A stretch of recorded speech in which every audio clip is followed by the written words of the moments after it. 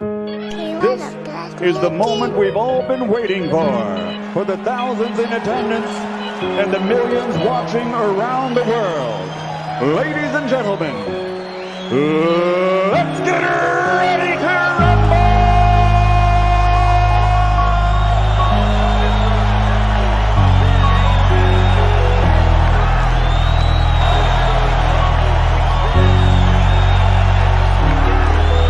All your feelings hurt when it get real. All of them fakes, so they ain't ready, no. It be too hard, we get it lit, cause we speaking now. Fuck all the clowns, yeah, the ones who do it for the bite.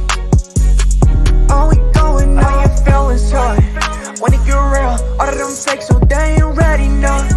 It be too hard, we get it lit, cause we speaking now. Fuck all the clowns, yeah, the ones who do it for the bite. All we going on. Fuck your feelings. Big chest back in the building. Like pretty boy, I stay winning. Chef Curry, range extended. Splash. Fuck your feelings. Debate all day, that's business. Either your ass, that's fitness. FYF, got a hit list. Bitch, I'm the realest. Alpha male strong, that's illest. FYF gang, we'll win this. Fuck the permission slip bitches. Ayy, yo. Fuck your feelings. FYF gang, be the realest. All your feelings hurt when it get real. All of them fakes, so they ain't ready, no. It be too hard, we get it lit, cause we speaking now. Fuck all the clowns, yeah, the ones who do it for the bites. All we going now. All your feelings hurt when it get real. All of them fakes, so they ain't ready, no. It be too hard, we get it lit, cause we speaking now. Fuck all the clowns, yeah, the ones who do it for the bites. All we going on. The paper chase, hurdles and relays, like a track meet. Drug fiends, bitches, foreign whips. Now that's my back street, stay humble. Be most hated is the consequence of success. Fast money always slows up. You gotta learn to invest. My flow, mastered. Money, I stacked it. Enemies, caskets. To women, I'm attracted. To my haters, outlast them. Passport stamped it. Confronted work on consignment. Come on, now that's a backflip. Principles you stand on. Wasted talent, sad song. Beach house 1.5, but the car dad said 260. God, obedience, Jesus, repentance. The marathon continues, and I'm strong to the finish. All your feelings hurt when it get real. All of them fakes, so they ain't ready, no. It be too hard, we get it lit, cause we speaking now. Fuck all the clowns, yeah, the ones who do it for the bite. All we going now. All your feelings hurt when it get real. All of them fakes, so they ain't ready, no. It be too hard, we get it lit, cause we speaking now.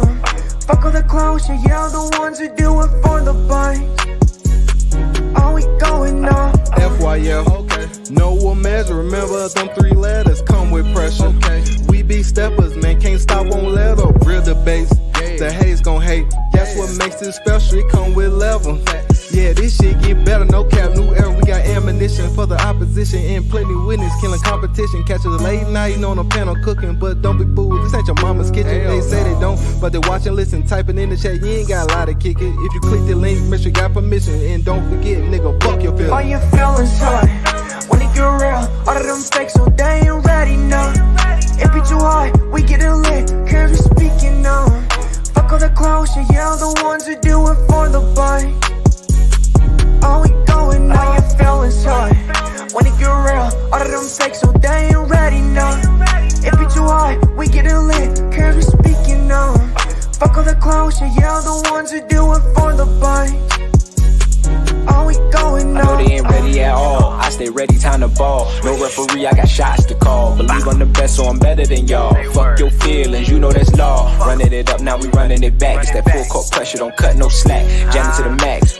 Bank account still full of racks. For the competition, they done went missing. The champ is here, look how the ring glisten. It's honorable mention, don't ever forget it. It's FYF, don't care about the ticket. You know we with it, yeah. We gon' do whatever it takes. Fuck all the hate. FYF still going down. It's one of the grades. All your feelings hurt when it get real. All of them fakes, so they ain't ready, no. It be too hard, we get it lit, cause we speaking now. Fuck all the clowns, yeah, the ones who do it for the bites. All we going now. All your feelings hurt when it it get real, all of them fakes, so they ain't ready, no. It be too hard, we get it lit, here's we speaking now. Fuck all the closure, yeah, the ones who do it for the buzz. All we going now, supporters, no fans. LVC NBA talking on rear, yeah, get hard, could be on the rear. Heart rate up, it's getting intense. All them people just speaking on nothing. Content clicks for the money. Hilarious, a bit too funny. Debunking, they say, yeah, we run it. Cover it up, Lakers to Hornets. Lebron to Jordan, Blazers in Portland. We get it sorted, lights can afford it. Entertaining or boring, whatever the top, but we act accordingly. Break it down, piece by piece. Been at this for too long. No elder but Rufus saying what he on. Lace better stay gone. We get them all done. We get them all done. Yeah, we get them all done. All your feelings hard when it get real. All of them fakes, so they ain't ready, no. It be too hard, we get it lit, cause we speaking now. Fuck all the closure, yeah, the ones who do it for the buzz. All we going now, all your feelings hard when it get real, all of them fakes, so they ain't ready, no. It be too hard, we get it lit, cause we speaking now. Fuck all the closure, yeah, the ones who do it for the buzz. All we going now.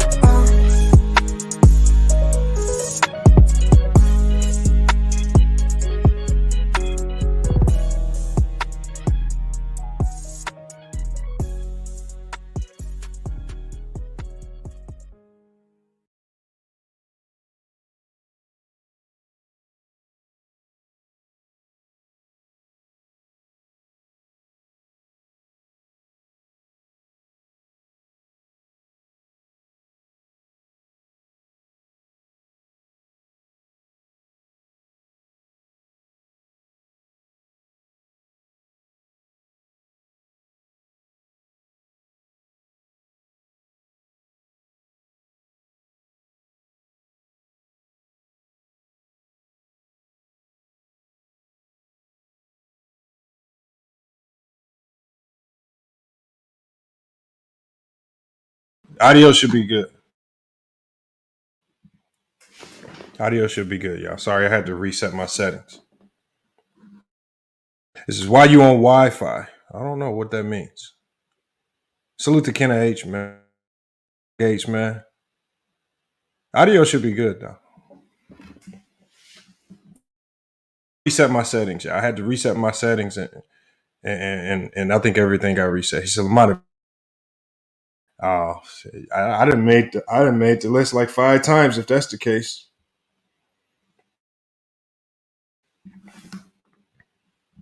Hey, today, look, like I was saying before, man, we have a debate tonight that's never, I don't think this topic's ever been debated on YouTube before. People coming on, this was a debate. Now, this was a challenge, right? Right? They was having a conversation. And Ralph, like, I mean, we all know Ralph. Ralph has gotten max ether time and time again. Extremely rare that you have somebody like Ralph step forward with, and Ralph stepped forward confidently. Sturdy, man. Right? So, look, man, very soon here, right? At the 10-minute mark of this video, we got about a minute in the link. The link is just gonna be for Ralph and Sturdy, man. We're gonna bring each one in one at a time because I know a lot of some of you guys might know who Sturdy is, so we gotta give them each their own and jump off the debate. Look, now here's the debate format.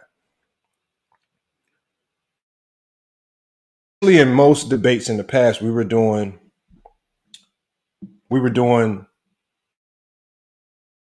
so that we don't have any ties. We're going to be doing 3 2-minute rounds. If the guys want to forego time, if they feel like they've made enough points and they've just kind of ran out of talking. But we need 3 2-minute rounds. Mingo, I'm going to let everybody else on the panel, right? But I'm just going to bring Ralph and Sturdy up first so they can introduce themselves. Everybody else can come on the panel, but you're going to have to go on. All right. So what we're going to do is, I know in some debates in the past, some people have been like, I don't know, 2 minutes. So we're going to have a running clock on the screen when we do it. We're going to have a running clock on the screen, and that's posing their debate can see the time and they can start get cut off because they don't see a timer. So that's what we're going to be doing today, man. But up today, I think this is a great debate topic. The topic of the day: who is more toxic? Jordan fans, who is more toxic? And salute to Terrell Gates, man, becoming one of the newest F sports, man. Salute to Terrell Gates, man. Appreciate that, man. Look, you guys, to up now.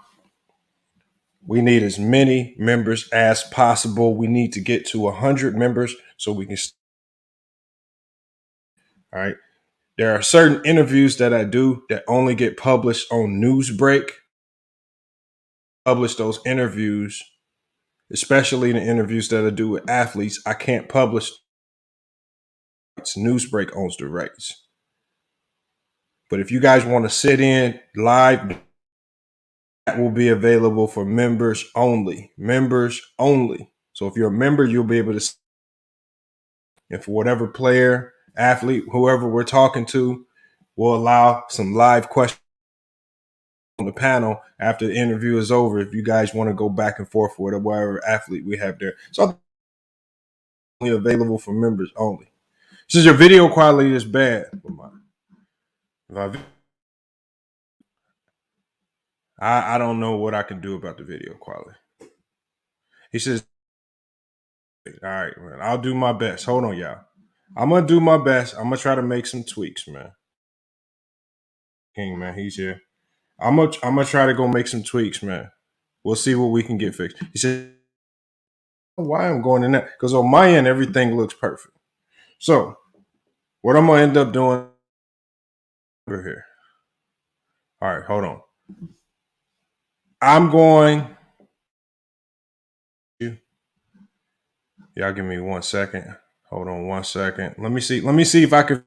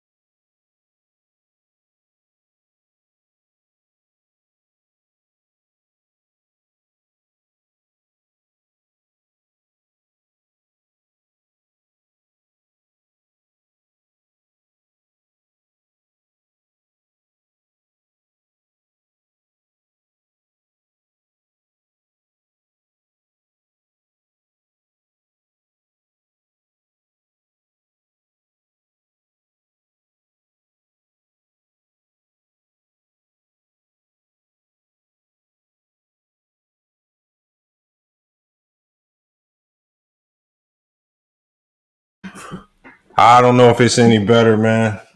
Hold on. I think I know. I could just go on.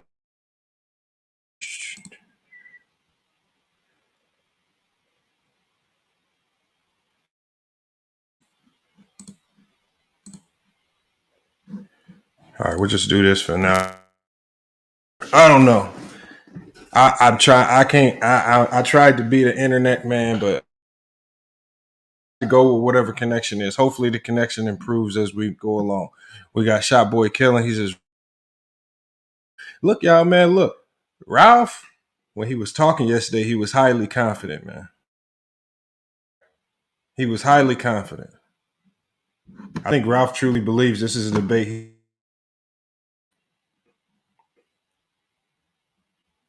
And look, y'all, as I said yesterday, dealing with two people.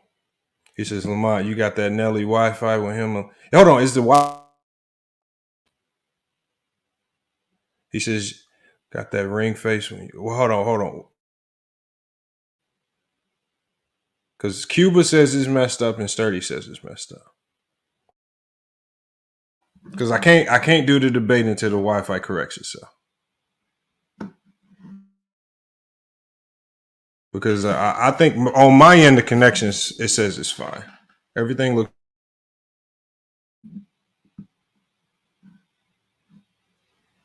Salute to Double E in the chat.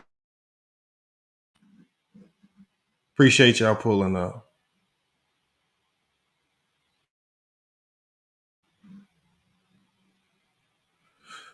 Tawan Gang said he said it's lagging and it. Man, I don't know what's going on.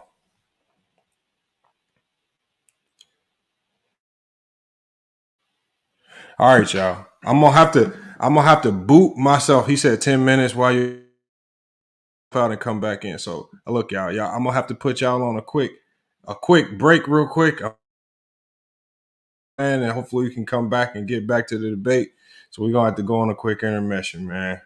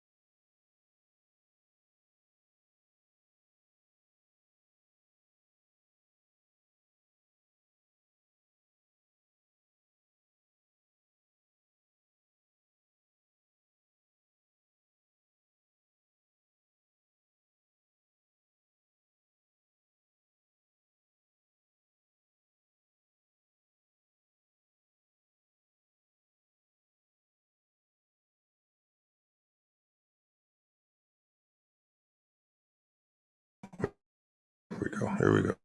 All right. Let me know if that's better, y'all. Let me know if that's better. Hopefully it is. All right. Hopefully it's not lagging and freezing, man. I'm trying to do my best. I don't know what's going on with that. Hold on. Let me move these messages on here. So here we got Sturdy and Ralph. Everybody says much better. All right, cool. So Sturdy and Ralph, this is much better than cool. Sturdy and Ralph, make sure y'all both type the chat so I know that y'all here. All right, because I saw Sturdy in the chat, but I haven't seen Ralph. I haven't seen Ralph type anything. I mean, salute the cool Johnson in the chat. Jared Thomas is finally back, man. Jared, where you been at? Kevin's Clubhouse, another member of the channel, man. Salute. We got True the King in here. All right, members. Terrell Gate, a new member today. We got Kenna, another member of the channel, man. Salute to Kenna for getting signed up today, man. Appreciate you guys pulling up today. Like I was saying before, I know we was a little choppy earlier. All right. What I was saying before is that I think this is a debate topic. I don't think this has ever been debated on YouTube. This is the first. Matt, if I'm still lagging in this StreamYard, because I completely changed the entire connection. I'm on an entire different Wi-Fi connection. So if it's lagging, it's StreamYard.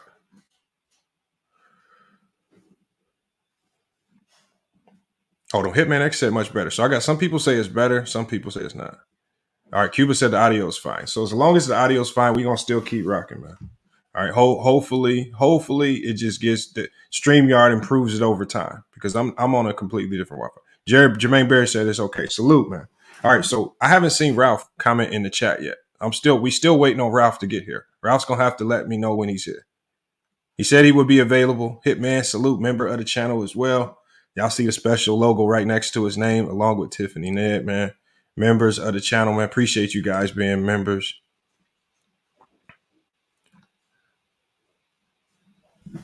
Hey, we need Ralph here, y'all. We waiting on Ralph here. And just like I said, for the people that are showing up, I know people are still coming in. Because remember, this is debate topic that Ralph proposed. I might have to hit Ralph up on Facebook, man. But I know he knows that the debate is today right now. Ralph is the one that challenged Sturdy. This is a Hall of Fame debate, y'all. The winner of this debate gets into the FYF Sports Hall of Fame, right? We got Hall of Fame members right now. We got Antisocial. We got LVZ. We got Elder. We got One Cool P. All right. Did Tiffany Ned make the Hall of Fame? I think Tiffany Ned scraped her way into the Hall of Fame. True the King kind of finessed his way in, but he's in the Hall of Fame as well. So hold on. I'm reaching out to Ralph right now. Give me a sec. I need to reach out to Ralph on Facebook because Ralph is still not here. Let's see if he responds back. He said Toxic does not include one player. He said LeBron James fans also toxic versus other players. Now again, we just looking at these two fan bases, huh?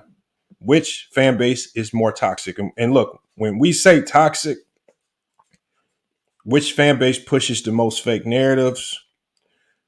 Which fan base intentionally lies about and manipulates facts about what did or what did not happen in history to try to manipulate a certain player's case?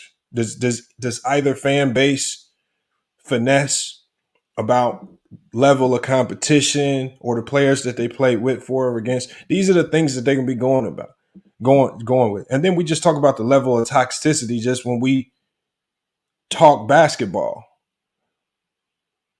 Jordan fans, what is their general talking points? How do they normally speak on the game?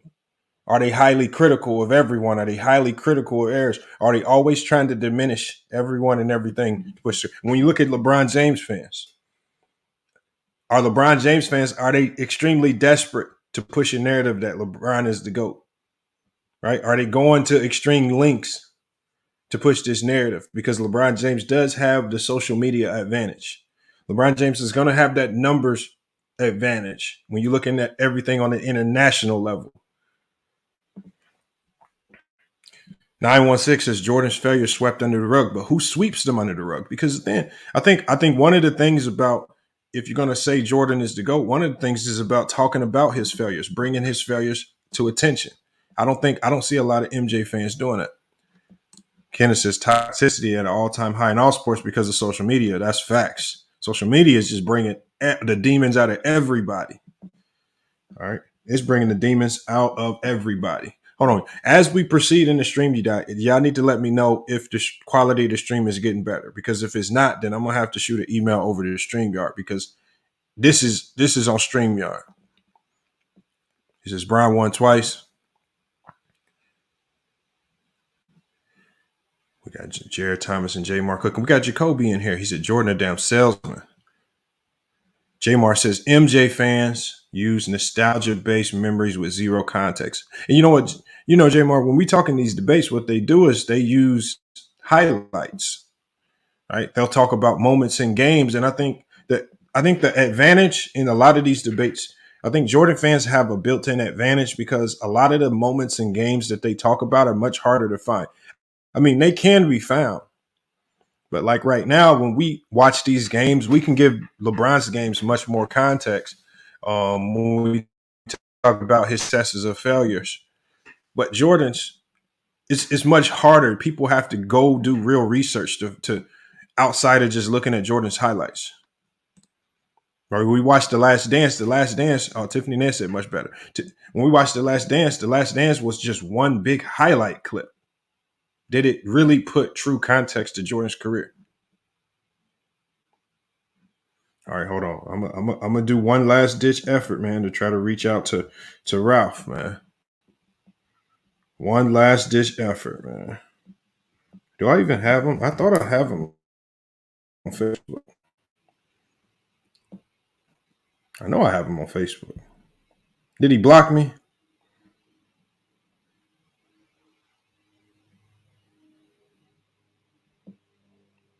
I'm trying to find him. Ralph, where is Ralph, y'all? Where's my friend request at? I remember seeing Ralph in my friend request. Oh, here we go. Is that it?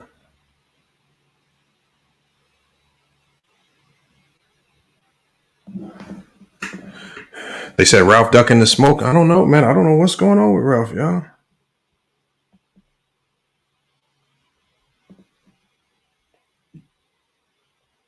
I don't know what's going on. I don't know where Ralph is.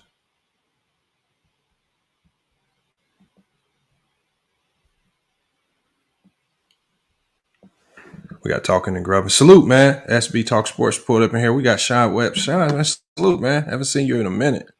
We trying to find Ralph, y'all. We got to get Ralph over here. I know Action Jackson. I know somebody got him on Facebook. Ralph got one of the most wild Facebook pages ever, man. I know somebody has that man on Facebook. I can't find him, though. It's just why I look like I don't know, man. That's StreamYard. I tried to lower the quality of the stream to see if it fixed the bandwidth, but it didn't. Here, I can, I don't know. It's all on StreamYard, y'all. Because I put my camera back on high def.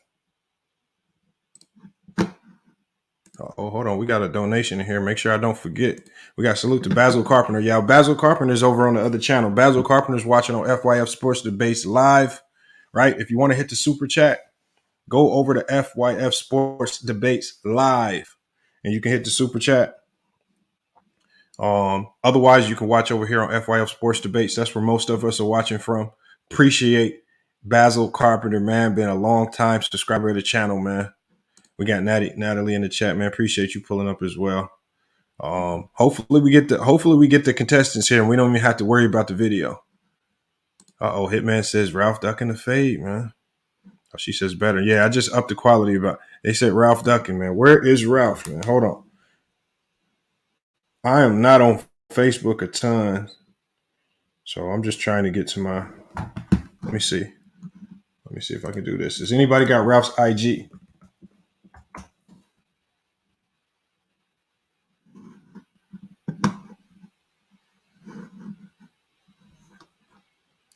Okay, we got a few people that's going to try to get Ralph in here, man. Let me go ahead and drop the link.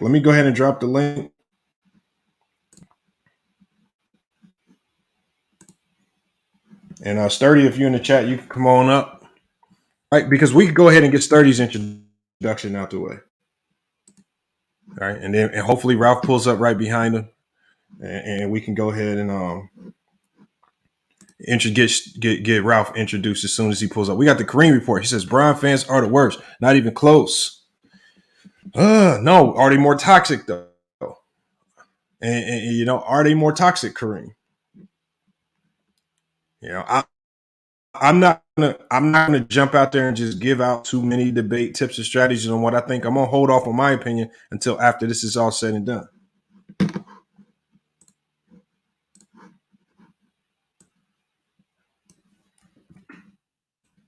All right, but the link is in the link is for this is gonna be for Sturdy. Sturdy, if you're ready to come pull up. Hopefully Ralph might just be hiding in the shadows, man.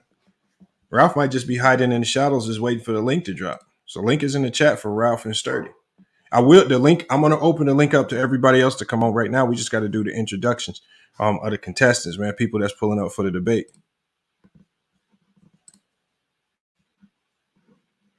Ralph ducking, man. Everybody's saying Ralph ducking. See, and this what makes it worse is if Ralph don't show up. Ralph is the one that challenged Sturdy, and Ralph is the one that set the time for the debate.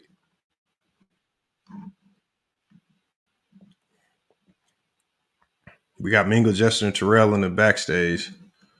All right, yeah. Hold on. Let me go ahead and get them up here real quick right now. While we wait, I can get a few people on. I know Sturdy's in here. Sturdy, just go ahead and hit the link when you're ready. Link is in the chat. Sturdy's there. Sturdy's right there. Hold on. Mingo Jester always have sound. Mingo Jester sound like he got screen doors squeaking in his background and on 24/7. Like them trap house doors with the that little mesh netting on the back screen door. But let me look. Mingo Jester. I'm about to bring you right back up, Terrell. I'm about to bring you right back up. But we got for all the people that don't know Sturdy, man, we're gonna give Sturdy his proper introduction, man. So Sturdy, man, longtime member of the channel, man. He is known, right? We got to give nicknames to everybody, man. Sturdy is known for being studious, y'all. Right? Studious, man. He's good with the numbers. He's good with the research, man. We got the research purposes only badge. Sturdy, when you come up here today, man, you got to introduce yourself, man, to the panel and to the chat, man. But then once you do that, also let them know the stance that you're gonna be taking in today's debate. But then also make sure you let people know why you will win this debate as well. Go ahead and when I put you in, go ahead and just let everybody know all of those facts.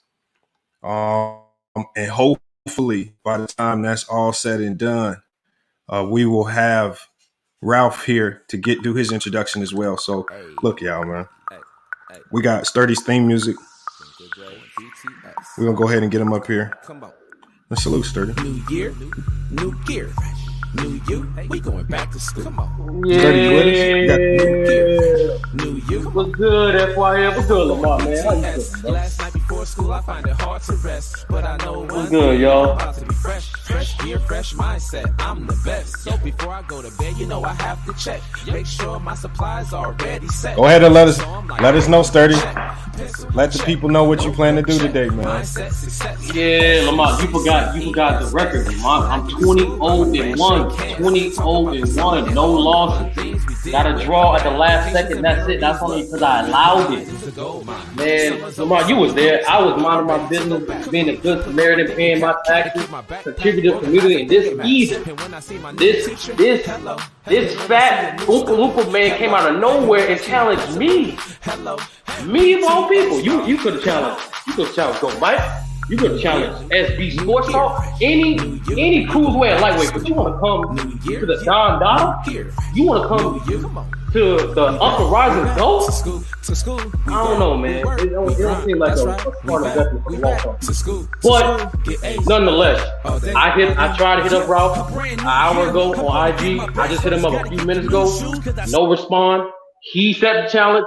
He set the date. Right, and yeah, it seems like I'm the only one here.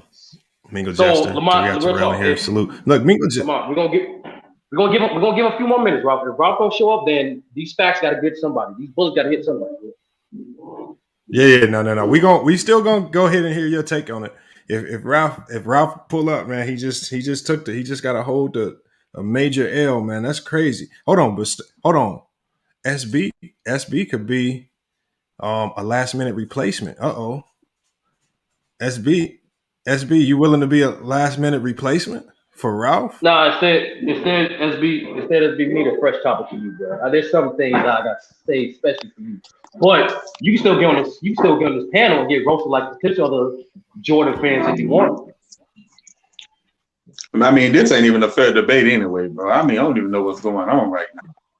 Hold on, this like salute everybody. So you trying to tell me Ralph ducked it? He was sounding so confident and ducked the smoke. So he was Ralph ain't here, man. I thought Ralph would have been one of the first people here. I thought Ralph was the live though. It's like, man, this ain't crazy. Good. This ain't good. Hold on, y'all. I'm trying to find him right now. I'm trying to find him on Facebook, man. What? Oh, his name is. I know what his name is on Facebook. I know he see you. Lamar. Ain't no way he don't. All right, hold on. I think I found him.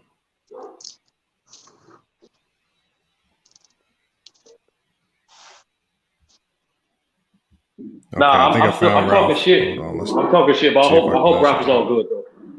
Hope everything's all good. Is this Ralph? If anybody follows Ralph, is he have the profile pic with the Jackson 5 as the logo? I know the one on IG is him. I think he has the Jackson 5. Don't necessarily know why, but I think that's Ralph. Hold on, I can't even message him. I don't know what's going on. Hey, block you on there? I don't know. He might have blocked me. It says he's only following SB. Let me see. Ralph, where you at? I'm going to put it on this post. I'm going to post on this timeline. Holy shit, posting the man timeline is crazy. Hey, yo, hold on. Wait a minute. I had to because I can't message him. If you need me, I'm just walking. What's up, SB? I've just got my daughter from school. But trust me, if you need me to replace Ralph, I would. I didn't have no problem replacing, but now I'm taking it personal because Sturdy gonna come in with this Disney Channel theme music, WWE theme music, talking about some SB a lightweight. Hey, you disrespectful. Now, see, I spank your hand. Now, SB. Hold on. SB, if you replace Ralph. Hold on, SB. There's a lot of great fighters. SB, if you replace Ralph, then you also get Ralph's theme music. Nah, I can't. Hold on, but SB, why you take that?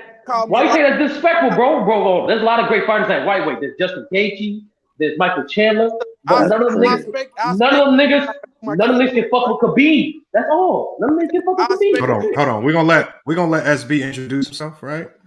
No, I just walked in the crib. Let me take my coat. If you need me, Lamar. Hold on. Real talk. Real talk. I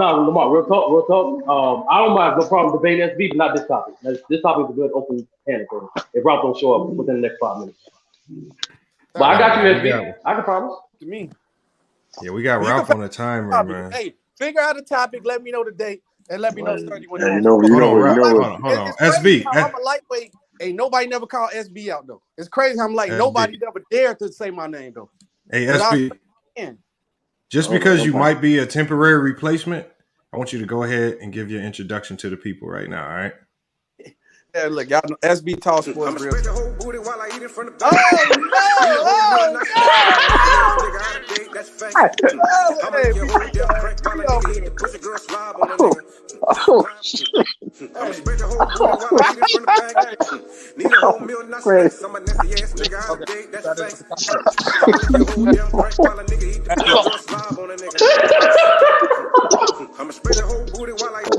Hold on, SB.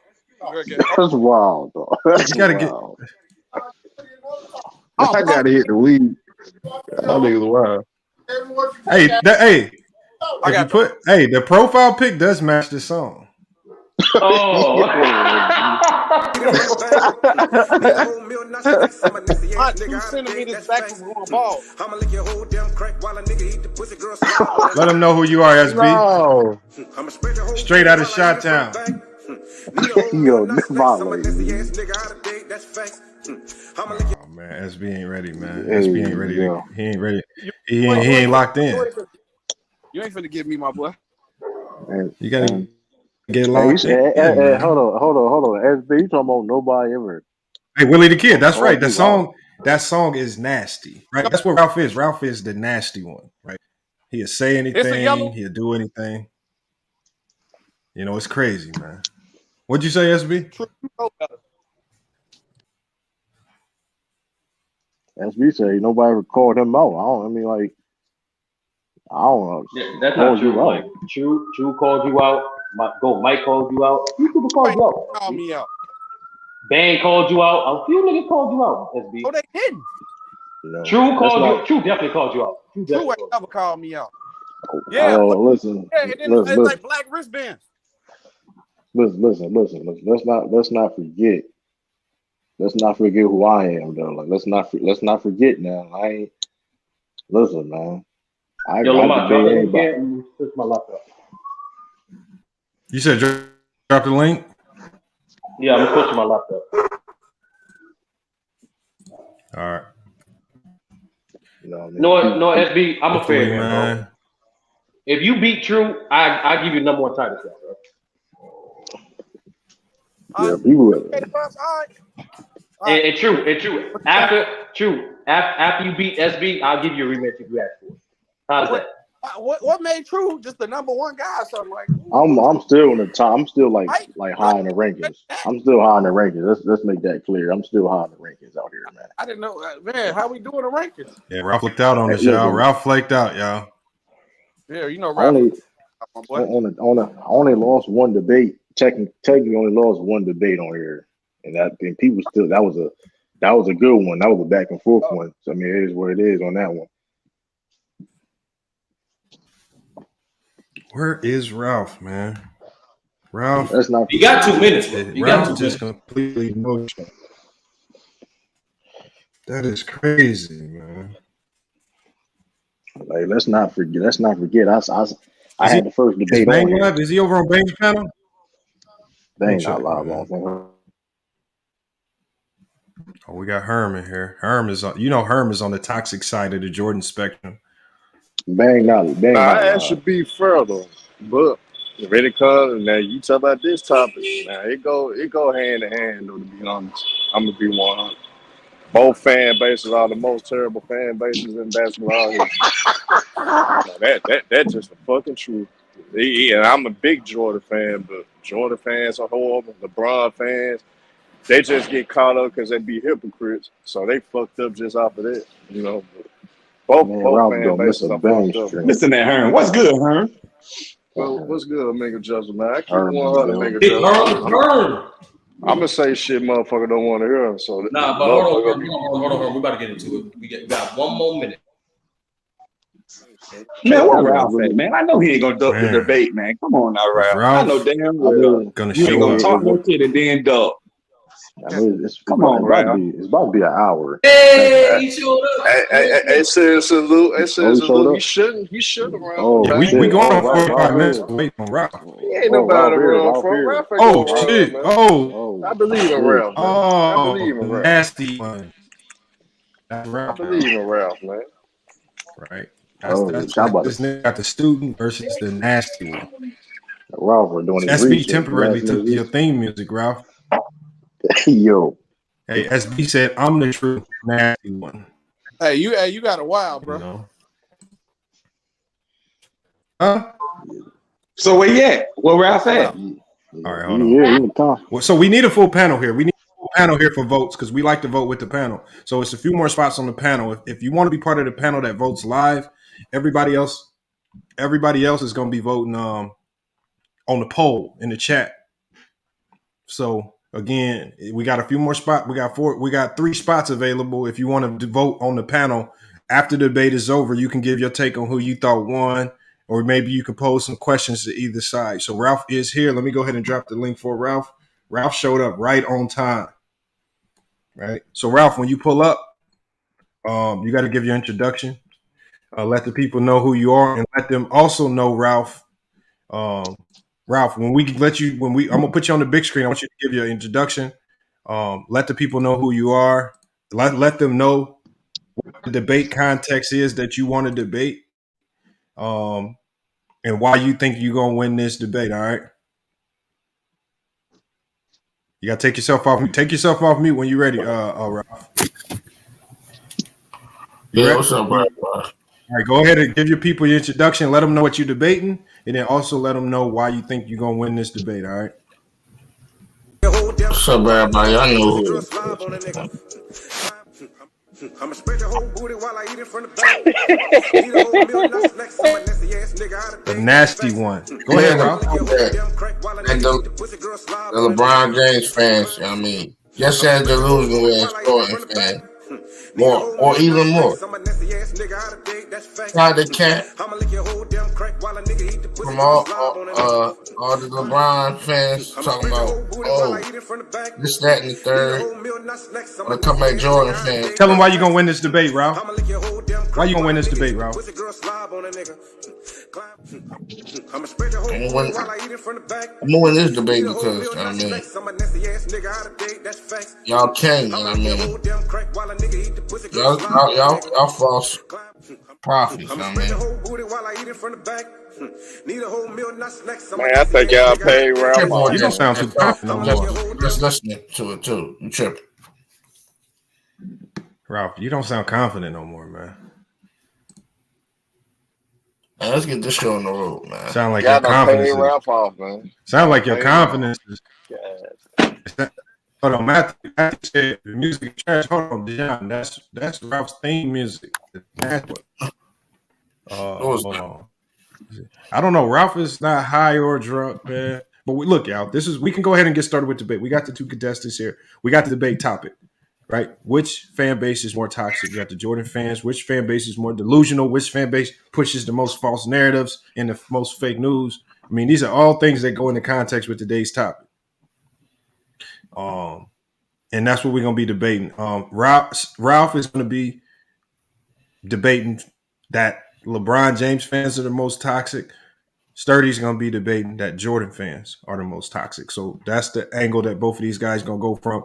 Well, one of you guys willing to volunteer to see who goes first? Now let that man go first. All right. You cool with that, Sturdy? Yeah, it is what it is. All right, hold on. Let me get the timer up. So we're gonna have we're gonna have a live timer on the screen. That way it ain't no hiccups or anything like that. And you can also see the time. And so you know when to kind of wind your argument down. Or if you want to forego some of your time, you can just be like, I want to pass and I want to go ahead and move to the next person. So hold on. Let me get the timer on the screen. Everybody, make sure y'all mute y'all mics. We got Sturdy going first. Sturdy should be the only one with his mic unmuted.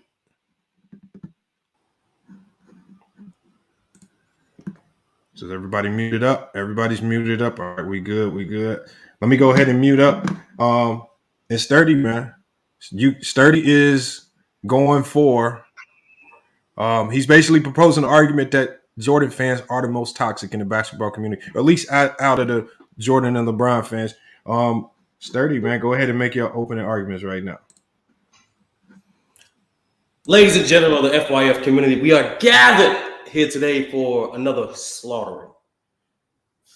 Today's topic is obviously which fan base is more toxic, the LeBron fan base or the Jordan fan base, the LeBron sexuals or the Jordanites. Which is more toxic? Well, let's be honest, both are toxic.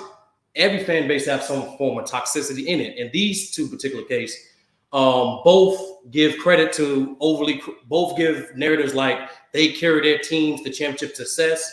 When reality, both had Hall of Fame All-Star help. Both give credit to making coaches careers. When reality, both needed some Hall of Fame coaches to obtain success.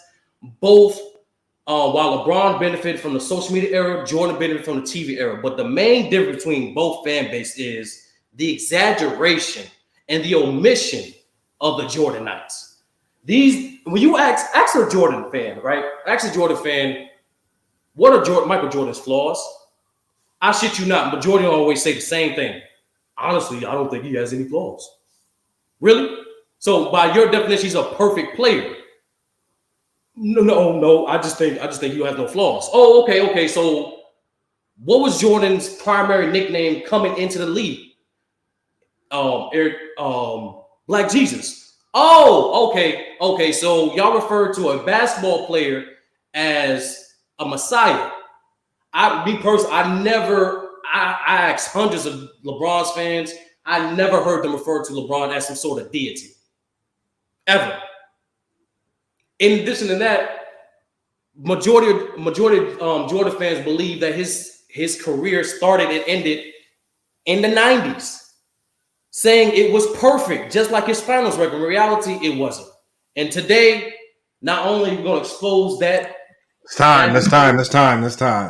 You just jumped the time. That's your time. No, your time is up.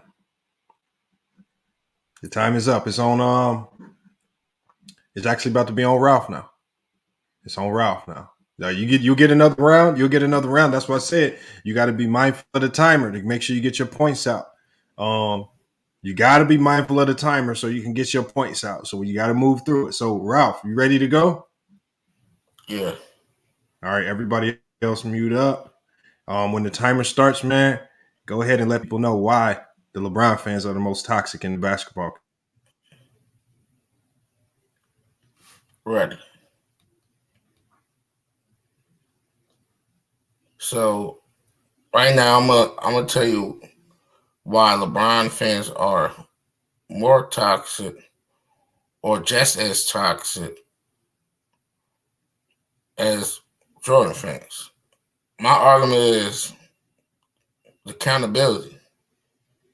Y'all don't give this man no accountability. Y'all just start giving him accountability in year 20. He can get swept. He can lose. But all these guys say and talk about his stats. But if you do it with Jordan, well, he got help. Newsflash, Sturdy. They all get help. It's a team sport. Just because this guy gets a 33, 10, and 9 game, don't mean he helped more. Sturdy. It doesn't mean that. Because at the end of the day, them free throws didn't help when he missed them. Them disappointing threes out there didn't help. His turnovers didn't. Oh, I love when they talk about the turnover ratio. Oh, man, that's the icing on the cake. Well, he had 15 assists, but he had 10 turnovers, though. I'm tired of the non-accountability of the Bron fans. I'm not going to call you a derogatory name. I'm going to keep it respectful tonight. Y'all don't have accountability, so he don't take accountability. Because the press conference, what'd he do? Throw his teammates under the bus. Because he hears what y'all say in the social media era. Y'all put that on this man. Thank you.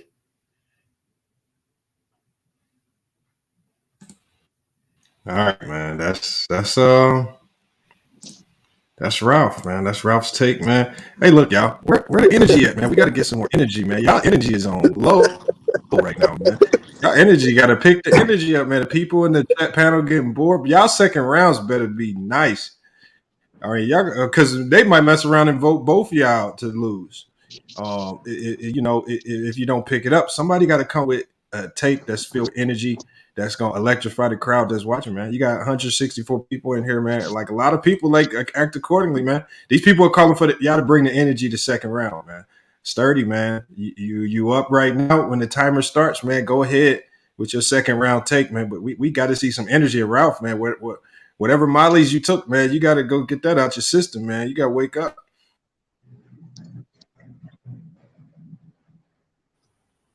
Yo, look here, man.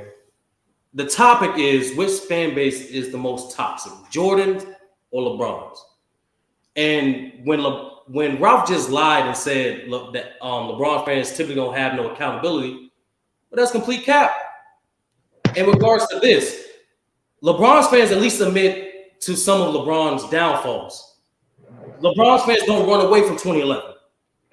You ask average LeBron fan, what is his flaws? They will tell you he's not really a good spot up shooter. He's not good at the free throw line. They will tell you what the fuck he's not good at. Well, you ask a Jordan fan though, complete opposite.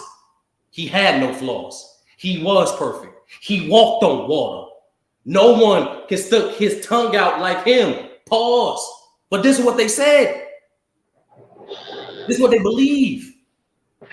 It is primarily because of the TV era. Because of the TV era, Jordan was only painted as one-sided, one elite manifestation of God's creation, right? But during that time, it wasn't profitable to hate on Jordan. You didn't get that much clout or attention for hating on Jordan.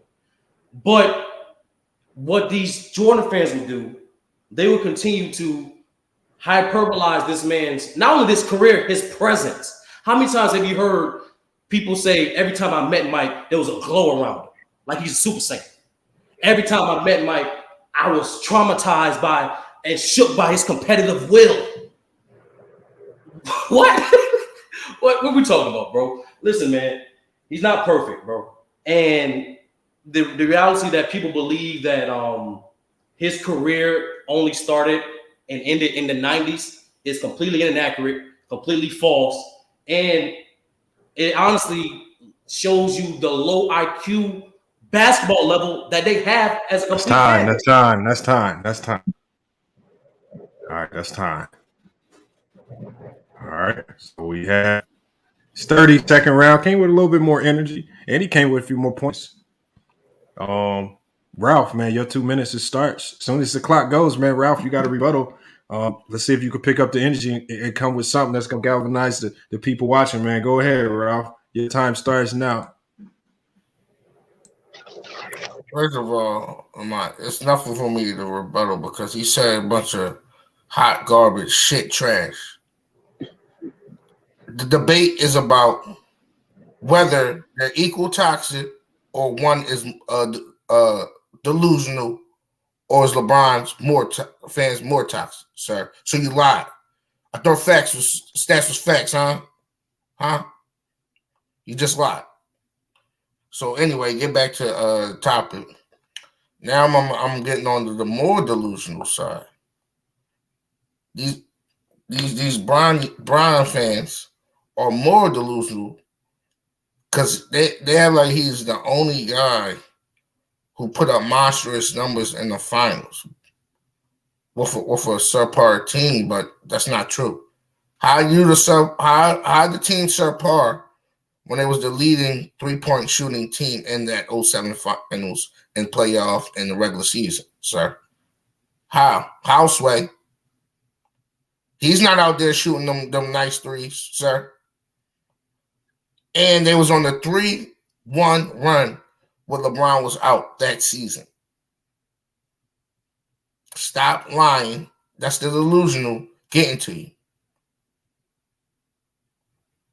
LeBron isn't perfect. These basketball players are not perfect. Y'all act like all his stats are the reason why his teams go to the finals and win. No, it's not. It's a team effort. Because he's not shooting majority of them threes that keeps these teams in the finals. Why do he need 3-and-D guys, sir? Because he can't shoot effectively.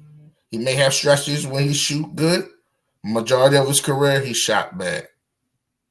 Time. We got time, Ralph, man. Okay, y'all. All right. Well, one thing is certain. He wanted to work debates in FYS sports history, but we still got one more round. because we got to get some energy going. I want to hear some contentious talking points get thrown out there, right? Who going to deliver a max ether, man? That's what these debates is supposed to do, man. We got to see who can bring out the max ether, man. Hold on, Sturdy. When the clock starts, man. When the clock starts, man. The last round. This is the last round for y'all to bring all the points that y'all was talking about. Who's gonna bring their points home the best? It's on Sturdy, man. Sturdy, the clock starts. When the clock starts, man, go ahead and start with your take, man. See, Ralph, I tried to give you a chance, bro. I took a light on you, bro, and you just continue to shoot yourself in the foot. Listen, bro. Once again, the topic is who's more what fan base is more toxic, the Jordan or LeBron fan base?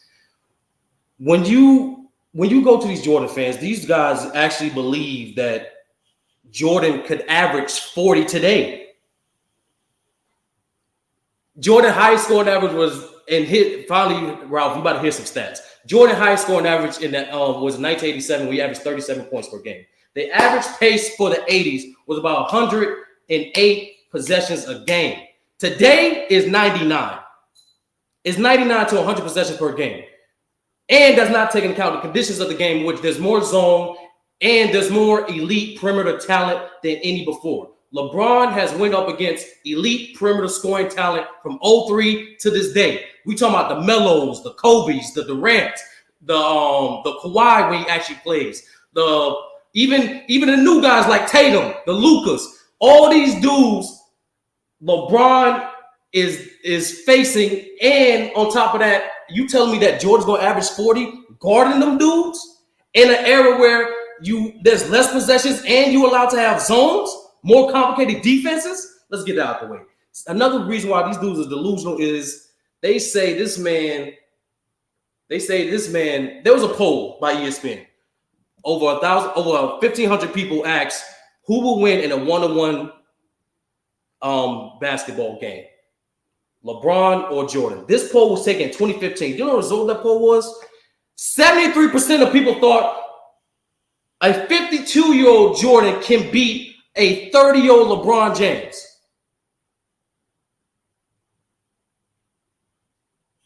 That's it. Time. He brought home. He saved the best for last, is what it sounded like. Ralph. Well, Ralph, you got the benefit of going last, so you was able to hear his last round. You can rebuttal. And Ralph, you got to come strong this round, man. Ralph, when the timer starts, man, go ahead with your last round take. And then we're going to put a poll in the chat. We're going to see who won. We're going to let you vote, and then we're going to go to the panel. We're going to have everybody do their individual votes on the panel. But Ralph, when the clock starts, go ahead with your third round take.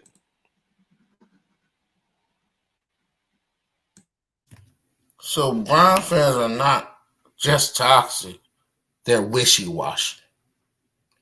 Jordan fans will stay with him thick and thin. Wizard years, golf, baseball. Not Brown fans. He go to Miami. He's the biggest villain in NBA history. His fan base turned on him, sir. Because they should have won in Cleveland, whatever. Also, he goes to LA. I'm not a Laker fan. Man, F Jeannie Buss, F Rob Pelinka. They don't get Brown what he want. They don't get him what he want. They're a bunch of crybabies.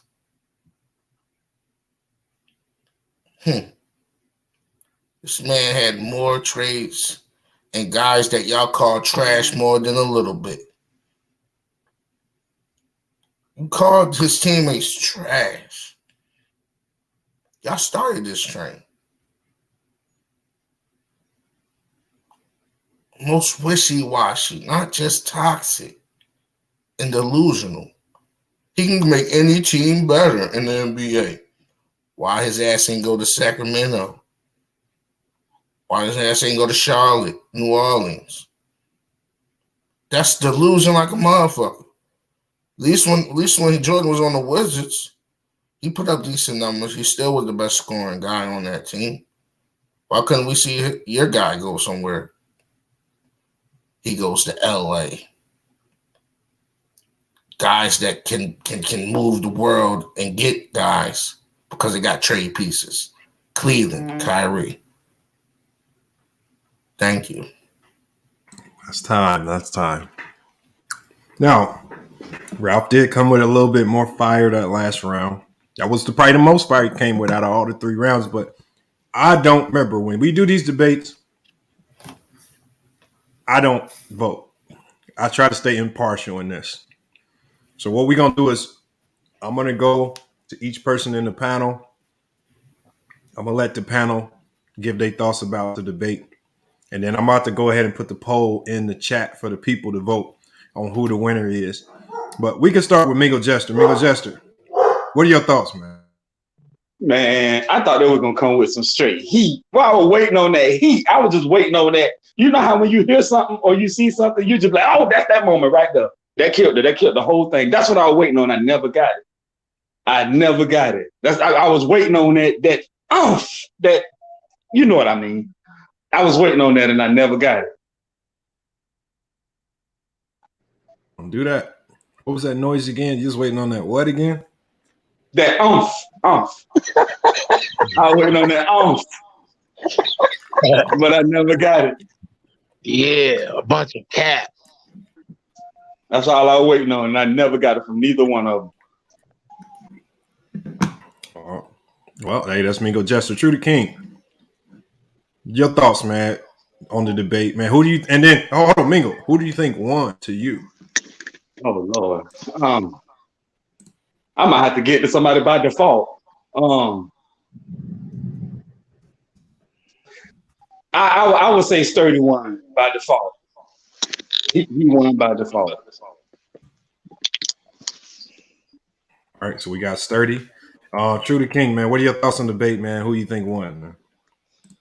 It was, to be honest, I thought it was gonna be a little bit better, but it turned it up at the third. I had Sturdy winning. I think Sturdy.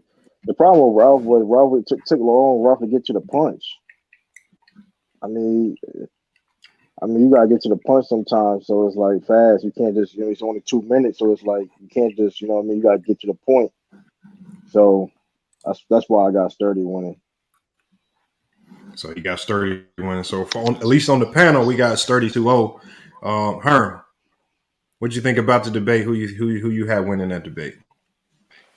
But it was funny as hell to me, because honestly, I expected more from both, especially Sturdy, because I know Sturdy and understand the history of the game, so I thought Sturdy would just go ahead and step on him early, but he didn't.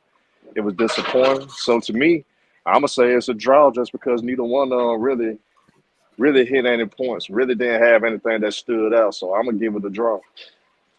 Hold on, Herm, you didn't think the point that Sturdy made about a 52-year-old Jordan beating a LeBron was being delusional? You don't think that was a good point? I thought that was the best point of the debate myself. Yeah, but still though, it could have been.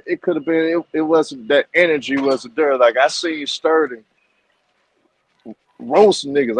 I seen Sturdy get on niggas with raw energy sometimes. He didn't bring that at all. So I can't pick off of me expecting a lot from Sturdy. That's why I'm like, it really just even to me. I'm gonna just call it a draw just because I expected Sturdy to make it easy. Just eliminate them early, really, at the round one, to be honest. All right, well, Herm gave it a draw. So we got 2-0-1 right now. We got SB, man. What are your thoughts on that, man? It's crazy how I just heard all that talking. Can y'all hear me? Come on, I'm playing Madden at the same time. But it's crazy how I heard all that talking about the GOAT debaters and all this, and I was just utterly disappointed. And I just realized 30 is number made. If he ain't got no numbers, he can't really debate. So you kind of disappointed me on that. I'm gonna have to definitely go with not Sturdy. I'm gonna have to go with Ralph for the win. Sturdy was definitely underwhelming, disappointing on that one. Ralph came with a little more points. I didn't like the enthusiasm of the debate. Y'all didn't bring enough energy, even though I know it was a hard topic because we just talking about the opinions of fans and how people are toxic, which both fan bases are toxic. But y'all could have brought more energy to the debate. And I just feel like Ralph kind of like hit on more like points that alluded to the debate better than 30 did. So He yeah, said Ralph brought better talking points. He That's a more topic of like why people are toxic when it comes to the fan bases. And Sturdy kind of just stay on point, and he was a little bit off. I really think that first round really hurt Sturdy because he honestly gave Ralph a gimme on the first round. Honestly, it was both bad, but if I had to pick one out of the two, because I would have gave it a tie, I just feel like Ralph kind of hit it a little bit more. I don't know if it's me just be more disappointed than Sturdy because I expect better from him, but I'm taking Ralph. Man, you got Ralph. So we got 2-1-1. Sturdy still has, at least on the panel, Sturdy has a slight edge, man. We got I Am Your God, man. What you think about the debate? And who won in your eyes? Oh man. So about the debate. Yeah, I mean, I can echo everything everybody else on the panel has said. I guess to me it comes down to style. I could understand Sturdy a little bit better than I can understand Ralph. Ralph tends not to enunciate his words. I think he might be high or something, or maybe he just took his medication. So that kind of throws me off trying to weed through what he sounds like, because he sounds the way he sounds. It's hard for me to listen to him, so I have to get this to Sturdy. Man, on the panel, he came in here. It's cool. We can open up to everybody.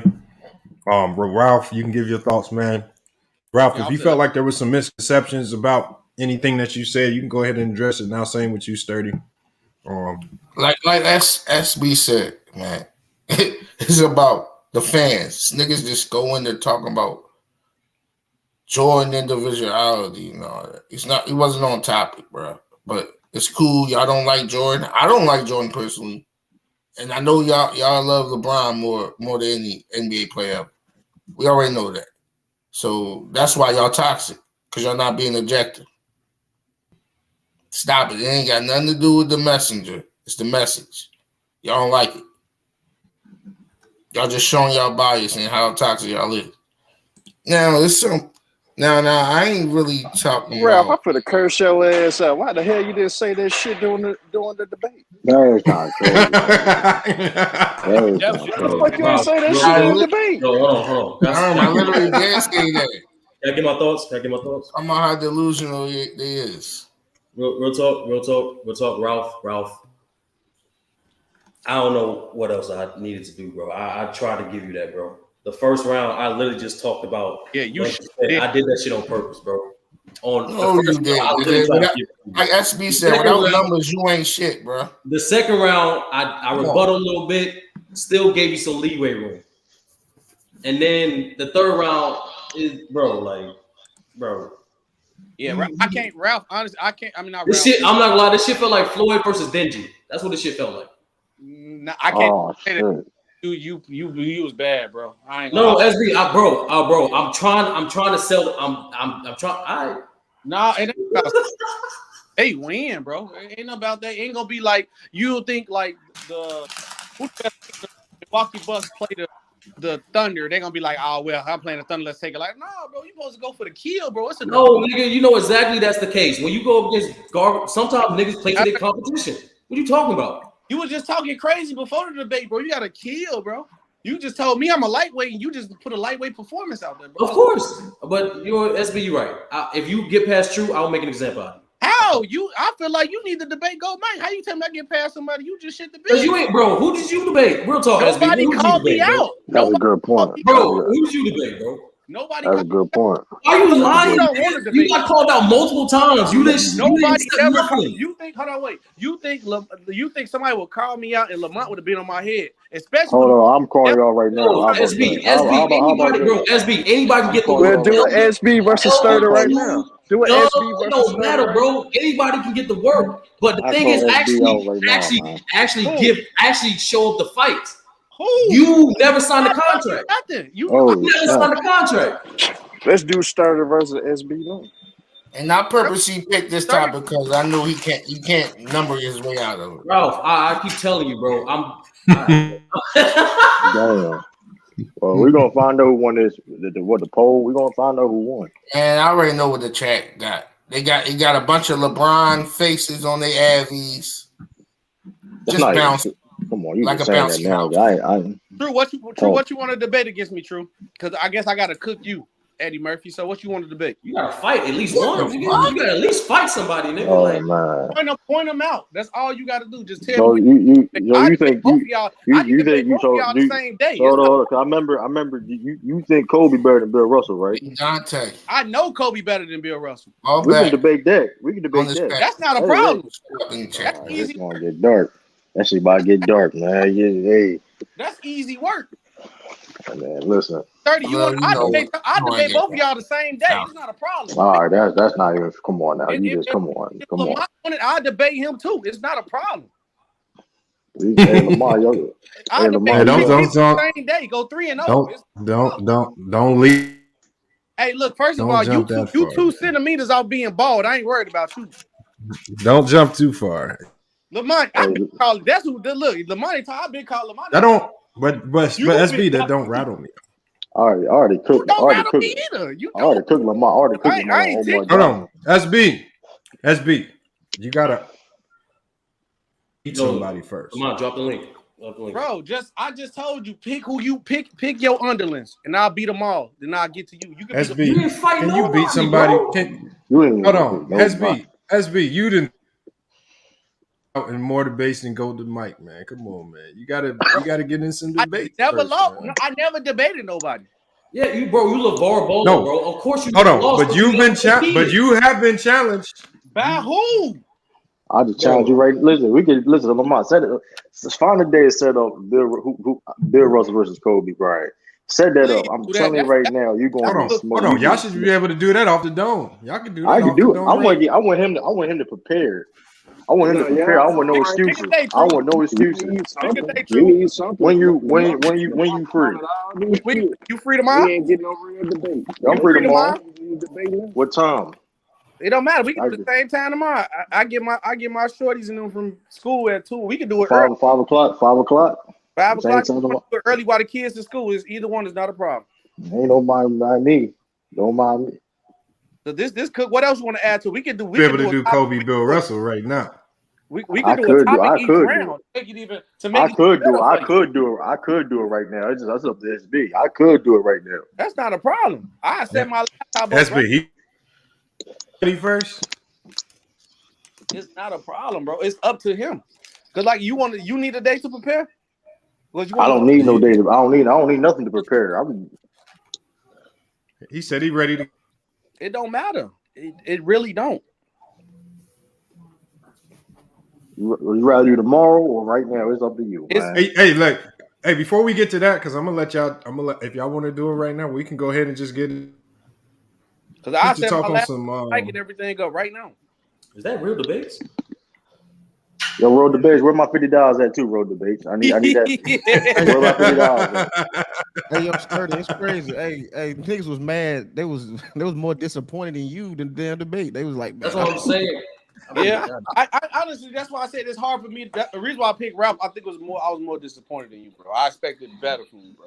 But I just started thinking, if you ain't got no numbers, I don't know, bro. Because now because I ain't gonna lie, with the numbers, you be in your bag. I give you that. You add the points, but it's like since you really had no numbers, it was like you was kind of like all over the place. Bro. SB. That first round. No. You got to give him that last round. No, the last round saved him from being disappointed. But the first round was terrible. Second round you did better. That third round you was in your bed. But that first round was so bad, bro. It was like I threw that round. Yeah, I literally just described the topic. The whole thing. No, you lied about the topic. Yeah, Ralph winning entertainment alone, but Ralph was nigga. It's shit like that, bro. I don't mind Ralph winning, but you gonna say entertainment and energy? That's fucking hilarious. Yeah, I don't. But Ralph, good shit though. This is your first time and good shit. I ain't gonna lie, neither one of y'all motherfuckers won. Sterling, you know you way better than that, goddamn. Neither one of y'all motherfuckers won. Just to be honest. Well, we definitely have a winner. I'm one of them out of shape commentators that you know. Who won? I said Ralph won. Well, we got on the panel. Obviously, the vote came out in Sturdy's favor by a small margin. There was a tie. There was 2 or 3 votes, I think, for Sturdy. But then when we go to the chat right now for Sturdy, 29% for Ralph. It doesn't look like Ralph is close enough to catch up. Major influx of votes to come in for him to even the scales. So give it at least 20 minutes. But the way it's looking on in the panel, it don't look like Ralph can come back. Boy. Oh, I don't know. Maybe So everybody 30 lifted. If y'all watching, hold on, because we got Sturdy went off a last minute field goal against the Bears. Boy. right. Watching on FYF Sports Live. I see some of you guys over there. Come over to the other channel, FYF. Some of you guys over there watching as well. And if you're on Facebook, come over to YouTube so we can get them last. True. Over there, Hitman X. Do you I want see you over there watching. Because true, I can do a topic each round. Or do you want our debate to be just Kobe versus Bill Russell? Because I feel like that's too easy of a work. I'll do you dirty, bro. You want to add another topic to help you, give you a chance? Hold on. SB. I take SB. the argument. I'm gonna cook you. I'm SB. letting you know that. You have the harder side to debate in the Kobe Bill Russell debate. I love that, and I'm gonna cook True because he a fanboy. I know. I mean, you say that, but I don't think True is really too worried about. I hope he's not. I love that. I love it. I mean, he got the hardest stage and do some research. True. You got now, True not biased though. Very tall tag. True is definitely Celtic bias. We got to stop that. But here's the thing. See how they take narrative already. Hey, you see what they doing? You see what they doing? It's gonna be souffle. It's gonna be souffle. Listen, it ain't gonna be no souffle, man. Listen, man. So we can do it now. We can do it now or later, man. It's up to you. Man. When they burn the top of your mouth, do you want to add more topics to the discussion? Because that you're gonna lose that one. Yeah, we doing more topics. We can do a different day. Hey man. Hold on. How about this? Hey, stop all this pussyfoot and let's get it, bro. I said we could do it. Let me tell you, I thought that debate was gonna be bananas, man. I was waiting on. That's what I'm saying, bro. I thought that was about to be epic. All this jaw jacking, y'all niggas swing. What's up, man? Let's go. SB and True. Make this shit worthwhile. This is Memphis initiation. Hey, True, I'm gonna rock with you on this because these boys debated. They debate was so bad they begging us to debate just to say this shit.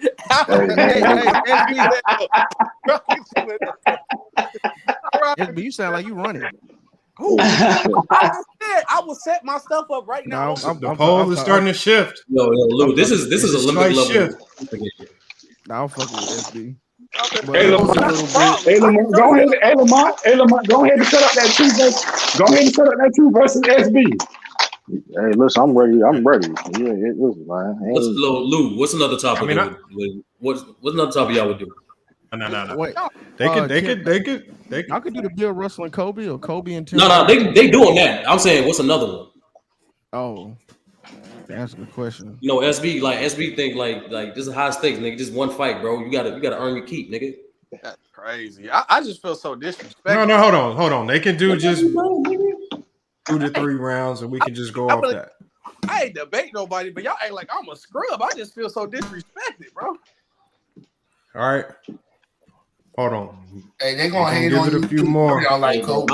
I'm just saying, bro. You looking like Jerry the King Lawler right now, bro. That's all I'm saying. Hey, look, bro. Jerry the King Lawler was a champion. You know that, right? Yeah, bro. But he did more talking than wrestling. That's all I'm saying, bro. Hey, that's what you know. You just had a poor performance right now. You shouldn't be talking. And I'm still talking. Hey, SB, you putting your energy in the wrong place right now. Because like I said before, I'm giving you listen, bro. You about to get smoked. Opportunity. You about to get smoked. Oh my God. Hold on, SB. Where do you rate Tatum this year? I'm plugging my stuff up now. Don't worry about it. Yo, SB, where do you rate Tatum this year? We can just do the Bill Kobe top shit. 5. Where? And he should be here top 5 player, leading MVP candidate. I'm not gonna cap. I already said it on 2 channels, so I'm not gonna cap. Yes, you can't get me with that. I don't cap about it. I ain't gonna lie. The Bulls are trash, so ain't nothing to debate. The Bulls is that. I said that on record that the Bulls are trash. So I'm not gonna cap for a debate. So if all y'all go on that LeBron in the chat, y'all niggas should be voting for him. It don't work like that, boy. You got to make your points. If people can agree on your side, but if you didn't sell them on a point, it don't matter. Where my headphones at? This nigga ain't sell fucking water to a well. He didn't say shit. Didn't even stick on topic. I stuck on topic. Okay, I don't like my delivery. So what? This is a message. Bro, I ain't doing no more charity work, bro. Niggas ungrateful, man. Nigga, you ain't do no shit. Nigga, you can't do shit like SB said without numbers. Bro, I'm never helping out the handicap again, bro. Like, what are you talking about, nigga? No sense, bro. That's tough, my boy. I still get rid off on taxes though. It's all good. Came much stronger than you did, Ralph, because there was a lot of talking points that you could have really touched on. Some of the myths that people, like to surround LeBron James with. Yeah, you didn't even touch on it. Around, but you should have touched on some of the clear lies that you out there to push narratives, because we all know the Jordan narrative. We know they claim that was the big man era, yet you struggle to find any of the greatest big men. It's a lot of myths. I mean, they try to diminish Scottie Pippen. You really could have touched. Bro, both sides could have touched on a lot of points. I got on his 07. Both sides. How they didn't like how they shit on the 07 team. I told them how they was the greatest three-point shooters team in the playoffs, regular season, and in the finals. But yeah, to be real, Ralph. To be real, Ralph. It should have been more narrative based. It should have been more narrative based. Yeah, how Sturdy with bullshit in those first 2 rounds. You really should have took off and won those first 2 rounds. Sturdy bullshit in those first 2 rounds. You was supposed to make it count, and you was supposed to go and stomp on them and take that lead. And Sturdy would have had no choice but to come with it that last round. But you didn't take advantage of how Sturdy, because Sturdy was finding his way that first round bullshit and trying to come up with something to give. That second round, he really still didn't hit any marks. You were supposed to make it count. Those first 2 rounds. Hold on. I want to see hold on. Who want to go first?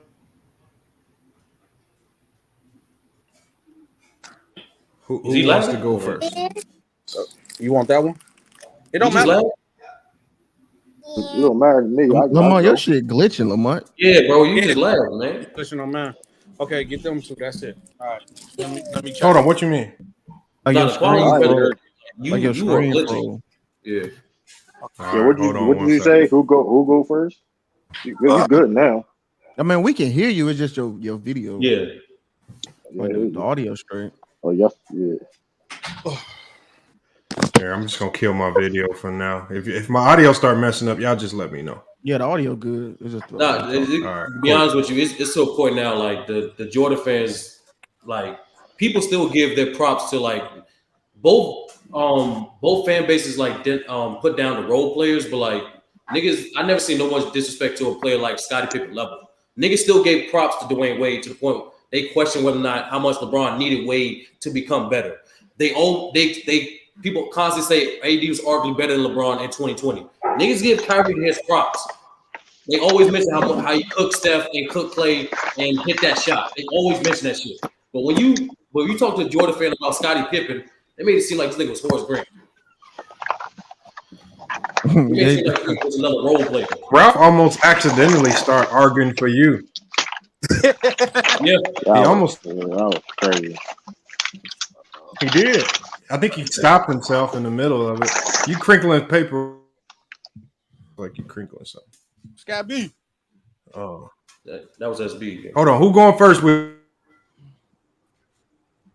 Man, flip a coin, man. Y'all playing.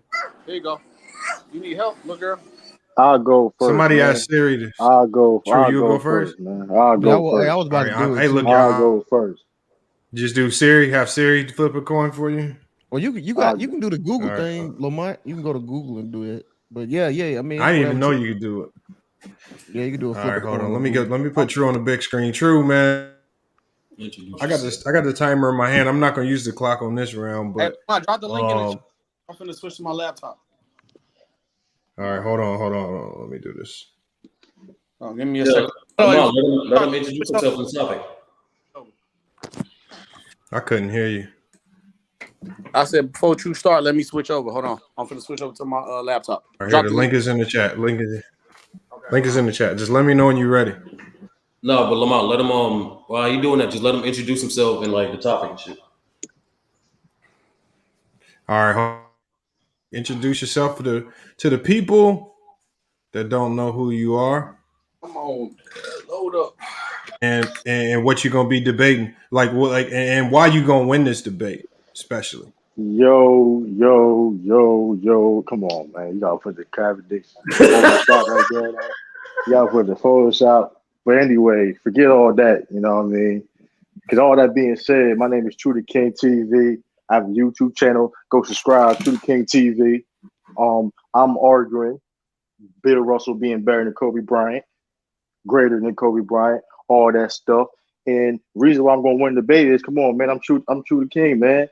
I'm one of the best out here. That's why this is SB first rodeo. He ain't never been to. This is a step down for me. This is a step down for me. You know what I mean? I went up against the hitters, the killers, the gorillas, all that. Listen, this is gonna be easy work. That's why I'm gonna win.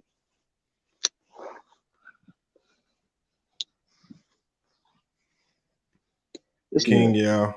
Oh, bro, come on, bro. Oh my God, bro. Person to finesse his way into the Hall of Fame. For y'all put that. Hey, man, listen. Hey, by the way, give you a history lesson, man. I had the first debate on here. If y'all didn't know that, Smoke dude. I ain't see the dude since Lamont. We ain't see the dude since. Come on now. Hey, and also, hold on. Is SB back? SB, you back? I'm loading up my laptop right now. And real debates. And real debates owe me $50. And real debates owe me $50 too. I can't forget that. Real debates owe me $50. He was on here earlier and act like he kind of escaped. The crabby. I don't know what happened to real debates, man. Man, when niggas owe money on here, they just change their name and they little. He was on here earlier. He was on here earlier, and he just got he owe me $50. You said he owe you $50. True gonna stay on this top. You know the worst person to bet lose to is Anti. Anti been I'm talking about 0.5 seconds after you lose the bet, he about to be blowing your phone up. He'll blow your shit up when if they up 20 with 2 minutes left, he'll be still like, get my money, nigga, stop. Yeah. 5 days late on paying. Like, give my money real. I'm like, damn, I just lost the bet. He gave my money in advance, so I can't keep anti pay his shit on time. Bro, I lost the bet to Anti, bro. He was on me ASAP. I was like, man, let me wake up. True. Hey, True. The Nets of the 4th seed, man. Like, how you feeling about that, man? Speaking of bets, I get another day props. Shout out to what's the dude named Breezy on Nets channel. He came on my channel. I gave them props. We were talking about the Nets. They fired the worst coach on TV at the time. Now he ain't. Steve Nash. So now they're playing better. Drop the link again in the chat, Lamar. All right, I just put. Don't worry, I got it. He doing a little bit more research, and that's all, y'all. True. If they somehow by some miracle, wait, why do I got to cap to you? Hold on, what the camera thing is? So I'm gonna show you my laptop loading. Like, oh my God, bro. No, I ain't saying you're not loading your laptop. I'm saying you're doing a little bit more research. Get a little bit. Show you. Let me back camera, like, bro. I'm literally loading up, bro. Stop it, bro. My computer was definitely white on the screen. Stop it, bro. What's some boys in the hood? They said want to see a dead body. I had to make sure my thing was on. What mic is on? Okay, cool. Earphones good, bro. Like, I know I gotta lie, bro. Why you got all them extra windows? This is your YouTube link and the stream. Like, stop the cap. Stop the cap. Like, you're trying to cap on. Stop it, bro. Like, it's true we talking about, bro. I don't need all that. And I only got one official loss. Remember that. Remember that. I mean, hey, I only got one official Hold on, loss. is that Yeah, it's USB? me, man. Come on, let's go. You'll have two if you All win right, you against good me. Oh now? my God, bro! Look, come on, man. True, don't do all that, my boy. Hold on, Mingo. Just have you even been in a debate yet? Nah, nigga, they ain't want none.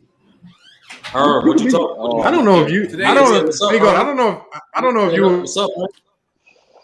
Hey, I'm with it. Hey, I take all the smoke. I don't duck nobody, man. I take a little. Lit up in a lot of debates, though, her. What you say, Elder just Lamar? dropped you off the other day. Man, You off the hell, they other ain't day. drop me out. We were talking shit, man. Hey, me and Elder troll each other every damn day. So I mean, Oh no, he did. No. He dropped you off, man. I was we listening. wasn't debating. We wasn't even debating, Lamar. I was talking shit Couldn't to him. debate back. No, you just couldn't debate back. Damn. I But wasn't even trying to debate. You can ask Elder. Elder know how I Hey, roll. I was fucking with him. Fritz said you be running from him too. oh Who? man. Or Mingo. Oh, He he said talking about Mingo Mingo. runs from. He talking about Oh, Mingo. Fred Freeze, versus Oh yeah, Mingo. freeze. it's When you Mingo. wake up, let me know. Nigga, I ain't never ran from you. What Oh the? shit. Oh Hey, shit. When You you wake right. up, Lamar, let me Hey, know. let's Fred. go, Hey, man. nigga, please. Hey, Oh Fred, you my shit. boy, man. Lamar Hey, We can getting go at it AQ. anytime, Sosa. Fred. You Yo, my drop a boy. link. Sosa said Somebody at put the grocery somebody. store or something. Hey, Sosa, who you That might talking be to, Sosa? true. Because it ain't me. Who you talking to, Sosa? Because ain't True at nobody here. Oh, 7-Eleven. yo. Me to drop the link again? Yeah, why not? Somebody was asking for it. Hold on. Mad. What a FYF. Hey, He Lamar. said Mr. FYF. Man said you been ducking, man. Mr. Man said you been ducking, though, Lamar. Oh, Mr. Mass is I'm so easy to find. I You told be you, ducking. Mr. Mass. Why All right, come on, man. algorithms? The guy that just reads Google, like, come on. I mean, I want to themselves. I don't want to read somebody just reads from Basketball Reference and just.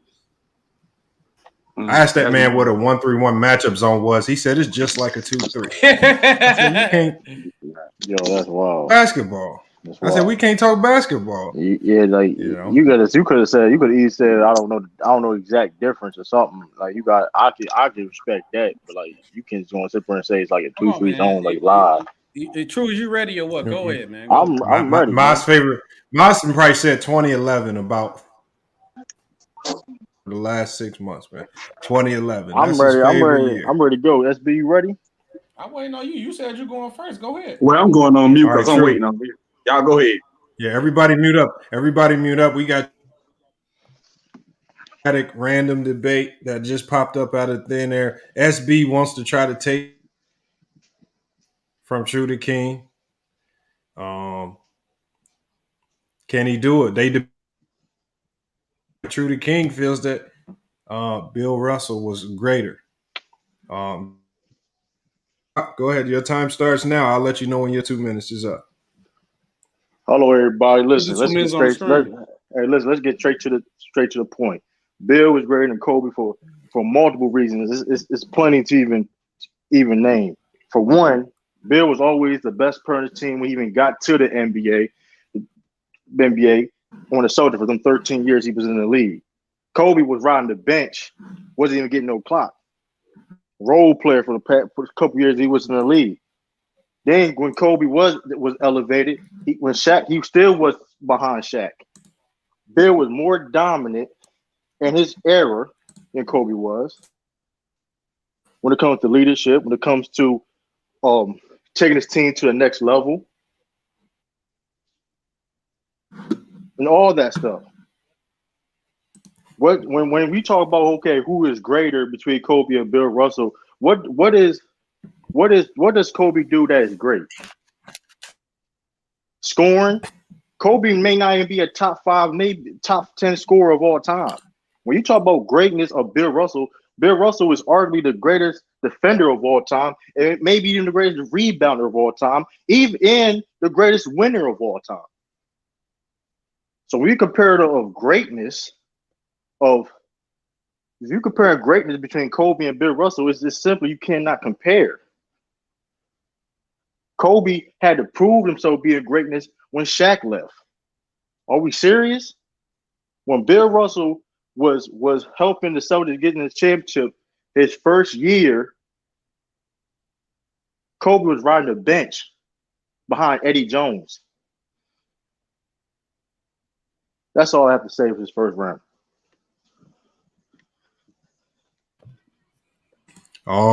That's true. That's it. SB when he forego the rest of his time, so we're gonna start the timer over. All right, let me know when to start. Just go ahead and start. All right. Go ahead, so man. I wrote down a couple points that you said Bill Russell dominated, and you also said Bill Russell was always the best player on the team. Noted that one of his best players on his team has the same resume as Michael Jordan and John Havlicek, which is comparable to Michael Jordan with MVPs, undefeated in the finals, 8-time champion. But you say he's always the best player on the team. Look, I respect history of the game. Bill Russell was a great rebounder, but it almost was a guy in the same league as him named Will Chamberlain who put up more boards than him. Statistically, in which we all know that we love stats. When you say Kobe was a role player, yes, I agree with that. He was a role player for 2 years. Then actually they traded that guy named Eddie Jones to start Kobe Bryant. And then also when Kobe Bryant became this Shaq guy, when Shaq was sitting out in BS during the season, Kobe carried that team. You remember during that last championship. You could actually debate the fact during the greatest era of basketball from 2000 to 2010, Kobe was in that conversation. Can you really say that for Bill? Because also you got to understand that the draft was set during locations where the Celtics picked players from that location. They took the best players at that time, but you don't talk about that. When you look up at the banners in the Boston Stadium, you see majority of Bill Russell teammates with their jersey retired, but you want to say that guy's the best player. I don't necessarily agree with that. Because if you're getting the best players from your region every time, how can you be the best player on your team? He wasn't a great scorer. Was he the great rebounder? I give him that, but you got Will Chamberlain. Did he invent the fast break? Yes, because that's the first time where the league sees something like that never done before, and he took advantage of that. See, I respect Bill Russell for his time, but you got to understand the skill set and the mindset of Kobe, because the Mamba mentality was the leadership factor, the same way I called the Bill Russell mentality was a leadership thing. So if your leadership is the only thing that you meant, if the leadership is the only thing that you're going to lean towards, you're going to lose, because players today living off what Kobe built off them. That's round one.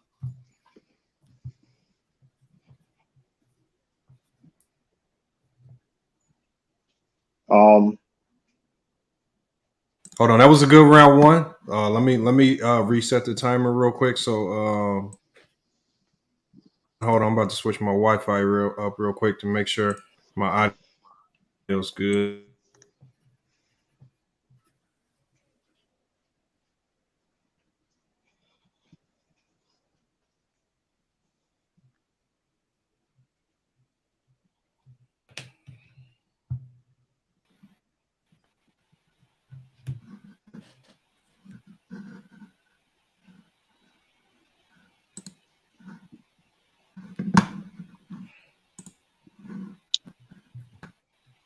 All right, you ready? I'm ready. All right, you ready? When the clock starts, man, you got your round two, man. You gotta rebuttal everything you just said, man. Go ahead. That was cute. When you talk about leadership, let's not forget Kobe. One of Kobe's mentors was the Bill Russell. Matter of fact, Kobe gave Bill Russell his credit for his mentorship to winning his last 2 championships. So we gonna just don't compare leadership when it comes to that. And when you mention the great players of the Celtics, listen, you need great players to win championships. Kobe had great players, Bill Russell had great players. Cool. But let's not forget, before Bill Russell got there, the Celtics was nowhere near winning a championship. And when he retired, they couldn't make the playoffs in the next 2 years. So that's a big drop off. The one thing about Bill Russell, one of the reasons why he's greater, the other reason why he's greater than Kobe Bryant, that he was the common denominator of winning. He didn't need Bob Cousy to win a championship. He didn't need John Havlicek to win a championship. He didn't need Sam Jones to win a championship. He didn't even need his own head coach to win a championship because, if y'all didn't know or if y'all forgot, Bill Russell was also the head coach his last couple years in the league, winning 2 championships. Player head coach, first ever black head coach in American sports, by the way. But that's also showed the greatness of Bill Russell. Being the best player and also being the head coach with no assistance, by the way. That is greatness. Kobe in his career have never did anything compared to that. Kobe, we seen Kobe in his primes couldn't even make it to the playoffs. Getting put out in playoffs early rounds. Kobe can never win without Phil Jackson. Bill didn't need. Bill was the number one common denominator of winning. You can't say the same thing with Kobe Bryant. Kobe got 1 MVP. Bill Russell got 5. Tom. Jeez. SB, man, you got some work to do, man. You got to clean this up, man. But when the timer starts, just go ahead and rebuttal. Go ahead, man. Okay. That's this. You said I need to put in work in this easy work. Okay, so look, you said Bill Russell mentored Kobe Bryant. It's crazy how if we go on YouTube and type Kobe and Michael Jordan, everything is a carbon copy.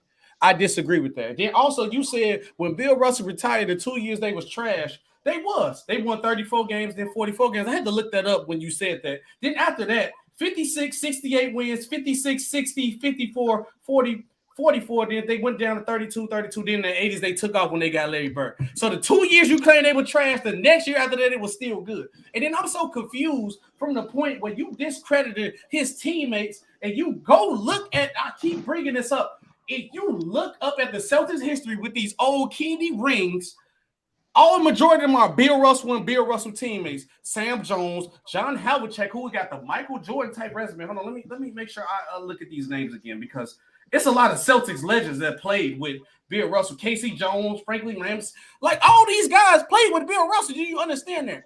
But Bill Russell has not proved that he cannot win without great teammates because Kobe faced the adversity of that. You cannot be good without Shaq. You know what Kobe did? Yes, he was trash, but you had Kwame Brown, Smush Parker on your team. I doubt you can make the playoffs, but Kobe was still in the conversation as one of the best players in the league without great teammates. You know what he did? Took a player named Pau Gasol, who everybody thought he was great, not a Hall of Fame, but took it to a Hall of Fame level and made the finals multiple times and won 2 championships and was the finals MVP. So with all this false narrative that you bring in, because I feel disrespected as you as a Celtics guy to disrespect the other guys who put their Celtics jersey on. You know why? Because you got players on your team right now who can't even wear the basic jersey numbers because they played with Bill Russell with number 2, 3, 5, and they retired. You know when they retired? In the 60s with Bill Russell. So stop disrespecting these. I'm so disappointed in you as a Celtics fan to disrespect the other guys around Bill Russell. Like Bill Russell was just Wilt Chamberlain numbers putting out there like that. Stop it, man. Stop it, man. That's disrespect, man. Stop it, man. SB swinging back. SB swinging back a little bit, man. All right. Wait, you got the last round. Look, we got the last round. Then we're going to take it to the chat. The chat's going to decide one. Then we're going to talk about it here on the panel. But when the clock starts, Trudy King, you got your last round. You got to make it a good one. Go ahead. First and foremost, nobody disrespecting Bill Russell's teammate. Everybody knows you need great teammates to win championships. But when it comes to Bill Russell's greatness, this transpired his whole basketball career. He won championships in college where 3 other on the starting 5 didn't make it to the league. Then he went to the Olympics, won there. So when he went to the NBA, he won there. Point example why he was a number 1 common denominator of winning, point blank period. And then you brought up the fact that they won later on. First of all, if you win a championship and the team becomes and you retire and the team becomes trash the next 2 years, that's a big drop off. So all that we were saying was a reach. And going back to the MVPs, right? And let's put these in perspective. When Bill Russell won his MVPs, it was a player's vote. When Kobe won his MVP, it was a media vote. The players around him voted him MVP 5 times in 13 years. The players, his peers said that. That's the one of the reasons why he's greater than Kobe Bryant. Kobe Bryant, you can argue that Kobe Bryant was nowhere near ever the best player in the league. You can't say that with Bill Russell. Then don't now you bring it up stats and whatever case may be. Who would Bill Russell play with better than Shaquille O'Neal? Who? There's nobody. Bill Russell also was a better playoff performer hindsight, the Bill Russell Finals MVP award. The All-Star MVP is named after Kobe, right? But let's be honest. If I ask you a question, which award would you rather have, the All-Star MVP or the Finals MVP? Come on now. When it comes to Bill Russell and everybody list, he is automatically top 10, top 5. When it comes to Kobe, a lot of people don't even have him outside. A lot of people have him outside the top 10. Case closed. Time. Whew. All right, man. SB, last round, man. This has been a good one right here. SB, you got. Hey, is my background too loud? Slight advantage because you got the last round, so you got. Hold on, wait. Is my background too loud? Nah, you good. You good. All right, nah. Give me 1 second. Huh? 1 second. My fault. Okay, I'm good. I have to close the door. My baby watching Sonic. My fault. Go ahead. All right. So when the timer start, man, you got your last round. Mm-hmm. All right, then we gonna take it to the chat. All right. Okay. All right, let's go now. All right. So I had to write down something again because you brought up college. You said Bill Russell was something so great in college and the phrase Kobe came out of high school. That means more. He was so great that you don't need to go to the next collegiate level. Then also you brought up when Bill Russ played for Team USA. I remember when Team USA was in a flux. And you know who they brought in? Because we just seen the redeemed team story, and we was not good unless Kobe Bryant came and saved the day. We brought in LeBron was there, a young great LeBron, a young D Wade was there. Everybody talks about that. And the main thing about it, you could bring the excuse that, they did that because Kobe got this cap. They already had this thing pre-recorded and set even before they was already making it before Kobe died. And they said Kobe was a denominating factor. When they came in to see Kobe working in the morning, that's where his leadership changed that. Boom. So let's check that out. Then I keep going to the teammates thing because now I'm starting to doubt that you're a real Celtics fan. Because how can you look up at the Raptors? I know I'm repeating myself. I'm sorry, guys, in the chat. But I'm just feel disrespected because it's me as a Bulls fan. I can't say, look at Scottie Pippen. Scottie Pippen trash, but his name is in the Raptors. So you just go overcredit this guy for being this good of a player and you knowing that he had substantially great Hall of Fame teammates that make the difference. You don't get 11 championships without an all-around good team. The Celtics during that time was good from top to bottom. Then you want to talk about playoff stats. I just seen Kobe Bryant with the great Shaquille O'Neal average the same amount of points he did with 30 and was a deciding factor. And then when they lost the finals one time when Kobe was going through his whatever situation, we ain't going to talk about this, that was why they lost to the Pistons. And they literally said Kobe was a deciding factor because his head was not in the game and he was being egotistic. So if you telling me a guy's not impactful enough that his team could not win without him, because if Shaq was that great, he would have led them over the Detroit Pistons where Ben Wallace was guarding him. Ben Wallace was a great defender, but he was little. And Shaq was getting dominated on the defensive end by Ben Wallace. But where everybody bring up Kobe went head in the game. Kobe sold us. Stop the cap, True. I'm disappointed in you. That's time. That's time. Woo! All right, man. It's time, man. So SB came with the energy, man. True came with the energy as well, man. Look, we're gonna open it up to the panel. I'm gonna let the panel discuss. While y'all do that, go ahead and drop the poll in the chat so the chat can vote on it. Mingle Gesture, I'm gonna start with you. Your thoughts on the debate in general, and who do you think won? Now, Lamont. Now that's what you call a debate. I was on the edge of my seat. I wanted another round. That's what you call a debate. That was a good one. That might have been one of the better ones. That was a good one. Now that's what you call a debate right there. I got to give SB his props. SB did show up a little bit. If he came off the dome, he did show up. I didn't expect that out of SB. And I gotta say this. I do this though. Look, every time True was talking, I wrote all the points down. I was cooking his ass. I wrote you said, let me write this down real quick, bro. I do this debate. Hey, and I gotta say this. True surprised. True was hitting hard, but True was throwing on Mike Tyson punches. He was hitting hard. I'm like, oh Lord. Oh Lord. Wait a minute. Oh Lord. Yeah, that was a good debate. I like that was awesome. Man, look, I don't even know who to pick, man. Oh Lord. Oh man, I'm in between on this one, bro. Oh no. Oh shit. Oh man, that was a good one, bro. I don't know. Damn, I don't know. Man. Hey, come back to me, little man. I gotta think about it more. Come back to it. Come back to me. I got to think about it some more. All right. Yo, Go back to that was you. Go 30. 30. Yo, that was fire, yo. That was you from all levels. You talking about from facts to entertainment to rebuttals to fun, everything fantastic, yo. Fantastic job, gentlemen. Fantastic job. Like, yo, that's up there. That's up there for one of the best ones. In regards to the debate, both guys made great points. Both guys rebutted great. I think the good thing for both guys did a good job describing the player's impact and accomplishments. I think SB leaned a little too much on the teammates. I get his point, but like he carried that throughout every single round, and I think it took a little bit away from Kobe. And for True, I think he missed the point. I think there was a counterpoint you could have said about Kobe, but you missed about it. But rebuttals from both you guys, fantastic. From SB improvisation, from Kobe's transcendence to True's that coach thing, that shit was hard. I'm not gonna lie.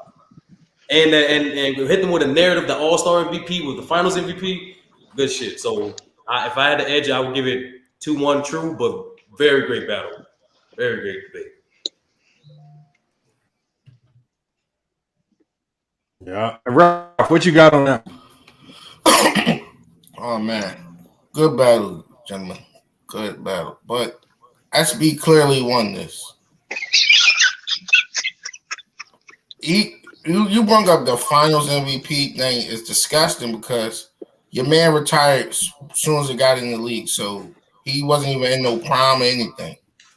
He didn't have a chance in hell to get a Finals MVP because, like the Jerry West thing, the other guy would have got the MVP every year because he didn't have the sexiest stats.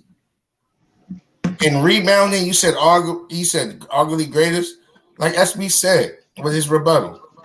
How can you be the greatest rebounder when the guy that's scoring 50 a game got more rebounds? But I said arguably though. I didn't say no argument. It can't be an argument.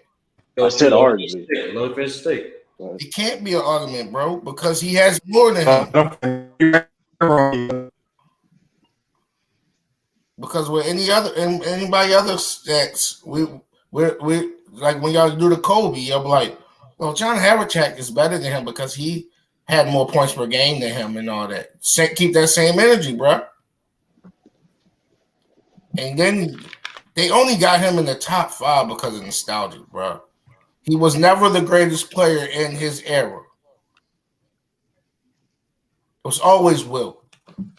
Wilt came in and won the championship on Bill Russell watch with a stacked team. And then his team dissolved and Wilt started losing against Bill. Them Warriors won the championship soon as Wilt got in the league. He put his dominance in soon as he got in the league. So, like Ralphie, if you had a talk like this during your debate, I probably would have gave you the win. Damn, Ralph, so much passion. Let us play. So yeah, I got SB, but you got SB winning. So right now, hold on. So Sturdy, you picked True. Ralph, you picked SB. So it's 1-1 right now. We still waiting on Mingle's vote. Let me go to Herm. Herm is right there. Herm, your thoughts on the debate? Who you got winning this one? It was a great debate. Both guys made absolutely great points. They could have attacked one another's points harder towards the end, but it was great all around. It's kind of hard to pick because it was very, very close because it wasn't, they went back and forth. They didn't have a stale moment in that whole debate. I love the way True came with the Bill Russell topics with his facts, and I love the way SB came with Kobe. And I know SB a Jordan guy, but he defended Kobe pretty damn good. But with all that being said, though, I'm gonna give the edge to True, though. I'm gonna give the edge to True. I think True edged it out with that last round because Yeah, because SB didn't come back with the last round focusing on the team. SB could have edged it out, but since he came back with it, that's what to me lost it for him. No, I even got who you got on this. Ooh, this was a close one. I actually, Lamont, I think that you should change your format up just slightly in the future to make it fair to the person that goes first. I think that they should be able to get a 45-second. If the person goes first, if they choose to go first, because nobody wants to go first, let that person get 45 seconds at the end of the debate so that they're not always just on the defensive, you know. So, but other than that, okay. So I agree with True the King. I just agree with him. However, SB, his rebuttals were good enough to you know, if you didn't know anything about basketball, you might want to go with SB. You know what I mean? So I'm gonna. What's the score right now? I think it's 2-1. 2 or 3-1. I think it's 3-1. It's 2-1. 2-1. It's 2-1. 2-1. 2-1. You know, even though I agree with True the 2-1, King, man, I gotta give it to I gotta give it to SB. I think SB brought some fire at the end. That last rebuttal put him over the edge. And for the record, I want to argue my case. I want to argue my case. But I want to argue Mingo didn't get his vote. Yeah, Mingo. But let Mingo vote before I say what I got to say. All right, go ahead, Mingo. Well, I'm still on the fence though. Oh, have mercy. Oh crap. Oh Lord. They were hitting hard, bro. Oh man.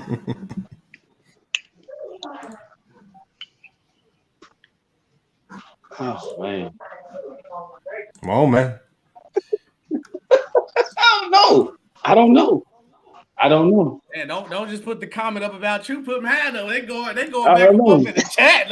Show me some love too. I know True your boy, but damn. Man, just put me down there. I clicked that. No, I clicked that on accident. My ass. It was good though. Just put me down as undecided, Lamont. I don't know. I can't make a choice. I can't. So you got a draw. So you saying a draw? You decided to vote. Yeah, I'm gonna say draw. I can't. Okay, so with me, so here's the thing with me, and this is my logic behind why I'm going to choose the great debate, great talking points, both sides. Now, if I'm mistaken, y'all can correct me later, but I don't believe this was a debate between who's the better player. It was about who's the greater player, right? Because if I'm having this debate, the first thing I'm going to do is admit Kobe's the bad player. But when you're talking about sheer greatness, I mean, I think True kind of hit home with the best player of his era, hands down. The best rebounder of all time, arguably. At least he's in the best defensive player of all time. He's at least in that conversation. If you don't have him there, he's up there. I mean, there's so many things where that's True. And then, that, obviously with the coaching. No, hold on. He did. He said it. And when you go to the rebounder, not defense. No, I said he said defense. I said he was a great. Yeah. No, he didn't. I wrote everything down. True said he didn't. Defense was one of the first things that he said. Yeah, I said defense. I say he's great. One of the greatest defensive players. He's the greatest defensive player of all time, arguably the greatest rebounder of all time. But what I'm saying is, my thought process is when you think about just sheer greatness, there's so many categories that Bill Russell was great in, and then is at the top of those categories statistically and given the eye test as well. Also, the awards match it and everything. I think when it just goes to sheer greatness, you can talk about the level of competition all you want, but I think Bill Russell edges him out just in sheer greatness. Kobe's the better player. That's why I said, SB, I think you have the tougher assignment because if you're going off sheer greatness, you're going to have to really prove a ton. And, you did kind of try to knock some things down, but I think True edged you out. When you talked about the teammates with Bill Russell, I think he edged you out when he said, well, he never played with anybody like Shaq. And I think that kind of the edge that you had with teammates, I think he nullified it when he brought up No, he never had a teammate as great as Shaq. So I would gotta check give it to the more him. better How numbers. does Shaq got a better resume than Shaq? No, And he got no. Finals MVP. What are you talking about? Like, what are Hey, you talking man. about? Hey, look. I'm just giving my thoughts. No, I'm not saying your thoughts. Wait, start. Let me say this real quick. Look, y'all. The reason why I kept. I'm not saying it was close. It was close. No, I'm not saying you're wrong, but the No, reason why I but kept he didn't pick yet. He didn't pick yet. Let him I know he didn't pick, but I'm saying let me say my piece on that. The reason why I kept bringing up Bill Russell's teammate because True kept alluding to that. So I rebutted literally every point. I rebutted every point for every round. I got it wrote down, so I made sure I rebutted that point. True kept bringing that up, but like he trying to put his individual greatness in front of everything, like he was just this Shaq or this Kobe or LeBron type of player. Like he just had all these great teammates, and you're not acknowledging that because you go. I did acknowledge that. No, you didn't. You just said Bill Russell was just the only reason why they was winning. Hold that's on. why Common denominator, bro. Hold on. SB, hold on, y'all. Let him go, and I can defend you. Hold on, SB, because I want to hear Mac Def and Young Africa's thoughts on it as well. But again, my vote would have to go to True. I think he especially with that last round. I think if you could have called it a tie going into the last round. I think True edged you out in that last round, and he just got it. But it was still a good debate. It was extremely close all the way from start to finish. But let me go to Mac Def. Your thoughts on the debate? Who do you? What do you think about the debate first, and then who do you got winning? It definitely was the best debate of the night, hands down. Mac Def, you there? Keep talking. Yeah, can you hear me? I hear you. I hear you. I said it was definitely the best debate of the night, hands down, by far. True was cooking, and he was the better debater. But when he said that Bill Russell didn't need anybody, didn't need his teammates, that in the second round, that he lost it to me. And SB came with a rebuttal. And then True hit on great points in the third round when he said, but SB came with the rebuttal as far as Kobe didn't go to college. He came straight out of high school, so that's greatness. And then the Redeem team with the Olympics. So we kind of rebutted True's point. So I think True was the better debater and he had more points, but I edged SB because to say that Bill Russell didn't need anybody, that lost it to me. I didn't say that though. You did, bro. I said he was the I said he was the number one common. You definitely. I said hold on. Didn't need nobody. Hold on. I said he was the number one common denominator. Somebody got echo. I said he was the number one common denominator when it comes to team success. I disagree. All the way when listen. And I explained in the debate. I said he won without Bob Cousy. He won without John Havlicek. He won without Sam Jones. He won without Coach Red Auerbach. He won without Casey Jones. I said that. I didn't say he didn't need great teammates because when you said that after you said he didn't need those guys. No, you were saying that to emphasize the fact that he was the common denominator. But you can't say he the common denominator. Yeah, everybody he played with. He backed up his bad statement. Hold on. First of all, all those guys. The only Bill Russell won a championship with all the teams you named. He won a championship without those guys. He won a championship. He didn't win without Red Auerbach. Hold on. What'd you say? He didn't win without Red Auerbach because he still owned the team. That's because you're reaching, bro. He was. He's still in the organization. That's a reach. I didn't say. Listen, I clearly said. Listen, of course, you need great teammates. You need great teammates. I said that in the debate. I didn't say he didn't need nobody at all. I said he was the number one common denominator of success. That's what I said. You did say that. I'm agreeing with you. But I didn't say he didn't need nobody. Bill didn't need nobody. He didn't need this. He didn't need that. He was. Then you went to allude to he was a common denominator. Then you went to he was the first player coach. I agree with what you said, but you had the bad take first, and then you. How is a bad take? Hold on. How is it a bad take? How is it a bad take when I say he won without not said specific names? That's a fact. That's a fact. True. I agree with what you said. I agree with that. But before that, you said he didn't need nobody. Did I And say then those you Jack Boy backed didn't up the need and I'm like, nobody? what do you mean he didn't need nobody? Hold on. That was a bad take. Hold on. And anybody that would listen, did I say those You can Jack go words he didn't rewind the need tape. nobody? I don't know. I ain't Man, y'all could go on. That's I'm my not rewinding to vote. listen. That's my vote. I don't With remember Billy saying that. Bell. But I don't Yeah, he said he didn't need Sam Jones. He didn't need, but he was. That's what I said. I'm not waiting. He didn't say he did not say literally that he did not need Hey, anyone. Lamar, I He ain't did gonna not lie say though. that. You might have to clip this and make this a video because this gonna be we gonna have to rewatch it again. This way you know you lost. This way you know you lost. You gotta do stuff like this. I'm definitely gonna that. No, I'm saying no. It was a good. First of all, come on, True, stop it. No, Bro. you I'm saying didn't. it was. I literally gave this man credit. He's so thirsty for a dub that you lost, bro. Nah, I'm saying it was a good I'm debate that you need to clip it and make it a video, bro. I'm joking. Yeah, bro. I can't even give you credit. You know you lost. Damn, bro.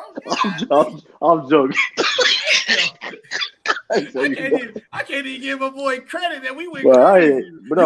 I You lost though. We can be realistic about it. You lost. You had a But, winning. First of all, you had the winning edge where everybody, majority of people on this channel besides me got Kobe in the top 5, and it was even close. That's how I know you lost. But let's be real though. Ralph voted. Let's be. We all know that. Listen, Ralph wasn't the only person who voted for me though. A lot of people in the no, chat said no, but I'm It saying. Right, but I'm saying though, Ralph. Let's be. Ralph voted. That was biased. Let's be. No, We thought that. but real quick, we got one more person on the panel. Yo, who you have? What you think of I don't even want him to vote because he got Kobe as his picture. So true. No, but like, he still got to get his take. What do you think of the debate? You know, who you want? Hey, shout out to the panel. You know, first off, shout out to you, Sturdy, for frying Ralph. What are young Africa? Yeah, you know what it is. What True. up, You know what up? What up? Salute. What up? You know, Hey, shout be out to honest. you, I don't want Sturdy. True call you biased. Let him give his take. Shout out to you, Sturdy, though. You know, cooking Ralph. You know, on that Jordan Knight false logic. You know what I mean? It's amazing, Sturdy, how the Jordan Knights come up here talking about LeBron choking at the free throw line and stuff, but they come up here on. Bro, I'm not even a Jordan fan, so you miss me with bullshit. And they choke on FYF's platform. I find it interesting. Am I a Jordan fan, guys? Yes or no? Yeah. It's all good. It's all good. Why you But you know lying, what? Great debate. True. Great debate. SB. Great debate. You know, I am a Kobe fan. That's my favorite player all time, Kobe Bryant. You know what I mean? But this ain't about how I feel about the issue. That's about who had the better debate, right? And at the end of the day, the best point that I heard from True was that, you know, the player coach title. That's an amazing achievement, man. In NBA history, being a player and a coach and getting your team through in the segregation era is undisputed greatness, man. That's great. And when SB brought up the points about the redeemed team and you know, like let's be real, man. USA going against teams like Angola, Nigeria, and shit, like Puerto Rico. Like, come on, man. I don't think that was the strongest of points when we talk about Kobe's greatness. So I gotta edge it to True on this level, man. That's cap. What? He literally that was not going against no Angola and Nigeria. That was going against Spain and who was it, man? Who was it? You is cap. Get on here, Hold on, wait, y'all. I'm not mad at Young African point. I'm not mad at that's cool. But do you know that the only reason I brought up the Team USA because True brought up the point of I did brought up Liverpool, but at the same I just rebutted what True and said. their competition is harder now than back then, nigga. Hold up. Let me now, Ralph. Hold on. Now, I didn't say that. And now, Ralph, if you want to be technical, you know, professionals couldn't play in the Olympics back then. Bill was coming up being an amateur, playing against grown ass men around the world. That's why I brought up Team USA for me, because he brought up Bill Russell playing all around the world. I didn't just randomly say don't that. get mad because Africa is ass in the U.S. Hey, you wild. That's uncalled for. We're going on electricity first. Man. Chill out. Hey, calm down. Chill out, man. Ralphie mad because I said Sturdy cooked him in the battle, so don't be mad. Nah, that was a good debate though. That was really good. Hey, listen, you know, man. SB and True. You know, I do classics, man. Listen, I put on classics. My God. It wasn't because of you, Vaughn. It wasn't. LeBron fans are way more toxic. It takes 2 to tango. Listen, I ain't side to do it all by myself. I respect you, though. But like I said, though, listen, man. When I put on classics, man. Like I put on classics, man. Listen, man. It is what it is. Classics after classics after classics. Yeah, man. Look, man. True. Who you think is more toxic, LeBron James fans or Jordan? It really got to be. It's gotta be Jordan though, because like I do because hold on. Now when I say that, I'm not saying that I never heard the craziest LeBron James takes at all. But the only reason why I'm saying that because I hear more honest LeBron James fans than I do more honest Jordan fans. Only reason why I disagree with you on that, true, because we live it in the moment of LeBron. Wait 2 years when LeBron retire, they gonna literally. We gotta wait though. Fans, Jordan fans, bro, they gonna literally do the same thing with the highlights. They literally the same basis, bro. But we talking about right now. But SB, we talking about right now though. Like you may be right in the future. You may be right in the future, but as of right now, I mean, I got to go with true. Even right now, true. Even right now, that's still cap. Because LeBron fans make it good. LeBron fans make it seem good. It's good to be 4-6 in the NBA finals. Like that's weird as hell. And if that ain't toxic, I don't know what is. True, we used to kill players for losing. Since LeBron started losing, it's cool to be a loser. Now everybody a winner. Stop it. No. We used to call Charles Barkley and them losers. Now LeBron let me ask you a question. He a loser. Stop it, bro. I mean, Sturdy, you kind of prove around Lebron fans are toxic right now. Hold on, her. My question, because y'all said a couple people, and then Mingo just said it, that people will voice in the background, but they were saying that we support LeBron being 4-6 in the finals, and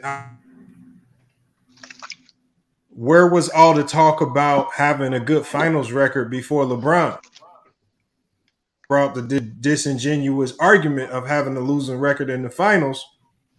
Yeah. To find a way to discredit LeBron, because that was never really a conversation until LeBron came around. Raise my hand on that. Barky and them. They was killing my hand on that. KD too. I'm gonna raise my hand. I'm gonna raise my hand on that. Thing though. Nah, but see, this is my thing though, Lamont. Yeah, y'all understand what you're saying. It's not fair. I don't think Lamont. This is a loud story that people forget. At one point in time, you remember, people were saying is Kobe Bryant greater than Michael Jordan. Hey, Vince, I'm finna. So I mean, it was a lot of comparisons trying to say Kobe Bryant was better than Mike, especially when he won that. Especially when he won that fifth one. They thought that motherfucker was gonna win 2 more. A lot of motherfuckers thought Kobe was gonna match Mike or get 1 more than Mike. And wasn't just his fans saying it? Wasn't the world saying it, right? It wasn't just his fans. And about the finals record, I think it kind of did start with Jerry West, but it got elevated with Magic and Bird because they started counting finals and championships with Magic and Bird. So the losing record in the finals with LeBron, it's been talked about, but now that the media and the way it is today, it's glorified even more. I give you that though. This is the issue I have with the record though. Even if you hold it against him that he lost, right? And I got LeBron as the GOAT, right? But he lost, right? He lost 6 finals, right? There's a context to each of the titles and why he lost. The Dallas series has no excuse, but every other one there has a context as to why. But why is it assumed? Why is it assumed?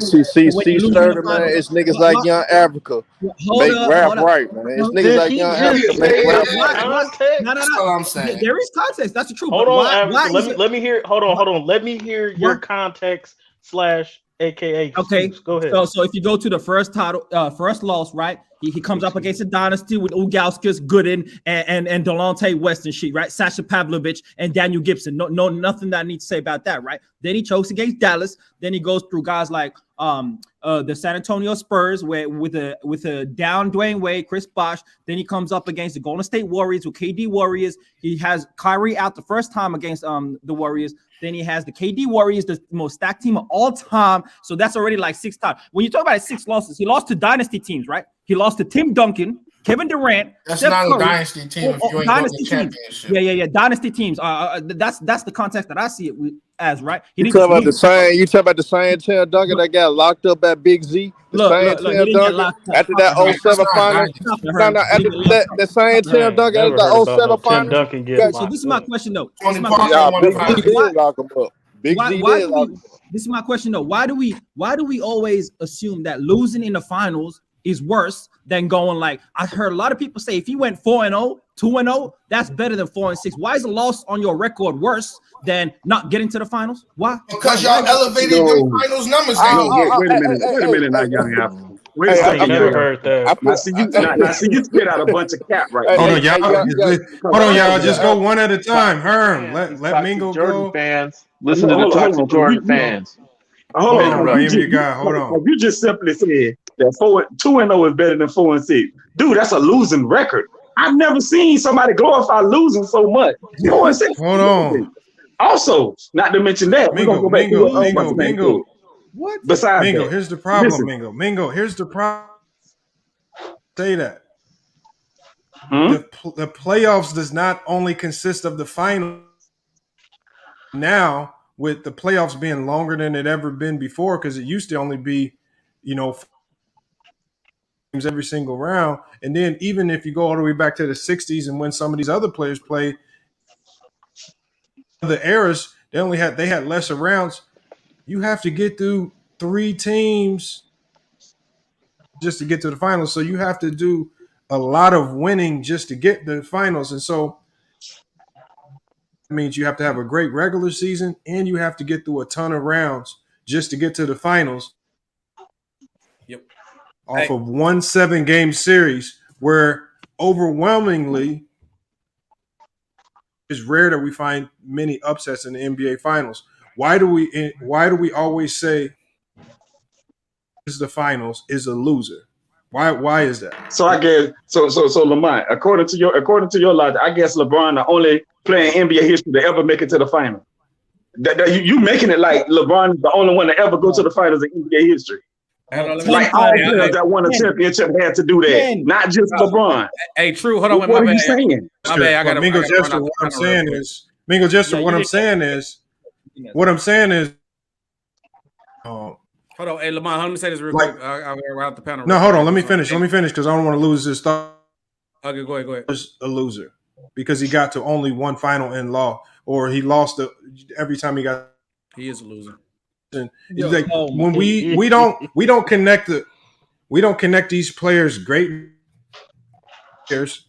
Their greatness is tied into even just getting to a finals. But as opposed to LeBron, most players ever will see. Lamont, you can't be a great player and lose at the same time?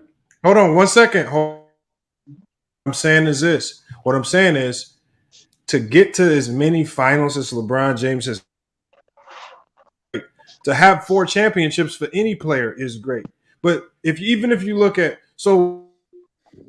Larry Bird is 3-2 in the NBA finals, right? Barely above 500. Barely above 13-year career. A dynasty or something like that. I think true. And so why is it? Hold on 1 second, young go. What I'm saying is your playoff record. Why do we always go to finals record? Why don't we just say Lamont, your mic going in and out? Yeah, you're breaking up a little. Right, man. I'll try to fix it. Yeah, your mic going in and out, bro. Hey, do we measure? I got out the panel real quick. It's 500. It's 500 records. True. Good battle, bro. We went at it, especially in the last minute. We got to do it again with more preparation. If y'all still on, I got to run and do something. I'll get back on the panel real quick. But good battle. SB, catch him, man. Yeah, good shit, though. Salute. You lost too. You lost. Let you know you lost. Oh man. Now you had to get that last gut punch in there. Do we measure finals as 500 records like their regular season games? These are finals games, right? I don't think it's the same thing. Going 4 out of 10 ain't 40%. Like I don't see it as 40% failure. Like that sounds ridiculous to me. I mean, you get a 40 in college, nigga. That's terrible. What you talking about? Let me say this though. Like at the end of the day, I mean, you look at the percentage. Okay, Forrest, that's below 500. But at the end of the day, like he won a championship. So it's like you won 4. Ain't a lot of people would ever say they were the best player on their team winning 4 championships. A lot of people can't say that in NBA history. If you look at games, right? Because 500 records are about games, win and lost games. And let me can I throw this out there right quick? I got another question. Hey, I better throw this out right quick, y'all. Can I throw this out there right quick, then? All right. At all the top 10 players that we consider top 10 in NBA history, which one of those guys are under 500 in the finals? I just want to know. Will Chamberlain and LeBron. How many make 10 finals, Herm? That's a ridiculous. Really got Will in y'all top 5. Oh, yo, He guys, said top 10. He hold said on. top 10. He said in your top 10. Y'all got Y'all what you really said? got him in your top 10. Hold on, y'all got what you just All said? right, so okay. How many guys in that So top 10 got all 10 right. Now, finals so this what I'm gonna say real then. quick. Y'all got No, this what I'm gonna say then. If everybody elevated LeBron, why Will Chamberlain don't get elevated then? He went to 11 finals. Some people He have go Will to no Chamberlain top 11 5, man. finals. Yeah, that ain't Now I'm just saying why he's not considered the greatest center of all time. He should be. What are you talking about? He's in Yeah, all those conversations. No, I'm just saying why he's not the best. That's what I'm saying. Why he's not the best center of all time. No, He but can be that's the what I'm best telling center of you. all Herb. time. He's in the conversation. Like Most he's literally at worst top 3. We're not talking about conversation. We're not talking about conversation because everybody like to say, a lot of people, I'm not gonna say everybody, a lot of people say LeBron is the best of all time. So how come Will Chamberlain can't be considered the best of all time, especially with the numbers he was putting up year after year after year? You're not listening. It's no Herm. I'm just saying. No, Herm, I'm about to answer your question. Herm, I'm gonna answer your question.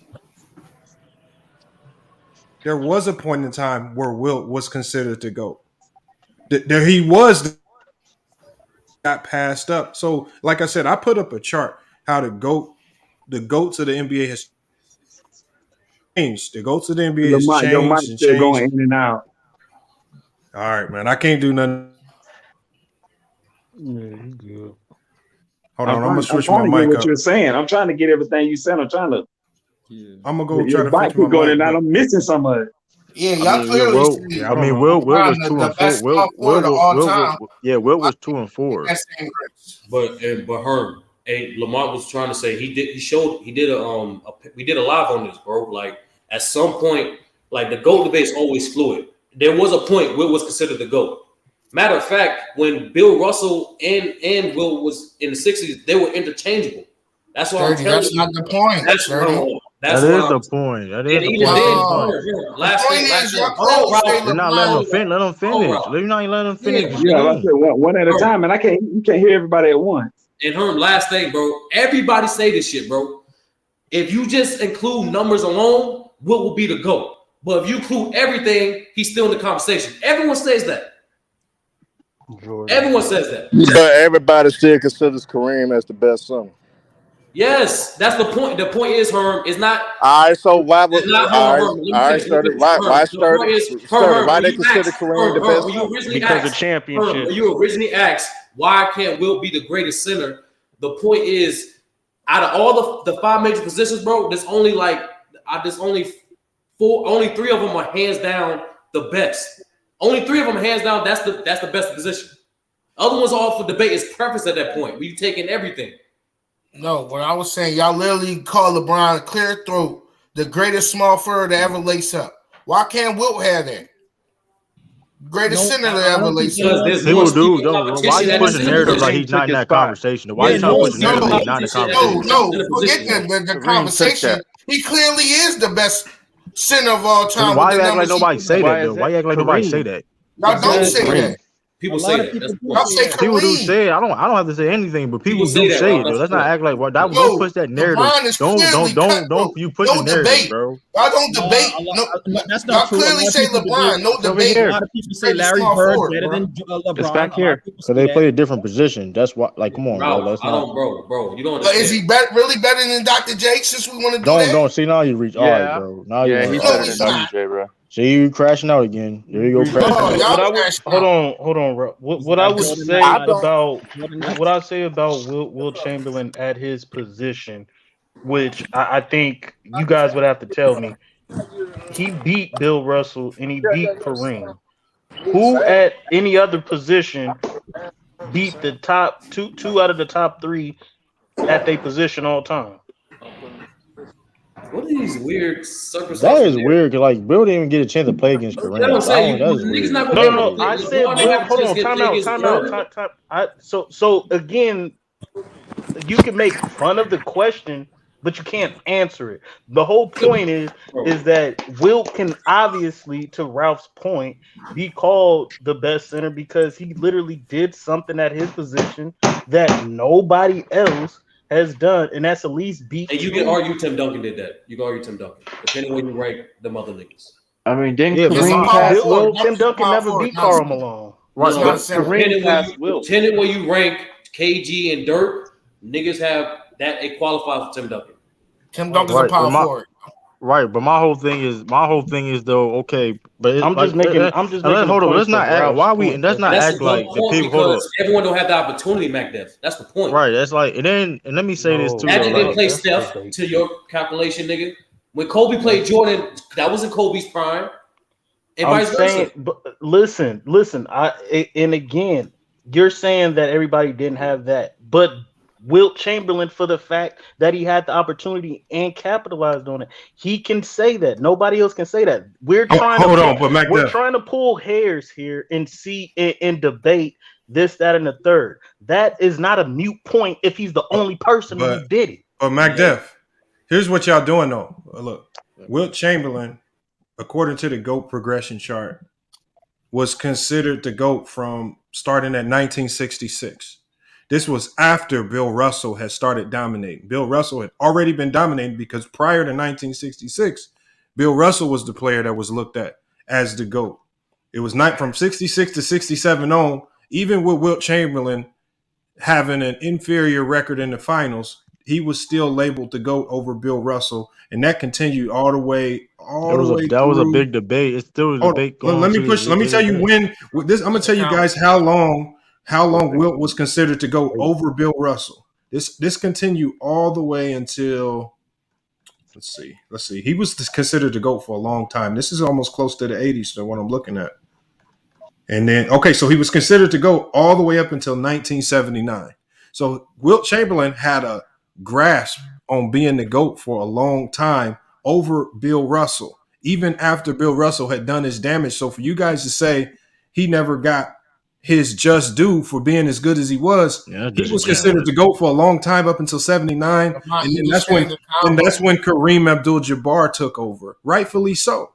Rightfully so. Clear-cut center, the way y'all got LeBron clear-cut. No. But what we're saying, you can't compare. No, but what we're saying is, if you guys are, if you're hinging everything about being the GOAT and into somebody's finals record, but you're not putting all of the other things in the context, and then you're not even putting into consideration that the man LeBron James has gotten to the finals 10 goddamn times. It's not about GOAT. That in and of itself. Position, Lamont. You said what? Okay, you saying somebody greater than somebody? Position. Oh, okay. First of all, greatest center versus the greatest small okay, forward. Let's hold on. Let's put this in. Let's break it down. But let's break it down while Wilt Chamberlain. First of all, let's break it down while center. Let's break it down. Probably no center as of right now so far won't be a clear cut best center. Let's not act like that's easy to do, right? Let's take that out the equation. Let's not act like it is. Everybody no one clears. Has numbers, let's not act like nobody clears. Yeah, but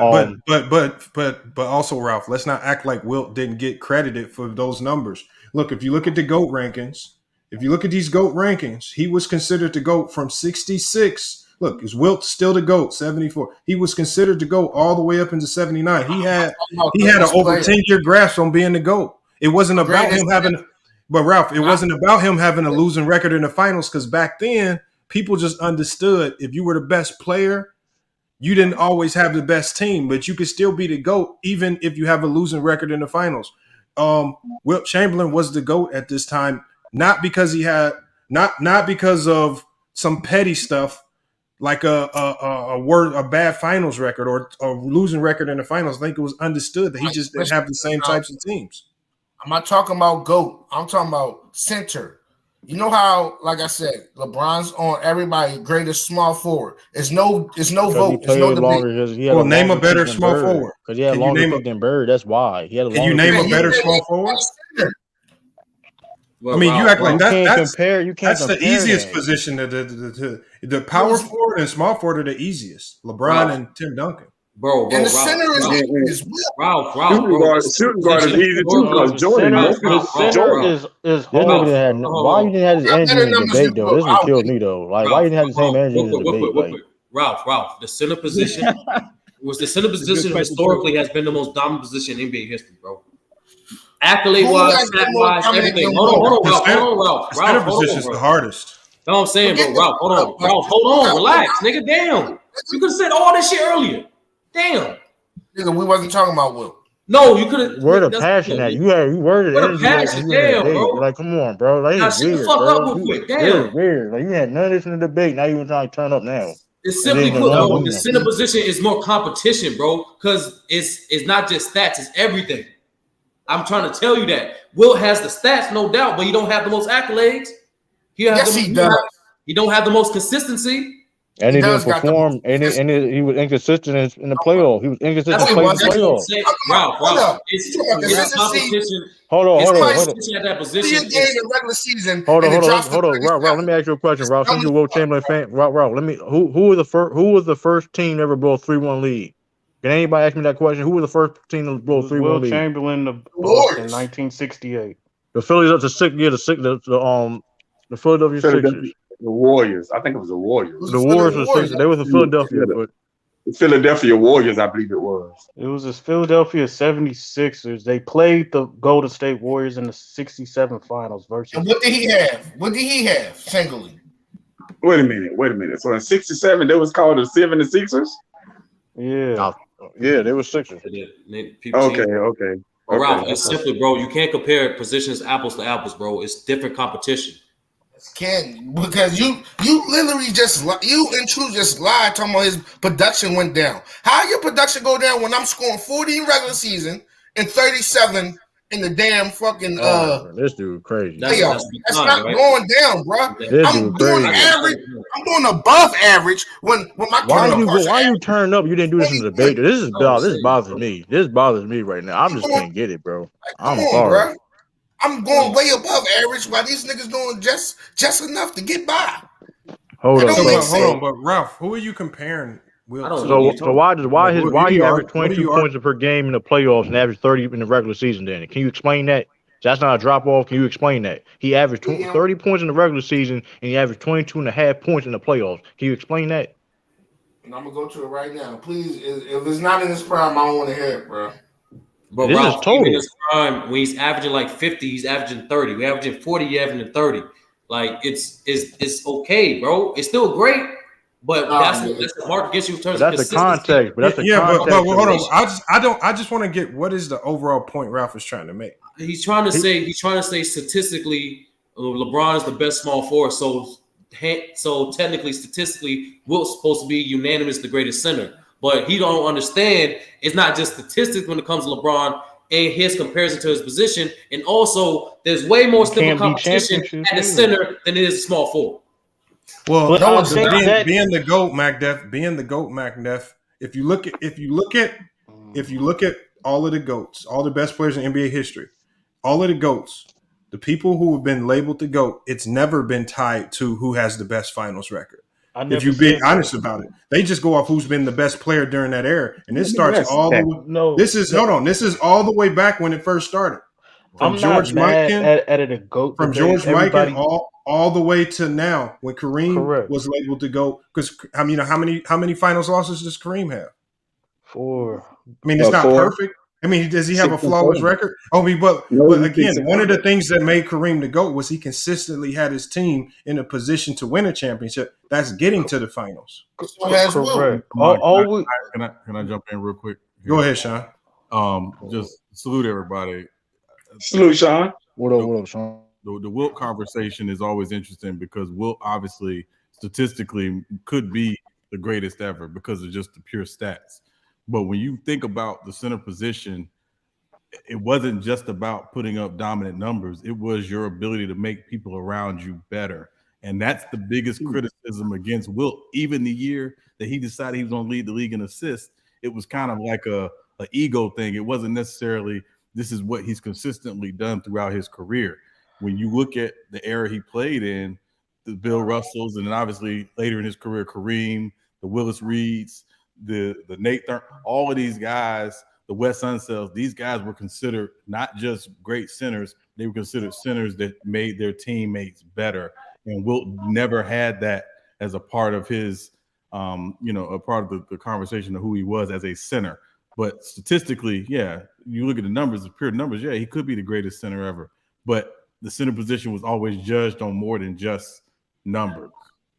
But what But about the wait a head minute, to Sean. head matches? And that's Wait a true. minute, That's Sean. true because look at Bill Russell. But wait a minute, Sean. Didn't Wilt lead the league in assists 1 year or That's what 2 he years? he broke that down. He just broke that down. He just said that. He literally just said that. And remember Okay. that when Wilt led the league in assists, Wilt even said he simply did it out of spite because people were saying that he scored too much, so he was just passing up shots just to kick it out. You know, he was seeking out assists more so than trying to actually create plays that can make his teammates better. He was kind of just doing it to be an asshole. Right. If you let him explain, it wasn't to try to be a better team or to win games. Okay, I got you. Yeah. But what about the head to head as far as Wilt in his in the competition that he beat, even though he was playing his style? Yeah, but And as far as his, why do we need to have this conversation when Wilt Chamberlain had a stranglehold on being the GOAT for over 10 years? I mean, it took a lot. Kareem had to put in a ton of work. Kareem had to pass him up, and then he stayed second right behind Kareem for a long time as well. So let's not act like Wilt didn't get his just due. The only thing that happened to Wilt Chamberlain is the natural progression of basketball that we haven't seen happen with the GOAT list today. Remember, it seems like these GOAT conversations all of a sudden, and this GOAT progression chart, if we go off what most Jordan fans want to see, it completely stops and everything stays the same once Jordan comes into the picture. No new players get introduced because if you look at the GOAT progression chart, you see new players getting introduced almost every 5 to 10 years. We see how Magic and Bird crept into the conversation, right? After Wilt and Kareem and Bill Russell, you see these guys, you got Oscar right there, you got Jerry West. And look, Jerry West was in the top 10 all time at one point in time. But the natural progression of basketball bumps these guys down as new great players get introduced to the mix, and you have a bigger pool of players to search from. And then as we progress down, these guys just naturally drop down. My whole thing is why, since Jordan came into the picture, why does Magic, why does Bird, why does Jordan, why did these guys just get staples in there? Why did they just stay mainstays in the top 10 while players like Jerry West got bumped out, Oscar got bumped out, Walt Frazier got bumped out. Dr. J right here, you see it one time. He's now bumped out. Wes Unseld bumped out. What if the 80s guys would have did like the 90s guys and just locked this list and basically said, we don't care what y'all say. We just going to push these narratives and fake myths that this era was better than anything we've ever seen. We're just going to make it so our list stays locked in and never changes. This is why players like Curry with 4 championships can't even get a conversation for him to be in the top 10. Right, he can't even get in the conversation, even though he's done just as much as a Bird or a Magic. Lamont, he is in the conversation for top 10. He is in the conversation, but people have to literally force his way into the conversation. And there's a large number of basketball fans who will laugh at you even if you try to introduce Curry into that conversation. Let's not act like it's consensus that Steph Curry needs to be in the conversation. It's not. It's still foreign to a lot of people. Well, Lamont, to me, it's just like if you're in the top 15, you're in the conversation for top 10. It just like you just played on this list. In order for you to surpass players, you have to either match or surpass their production and impact. That's just typically how that works. So if some people don't believe he matched that or surpassed it, then that explains his great. No, it's not that some people don't want to believe. Some people don't want to accept that he's matched. No, some people don't. Some people don't. Just like a lot of people don't want to accept that the reality is a lot of people just look. I have Jordan as the GOAT, and this took me a while to even come to this realization. But the realization is that when LeBron James retires, there's not going to be one single metric that should prevent anybody from making him the GOAT. And I don't care what metric you use. I mean, if you're just being not biased about it, and I have Jordan as the GOAT right now, but if you take your feelings out of it, there's not one metric, statistical, eye test, however you slice it, longevity, there's not one metric that should have you honestly saying that Jordan is still the GOAT over LeBron if you're being honest. But people will lie. People are going to, even when LeBron retires, people are still going to push this lie. And what they do is they like to push bad narratives like he has a losing record in the final. Hold on, McDuff. These bad narratives. He has a losing record in the final. Remember, this losing record in the final narrative was never used for any other player in NBA history. It was never used for Jabbar. It was never used for Wilt. It was never used for Bird, who's only 3-2 in the finals. It's only been used for LeBron in this. And so they come up with these bad faith arguments. Then they try to get people to believe it. Then they start talking about 2011, and you do the Mr. Mize thing, where you just start identifying times when he lost, like acting like no other player in NBA history lost a game. Thanks. This is what I'm saying. It's all bad faith. I know it's going to hurt. And it's going to ups. Look at this. If you look at this GOAT progression chart, at one point in time, Charles Barkley was in the top 10 all time. That's but no bullshit. But I ain't gonna I know. lie to you, Hold on. We say that now. there. We say that now, but at that time, people were willing to be honest and say what we're seeing from Barkley. They're basically saying what we're seeing from Barkley is better than what we've seen in the past. That but you know what? Projection chart is not 100%. No, Mac Def, it's more credible than you. No, that projection. That's the main thing. This is what I'm saying. It's a lot more credible than you. And the thing is, this GOAT progression chart, was not created off of feelings. This GOAT progression chart was created off simple mathematics. They use mathematics to create the GOAT progression chart, and so it eliminates all feelings. To people who saw Wilt Chamberlain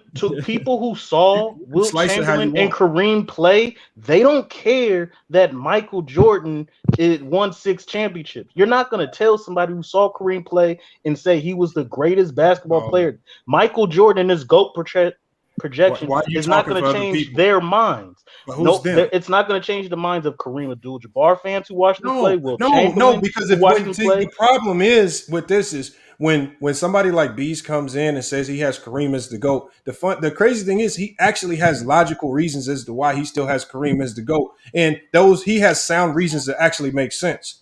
The people who still keep Jordan as the GOAT, your arguments are horrible. And this is one of the reasons why I made videos saying why Jordan will be forgotten, his legacy, and the things that he actually was great at are going to be tarnished because Jordan fans don't know how to talk basketball. They just push bad narratives, just like 4 and 6 in the finals. And they have people like you. So is this going to turn into why Michael Jordan is the GOAT?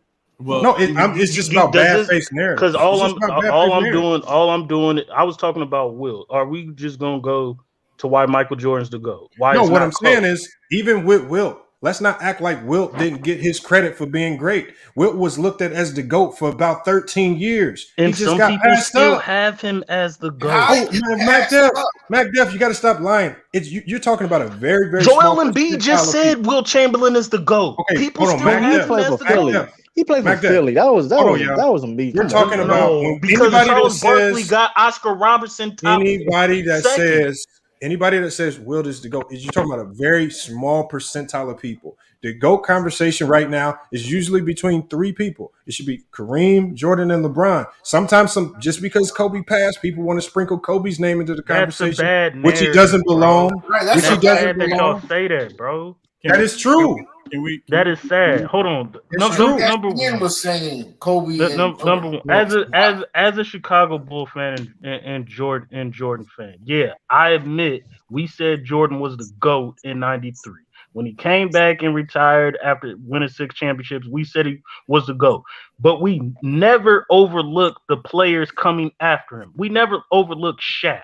We didn't overlook Kobe and say they were never going to match Jordan. We looked at them and we were watching. When LeBron James came in as the chosen one, we didn't debate, we didn't mock him. We came in and we watched with all credibility. We watched Shaq and Kobe's career, and we can debate, and we'll say as a Jordan fan off the top, because before finals losses came in for LeBron, it was about championships. We said, A, they don't have 6 like Jordan, and A, they ain't undefeated.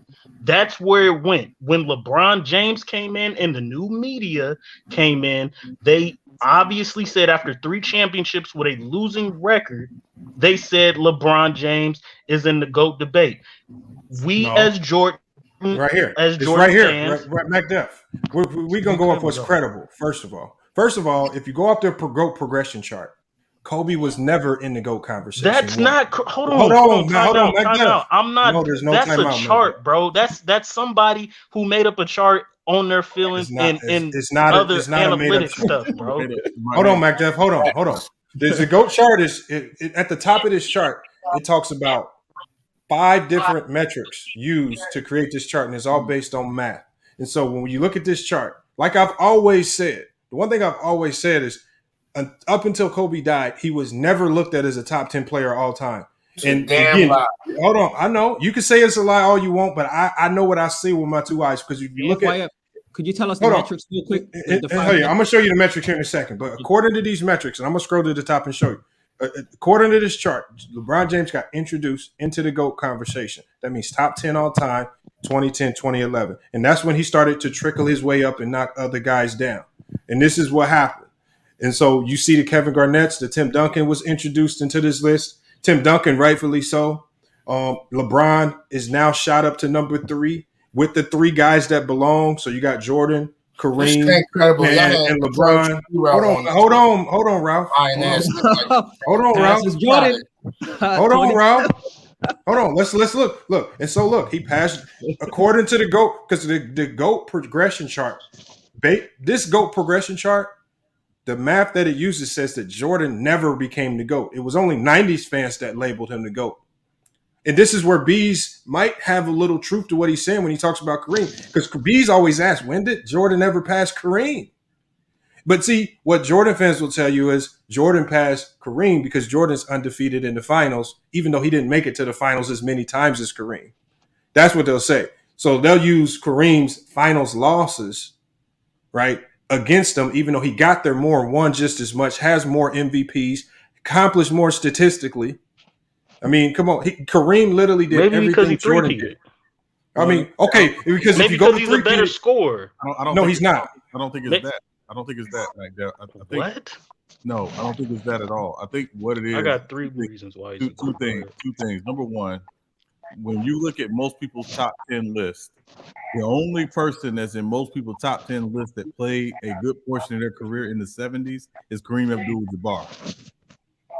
Most people have people in their top 10 who either played in the 60s, the 80s, 90s, and on forward. Why is that? Because the 70s is the only decade in NBA history that does not have a true dynasty.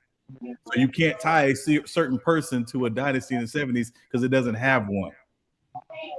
So when Jordan comes in the 80s, in the mid 80s, and does his thing in the 90s, leaves and comes back and wins again, then everybody's like, wow, this guy's the best ever. He was able to take 2 years off, come back and win 3 more championships.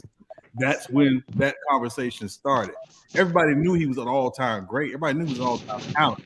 But the fact that he was able to take the 2 years off and come back put people in a different space when it came to that conversation. It was almost like what Kareem didn't even matter, because Kareem, number one, didn't have the same level of marketability, if we're being real. That's number one. And number two, he didn't play in the era where they were on TV, and he didn't play in the highlight era. Jordan did.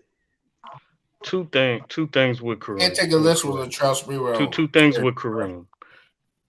Kareem played in the era where there was another league of all-time great players with all-time great coaches for at least 6 years.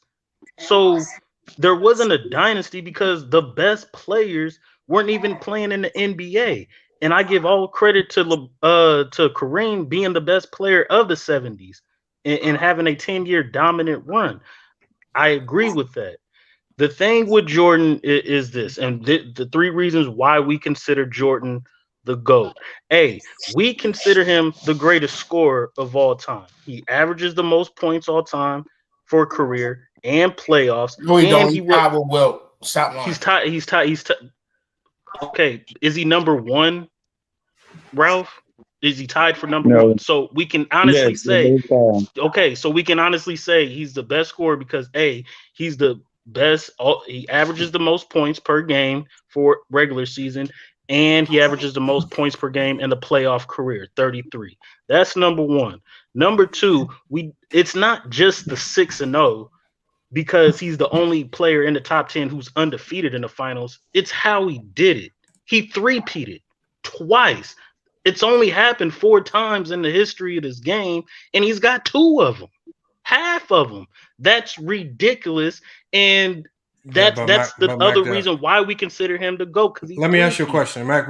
Your argument. I'm not even gonna knock your argument. Okay, we'll go with your logic. We'll go with your logic that there were 2 leagues when Kareem played. There were 2 leagues. So How much are you willing to penalize Kareem because there were 2 leagues and the talent was split? Does he just get knocked down one spot, or does he completely get knocked out of your top 10 and you elevate guys like Duncan, Magic, and Bird over them? Or do you keep Kareem over all those other guys and you just bump Jordan ahead of Kareem while you bump Kareem to number 2 because of so you only use that? Are you using that same logic with Kareem versus everybody in the top 10? No, or just because Kareem I didn't being at number 1? I didn't downgrade Kareem for having for playing in the set. I just said he was the best player. I said he was the best player. What you said, MacDuff, was you said when he Correct, played, there was 2 leagues. Okay, so Yes, what I'm I saying said is, that. how much are you willing to penalize Kareem? If that's your argument, hold on 1 second, please. If that's your argument, that's not. If that's your argument, the then how much is are you not willing penalizing him? Okay, so if you're not going to penalize him at all, then he stays at number 1. Why would I penalize a great player? Then why did you bring that argument up?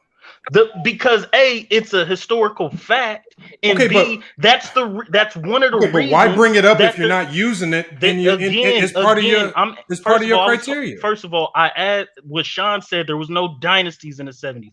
I gave reason to that because there was a whole nother league of great talent and great players. There might have been a dynasty in the 70s if all the players came in. I think that's not horrible. If the league was diluted with talent, that doesn't make Kareem a bad player. I'm not going to penalize him for that.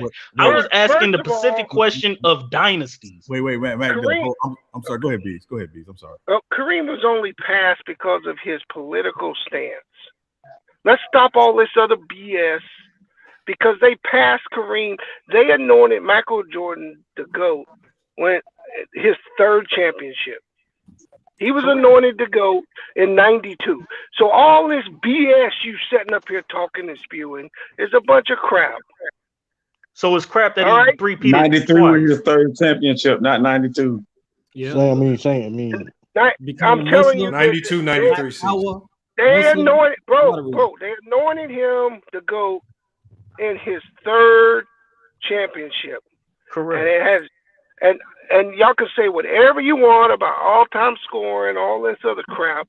He was anointed because of his political stance was directly contradictory to Kareem's political stance. That's all it was. You can add all that other crap that you want to add, but that's not what happened. That's all I wanted to say. And I just wanted to point out, yes, there were 2 leagues in the early part of the 70s, but the NBA-ABA merger happened in 1976. So all the great players from the ABA came to the NBA, and Kareem still dominated. I said, bro, I said that. I'm not penalizing Kareem. You said there was no dynasty. I said, well, maybe there wasn't a dynasty because there were 2 leagues. You couldn't get all the best players. It doesn't. I'm talking about team-wise. Kareem still was the best player, hands down, in the 70s. I'm not penalizing him for that. I'm talking strictly dynasty. MacDuff, I got one question for you. Why come the guys in the 70s and 80s don't say he's the GOAT? Say who? Michael Jordan? Players, tons of players. Correct, and I said that at the beginning. I'm asking you. Look, I'm answering the question. Stop! No, I'm answering the question. Give me a bunch of vomit. Why do you think the players that played with him and preceded him don't call him the GOAT? You tell me. That's the question. Go ahead. Go ahead. I don't know. Go ahead.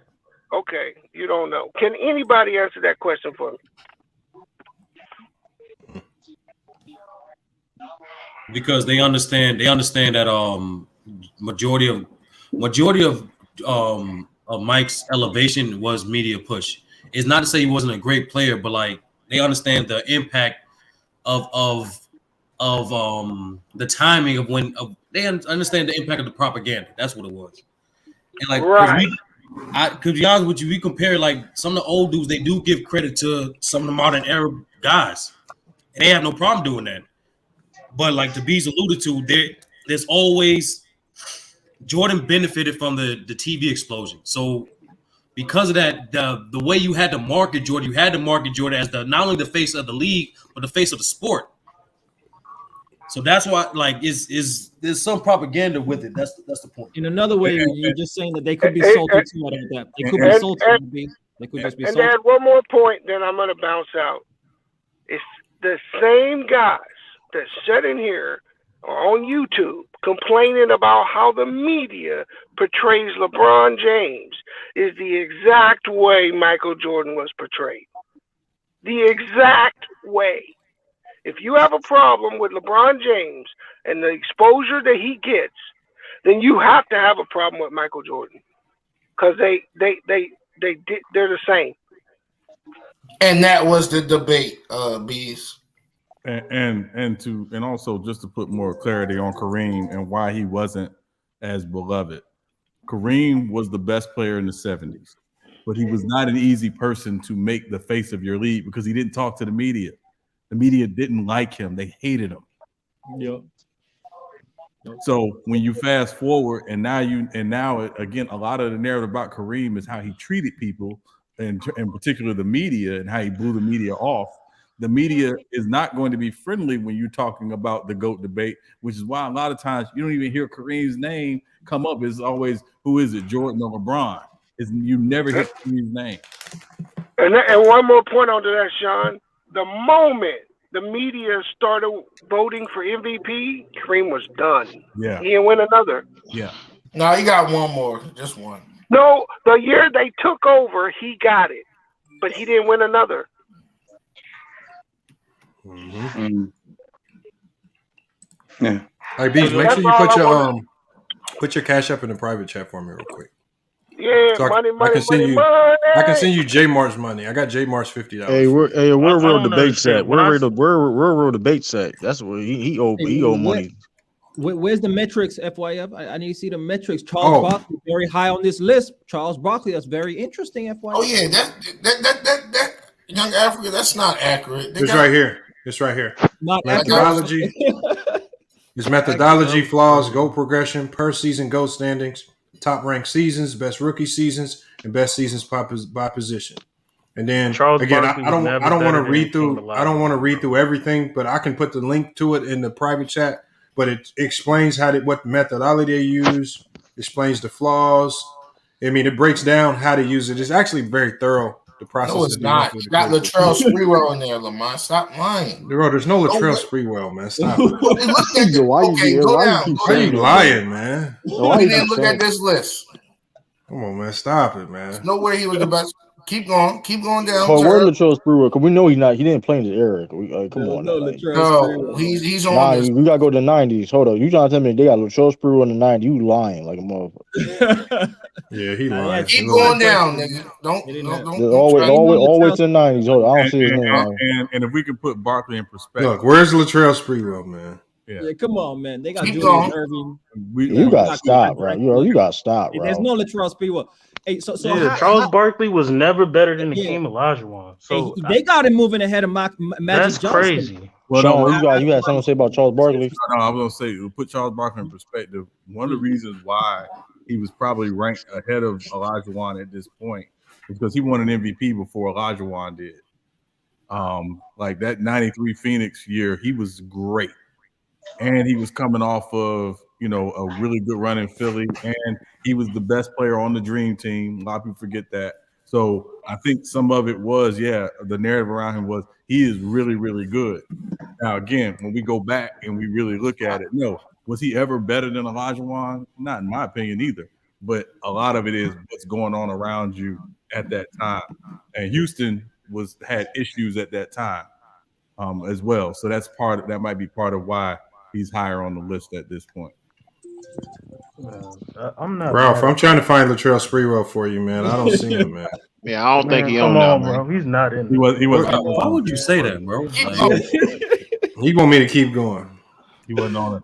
Come on, bro. There's no all Latrell black people look Sprewell. like to you, Ralph. Ralph, there's no Latrell Sprewell on this Man, list. stop it, man. Yeah, that's just a waste of time right there, man. He knows that there's not. What Ralph saw. They have other lists for different rankings toward the bottom. Bro, he's out of the league at this point. He's literally out of the league at this point. Yeah, I know. I'm just trying to show Ralph, man. I'm just trying to show Ralph, man. That's all. That list you had the other wasting time doing this. What list are you talking about, man? Yo, you know you capping, yo. How? Oh my God. What? Man, you just said it was on one of these lists, brother. It don't exist. Yeah, it's not on here. There's no Latrell Sprewell. Ain't no been on. He's not on there. Sure. No, we know he's not on there because this is the second time we've looked at this. He's not on there. Yeah, No, the point is, Mike Depp, is more so your criteria. Like your criteria has to be when you judge players, you judge them on a criteria that's consistent throughout, not just circumstance. Because every great, that's the thing about great players, they take advantage of the circumstances presented in front of them. So they all gonna have their little narrative, little achievements here and there, that you do little unique things here and there. But at the end of the day, you gotta judge them on a common platform as close as possible. Right. Based on based on everybody's criteria, resume, this, that, and the third, we understand that Jordan should be top 2, top 3. But Kobe, based on resume, based on career, based on criteria, he should be top 5. No, he's not. Hold on, Mac Def. Like I told you, Mac Def. Before he passed, you would be hard pressed to find a top 10 where Kobe was in it. He's usually fell 10 to 15. Yep. Now, after he passed, and everybody catapulted him up into the top 5 somehow, because a lot of you fans spent a ton of time hating on him during his career. He was one of the most hated players in NBA history ever. Nobody liked him, and he didn't get likable, or a lot of people didn't start liking him until when he came close to retiring, and he started doing a lot of charity work and foundational work, and you saw the different things he was doing for communities, and he became much more likable. But until then, you guys hated him. It's just funny how people catapult him and really act like they've always had Kobe in their top 5. I did. I always had Kobe in my top 5. I think I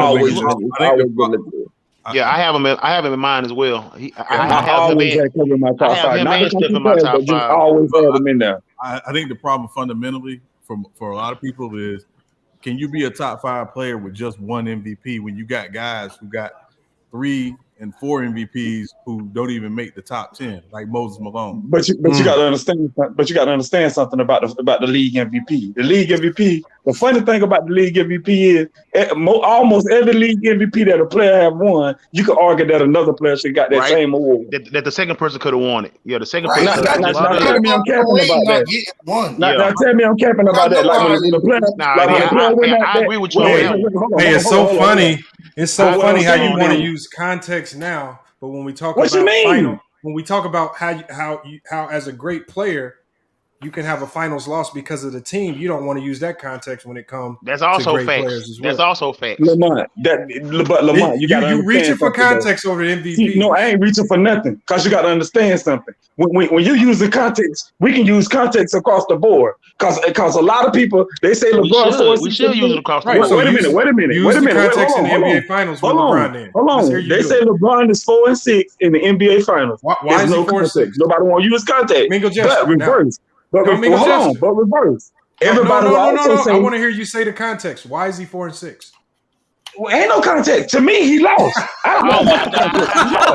You just proved this point, bro. You just proved this point. Wait a minute. Y'all didn't let me finish what I'm trying to say. Man, you ain't saying nothing. Y'all didn't let me finish what I'm trying to say. Oh my God! Y'all not letting me finish what I'm trying to say. You cut me off before I can finish what I was trying to say. Go ahead, Mingo. What I'm saying is, okay, LeBron is 4-6 in the finals. Y'all say nobody used context. But those same fans that say nobody used context will say Jordan 1-9 in the playoffs. No context. The 1-9 in the playoffs. So what's the difference? We said as a rebuttal, though. We used it as a rebuttal to the dumb shit. It's we used it as a rebuttal to the dumb shit. Hey, just because someone has bad arguments, you can't mention bad arguments. No, hold on. First of all, y'all, nobody just walks around saying Jordan 1-9 in the playoffs. Exactly. Yes, Nobody usually, yes, they do. That's context. Yes, no, Mingo Jester. That's context to the people that think Jordan only played in the 90s and didn't lose a playoff series ever. Because you criticize LeBron for losing in finals when LeBron spent half his career in the NBA finals. In most of those NBA finals, he wasn't even a favorite. Yo, Mingo, can I ask you a question? Hold on. What's LeBron's record in the second round? I don't know. What's his record in the second round? They don't care. No. Why you don't know that? I thought that's what we doing, right? When I don't know. I don't know what nobody record is in the second round. I don't know what Kobe is my favorite player. I don't know what his record is in the second round. In the modern era of basketball, hold on. In the modern era of basketball, there's 4 rounds. There's the first round, the second round, the third round. No shit, Sherlock. The fourth round, right? So I'm trying to follow your logic. So you said LeBron It wasn't always that in the 80s. Oh, he was 4-6 in the fourth round, right? So I'm asking you must know his record in the second round. Cook because him. that's what we're doing now. Cook him. Separating the rounds. Yeah.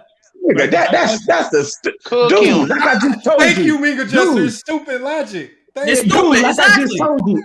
No, it ain't. Because like I just told you, I don't know what Kobe record is in the second round. What the hell does that matter?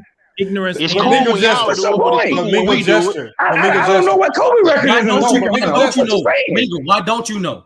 Sturdy. No, the Who Mingo fa- Jester. who- The point Sturdy just proved is that judging players by round by round records doesn't make sense. So for you to just say LeBron is 4-6 in the finals, just like you said, judging him by his first round record is stupid. Judging him just solely by his finals record is stupid as well. You just Who plays better competition? Because that's literally just the fourth round of the playoffs. It's just the fourth another round of the round. playoffs. It's just another round. It's just another round of the playoffs. That's all. Man, y'all can make all the excuses y'all want. Oh, okay. Now we make Excuses, nigga. All I hear That's is facts. Mingo Jester, you Tough said it was stupid. competition. You said it was I stupid. know You did say it it was stupid. I said what you said was stupid. That's what I said was stupid. What you said, 'cause I don't even know what Kobe first record is in the second round. Why don't you? What does that? But you know the fourth round, you don't know the second round. The second round is important. I know Tim Duncan made it to the playoffs every year. LeBron didn't. So Tim Duncan better than So LeBron. you have Tim Duncan Fight above Kobe. So is Tim Duncan better than LeBron? I got Tim Duncan 5 and LeBron 6. He has Kobe Smoking 7. dope. Mac definitely You smoking changing his dope. list up every day. No, that's the point. Hey, He has man, criteria. You don't have- you can't have it. Hold on. Why? Hold on. Somebody man. explain to me why is LeBron over Tim Duncan? No, why is Tim No. Duncan above Answer the Kobe? question. Answer the question. No, answer the question. Answer that question. What I just asked the question. You can't answer it. More versatile. Because I don't players, have Tim better Duncan passer. above LeBron. Oh, okay. Cool. I think. But why is Kobe above Tim Duncan? He, like you said before, You do Tim have Duncan LeBron missed the over playoffs. Tim Duncan. Well, Sturdy, like you that, do why have can't you answer LeBron the over question? Tim Duncan. No, don't I you? answered your question. Why can't you answer my question? Answer the question. Stop pussyfooting around, Sturdy. Yes, I did answer the question. No, you did not. You have LeBron over Tim Duncan, and I'm asking you why. Higher peak, better longevity, and more impactful player. Better Why is Kobe above Tim Duncan? Higher peak. I don't know about better. Yeah, Mac Def, that is crazy. If you got Kobe, He still didn't answer the question. Hold on, bro. You was talking all that shit. You let Mac Def answer. Hold on. I'll answer Mac Def, you Sturdy's gotta answer question. that. Hold on, Tyra. I'll answer Sturdy's question. Then I'm gonna cook him on Tim Duncan versus LeBron. The reason I have Kobe over Tim Duncan. Head-to-head battles in the playoffs. They faced each other 6 times. Kobe's 4-2, averaging 29 points per game. And yes, by the way, he did beat Tim Duncan without a top 75 player on his team. And Tim Duncan had. Did they play one-on-one or some shit? Can I finish the question? Nigga, y'all use that same thing with LeBron and Kobe. They're playing horse. He's 16 and 10 against him in the head. Y'all use that same shit. I don't want to hear that. Go ahead, Mac. That's team. And it doesn't matter. They still use it, Lamar. They say 16-6 against LeBron and Kobe. They say that same thing, so I don't want to hear that. Well, he also outplayed Kobe in those games one-on-one. He also outplayed him. What the fuck he did? And Kobe outplayed Duncan. And Kobe Hold outplayed on, Duncan. put your money up. Who just said he didn't? Put your money up. No, he didn't. Now, but the Put your nigga money was up. injured in the fucking first quarter, and y'all put Let's that not against argue. him. Let's not argue. If you Kobe saying that, got better numbers versus that nigga, y'all lying. if LeBron can I James didn't finish? out, go ahead, brother. Go ahead, brother. I'm just gonna try to answer. Y'all go one at a Sturdy's time. question. Go ahead, so the number one reason is because head to head they were both dynasties. So who was better? Kobe has the 4-2 record, averaging 29 points. And yes, by the way, he did beat Tim Duncan without Shaq. Number 2, Kobe on the offensive end is by far better scorer, a better passer, and playmaker. on the defensive end, yes, Tim Duncan is a better defensive player. But from the decade of the 2000s, Kobe had more first team all defensive selections than Tim Duncan. I think it's closer defensively than what people give credit Kobe for, but I would definitely say Tim Duncan is a better defensive player. Also, in that decade, Kobe went to more finals, won more championships, and was the all-time scorer in that decade with over 20,000 points from 2000 to 2009 in that decade. So he has the winning record against him. He's definitely better offensively, has more first team all defenses, more finals appearance, and more championships. Now, Tim Duncan versus LeBron, defensively, it's not close. It's not close. Tim Duncan's way better than LeBron, and his impact defensively is better than LeBron's impact offensively. Get at me. What? Can I retort? Get at me. Wait. Hey, can I ask a question? Let Sturdy go. Tim Duncan versus LeBron in the finals? No, Sturdy, because Sturdy asked him the question. Let Sturdy go. No. Wes just pulled up. I got to let West and Bees go. Let me. Hey, I got a question about this. He made the argument that Kobe and Tim Duncan were equal defensively. That's a joke. Second of all, not really. I didn't say he was better than Tim Duncan. Yeah, you did. Yeah, no, he did not. I did not say that. Tim Duncan was a better Can y'all let Bees finish? He said it was closer. Bro. The fact that he highlighted it when he went to LeBron, that's what he was saying. Because when he went to LeBron, he made sure he let you know that them two weren't close. So he was saying that Kobe and Tim Duncan were equal or Kobe was better. So stop. I did not say that. That's cap. I didn't say that. That's cap. Second of all, He did not say that. That's cap. Let me fucking finish. I listen very well. Okay? Yeah, and you're wrong. Second of all, how can you put a guy over a guy like Tim Duncan or LeBron that spent 5 or 6 years where he wasn't even the best player on his own team? I mean. Can I answer the question? I'm gonna let you go. Let him finish, Mac. Yeah, go ahead. Because, like I said, I can never put Kobe over Shaq because when they played, he wasn't better than Shaq. I don't care that he got 2 titles later. He was never, his peak was never greater than Shaq. Never. At no point. Wrong. So, and I wouldn't put him above a player like Tim Duncan or LeBron that came in the league from day one as one of the elite players in that league. I give him credit for getting to elite status. But Tim Duncan and LeBron walked in the NBA running. Kobe was on the bench. Bees, why is it important? Lamont, let me get him after this, man. Let me cook him. Wes, you got next. Go ahead, Wes. Why is that important? Of course, Kobe didn't come in the league running. He came in out of high school and he had to sit on the bench. First of all, it was Shaq's team. Second of all, what did Shaq do without Kobe? Dwayne Wade was the one who won that championship in Miami, and Shaq got swept. I didn't interrupt you. He was in the MVP race. I didn't say a word, bro. Hold on. Let me finish. Let me finish, bro. When he was in Orlando, and he was the best player on the team, and he went up against Houston, and Hakeem Olajuwon was the best player on the team, he got swept. Yes, he did. Okay, so he averaged 26 and 15 though. Just saying.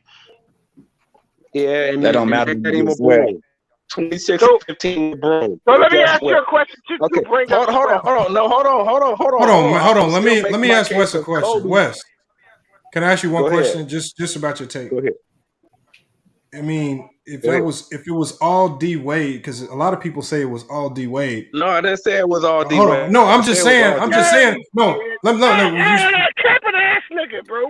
What I'm saying is, you said that championship was all D Wade, but if I'm you go look at D Wade got the MVP of the finals. Hold on. Let me tell you this. If you go look to the 04-05 season, the MVP of that year was Steve Nash. Who was runner up for MVP? Shaq. Shaquille O'Neal. Okay. Let me ask. Can I respond to that? Can I respond to that? D Wade. Hold on, y'all. D Wade wasn't even in the top 10. Kobe was second MVP. Oh, he was 8. He was 8. But he's not no fucking. You gonna let me talk, or you just gonna keep interrupting me? Bro, yeah, let him talk, man. Go ahead.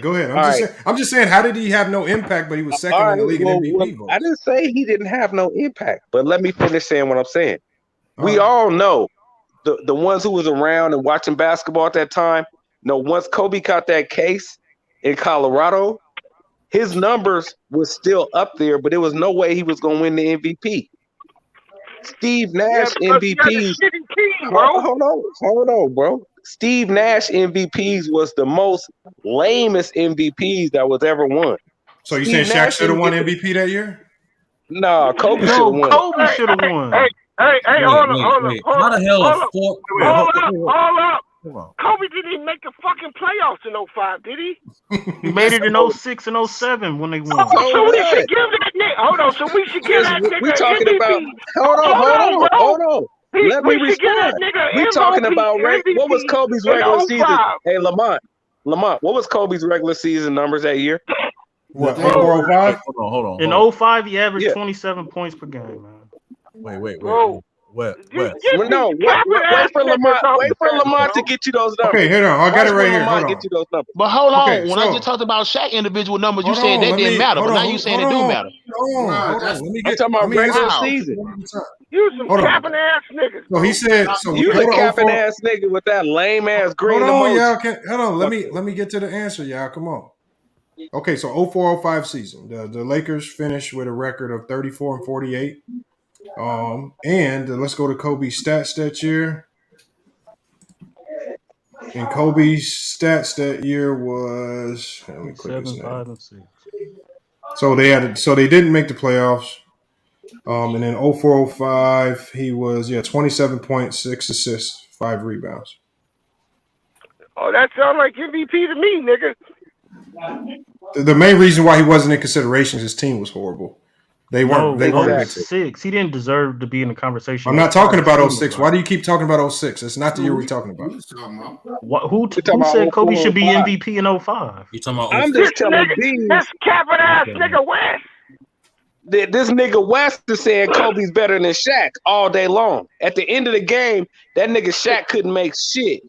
You can't give the ball to Shaq to take you home in the fourth quarter. Hack a Shaq. Okay. West. If Shaq was so good, why they could never get past the Jazz? West. Okay. Until Kobe got in the lineup, motherfucker. You know Kobe was there. You know Kobe was starting when they got swept by the Jazz. No, he was not starting, nigga. Hey, I ain't got that nigga in my top 10. It don't matter what you say. Yeah. You filibustering ass. You don't have Kobe in your top 10? I got Kobe in my top 5, honestly. I do. That's what I said.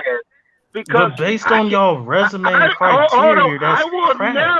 never, ever put Kobe above Shaq. He's above Shaq. He's a hater, man. You're just a hater, bro.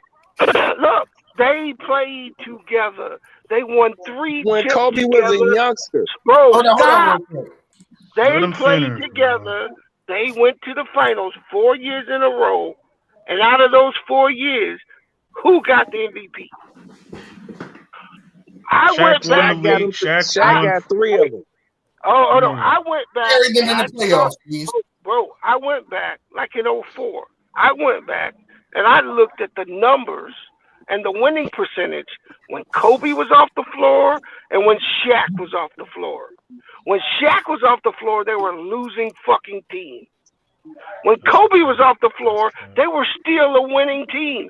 Go do your research. Go do your research. You want the 1 year. Hold on. Let me respond to that. Do you know why that team? That team was built around Shaq. When they built the team around Kobe, Kobe was way better. When they got him Pau Gasol and they got him Lamar Odom and they got him regular season MVPs. Hey, is Trudy King still on the panel? Hey, hold on. Who had the longer prime, Shaq or Kobe? Kobe. No. Easy. No, it's Easy. not, bro. No, it's Shaq. No, it ain't no damn What Shaq. Shaq did last night, lying ass It's nigga. actually, if you want to be technical, it depends on how you feel about Shaq in 2006, 2007. That's 14 seasons. Kobe's prime was 13. Shaq was No, it 13 wasn't. at worst. At worst, 13. We can go over it right now if you want. Yeah, I would Like, say Kobe. niggas pretend hold on, Shaq- time out. Sturdy. Niggas pretend that Shaq was not fucking shit up since the gate, bro. Sturdy. Like, he was averaging 29 and second year Correct. fucking year, bro. Correct. What are you But when talking you about? say, listen, I can definitely say from 01 to 2013, from 01, Kobe averaged 28 points per game that year. In 2013, he averaged 27. That's Yes. 13 years. So I agree with you on that. There's no debate about that. 13. When you have to say, depending on how you feel about Shaq in 05 and 06, that hold on, time out. That eliminates your whole I said take. If we have to 2006, think- 2007. if we- hold on. I didn't If say we have 05. to I said think about 2006, Shaq and- 2007. Mac Def, No, listen, Mac. Hold on, Sean, real quick. Yeah. Listen carefully, Mac Def. I said, if depending how you count 2006, 2007 year, that would be 14. But at worst, he has 13 years of prime. Shaq. And Sean, before you go, and this question is to you. How do you feel about Shaq in 06 when they won a champion? Forget about 06, 07. How do you feel about the championship, Shaq? But by the time he got to the finals that year, he was washed. Okay. Now, hold on. But here's the thing. Check your ass up, Sturdy. Here's the thing, Mac Def. Here's the thing. Shaq was also a day one dude. Correct. His rookie year, I think he averaged 24 and 13 his rookie year. And then his second year, to Sturdy's point, I think he went up. He averaged 23 and 13. And I said his second year. His second year, he averaged 29. He was And second. 13. Yeah. He lost out on the scoring title the last day of the season to David Robinson in his second year in the league. So his prime is his rookie year to probably the first year in Miami. That's 14 years. That's 13. How you so Either you way, have a either way, the same amount. Either way, the same amount. Then don't. Okay, I agree with you, but don't say that he had a longer when it was the same amount. I just said keep that. the same energy. I said at worst it's the same. At worst. Hold on. Let me just add this. Let me just add this. Hold on. Let me just add this, bro. Hold on. Let me just add this. Because everybody would automatically assume. Hold on. I only asked the question because everybody would automatically assume They don't that it want would me be to talk because of the numbers. They lying. These niggas lying right now. Bro, can y'all wait and let people finish, man? Please. Let me just add this, man. I'm not saying Shaq is trash. What I'm saying is this. When you look at the difference between what Kobe can do at the end of the game and what Shaq can do at the end of the game, that's the difference. The fact that Shaq is always a liability at the free throw line and Kobe can take you home, that's a big difference. Yeah, the whole And point, that's Wes, gonna- is there is no end of the game if Shaq's not. Hold on the floor. Hold on. It was an end of the game when he lost to the Pacers in the playoffs. There was an end of the game when he lost to the Bulls in the playoffs. There What you mean was an end of the lost? They game won when he that lost to series. the Jazz in the playoffs. Wait, but Wes, here's the problem with the argument.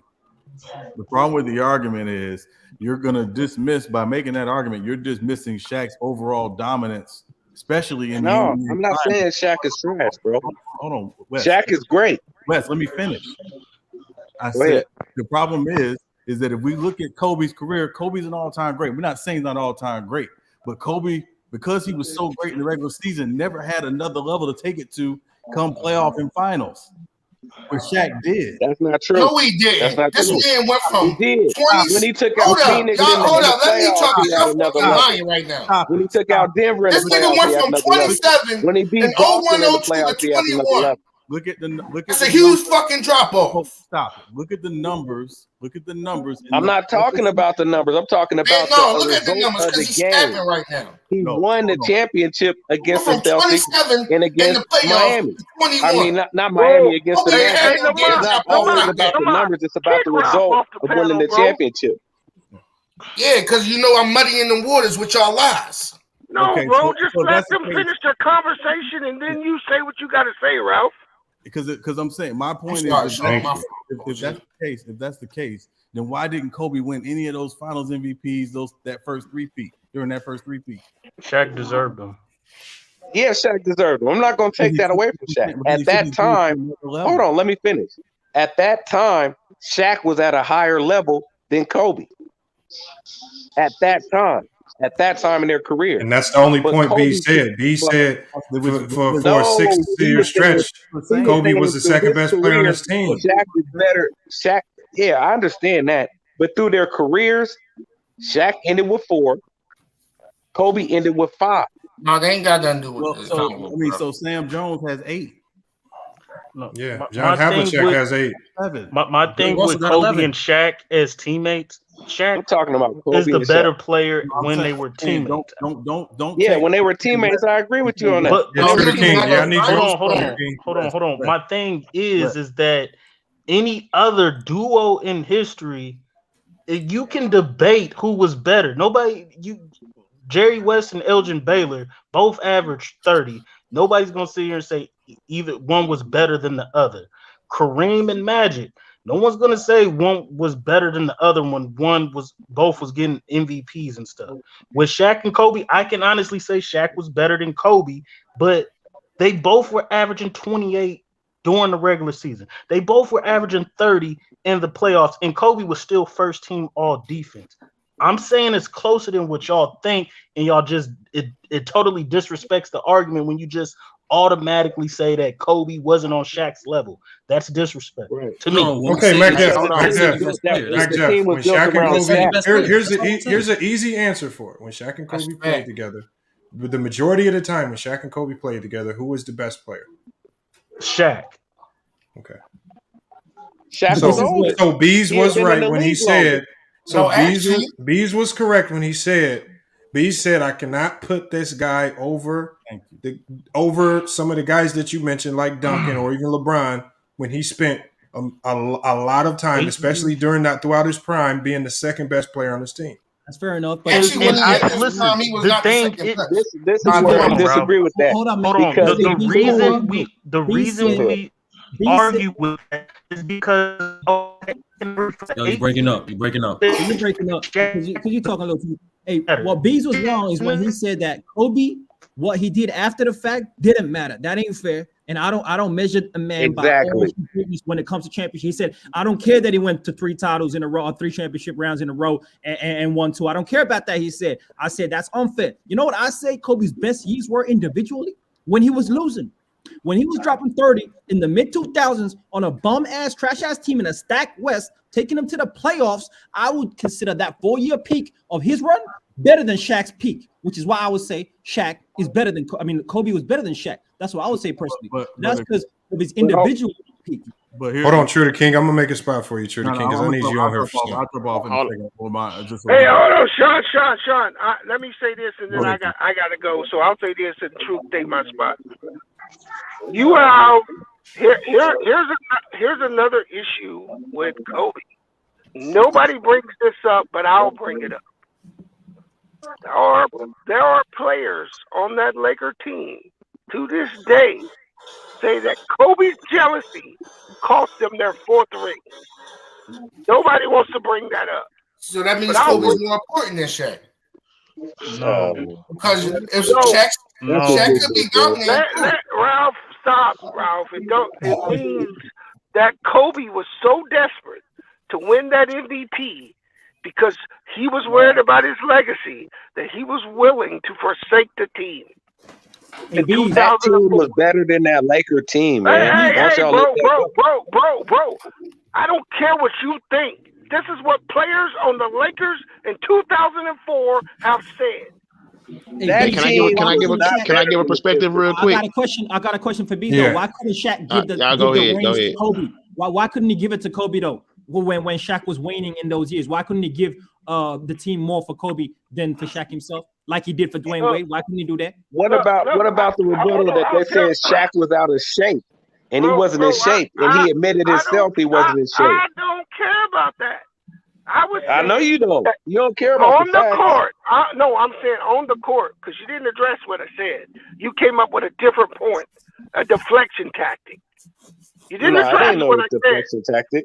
But young Africa, to answer your question, I am in agreement with you. I thought Kobe should have got the reins of the team at a point. But the problem is that in 2004, Shaq didn't see him as superior. That's why he didn't give him the team. And at Let me that ask you a point, question, bro. hold on, bro. And at that point, Kobe did some things between them two that created animosity, and so did Shaq. So I can see why he wouldn't give him the reins. Let me ask you a question, bro. Okay, that's fair enough. Go Let me ahead. ask you a question. Hey, do you think Shaq wins those 3 championships without Kobe? No one would ever say They that. don't win bro. without each other. They don't win without each I'm other. just asking him that. I'm asking him that. Come on. So I'm going to answer the question like this. I believe Shaq could have took a player a notch below Kobe and still won chips. Because the teams that they played in those finals, other than Detroit, weren't very good. Tracy McGrady bees. Tracy McGrady. Hold on. I Tracy said the McGrady. teams they played in the finals. In the finals. Bro, I said the teams they played in the finals, the teams that they would have an issue with, he may or may, bro, Shaq has a legacy as dominant as only Wilt. No, Okay. no. Now let me ask you Bro, this question. Do you think? Let me ask you this question. Let me ask you this question. Wait. Go ahead. I'm gonna Finish. say this. I'm gonna say this one more time. And when you start talking about dominance, Shaq's dominance is not as high as Wilt's, but it rivals Wilt. Let's not put Kobe up there because Kobe never dominated the game like that. Never. I think the other question is too, right? If you think about it, and we're just being honest, is it easier to find a Shaq or is it easier to find a Kobe? At that time, it was probably easier to find a Kobe, which is why guys like Tracy McGrady and Paul Pierce and Ray Allen and AI and Vince were like, listen, if you swap Kobe with one of those guys, Man, they would have won with Latrell Sprewell, man. Y'all gotta stop, man. Y'all gotta stop. Let me say something before. Hold on. Let me say something before the disrespect for Kobe gets elevated. Hold on. Before this disrespect to Kobe gets elevated, everybody that you said that's a notch below Kobe is not the two-way player he is. That's number one. Number two, Shaq in his career, no matter who he played for, he never beat Tim Duncan in the playoffs. He never beat the Spurs in the playoffs. Why I'm not making it a one-on-one matchup. Oh my God, man! Hold on, time out. Shaq did not dominate the Spurs. Talk real basketball. That's not real. I am, nigga. He never dominated the Spurs. Why are you talking about one-on-one matchup like it's boxing or something, bro? Because you're acting he like never dominated the Spurs. You said one-on-one. He never beat Tim Duncan in the Spurs without Kobe. I'm not addressing that comment. You keep saying Tim Duncan never beat Kobe one-on. Like, what are you talking about, bro? Like, hold on. What happens when you say that, man?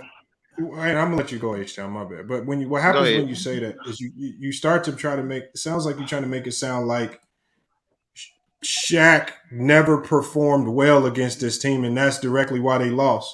When that's definitely not the case. That's not what I'm saying, and that's not what I interpreted. When I say that Shaq never, was Shaq the reason why they lost? What I'm saying is the reason that Shaq never beat Tim Duncan in the Spurs is because he needed somebody else to take over and beat that team, and everybody else that y'all named that's under Kobe, Latrell Sprewell and Paul Pierce at that time, they were not taking over no game against the San Antonio Spurs defense and being the number one guy and winning. Shaq needed that versus the Spurs. Wait, Mac Devlin. Here's the problem with that logic. The offense that the Lakers ran was the triangle offense, was it not? Oh wow. Yes, it was. Was it not? So it's feasible to assume that based on that offense and the success we had seen other wings having that offense, the guys could have put up some of the same numbers. No. Stop. No. That's That's not true. hold on, Mac. It's a spacing-based offense, is it not? Nah, That's that's not not true. true though. So I'm not. I agree with you about the offense, but to say that players in that system would have put up what Kobe did, no, I don't agree with that. why Ray Carson averaged over Everybody don't. 20 then? Hey, hold on. Why are we Let's talking look about at it Rick like this, Fox? fellas. Hold on, man. This right? Let's look at it like this, bro. Bill, At the end He's of the day, solid. man, Bill, hold on. Let y'all finish his point, y'all. Yeah. that Mike, team. one mic. Yo, bro, one mic, bro. Go ahead, H-Town. Go ahead, bro. All right, what I was finna say was that team needed both players, man. We don't got to put down neither one of those players. That's why we talk about them the way they were. It was Shaq and Kobe. Bottom line, they needed both of them. So I'm finna run y'all my list of my top 5, and I'm gonna tell y'all why I don't put champion. The argument that we have now is the reason that I don't put championships in it. I don't talk like one player played against another player, and now I'm saying that player is better. So this is my top 5, but I'm gonna tell y'all why. So I got Bron, I got Jordan, I got KD, I got Kobe, and I got Steph. But let me explain why before y'all get mad. Okay, I look at these players as the most talented players I've ever seen over a long period of time, because longevity actually means something to me. Being great a long time means something. Watching what Steph has done in this league with that 3-point shot, watching what LeBron has done with his all-around versatility, watching what Kobe did for as long as he did it, because I really have him and Mike kind of as the same player. Watching KD be the most elite offensive player I've ever seen, and no, I don't just care about one end of the court, but I feel like who you play against matters. So when I heard the brother bring up the back-to-back championships that Mike did, I heard in a rap bar today when I was listening to some battle rap, and Loaded Luck said, "Nigga, it ain't about it's about who you played against." So like that's what I look at. Those championships, that era that Michael Jordan won those 6 titles, there's no team that LeBron couldn't face out of that whole squad and wouldn't go 6-0. I don't think him, Kevin Durant, Steph, if they played against those exact same teams, they would go 6-0. Who you played against matters. So that's why I look at these guys individually as the most talented players that I ever seen come across this game. That's just how I look at it. I don't know if they can be argued. But go ahead. I'm listening. How do you have Steph and KD above Shaq? I'm not entertaining that shit. Okay, so I'm gonna say it again. Hold on. Let's break it down a little bit. Hold on. Let's break it down again. Hold on. Let's break it down reverse. Let's break it down reverse.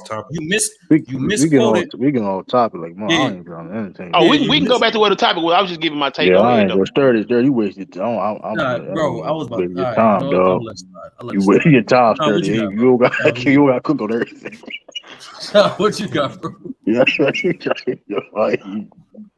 Yo, he misquoted Lux, bro. He misquoted Lux. He did though. That's what I'm saying. He did. How did I misquote him?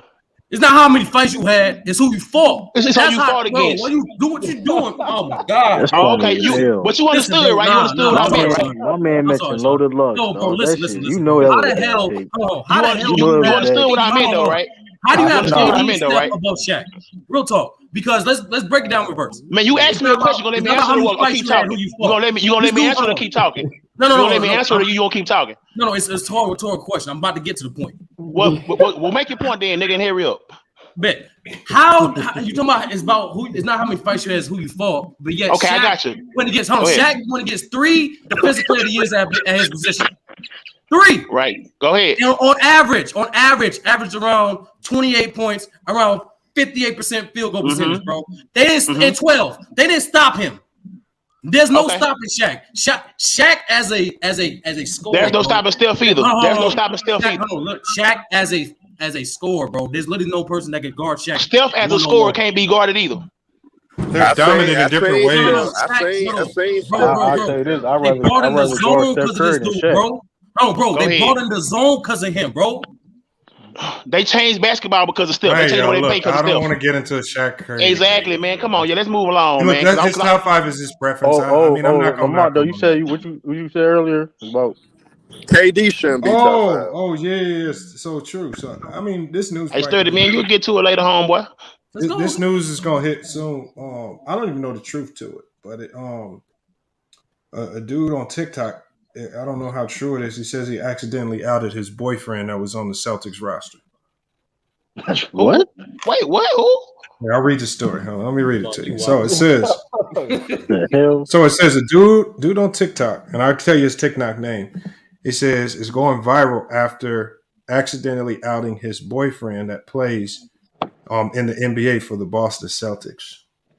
And it says a guy on the TikTok by the name of Christian Online has social media users going nuts over a single video of him during an NBA game. And so I'll put the video on my screen because I'm looking at it on my phone right now. But he accidentally like posted a message. I think it was meant to be private or something. I don't know what he was doing, but it was like a video, and then he had a caption that says, "When your boyfriend's team is losing again." And then he had another message that again I think was meant to be private because he had this from another game where he said he was sitting next to his boyfriend's baby's mama. Oh, word. And so it says so this boyfriend have a baby mama though. So this came about. This is the game when the Clippers played the Celtics. It said at the time of his most recent post, the Celtics were losing. As you can see, that's why many people alleged it was a Celtics player. But then it also shows that people identified who the woman was. And I don't even know if this player even has kids or has a baby mama, but everybody's saying that it's Grant Williams. Man, Grant got kids? Allegedly. Yeah, that's speculation, man. We can't. It says yeah. So I mean, no, the video's out. No, it's a video and everything. But he didn't call him by name though. No, they say he accidentally outed him, and when he posted the second video, said, "I'm annoyed. I'm sitting next to my boyfriend's baby mama." And then social media goes to work when he put the camera on her. So they went to work trying to see who she was. And everybody's saying it was Grant Williams' baby mama. Oh, he got kids? I don't know. Damn. Man, I hope not. Oh man. Why they believe that guy's telling the truth? My whole thing is though. I mean, it's technically. I mean, this is the NBA. It's no surprise. You see, it is. Now the outing thing and putting that out there is like that's kind of like. That's kind of weird. I thought that was frowned upon in their community. That's put somebody out. Like it's weird. It's like now it's like you out and like that's his person. No, he accidentally. I think he accidentally did it. I don't think he intentionally did it. I don't know. True. You say you ain't surprised Grant Williams kind of might. Bro, I'm not, bro. Listen, bro. Majority, a lot of people. There's a lot of gay people in the NBA, bro. Okay. It is what it is. Okay. It is a fact. It's a fact, though. I'm not like this is like. Well, hold on. We don't know if that's facts because you don't know him personally. Listen, I'm not. Listen. Like you don't know him personally. Listen. Listen. It's not like that whole. Remember what's the dude name? Collins came out. It was like it wasn't really a big deal. When it wasn't a big deal because listen, like it's not a big deal. It's just crazy. Like, I'm not talking about the NBA. I'm talking about this sports period. Like people don't listen, man. You have character. You have people come from all different walks of life. Yeah. And do you think every basketball player is just the same? You think every basketball player is the same? They have same beliefs and stuff like that. Most likely. Do you think the teammates would know if that was the case? They probably do know, and they probably don't care. No, they don't care.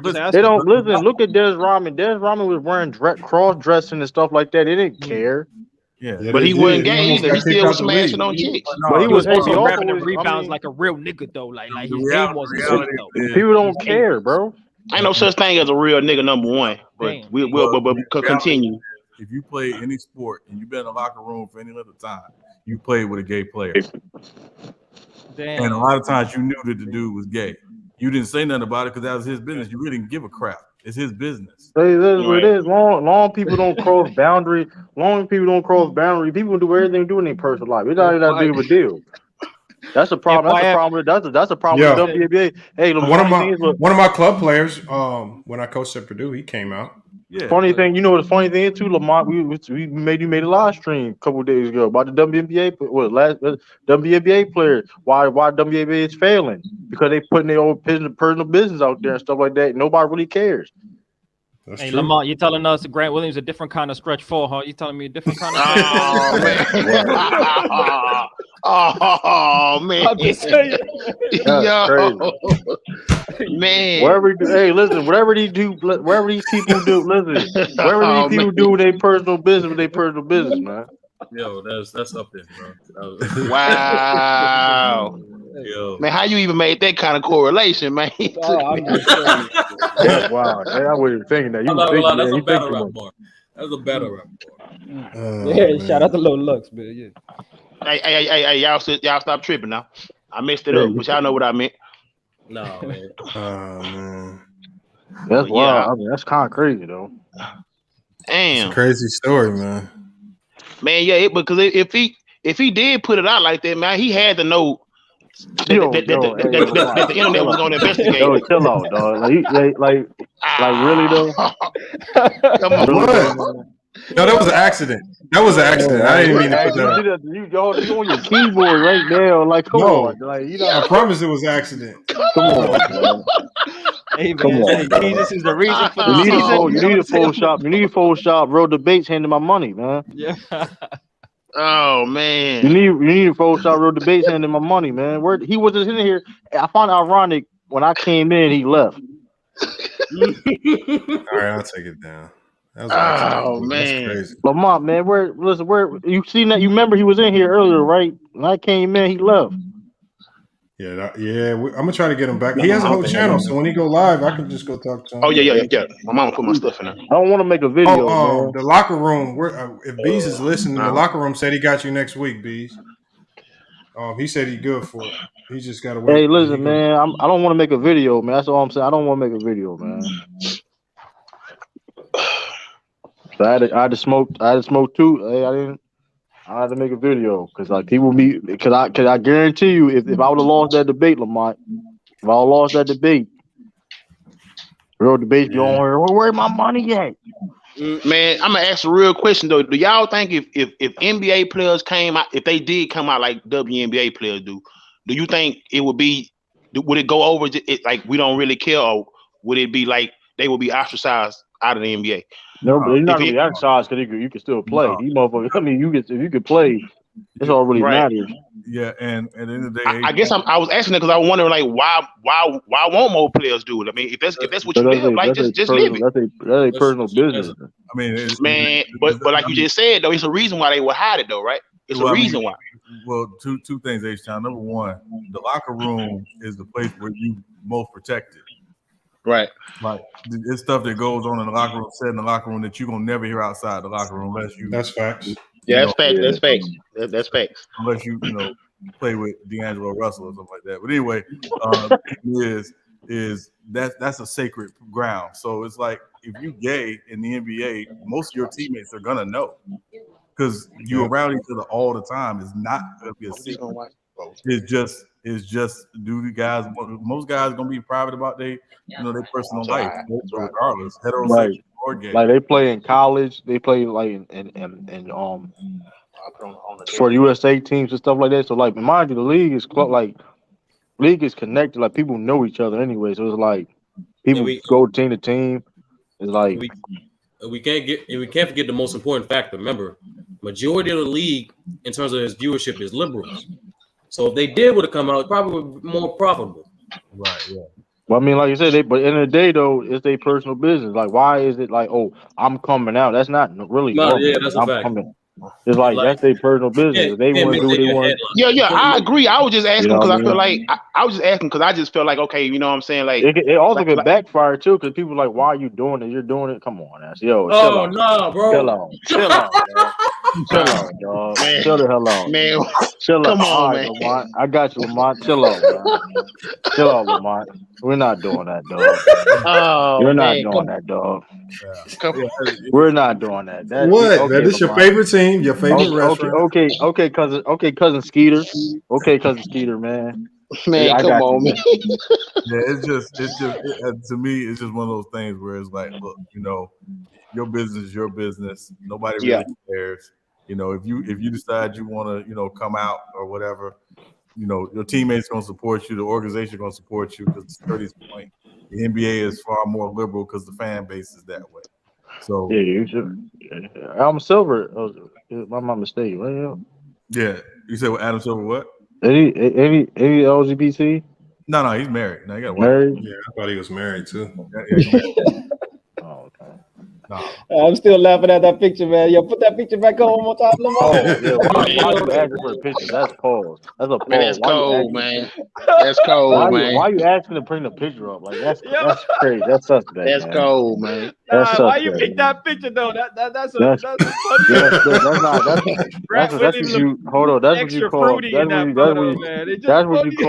That's what you call Photoshop, man. That is not. That's what you call Photoshop, man. That's what you call Photoshop. So you said we can't find this on your IG? It's not on Instagram, bro. What are you talking about? That's an actual place, bro. Yeah. Photoshop. So it's that is man. a real place. I never been there though.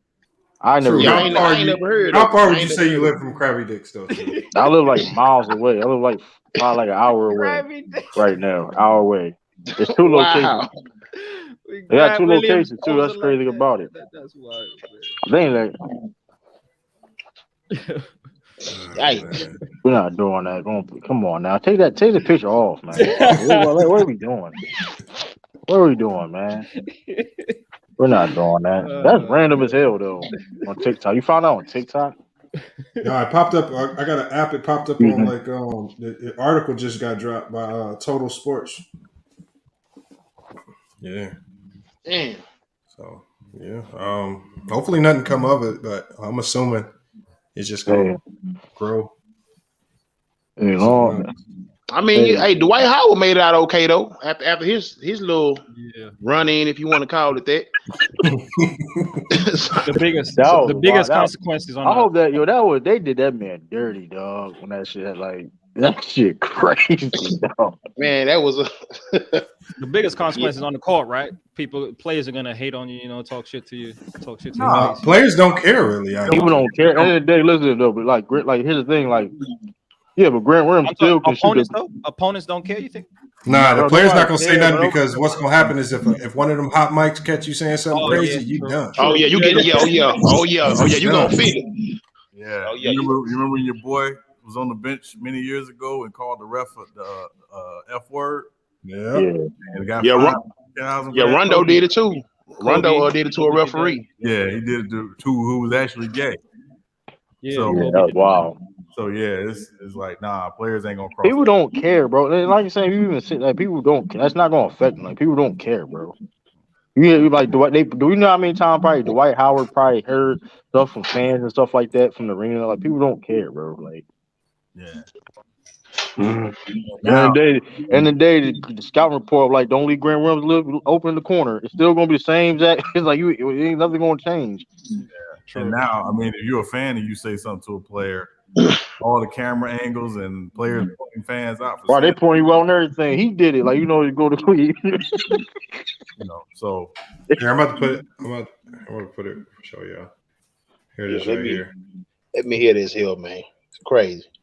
That's wild. Hold on. I don't know. My internet's messing up. I'll put the article up. Y'all can go play it on your own. Hold on. All these ads popping up. Hey Sean, man, your Heat they winning, bro. Tough comp. They beating the Houston Rockets, man. You say what happened? We losing? Rockets won like what, a 3-game win streak, 2-game. Yeah, win streak? we just beat Milwaukee. We beat the Suns, and I don't know who we playing tonight. Miami. Yeah, we might be turning the corner a little bit. It might be a small corner, but we turning it though. Calm down. Hey, come on, man. Let me get a little hope, man. Let me get a little hope, man. Nah, y'all need to rebuild it, man. Yeah. Y'all know we rebuilding, man. We on the struggle. We on the struggle bus right now. This is good Astros. We on. Y'all been on the struggle. Y'all been on the struggle bus since James Harden left. Hey, come on now, Mingo. Just we ain't need that now. We ain't need that. You went too far, man. You went too far. Who you talking about? The Rockets? Yeah.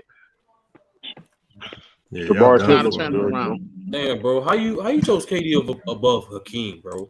You be ashamed of yourself, bro.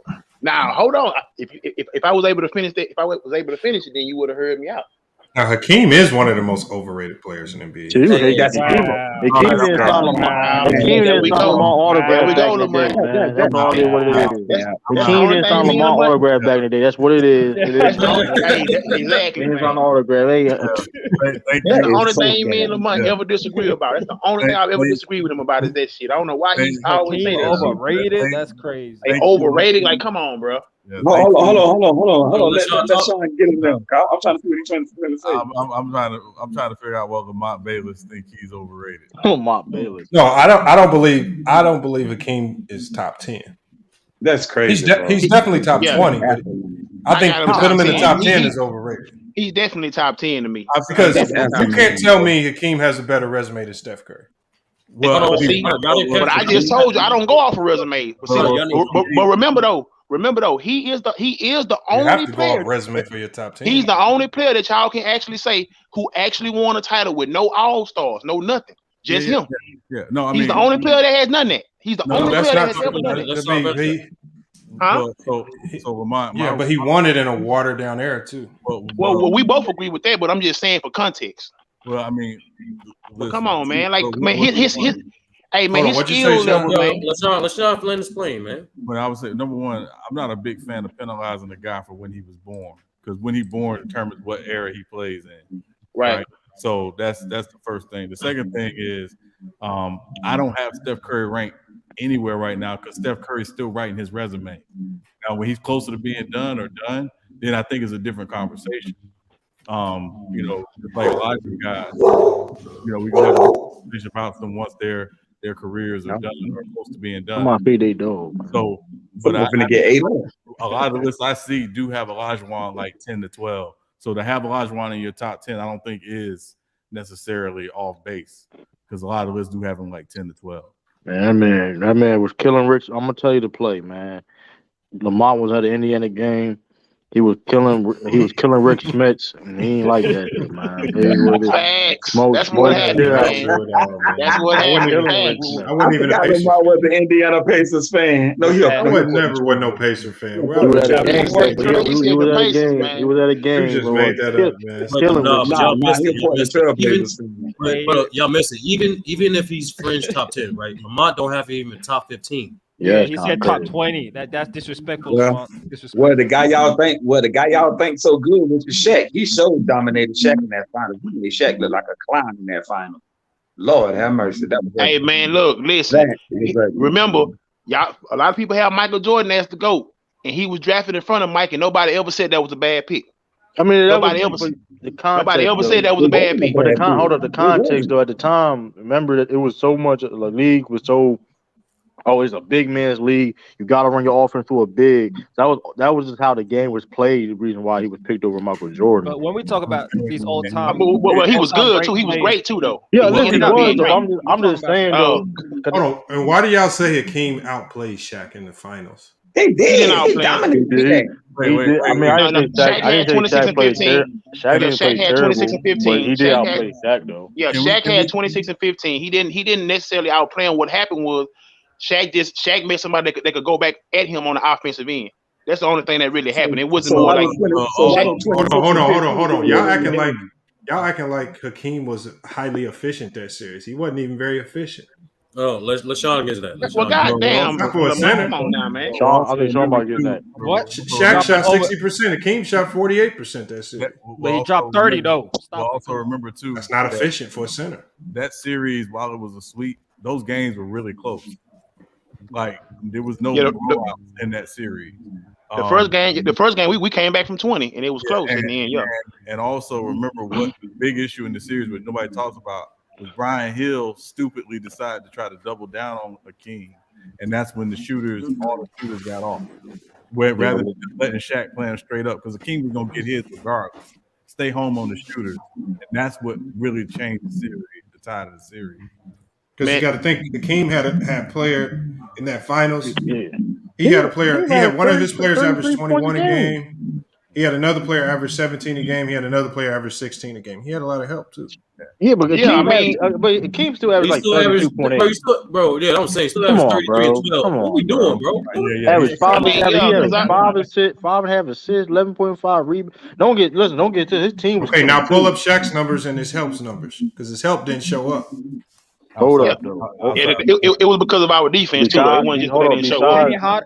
Penny Hardaway didn't show up. Dan Scott showed up. What do you average? But Nick Anderson ain't do nothing. No, you can blame now. Nick Anderson was fucked Yeah, up. Nick Anderson blew game one. We know that, but Nick Anderson blew game one. Horace Grant showed up. He put his averages up. Yeah.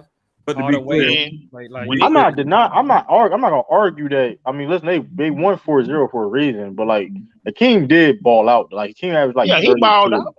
Man, Like, I think Jalen Rose is the only person I've ever heard say this. Like, and I always thought that too because, like I said, Houston was the only team that I could watch. But when Michael Jordan came back, Jalen Rose is the only person I've ever say, hey man, it was two best players in the '90s. It was Hakeem because of both ends of the floor and Jordan. He the only person I ever heard say that, and I believe that's factual. Look, check this out. Hakeem was just I'm gonna tell you what a coach in the just as 90s. dominant. I'm gonna tell you what Hakeem's assistant coach who left the Houston Rockets said about him. He said he was a black hole with tunnel vision that padded his stats and somehow now gets all the credit for when we won and none when we lost.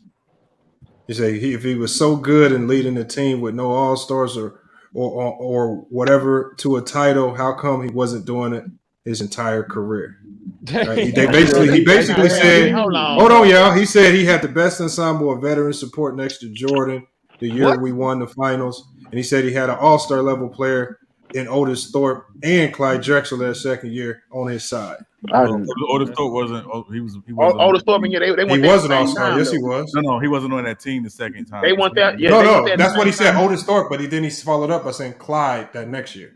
Oh, okay. Well, two things. Number one, the organization was a mess because of the owner Charlie Thomas and the GM. It was awful. That was a big part of the problem. Because after they traded Sampson, it was literally a dumpster fire.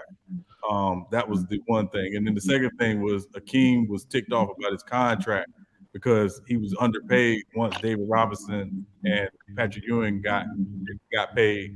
And he asked for a trade, and they were literally like 20 teams calling the Rockets, offering them all kinds of stuff to get Akeem because that's how good he was. The assistant coach was there. I'm not going to disagree with him. That's his take, but it was a lot more going on in that organization. Yeah, I ain't mad. Like, yeah, cause like I mean, like he was there, but like you got to put other things in context too, though. Like we ain't gonna act like the Rockies, even to this day, is a well put together organization. Hey man, I don't want to throw my own team under the bus, but they one of the reasons my Rockets going back to back in the '90s is one of the reasons why I say who you fought matters. Because if we won championships in the '90s, that just tell me how weak it was. I'm just being real. It had to be weak because I was, especially the second time we won. We won as a 6th seed, and we was knocking off the same teams that the Bulls was knocking off in the finals. Yep. The same exact teams. Hey, but what so how good was the '90s really?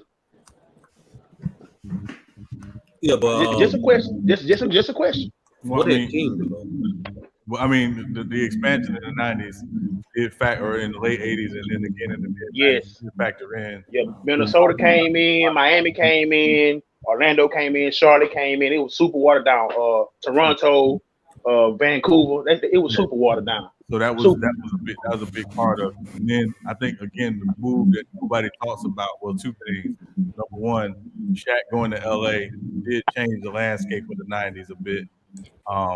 And then also that 1 year where basically these teams were spending all this money because you had this cap hike in '96, and basically teams were throwing all this money at all of these free agents that were getting way overpaid. I mean, like you had like Chris Dudley getting like a 6-year, $50 million deal. Like Chris Dudley, like that's the kind of crap that was happening in the '90s that leads to it being watered down. So it was a lot that went on during that decade. This nigga King crazy, bro. So what do you have Akeem at Lamont? What do you have him at? If you do a list, I mean, King's probably somewhere between 10 to 20. Lamont. 10 to 20? Bro, he's saying he's not top 15, bro. We already did the shit. Listen, bro. Listen. No, I said 10 to 20. Listen, bro. 10 Listen. to That 20. 90s, listen, bro. That 90s, whatever, bro. As an individual, bro. That season that y'all downplay him going against quote unquote weak competition, but whatever. That man still put up. H-Town, you got an echo. I'm gonna mute you, echo. So you got like I have a weird an echo? echo.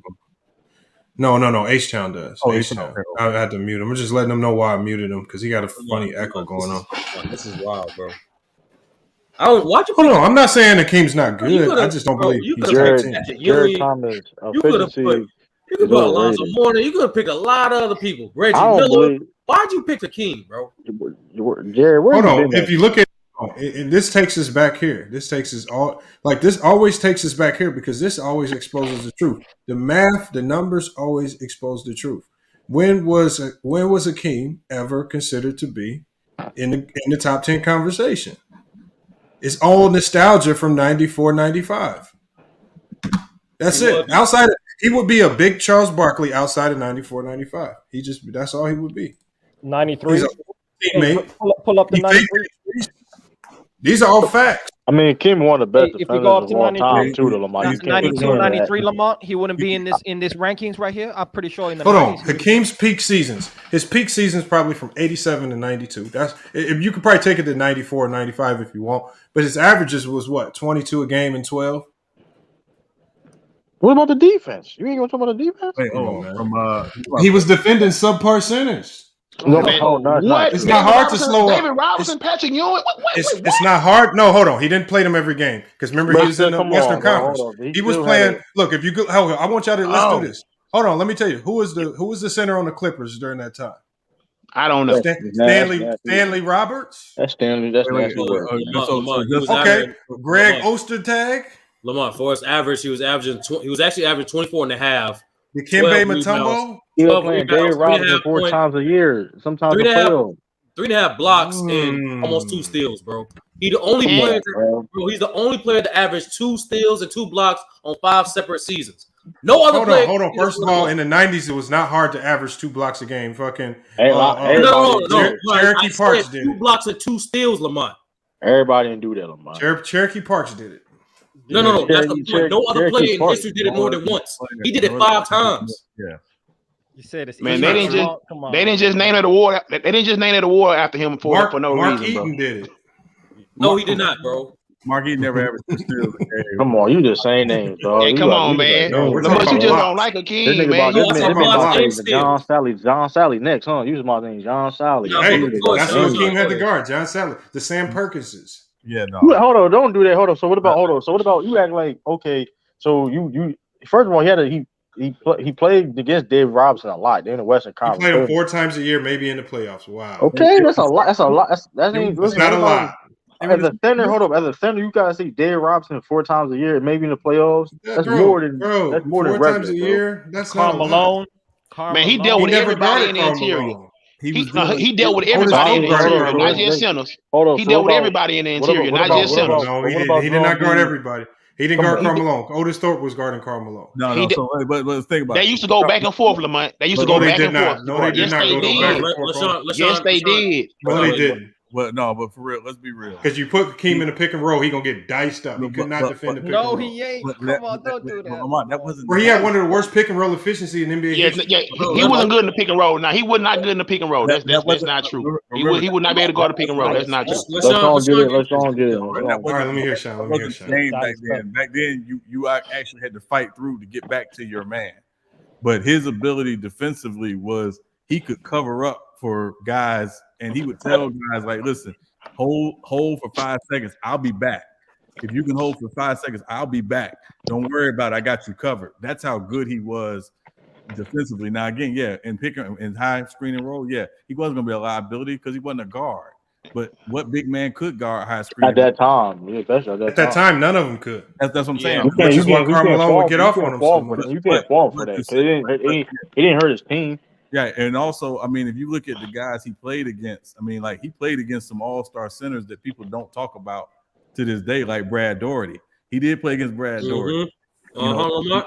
Bro, he played against Brad Daugherty once or twice a year. No, Talk to him, Sean. And never Talk met to him him, in the Sean. playoffs. What I'm saying is, I'm saying that he did play against all-star caliber centers. It wasn't like he was playing against complete scrubs. He played against a kid, Kareem Abdul-Jabbar. Like, what's that? Why we act like he bro? Why we jabbing? Hold on. What happened? What happened? He played against when he had a great team with Ralph Sampson. What they do? They lost to one of the three best teams all time. They lost though. Hey, we beat the Showtime Lakers though. We beat the Showtime Lakers. Robert Perry. They lost to arguably the top 3 Celtics team of all time, Lamont. We beat the Showtime Lakers though. That Celtics team went 40-1 at home. Come on, we ain't gonna do this though. Like, we not act like and we got 2 games out of the league. Yeah, and this was that was like his 3rd year in the league. That was like his 3rd year in the league. That was his 2nd year. That's even better. That's even better. and we knocked off the Showtime Lakers. This is how you know. This is how you know that coach was right when he said he would just demand the ball and take a whole bunch of bad shots. His shooting quality was 47. That's worse than Draymond. This is horrible for a guy that scored 20 points a game. What is shooting quality? 24. What does that mean? 25, bro.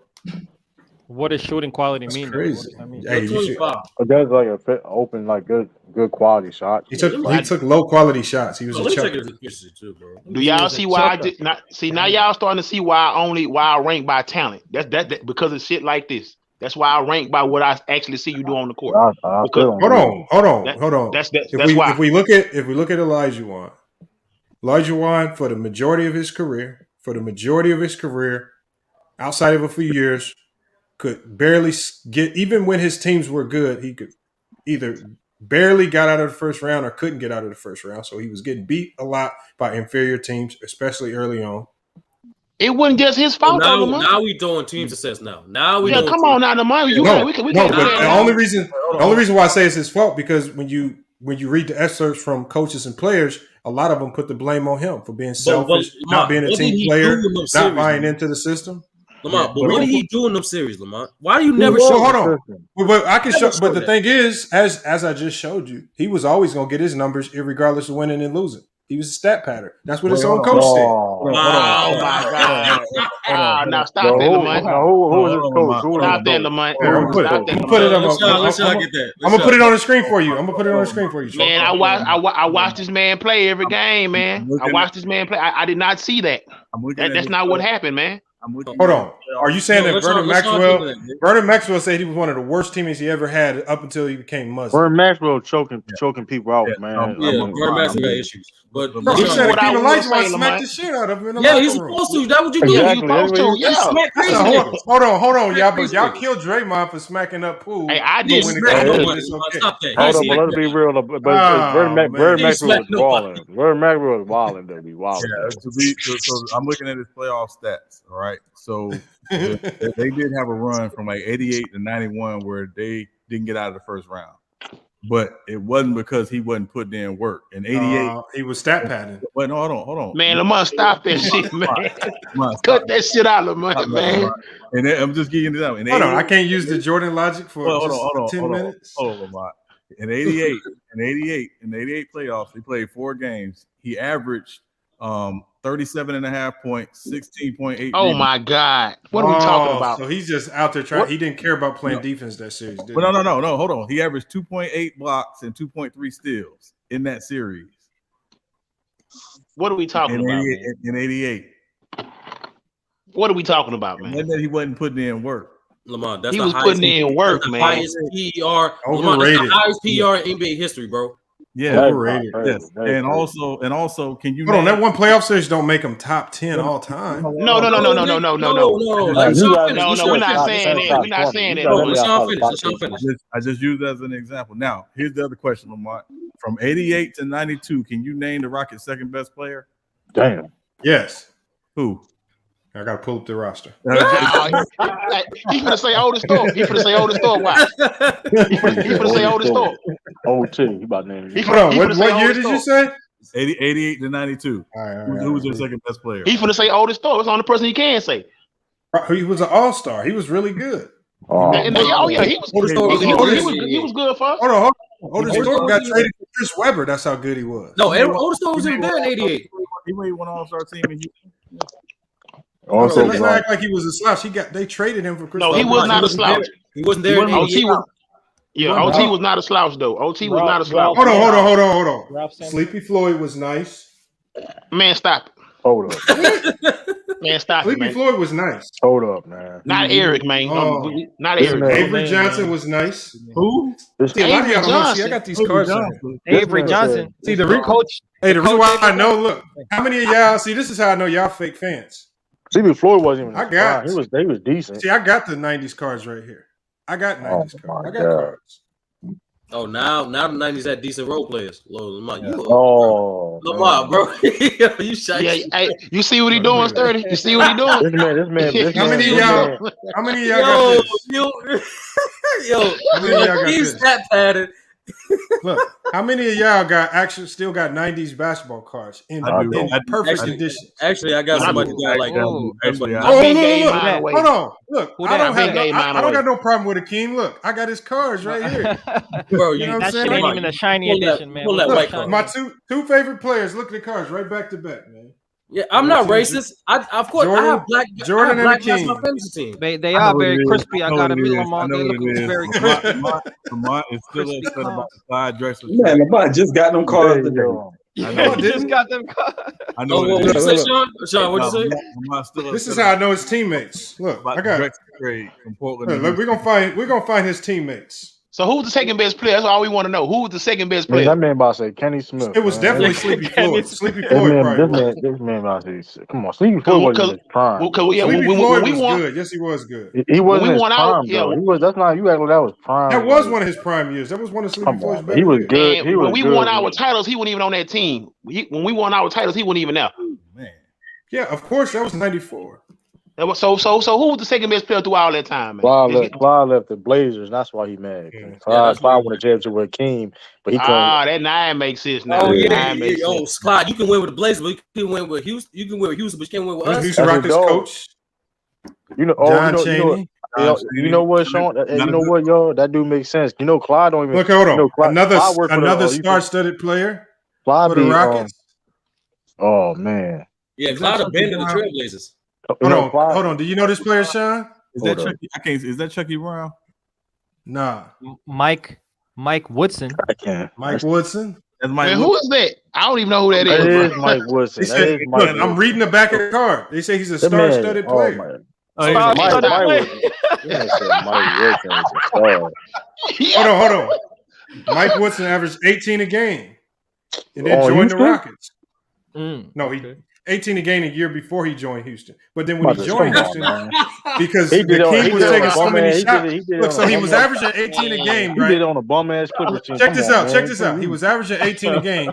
He joins Houston to play with Elijah, who's stat padding and shot chucking, and it drops to 12.9 a game. Lamar's right there capping, and you know he capping. I don't know if Mike Woodson was a better coach or a better player. Mike, look at this. I don't have any hate. Oh my God, bro, Lamar. The Dream. That's a hell of a nickname too. The Dream. Man, that's a hell of a nickname too. Oh, hey, I got more.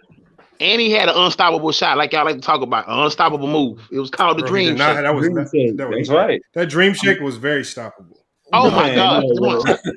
Come on, bro. Also, look, the highlights that y'all saw make you think it was unstoppable. No, why don't you ask the players who actually go to him for footwork advice? And also when he came out of college, everybody said he was. Look at this mint condition, Kenny Smith. Oh, not that Kenny Smith. Some Kenny Smith. Not the Kenny NY. No Kenny Smith. Knock knees, man. Hold on. See, the problem is when I read the back of these cards, it tells me how good these players really were. Like when we talk about Larry Smith for the Houston Rockets, they said per 48 minutes, he was averaging 21 points per game. Don't do that, bro. Per 48. What are you talking about? Look, Larry Smith. Larry Hey, yo. Your boy said Hey, per yo. 48 minutes. Hey, dog. For the Houston Rockets. Man, stop it. Man, Lamar don't know who none of these dudes is, man. He just putting up cards, Hey, bro. that's why they're so shiny, Lamar, right? He ain't hey, never Lamar, touched them He don't before. know none He of these opened that dudes. shit 20 years My ago. man And said left Hey, it. Lamar, how many points Kenny Smith averaged? Y'all not see he ain't read his the back of his head. Hey, he man sure said did. per Hold on, He Kenny 48. sure Smith. did. Hold on, Kenny Smith per 48 minutes, 18 points per game. Not That Pull it the back. jet, man. That means you Not average 11. That's what that means. Kenny the Jet Smith actually was a decent player, though. Yeah, he was decent. No, He was it actually a says pretty star. decent player, This is though. another card on the back. It says star-studded player. Yeah, star-studded play. Look, they have the star. Look, the star means that's what it means. They got Kenny Star Smith. study. He was a Man, good, What we do got they he was a good mean by role player. what do they mean by star study? Yeah, we can move on. We can move man, on. we got All-star more. caliber. We got more help from a rookie Sam Cassell than we did from Kenny Smith. To be Hey, Sam honest. Cassell was That's nice. not true because Sam Cassell, when he left the Rockets, he went and when he went to I think Sacramento and averaged close to 20 No, a game. when we the first 2 years when he was there in the playoffs, Sam Cassell came off that bench and gave us work. He came Man, off that Sam bench and Cassell gave was us nice. work. I like the Sam Cassell. He was nice. Hey, Sam Sam Iron Cassell was Helm. nice. Exactly. Sam Cassell was Sam nice. Cassell was nice. He really Yes, was. I sir. like the Sam Cassell. Every time he came in the game, he was producing. Hey man, Look at this. How much y'all think this Akeem is worth? The NBA inside stuff Akeem. Man, I told you I got all of his cards. Now, how many of y'all actually respect Akeem enough where you got his cards in mint condition? I got his I card. don't have. got I don't have his I got card. a couple. Oh, I had basketball. Girl. Also, I used to- Yeah, I didn't see your Carl Herrera, Houston Rockets card. No, I got Carl Herrera. Man. I got Carl Herrera. Hold on. I want a Pete. I want a Pete Chilcutt if you're real. Give me a Pete Chilcutt. Pete Chilcutt. Hold on. We got Give me a Pete Larry Chilcutt if Smith. you're real. We got Larry Smith. Hold on. You don't say Larry Smith already. You got too many Larry Smiths, man. You need There's another star-studded player. They say per 48 minutes, he was averaging 24 points per game. Vernon Maxwell. Vernon. Oh yeah, Vernon will. Oh, of course, dog. Vernon Maxwell. Dog. That's another star Yeah. caliber So we're gonna say Vernon Maxwell was the second best player. Then we'll go with that. Yo, did y'all hear Vernon Maxwell got the Finals MVP, don't he? No. Did y'all hear how Vernon? Nah. Yo, did y'all see that video how Vernon described how he got smacked? Oh yeah. I saw it. I saw it. He like, yo, that was the hardest African hand I ever felt in my life. Yeah. I can't find them all right now, but I got them in Hey, here. y'all, man, that shit. You got somebody like Hakeem with his rough ass hands. And y'all said African hands. Y'all crazy. Oh no, bro. That's what Vernon said. Bro, that same hand got over 3,000 blocks on it. Like, true that. Yeah, he got Against 90s player. Yo, he can't Against 90 He blocked Michael Jordan's shot, man. He blocked everybody's shot, man. He blocked this dude's shot. Hold on, let me put this. I'm gonna give you some of the people that. I'm gonna give you the names of some of the people he was blocking. Man, here we go, man. Here Yeah, we all go. right. I'm out. Look. Who's that? That left shrimp? That look like that left shrimp? Bobby Hansen, a center for the I ain't get Bobby Hansen in a while. He's a backup. Come on, him ain't even backups. Like, I actually remember when Lee said that. Hold on, who is this dude? Another center for the Lakers. Mark McNamara. Jerry McNamara. that's crazy. These are the centers of the 90s. Look, these are the true centers of the 90s, not the nostalgia. Who is this dude? Mark Eaton. Oh, he was just tall. The fifth player of the year. No, he was just tall. Yeah, 4 blocks a game. All-time leaders in blocks. Okay, who is this dude? James Donaldson. These are the true centers of the 90s. Okay, 7'2", nothing. He was 7'2", nothing. James Donaldson. What's his per 48? Per 48 for James Donaldson. Look at him about that cap. James Donaldson was supposed to be a backup, but Roy Tarpley kept getting in trouble, so he ended up being a starter. That's why James Donaldson got a car. Other than that, you wouldn't know who James Donaldson was. Hold on, I got more for you. My capping. He ain't reading me guys' stats though. Why you ain't reading their stats? 48. I'll read their stats. 448. Okay, who is this dude? Look at this dude. Man, who is that, man? Kiki Vandeweghe was a bucket. Don't do that. He was nice. Vandeweghe was a bucket. He was a bucket. Don't do that. Okay. Highlights. He got some nice highlights. Okay. Tell me if this center was any good. Larry Kristoviak. Don't even know who that is. Man, dude, he probably averaged 1.2 points a game. See, look, y'all. These are the true players he was guarding on a night in, night out basis. Man, Hold stop on. it, man. Hold on. Come on, Who man. is this dude? Who is this center? Benoit Benjamin. Benoit Benjamin. Yeah, but he was nice. Yeah, he was not nice. No, he was not nice. Bro. These are the real winners of the 90s. Anybody averaging over 16 points on the See, look, Clippers at that time, if you let them tell it, you would think that he was guarding David Robinson every night of the NBA season. Where's your Charles Shackelford card? Hold on, here's another one. I know you know who this is. Oh, that's Jack Sigma, another player he was just dominating on a nightly basis. Man, stop it, Lamar. Hey, the people that I'm showing you, these are the people that fell for the dream shake. Hold on, don't do Jack Sigma like that. All-star in the first. Hold on, who is this? No, hold. Please tell me who this is. This center of the 90s. Ben Coleman. I can't see. Ben Coleman. Hey, why you showing us all your bad cards, Lamar? Yeah, it's not the bad cards. And check this out. They said per 48 minutes, Ben Coleman averaged 20 points per game. So Ben Coleman could even put up 20 points per game. Well, first of all, nobody played 48 minutes a night. Yeah, man. Okay, can y'all? Some of y'all might know who this is. Antonio Carr, another trash center who fell for the dream shake. Antoine Carr. Antoine Yeah. Carr was very good. These are the people that fell for the dream shake, y'all. Antoine Carr was a good player for a long time. Okay, these are the people. Hold on, who is this dude? 7'3" nothing. His name is Randy Brewer. The big 7'3" nothing guy. Right? Hey, These that are was the people like- when you see him hitting the dream shake, this is the people that fell for the dream Lamar, shake. you can't say that when players David today Robinson did asking too. to learn that David move. Robinson fell for it. Kareem got hit with it. Everybody got hit with it. Ed Pickney, another scrub.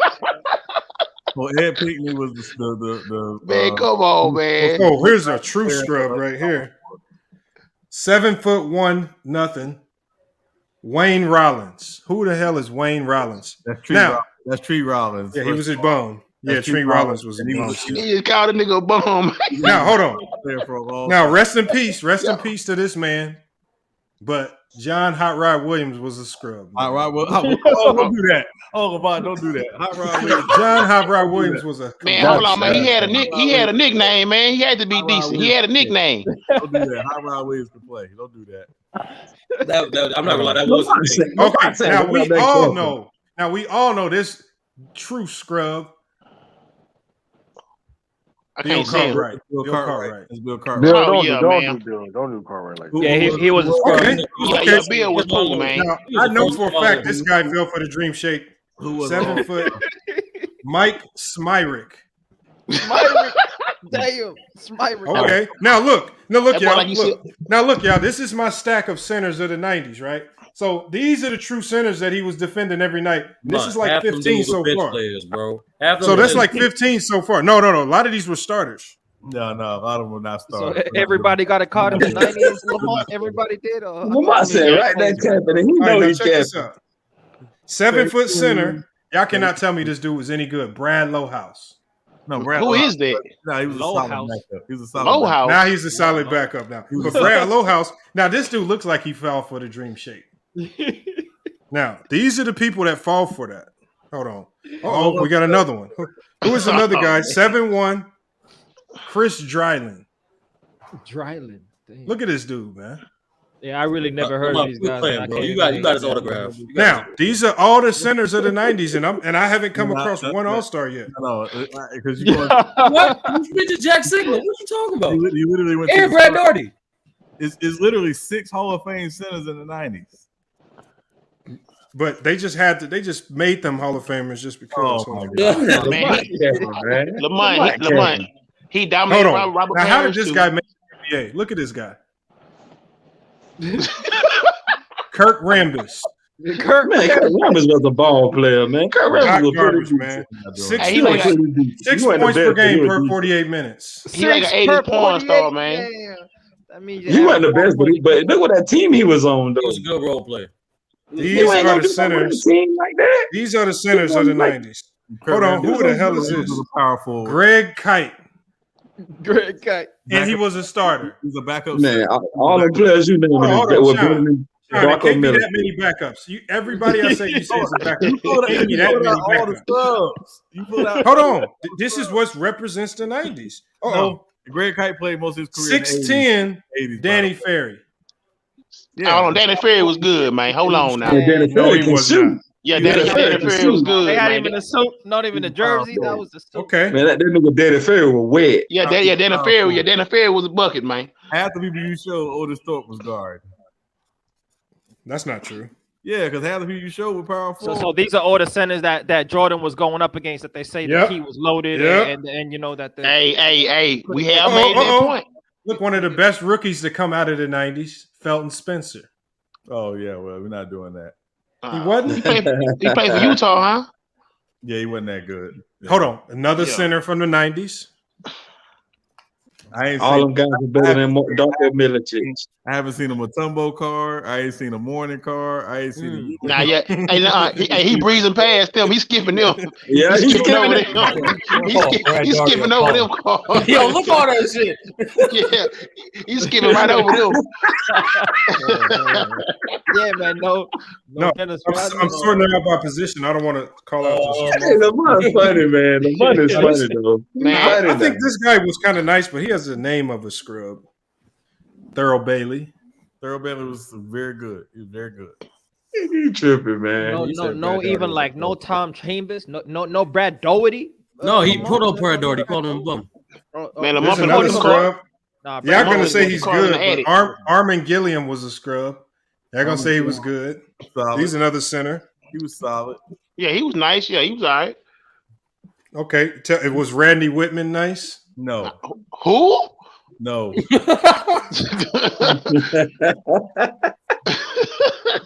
Randy Whitman. Hold on, I got more. Man. Lamar finna burn all them cars. Oh, You saw he finna burn all them. You heard Lamar like nail scratching the bottom of the box and shit. Like, No, I got a whole. I got like probably 4,000 down there. I got more. No Robert Parrish cards, Lamont. You ain't got no Robert Parrish cards. That's what I got some Robert Parrish. Yeah, now, hold on. The first true All-Star that we came across. Okay. I'll give him credit. Larry Nance. Okay. Yeah, he was a power forward. He didn't play center. Hey, now hold on. We gonna go Okay. and keep it. It don't matter. We gonna There's keep another that center one. who We was gonna a keep that one. scrub. Stacey King was a scrub. We all know that. He played with the Bulls. Play with the Bulls. Yeah. He was a hard nosed defender though, man. Hard nose. He a good commentator though. He a great commentator. There's another big scrub. Look at this dude. Hold on. Joe Wolf, another 6'11" scrub.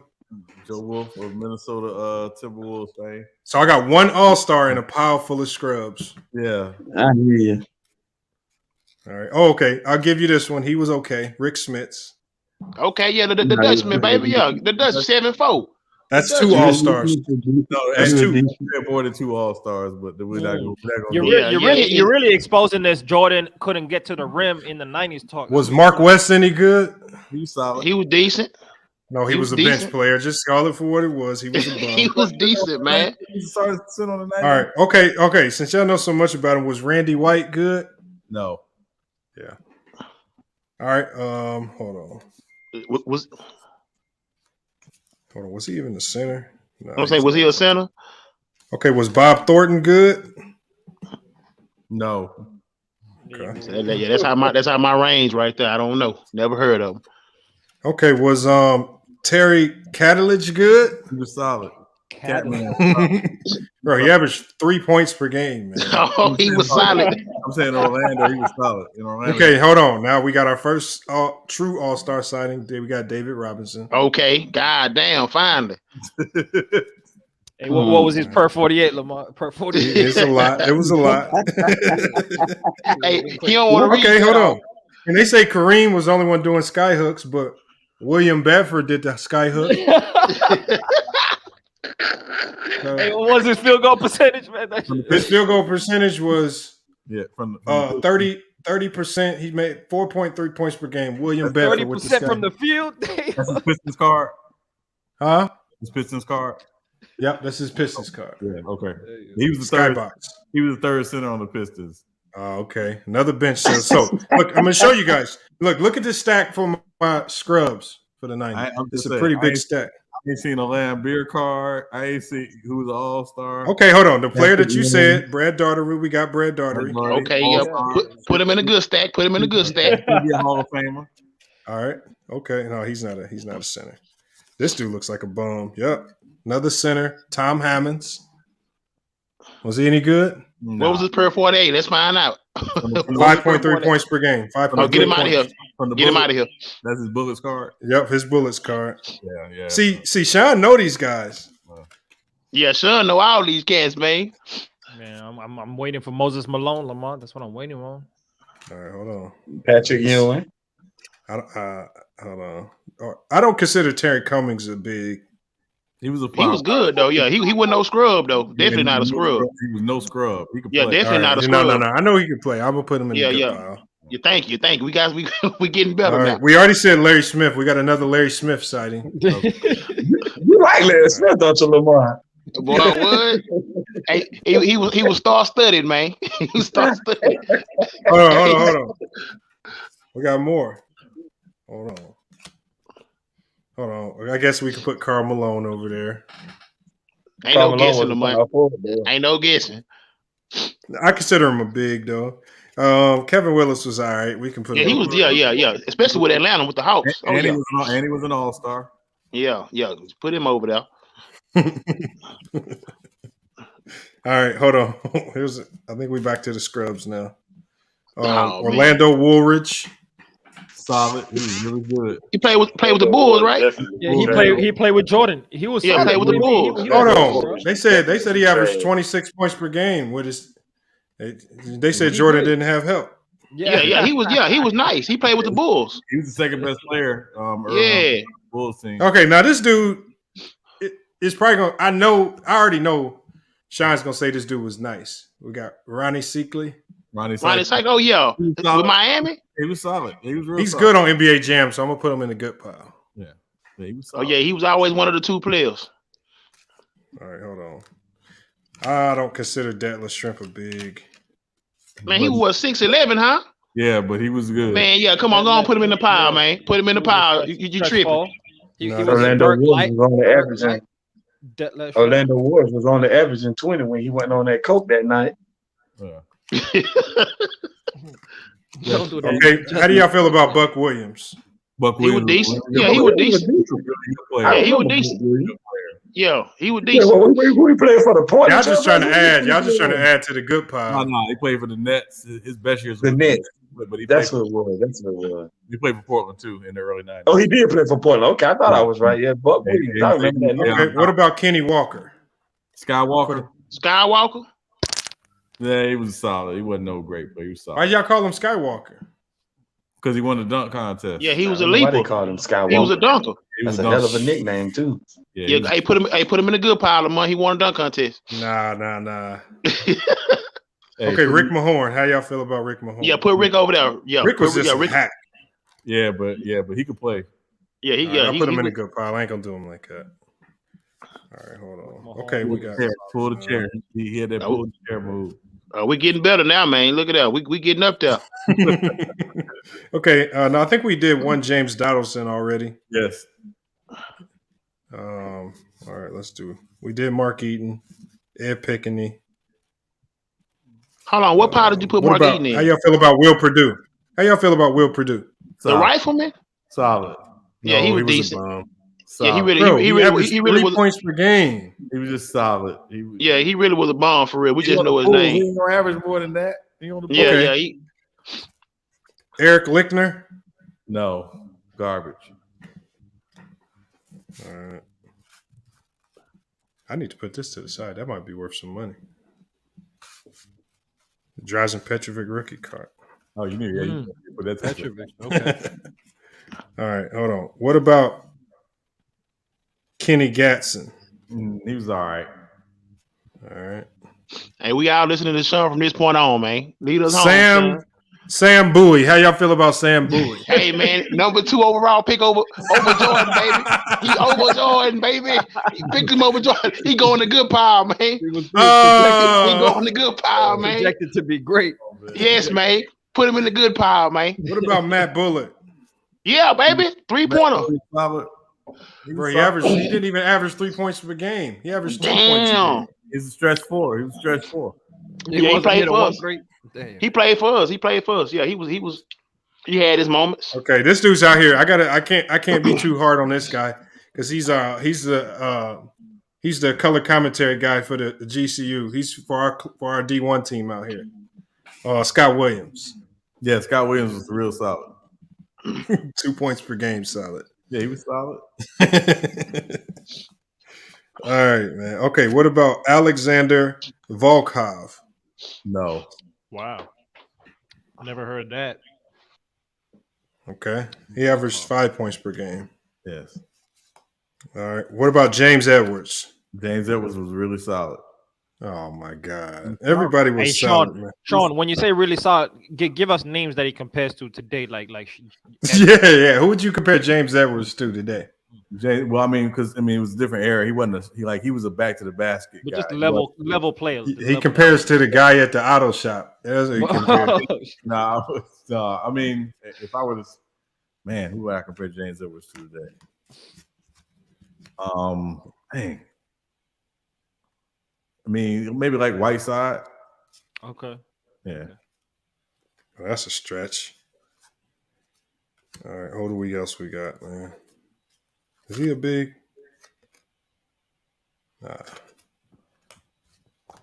Another Randy Whitman.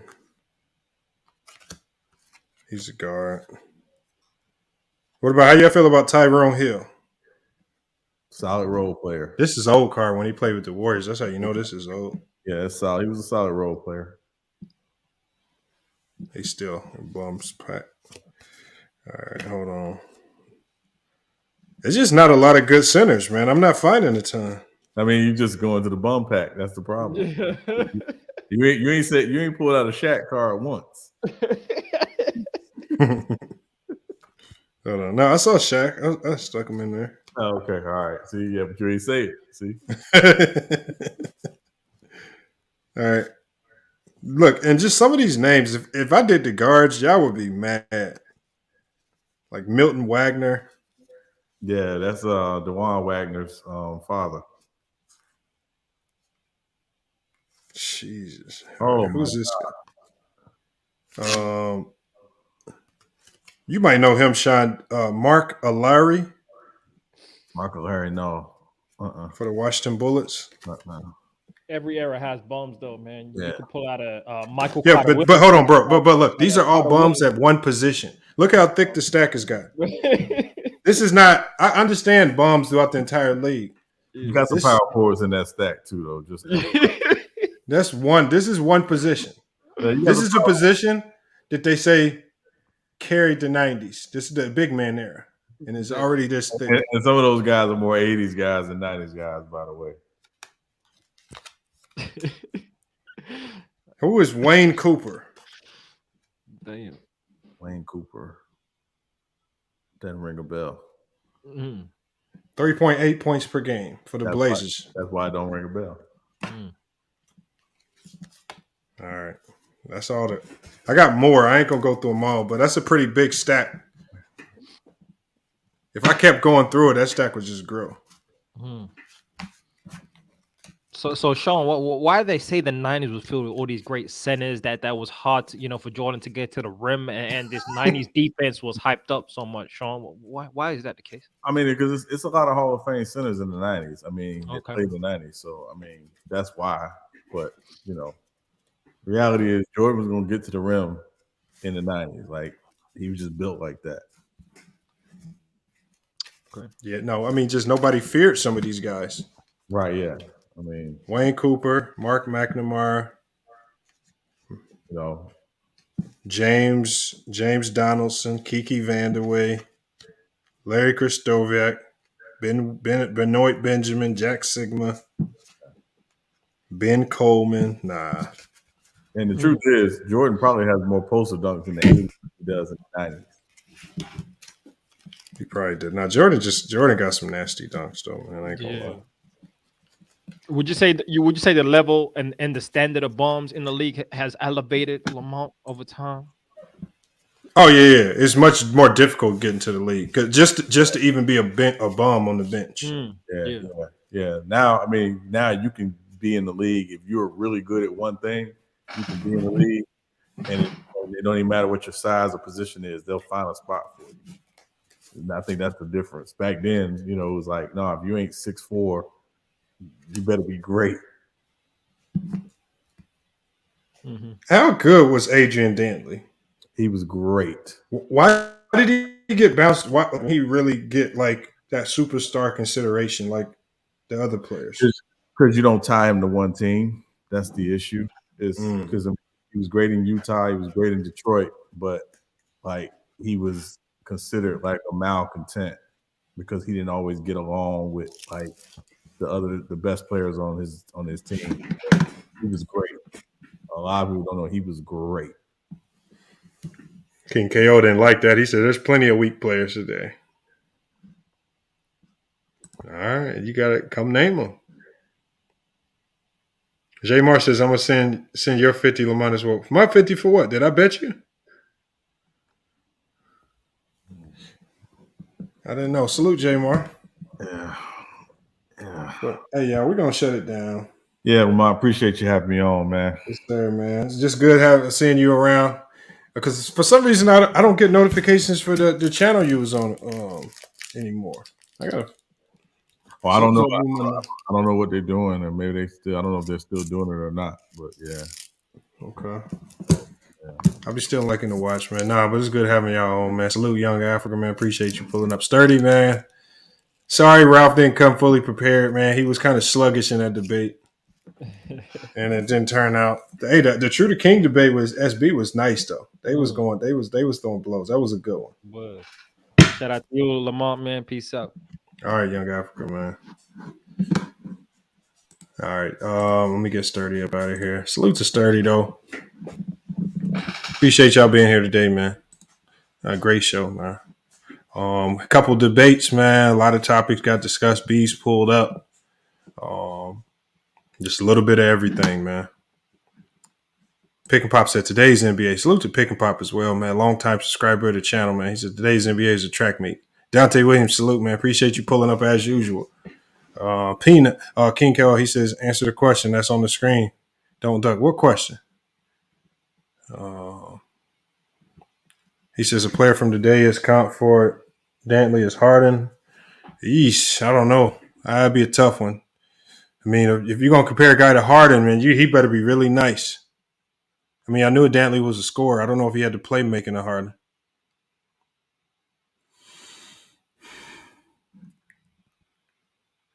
It is what it is, man. But again, appreciate you guys pulling up today, man. Salute to everybody that pulled up. We had a couple new members of the channel today. I think Kenna, hopefully I'm saying the names right, and I think we had Terrell, 2 new members to the channels today. So again, appreciate the people. Look, and just as I always do before we get up there, if anyone does want to become a member before we shut down the show, you can always do so. Just the link right there. We got 3 tiers: $1.99, $2.99, or $4.99. Again, the highest tier is what can get you the best perks: entry into our one-time a month drawing for NBA tickets, or access to our live streams when I do my interviews with the NBA players over on Newsbreak. So again, like I said, I wish I could put those interviews over here. Salute to Flex Sweat as well, man. Grinding, man. Yeah, all you're gonna do is look them up on TikTok. If anybody's still here, you got TikTok, you need to pick up your phones right now. Pick up your phones right now, man. Go follow Flex Sweat on TikTok, man. Over 30K subscribers on TikTok, growing on all other platforms. Make sure I go check them out. All right. And it's starting to look, you can correct me if I'm wrong. I think he's starting an online or consulting. So if you're looking to get your fitness in order and you just need help on how to jumpstart it, Man, hit up Flex Sweat, man. I'm sure he can get you back right. But salute to Flex Sweat, man. So who else we got here? I just want to make sure we give a shout out. But look, y'all, the link to join, if you want to become a member of the channel, man, you can hit that link. Much appreciated if you could do that. Or you can always hit the Cash App, man. You can always hit the Cash App if you want to donate, support your channel, keep us going. Like I said, and Flex Sweat will tell you, man, it's not easy, man. Social media, content, all that stuff. It's not easy putting these shows together, the production. So the more you can, support content creators, the better. He says he has online training available now. So look, y'all, if y'all need a trainer, man, or I think the thing with trainers is a lot of people are hesitant to get a trainer because they think about the cost. And it's actually not as bad as what some people might assume. And it gives you a lifetime of knowledge. So a lot of the times the things you learn with a trainer stick with you. So even if you only go with a trainer for 6 months, 7 months, 8 months, all that knowledge is with you now. And so you could just take that with you as you continue your workout journey to get in shape. So we got Jermaine Hampton in here. It says LeBron left Cleveland to win. Did Michael go play with Larry Bird or Isaiah? Well, Jermaine Hampton, the unfortunate reality is Jordan couldn't leave. Jordan signed a long-term deal as a rookie. That's different from what we see today. I mean, when Jordan played, rookies would sign 7, 8, 9, and 10-year contracts, horrible contracts as rookies. This is why a lot of players were underpaid even when they became superstars. Scottie Pippen became a superstar in the league, yet he was like the 200th highest paid player. Patrick Ewing was sorely underpaid when he became a free agent because of the bird rights rules. If he would have left the Knicks, which is what he wanted to do, he would have had to take an 80% pay cut. We only saw one player take that pay cut. That was Horace Grant when he left the Bulls. He took a pay cut when he went to Orlando that one year, and then that second year we went to Orlando, when they had his bird rights, he got his big payday. So these players back then weren't loyal to their team. They were stuck. Jordan signed, a 7-year deal as a rookie? He couldn't go anywhere.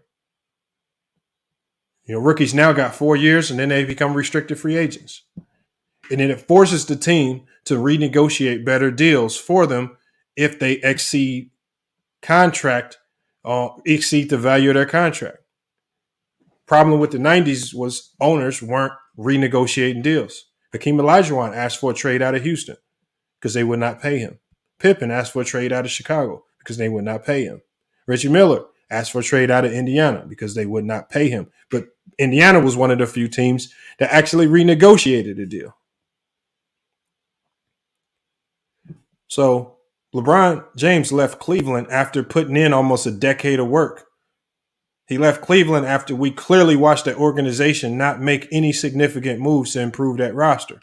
This is an organization that refused to trade for Amari Stoudemire when he was in his prime, and they held on to a guy named J.J. Hickson. They refused to spend money.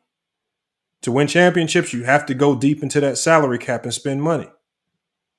King KO says, Cap, MJ signed a series of short-term deals in his final year with the Bulls. Yes, that was his final years. We're talking about the beginning of their careers, right? And what was Jordan doing? Jordan got smart towards the end of his career. He says, I'm going to sign 1-year deals, and then I'll keep re-signing for 1-year deals to make sure that you guys pay me my value. So when you look at the first player to start doing 1-and-1 deals, putting major pressure, because when Jordan was getting that $30 million, because he was negotiating smart, because all the other players were stuck in the bad contracts, Jordan was making more money than the rest of the Bulls roster combined. Why was he making? So that tells you right there, because the fact that Jordan was able to make more money than the rest of the Bulls roster combined, even though they had other all NBA players, even though they had the 6th man of the year, all this stuff, that tells you how much money the Bulls were making, and they were just being extremely selfish with their players, and they weren't willing to deal in good faith. And this is why a lot of relationships with the Bulls organization got soured. And you don't see a lot of players going back to the organization or having a lot of high praise for the organization. None of them got dealt with in good faith. So how about we just give credit to the young players of the day for not allowing themselves to get finessed into long, bad deals And if one team isn't willing to pay you, you go to another team that is. At the end of the day, it's just a game. And I think a lot of people think this like their players are supposed to have this odd loyalty tied into an organization, even if the organization isn't willing to pay them their value. And that's not the case. LeBron James left and did what he wanted to do. It is what it is. Unless you're okay with some of the things that happened in the 70s and 80s, where the Lakers and Celtics dominated because they cheated, essentially. The Boston Celtics drafted Larry Bird before he was even a senior.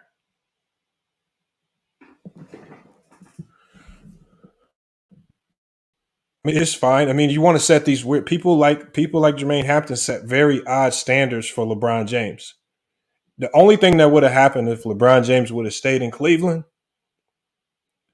the only thing that would have happened is you guys would have knocked him for not having as many championships as Jordan. If he stays in Cleveland and only wins, let's say 1-2 championships, right? Which means if he stays in Cleveland, it means that they never get trash. It means they never get Kyrie. It probably means that Cleveland organization never does anything to build around him, and he's struggling to win. He's just another good player putting up numbers. And then you guys will still criticize him for not having the championships to match Jordan's. But he takes it upon himself to put himself in situations where he can get championships, and then you criticize how he gets the championships. Just like you did with KD. And just like you do with all these other players that choose to go to organizations that are willing to spend. King Kale says there was no free agency back then. Lamont, get familiar. That's not true. Just so I can be accurate, I'll tell you the exact year when free agency started. And I can tell you the first player that fully exercised the free agency rights.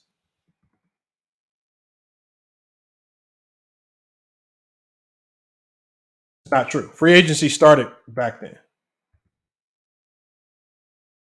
Because a player had to sue the NBA to get the right to even be a free agent.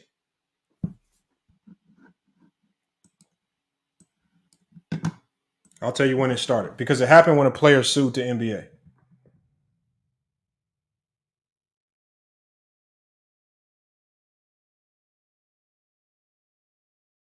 Did the NBA allow free agency? A year. Okay, so free agency. So King KO said they didn't have free agency back then. King KO. Free agency in the NBA started in 1976. Just like I said, there was a lawsuit. That lawsuit was settled in 1976 when the league agreed to let players become free agents in exchange for their old team's right of first refusal to match any offer they might receive. That's when free agency started. Now, the first true free agent without any restrictions was Tom Chambers.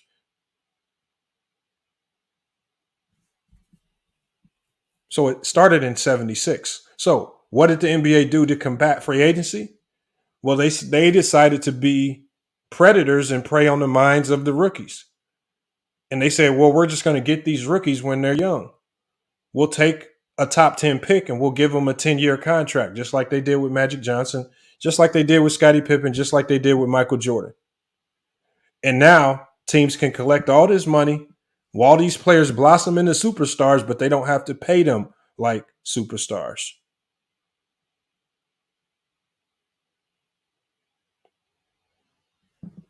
It didn't start in 1988, King KO. I mean, I have it on the screen right here. I don't know why you choose to lie. Because the NBA got sued. They were sued by a player. And Young Africa said it was a big O. Yes, it was Oscar Robinson. They got sued. That's why they had to allow it. And I put it on the screen for you. Maybe you got to do some, remember, research purposes only. Do your research, King KO. We have absolutely no reason to lie to you. I'll zoom in for it. Do your research. Right? When you talk about who was the first true free agent, right? It was Tom Chambers. There's a whole story about it.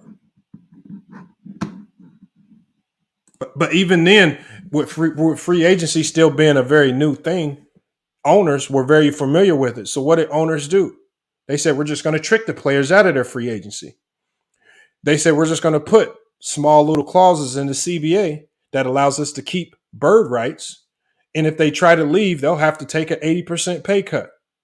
So if you're an NBA player like Patrick Ewing, you have the opportunity to leave. Well, you know what Ewing saw? Ewing was like, well, damn, if I leave, I have to take an 80% pay cut. I might as well just stay.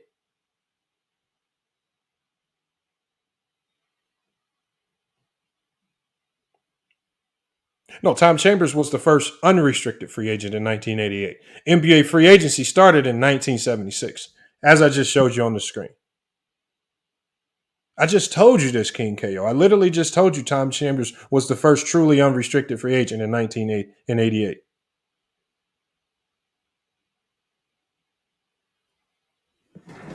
But the players that were getting screwed over were the superstars. Because when we talk about LeBron switching teams, it's not like we're just talking about average all-stars or just average role players.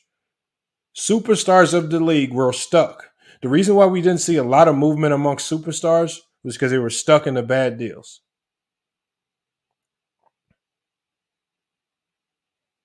And the only time you truly saw superstars get moved around is when they got old and the teams were done with their services.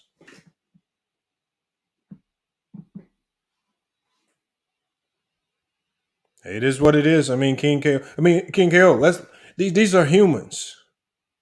I mean, the things that I'm saying about Ewing is a human just like anybody else. It's not a bad thing that Ewing wanted to leave the Knicks. It's not a bad thing that LeBron James left the Cavs. You're not a Cavs fan. Why do you care? The only people that should be mad that LeBron James left the Cavs are the Cleveland Cavalier fan base. Nobody else should really care. I'm a Blazer fan. I did not care that LeBron James went to the Miami Heat. I didn't care that LeBron James went back to the Cavs. And I didn't care when he went to the Lakers. The only time it would have mattered to me is if LeBron James decided to join the Portland Trail Blazers. And I would have been extremely thrilled to have him with my team. Everyone has a problem with LeBron James' moves until he joins your team. Laker fans probably were saying the same things until LeBron James came there, and then in 2020, they win a championship. Oh, now this free agency moving around player mobility thing ain't so bad.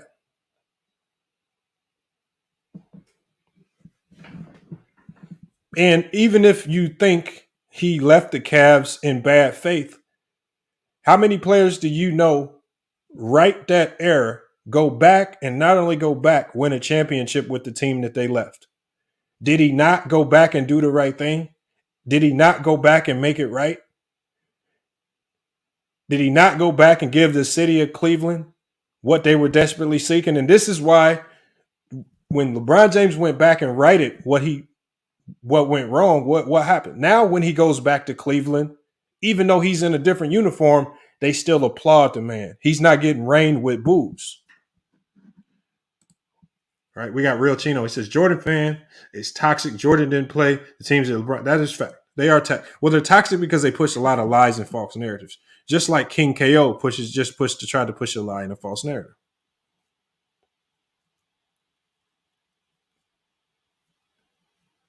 Right? See, that's the thing with LeBron. The one thing that I've noticed is even when he does something right, even when he makes the right decision, like when he chose to go back to Cleveland, he gets no credit for that.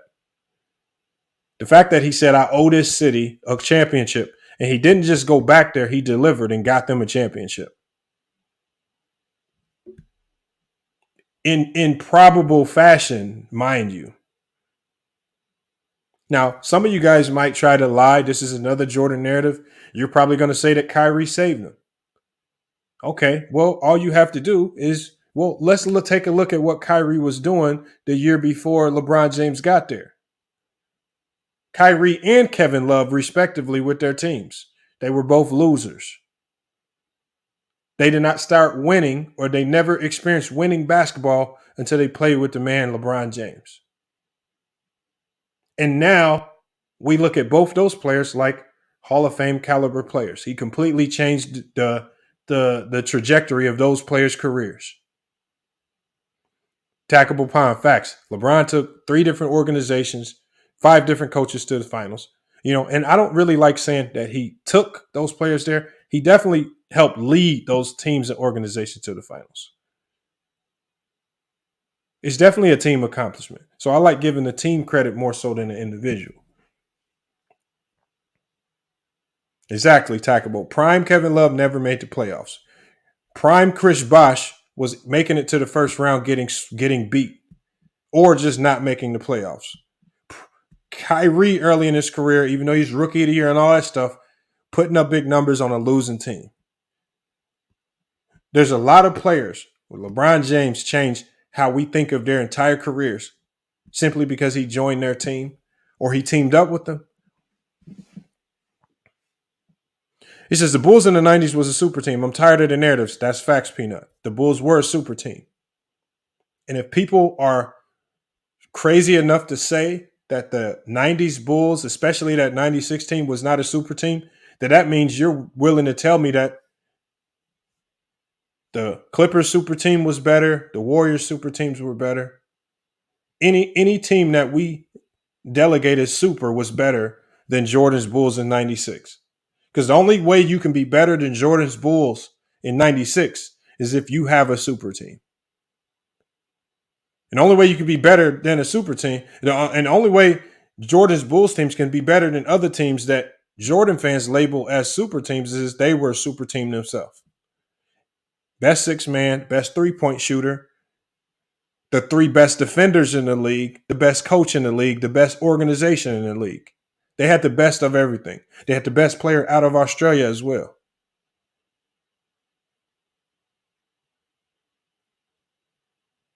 Thank you, Oaktown. 6 ships in 8 years makes you a super team. And it's not even that. When you have 3 players that are on first team, all defensive team, that's a super team. When you have the league MVP, you have arguably the defensive player of the year. And we all know that Scottie Pippen got hosed out of multiple defensive player of the year awards. Yes, the best European player, but he was the best 6-man. They had the best of everything. But people will try to tell you that the Bulls were not a super team. It just absolutely blows my mind.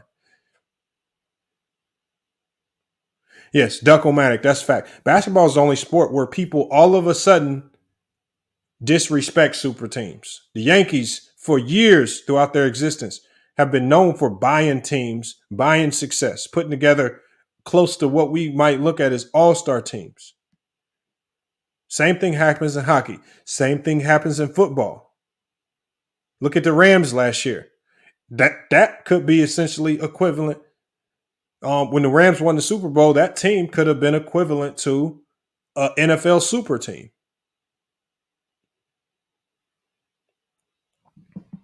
But we don't knock the Rams for grabbing good players, putting them together, and then going out and dominate. He said, King KO says, Bulls' first championship team was constructed differently than the second. No, the Bulls' first team was constructed in that same manner.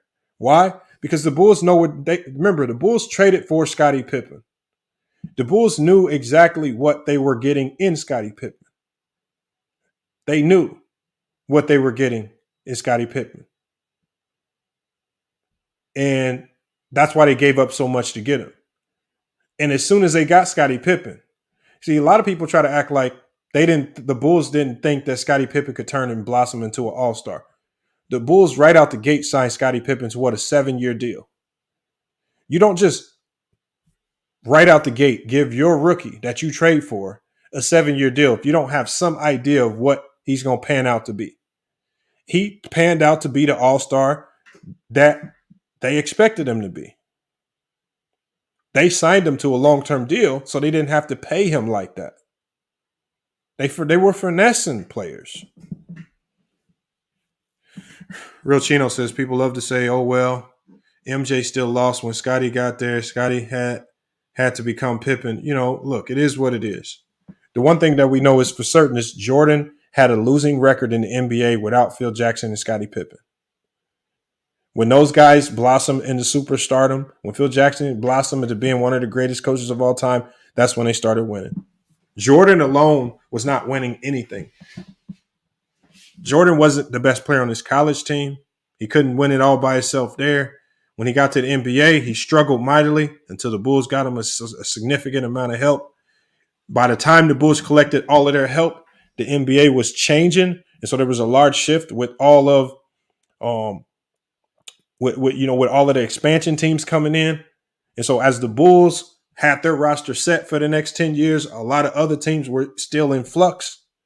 And then draft compensation kicked in over the next 8 years that drastically affected how teams could grow. And the Bulls capitalized on that. So remember, if you look, while the Bulls play Utah back-to-back years, I want you guys to tell me, did Utah go make any significant free agent signings to get better? Or did they have to come back with the same exact roster? This is what Jerry Sloan talked about.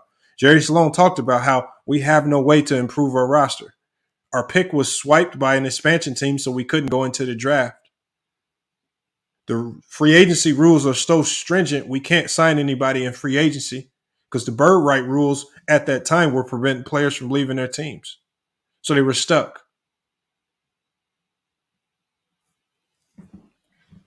At one point in time in the 90s, you had 20% of the league with 60 losses.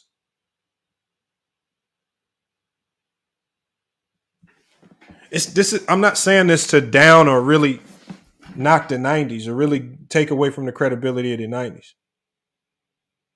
But it's just a fact, especially when you have somebody in here willing to get on LeBron James. So he says LeBron James lost a championship with a super team too. Yes, he did. Hold on. First of all, LeBron James has lost games. He's lost finals. He's lost in the playoffs.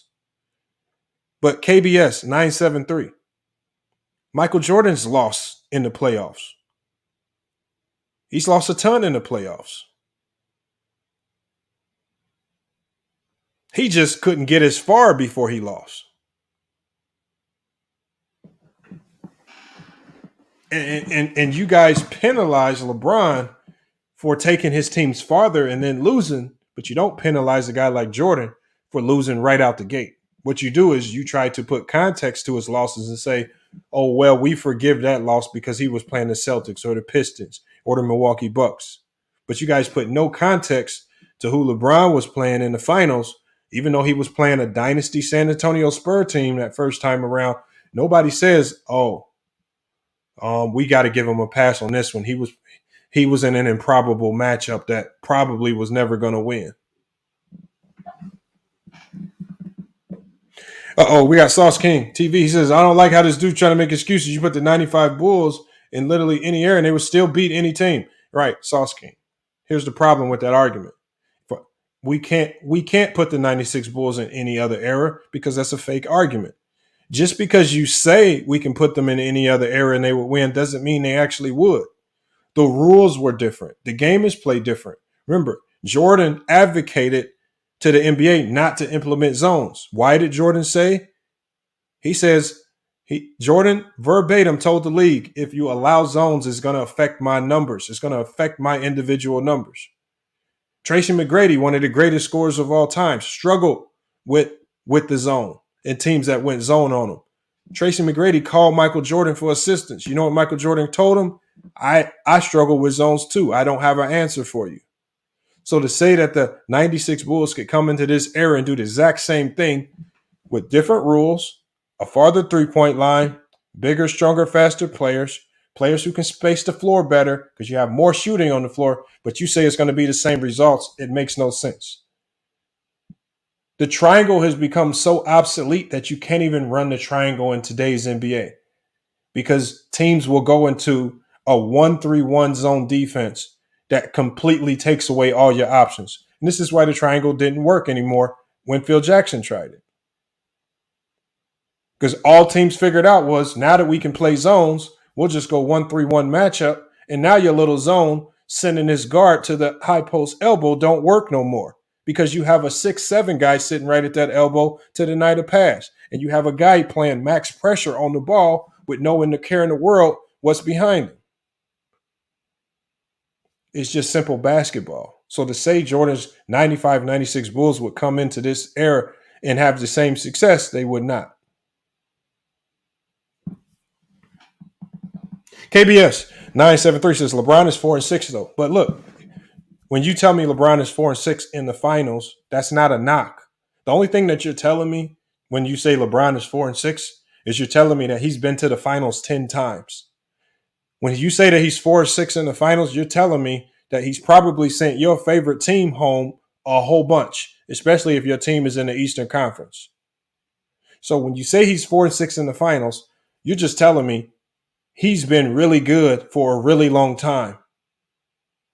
To say that you've been able to get 10 teams to the NBA finals, have 10 opportunities to win championships is ridiculous. And when we can clearly look at some of those teams and we can clearly see that some of those teams should not have been in the NBA finals. Sauce King says, so you're just going to act like Michael didn't deal with more than one man guarding him? No, he didn't. Not for the most part, he did not.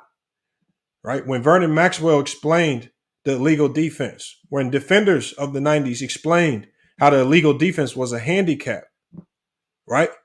When Isaiah Thomas explained the illegal defense, so did Jude Dumars. They talked about how the illegal defense handicapped defenses because the help would more than likely always rotate late because they were always being overly mindful of refs. Now, there were some teams in the 90s, like the Spurs and like the Rockets, who got smart. And they said, if we get a bunch of young, small, quick guards that can move in and out of rotations very quickly, we can disguise our zone. And the teams that were able to disguise their zone happened to be the teams that gave the Chicago Bulls the most problems. Houston Rockets, Orlando Magic, San Antonio Spurs. These were the teams that gave the Bulls their biggest headaches because they chose to go the route of getting young, small, quick guards. And they said, we'll just live with the results. We're going to zone up and we have quick guards that can disguise it. This is all facts. Just like we saw in 95, what did Orlando Magic do? They zoned up on the Bulls in a disguised zone, and it gave Jordan a lot of problems. Jordan still got to his points, but he did not have the same efficiency. So much so that many people say that, oh, he was out of shape. That's why they lost. But Tony Kukoc just also exposed that was a lie.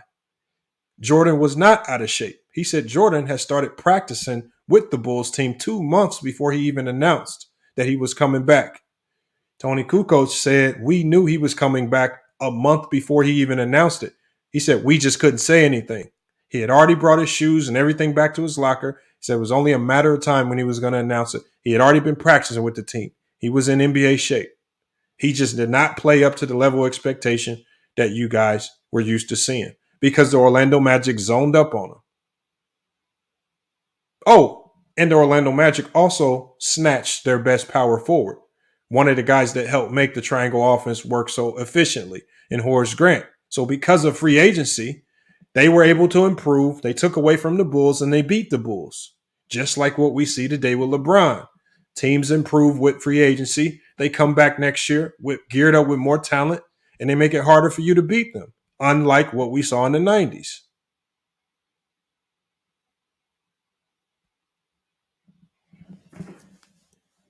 I mean, KBS, you can hit the link if you really want to have the discussion. I can drop the link. We were supposed to end this. But it doesn't sound like a lot of the things you're saying are based out of facts. Nothing's based out of fact. It says if the Orlando Magic zoned up on him, then why the next year did the Bulls sweep them then? I can explain that. Well, one, they didn't have the humongous hole. They didn't have that humongous hole in their defense, right? Because they went and got who? Probably the best rebounder and one of the best defenders in the league. They got Dennis Rodman. How do we know he was a great defender? He was first team all NBA in defense. Secondly, the Bulls were one of those teams that had small, quick guards that could also disguise zones. So the Bulls used the very same strategy that teams that had the personnel used on them. The Bulls were not a team that went straight up man-to-man. They ran a disguised 1-3-1 zone. They had the luxury of having a player by the name of Scottie Pippen that you could put at the top of every 1-3-1 disguised 1-3-1 zone that they ran. This is why you would see Scottie Pippen on Penny Hardaway, Scottie Pippen on Mark Jackson with the Pacers. Why? Because they were running the disguise. That's how you run a 1-3-1. You put your best defender at the top. These are things that Phil Jackson already talked about. King KO said, I'm getting schooled tonight. How am I getting schooled and nobody's came on the panel to talk? Especially you, King KO. Because if we're talking real basketball, I think you would struggle with that. Now, I'm giving you the link. See, you be the same people to say you'll be in my comment section and say, I can't wait till the next time you go live. I'm going to hit the link and pull up. But now you're here and you don't hit the link and pull up. It's not like you have to have your camera on if you look crazy or anything like that. You just click the link, turn your camera off, and talk. Everything that I'm saying when I talk about the 1-3-1 matchup zone, how the 1-3-1 matchup zone essentially almost it has destroyed the back to the basket post game. All these big men that you saw thrive back to the basket in the 90s would not have that layer of success today, because the only thing a team would do is go into an aggressive 1-3-1 matchup zone, and you would never be able to get a clean entry pass into the post. You might be able to sneak a few in there every now and then, but you're not going to have the same degree of success like Ewing, like the Hakeems had, like the David Robinsons. They're not going to have that same level of success in today's NBA. They're going to have to face up. They're going to have to play from much farther out. And as we saw in the 90s, Keem Olajuwon struggled when he had to play beyond the three-point line. He said the 96 Bulls can still win in any era. I know. Okay. My only hope for you to answer that question is go simulate it on 2K. Because bringing up hypotheticals that no one can prove doesn't answer anything. The only thing we can talk about with the 96-95 Bulls is who they actually played. Did they beat anyone of relevance? Were there any other teams favored that could potentially win the championship? No. When Jordan, during his 6 times winning the championship, there were no other teams that were even looked at as the potential favorite. Even though other teams finished with better records sometimes, like the Utah Jazz. The Bulls were always the Vegas odds-on favorite to win. They had no challengers. And then there were no other teams that could go out into free agency and make any significant signings or moves that made their roster better so they can come back to compete. Can you please tell me the Knicks free agency signing that made them so much better? Can you tell me the Utah Jazz? Can you tell me the Indiana Pacers major signings? The Pacers had to do it through the draft. They got lucky enough to where the Davis brothers dropped far enough to where they could get them both. He says Anthony Davis and Westbrook is top 75 players. Yes, they are. Just don't know what that means. Jordan played with top 75 players and the greatest NBA coach of all time. Kobe played with a top 75 player and the greatest coach of all time. Larry Bird played with multiple top 75 players and one of the best coaches of all time. Magic Johnson played with multiple top 75 players and one of the greatest coaches of all time. Bill Russell, the same. And when we go down the list of the greatest players of all time, they all have one thing in common. They generally all played with some of the best players and the best coaches of all time. Tim Duncan plays with Hall of Famers and arguably the best coach of all time if you want to put him up against Phil Jackson. When you go down the list of the greatest players of all time in your top 20 list, they all played with great teammates and great coaches. That doesn't take away from them being great. I think when Jordan fans say that, this is why you guys are so scared to admit that Scottie Pippen was a superstar. Scottie Pippen was ranked top 5 player. He averaged, when they did the power ranking, he was average the 6th best player in the NBA throughout the 90s on average. But for the most part, he was a top 5 player in the NBA during the championship run with the Bulls. But you guys will swear up and down he was just a role player that defended.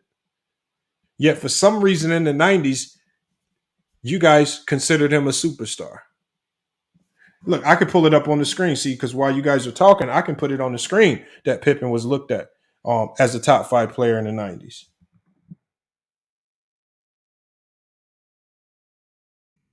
I can pull up the 1990s NBA power rankings.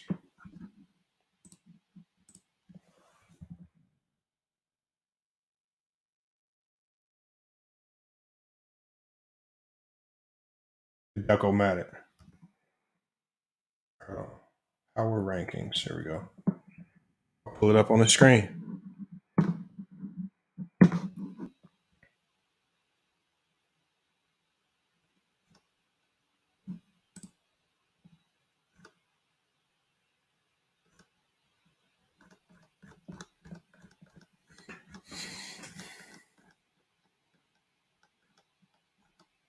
And these power rankings are straight from NBA.com. As voted each year. This wasn't voted after the fact. The power rankings came out before that year even played. I'll put it on the screen for you.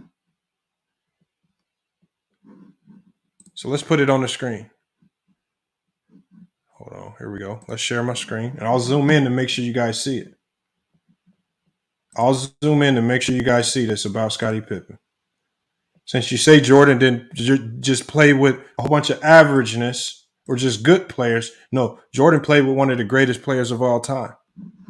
So we got Scottie Pippen. He ranks 5th in the 90s with 98 points, right? His highest rank was 4th. His lowest rank was 7th. He was 8th in win shares. Just like Jordan, he has 6 championships, multiple All-Star appearances, 9-time All-Defensive Selection, 1994 All-Star Game MVP. But if I listen to you guys will tell me he was just a role player.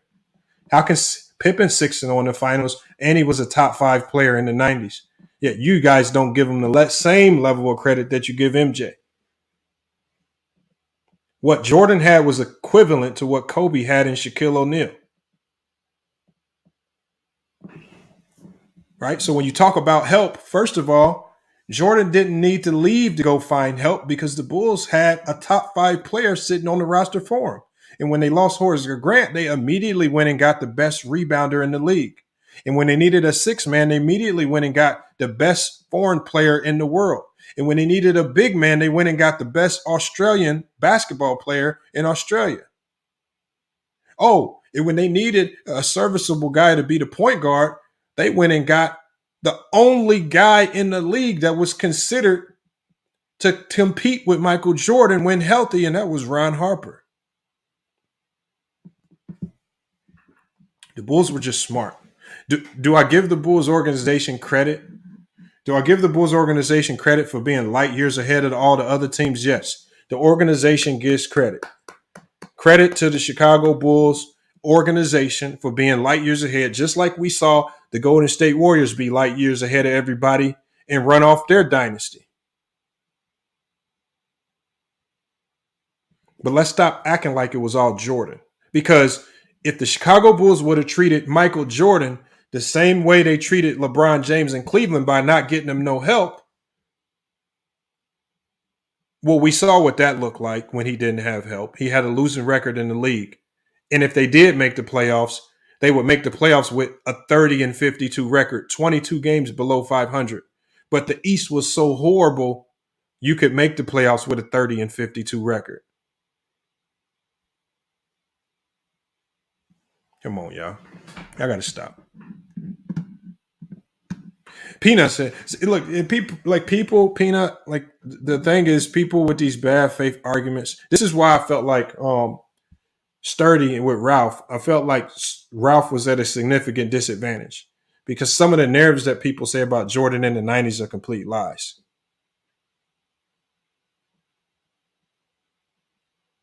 Right? Why do you think so many of the Chicago's Bulls players were extremely offended when The Last Dance came out?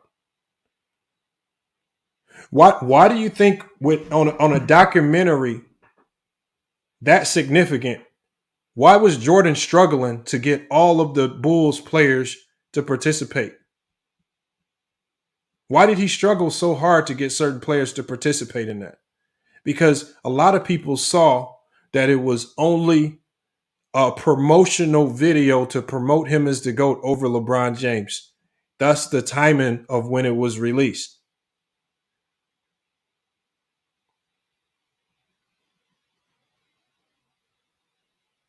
Right? That video spent so much time focusing on Pippen potentially being a bad teammate. Yet, I just saw an article come out that where Sporting News interviewed over 22 of the players that played with Jordan and Pippen, and they said Pippen was the leader of our team. They said Jordan was the guy just going to go out there and get it done by all means necessary. He wasn't going to lead you there. He said the leader of our team was Pippen. But this makes sense because when Pippen wasn't there, it was just Jordan trying to do everything. Other guys just standing around and they would lose. See, the difference between Jordan and LeBron is when LeBron was in that situation, when LeBron understood the organization wouldn't put anything around him, he said, well, I'm going to try to make the most of what I have. And when he actually tried to be a team player, facilitate, also score and do all of these other jobs, he actually led an inferior team to the finals. But according to you guys will say, oh, that's just another finals loss with no context. Y'all will say that's just another finals loss with no context. But if you look at the context, especially how he got to his first NBA finals, that was a team that didn't belong in the NBA finals. They were extremely overmatched when they got there. Yes, it's a finals loss. But to just add that to the 4 and 6 and act like there's no context to it, that's ridiculous. But people like Kenny in the chat, they're going to run straight to the low-hanging fruit because you know the first year Kenny's going to run to? He's going to run to the most obvious year where we know LeBron James and his team faltered. It's 2011. That's the year they're going to run to. 2011 is the year that people like Kenny and King KO, they live and die on 2020, 2011.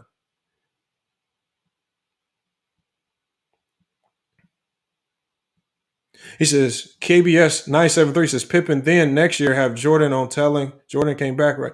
Oh, hold on, what? I don't get what you're saying. You said Pippen then next year have Jordan on telling Jordan to come back. I don't know what you mean. Are you talking about when Pippen pointed to his shoe and pointed at the camera telling Jordan to come back?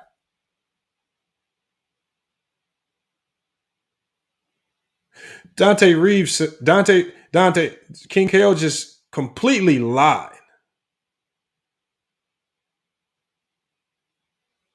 He says, Dante Reeves, Pippen followed Jordan's workouts and diet. You must not know about the Jordan Breakfast Club that's players develop. Another lie. Just another lie. Right? That's something that you probably just made up or you read somewhere on Clutch Sports and there's no references to back that up. But there's nothing to cite that or document it. We see that Jordan's personal trainer speaks about Jordan's workouts publicly all the time. And there's not one excerpt of him talking about how Pippen would follow Jordan's workouts or come work out with them. He released a book. In that book, in a book in which I have on a shelf right there, he does not talk about Pippen joining Michael Jordan in any of those workouts. I'm just saying from the book that I have, King KO, Jordan's trainer didn't mention. You would think that Jordan's trainer would mention if Pippen was a part of a lot of those workouts. Why would Jordan's trainer just leave that out of his book if that actually happened? To a significant degree. Now, I'm not going to say they didn't work out ever, which they probably did.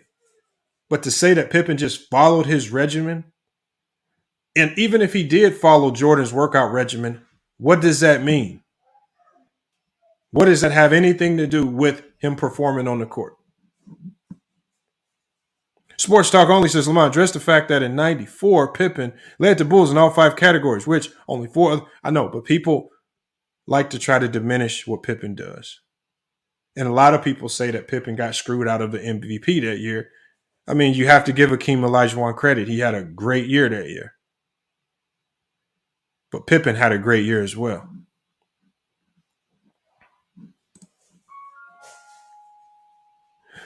Okay, Kenneth, you said where's the article about who the Bulls felt was the leader? Here, I'll pull it up. Let's pull it up. Hold on. Let's pull it up. I'm about to search and I'll put it on the screen. Here, I'm about to put it on the screen right now.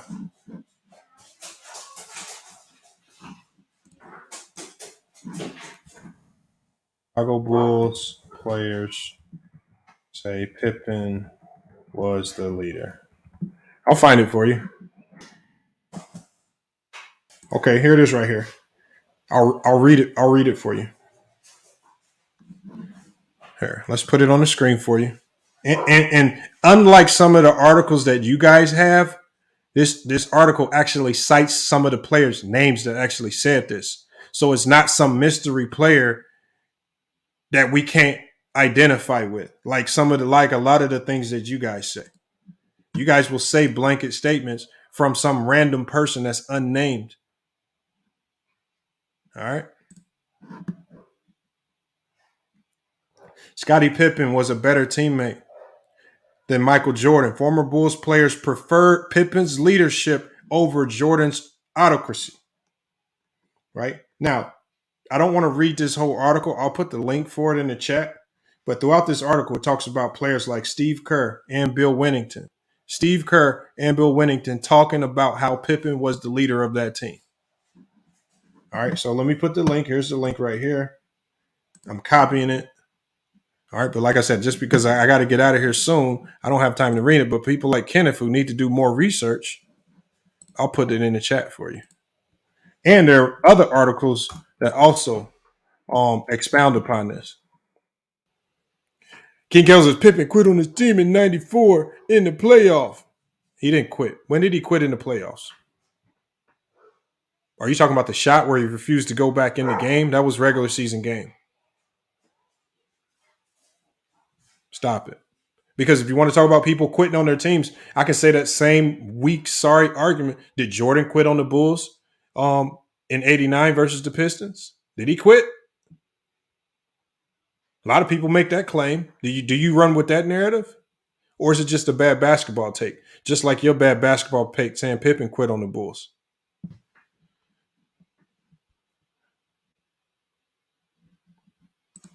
Sauce King says Bill Winnington said in The Last Dance Jordan made them better. Well, fortunately, I didn't say Jordan didn't make players better. I'm just telling you that the players like Steve Kerr and Bill Winnington felt like Pippen was the leader of the team.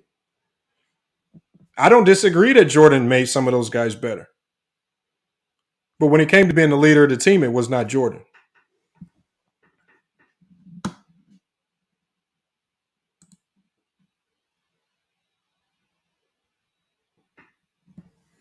Oh, that shot was a playoff game? I thought there was 2 game winners, though. I thought there were 2 game winners. I thought there was a game winner in the regular season. I thought there was a game winner in the playoffs. Because Kukoc hit like a half-court shot against the Knicks, like a really far shot. But I don't think that was the one where Pippen refused to go in. If I am, you can correct me on that. But I thought there was 2 buzzer beaters that season. Because remember that year, Kukoc had hit a couple buzzer beaters. And that's why I think Phil Jackson wanted to keep going to him late game. Michi said Jordan made Pippen. How did Jordan? So if Jordan made Pippen, I want to tell you this. Jordan made Pippen. Then how come Jordan couldn't make any other player until Pippen got there? That's the funny thing about it. Jordan played multiple years in the NBA without Scottie Pippen. How come if it was so easy just to make a Scottie Pippen, how come Jordan didn't make anybody Scottie Pippen? Right? If Scottie Pippen's just this guy that you can just put, Jordan just molded and made him. How come Jordan didn't choose to turn Horace Grant into this next Scottie Pippen? Or these are just guys that were just destined to be great anyway. How do we know Pippen was destined to be great? He was a top 10 draft pick.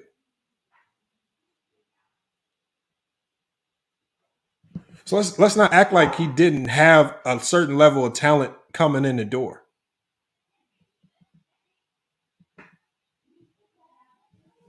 Come on. Y'all got to stop, man.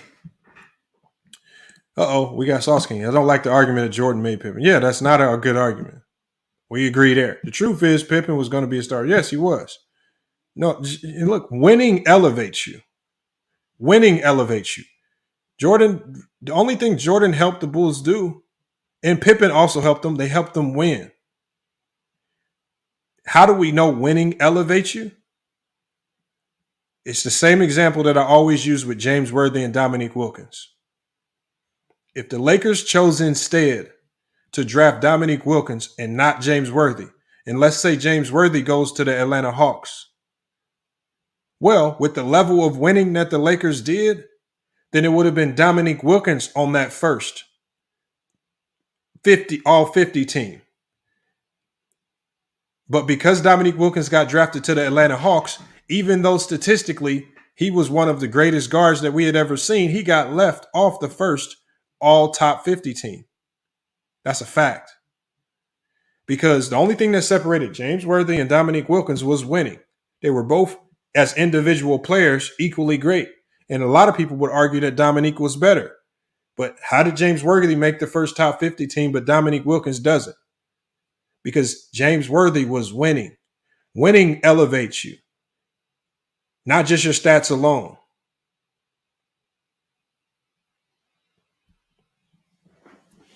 So, like I said, if Pippen would have got drafted to the Seattle Supersonics,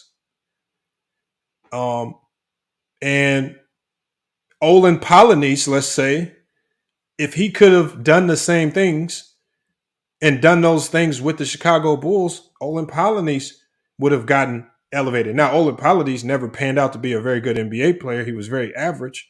But that's essentially who the Bulls traded for Scottie Pippen. Olin Polynice, a pick for Scottie Pippen. A lot of people try to say it was Sean Kemp for Scottie Pippen. That's not true. Sean Kemp came into the league after Scottie Pippen. King Kale says, stop the cap.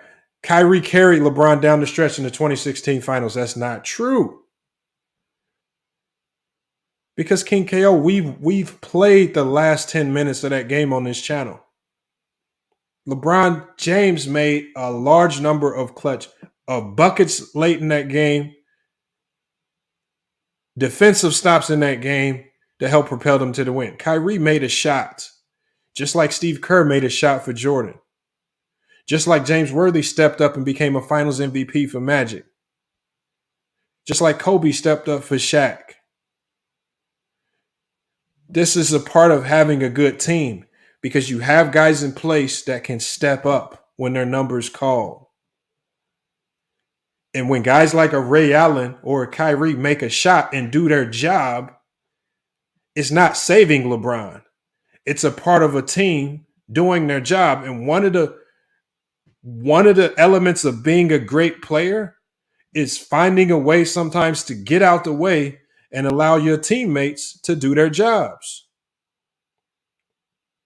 One of the things LeBron James is struggling with right now, even if you're a LeBron fan, you have to be honest. LeBron James' greatest strength, controlling the pace of games and allowing guys around them to just simply do their jobs and be better. That's something LeBron James is struggling with right now. If you're just being non-biased, and this is why the Lakers are struggling. But back when he played with Kyrie, LeBron James did a great job of getting out the way and just allowing Kyrie to do his job, understanding he needs the ball in his hands to work his magic. So we're going to allow him to operate to that degree. That's not saving a player. Did Worthy save Magic? Did McHale save Bird? Did Parrish save Bird? Did Dennis Johnson save Bird? Right? Did Joe Dumars save Isaiah? Did Lambeer save Isaiah? Did Havlicek save Bill Russell? Did Sam Jones save Bill Russell? Did Kobe save Shaq? All of these narratives, you can try to stick with it, all these other teams. But it seems like you only want to use these narratives when LeBron has a good player and that good player actually helps him win a championship. Just like all of these other good players help all of these other top 10 players win championships. Magic Johnson had the 1979 Finals MVP, even though Kareem Abdul-Jabbar was easily the best player in that series. It just couldn't play that last game because he got hurt. Ducko-Matic says Kwame Brown proved Jordan wasn't a great leader. Pip and Book proved it. Well, like I said, you know, Jordan's style of leadership wasn't for everyone. And the one thing that happened is as we went into the 2000s with a new age of youth coming in, this new age of youth coming in were not receptive to that Bobby Knight style leadership. Like in the 80s, that Bobby Knight style defense was good for players like Isaiah Thomas, and he could thrive in it. But times change. Culture changes. And as time changed, Bobby Knight started to become less and less effective because that style of leadership stopped working. And then now we have college coaches who are more laid back, more chill, like a Mark Few, like a Coach K, who also admitted he had to change his style. But now they had to kind of fall back and allow players to kind of operate more free. And you had to give them a different style of criticism to motivate them. But King KO, it just goes to leadership because Kwame Brown, the reality of Kwame Brown is this. He was projected, if you look at his projections, he was projected to be a superstar in the league. He was looked at as a can't miss. When he got drafted, it was almost equatable to a LeBron James getting drafted. That was the hype around Kwame Brown. Kwame Brown was like a can't miss pick. And under the tutelage of Michael Jordan, he failed.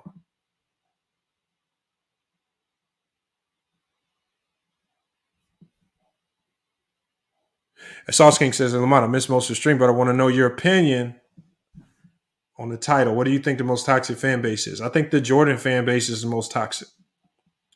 And I think the Jordan fan base is the most toxic because they've done the most toxic thing that you can do.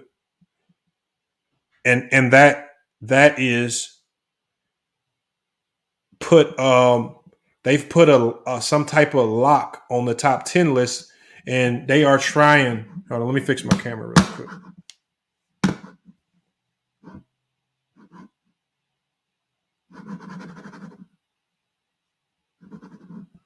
Hold on, yeah, my camera's messing up. Give me 1 second.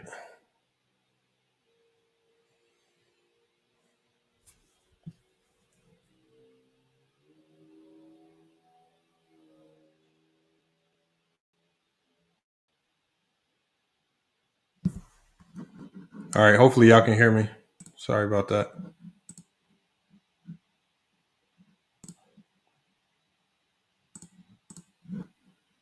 All right, hold on, we back. So, sorry about that, Sauce King.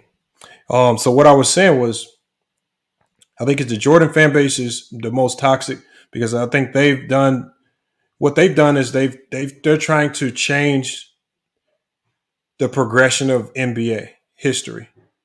As I showed you guys with the GOAT progression chart, the GOAT of the NBA generally changes every 10 to 15 years.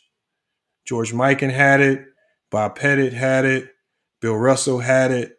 Wilt had it for a 10-year stretch. Kareem had it, right? Some people say Jordan had it according to the GOAT progression chart. Jordan never did enough to pass Kareem, but let's say Jordan had it. And then Jordan had it, but I believe now that LeBron has now eclipsed him and done enough to eclipse him. But if you listen to Jordan fans, they basically will try to do everything possible to denigrate all of the successes of LeBron by coming up with fake, bad faith narratives that are never applied to any other sport. Right? There's no other sport where your greatness is tied into your finals or championship record. In no other sport. Most other sports, they just count how many you've won. That's it. And if you have those with a large number of MVPs and other accolades and team success, then you can get regarded in that light.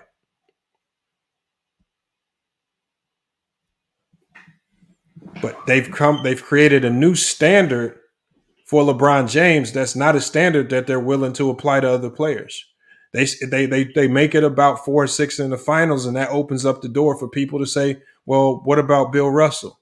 What about John Havlicek, who John Havlicek's resume looks eerily similar to Michael Jordan's.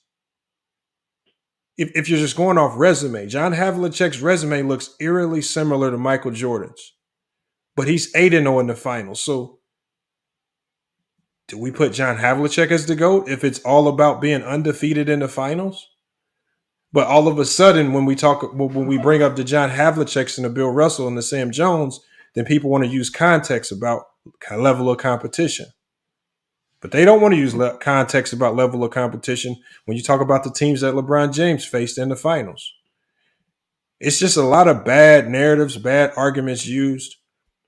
I honestly don't care if you don't have LeBron as the GOAT. I just ask that you have solid ground to stand on as to why you've done that. And most people don't. Most people say 4 or 6 in the finals. We've seen it multiple times in the chat tonight. That's the worst argument to use. Jordan being 6-0 is the worst argument to use for Jordan as the GOAT. I have Jordan as the GOAT right now. Not because he's 6-0 in finals, nor would I care if he had a finals loss, because that's not what made him the GOAT. Jordan's 6-0 in the finals because he had a great team.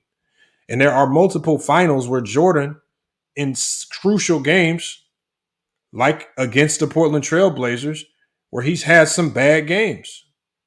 Against the Knicks, where he's had some bad games. Against the Jazz, where he didn't be as efficient as he normally is. And teammates had to step up and play better for him. So it's okay to have a bad game. People just like to just nitpick. Jordan, 10-time scoring champ. That's fine. That's one accomplishment. And if I put Jordan's accomplishments in the NBA next to Kareem Abdul-Jabbar, it would look crazy. Actually, I'll do it right now. Since you put that one thing up, scoring champ. Since that scoring champ thing is just this all. Let's just because if you say 10-time scoring champ, that means I should be comparing resume to resume. So let's pair Kareem Abdul-Jabbar's resume with Michael Jordan's, and let's see how do you wiggle your way out of this. Because if it's just about winning little resumes and awards, then let's just go Kareem versus Michael Jordan.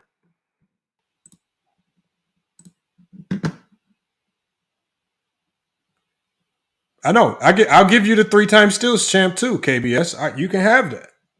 You can have the 3-time steals champ. Okay.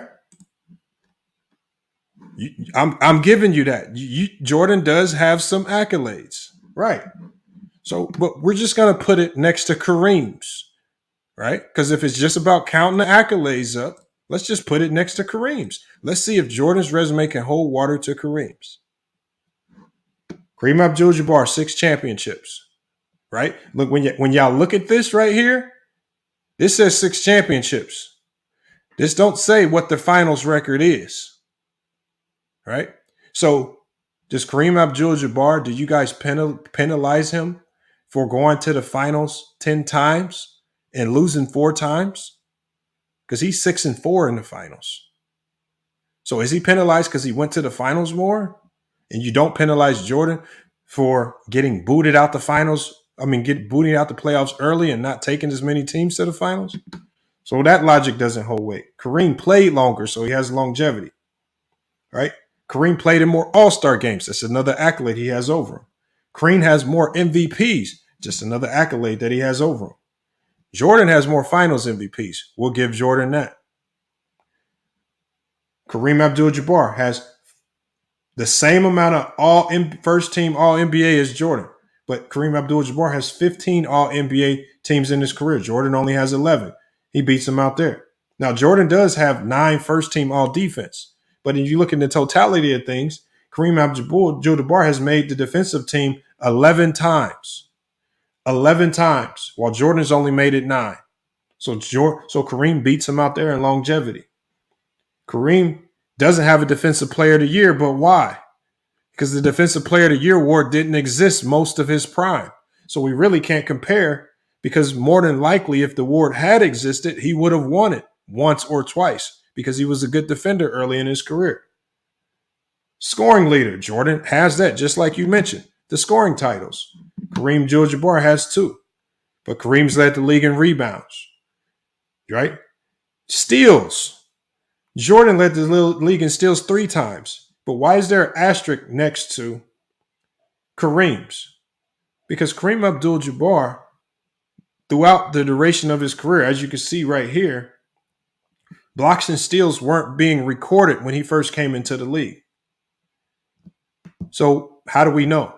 Defensive Player of the Year award didn't exist when he first came into the league. So how do we know he wouldn't have grabbed it? So it kind of makes some of these categories incomparable, right?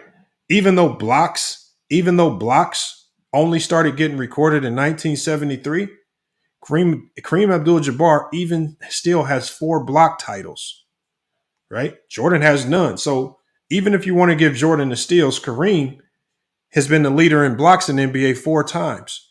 Probably more than that had the league have been recording blocks. So he beats him out in that category. And they both were Rookie of the Year. So KBS says Jordan won Defensive Player of the Year too. I just said that, but it's not a category we can compare because when Kareem Abdul-Jabbar played, there was no Defensive Player of the Year award. So how can we penalize Kareem for not winning an award that didn't exist when he played?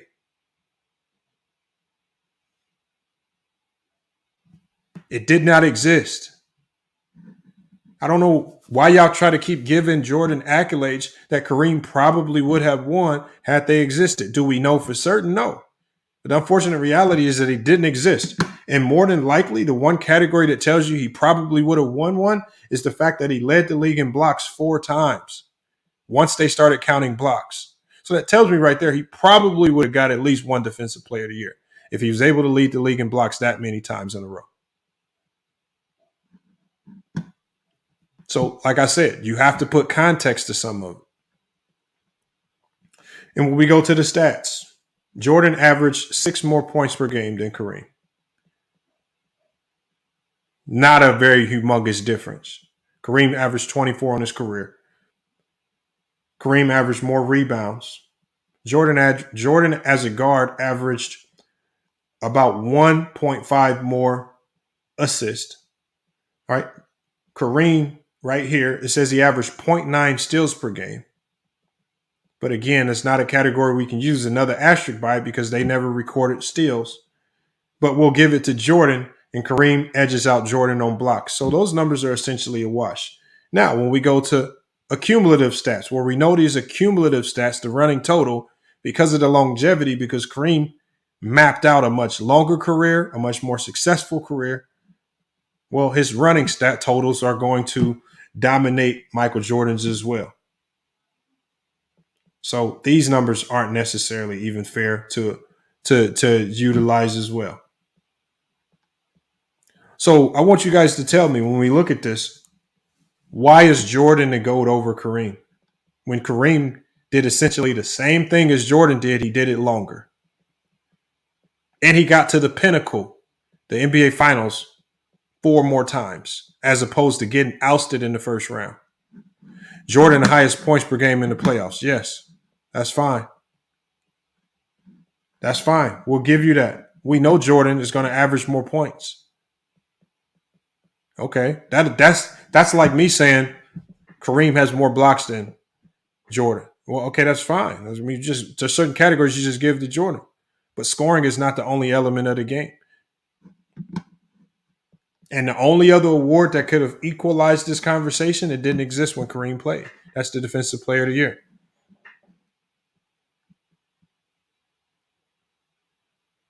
Oh, facts renegade. And when you look to level of competition, Kareem Abdul-Jabbar has beaten all-time great teams in the finals. Jordan did not play one single all-time great NBA team. Jordan never, when it mattered most, played a single team that could be considered all-time great. The level of competition in the 90s was subpar. I'm not taking away from Jordan's accolades. There's not one accolade I took away from. There's not one. And even without the Defensive Player of the Year, Kareem still has a better resume. Because you're telling me about points per game, right? You remember you guys put the scoring title up in the steals. Right? What else are you hanging your hat on? Is it championships? Is it MVPs? What is it that you're hanging your hat on here? Please tell me.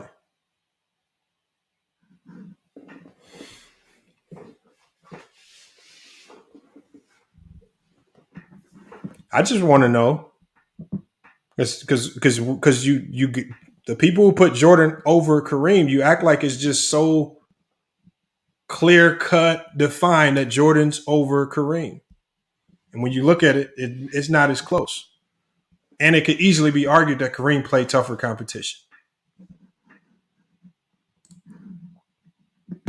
I don't even think a lot of you guys who have Jordan as the GOAT know why you have Jordan as the GOAT.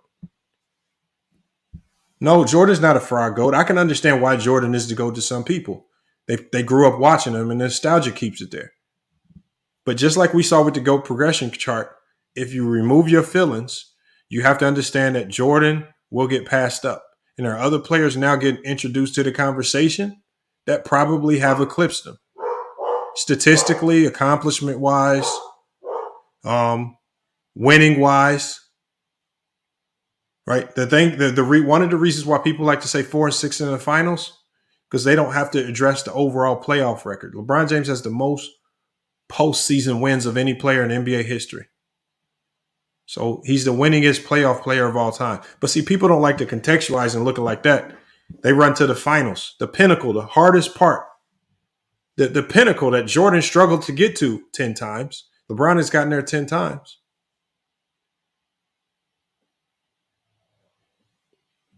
He said the GOAT. Of course you're going to say that, King KO. Of course you're going to say a GOAT chart created by an algorithm of pure mathematical computations is wrong. Of course you're going to say it's wrong if it doesn't have Jordan as the GOAT like you want him to be. You're going to say that.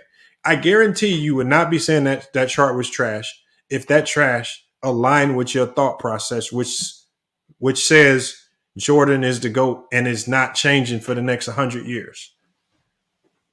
I don't agree with all the names I saw in there. That chart had Charles Barkley and Karl Malone in the top 10 all time much longer than I thought. But according to that chart that's taking all bias out the conversation, they're saying that these players were much better than we're giving them credit for, which actually, that chart actually helps Jordan. And it helps people understand the level of competition was a little bit better in the 90s than you might be giving it credit for. See? So you're trashing a chart that actually helps your case. I can pull up the GOAT progression chart one more time. It actually helps your case. It helps explain that Jordan had a little bit more comp in the finals because he played Karl Malone and Charles Barkley in the finals.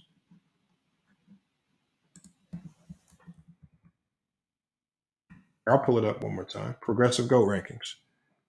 The crazy thing is, so you try to dismiss the only thing that helps you.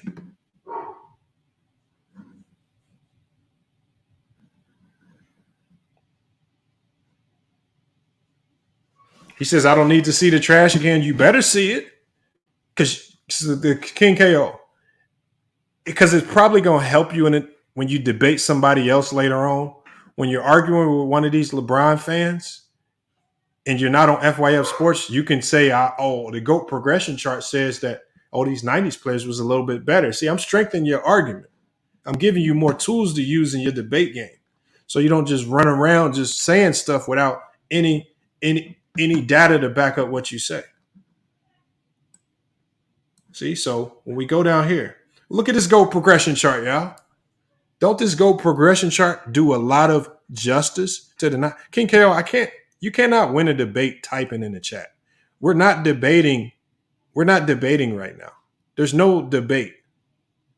A debate is a conversation between two people, and we can have rounds, but you typing and me talking is not a debate. Come on, you got to stop it, man. King KO, I already know what the results would be if I made a poll. Look at this. This chart helps King KO. Remember, King KO is the one that said this chart is trash. Akeem, Drexler, Robinson, Malone, Bird, Magic, Barkley. Jordan has played all these players in the playoffs, except Robinson. He played Drexler in the finals. He went up against the King in the regular season. Matched up against Robinson in the regular season. Played Malone twice in the finals. Went up against Bird in the playoffs. Matched up with Magic in the finals. Matched up with Barkley in the finals. Jordan played all these guys. The GOAT progression from 99 to 2000, these are all 90s players. This would bolster the pedigree to any argument where people say the 90s had no competition. Because remember, King KO, I'm a person that says the 90s competition was trash. You could try to ether me with this information. I'm giving you the information you need to put up a somewhat of a decent argument just to have a chance.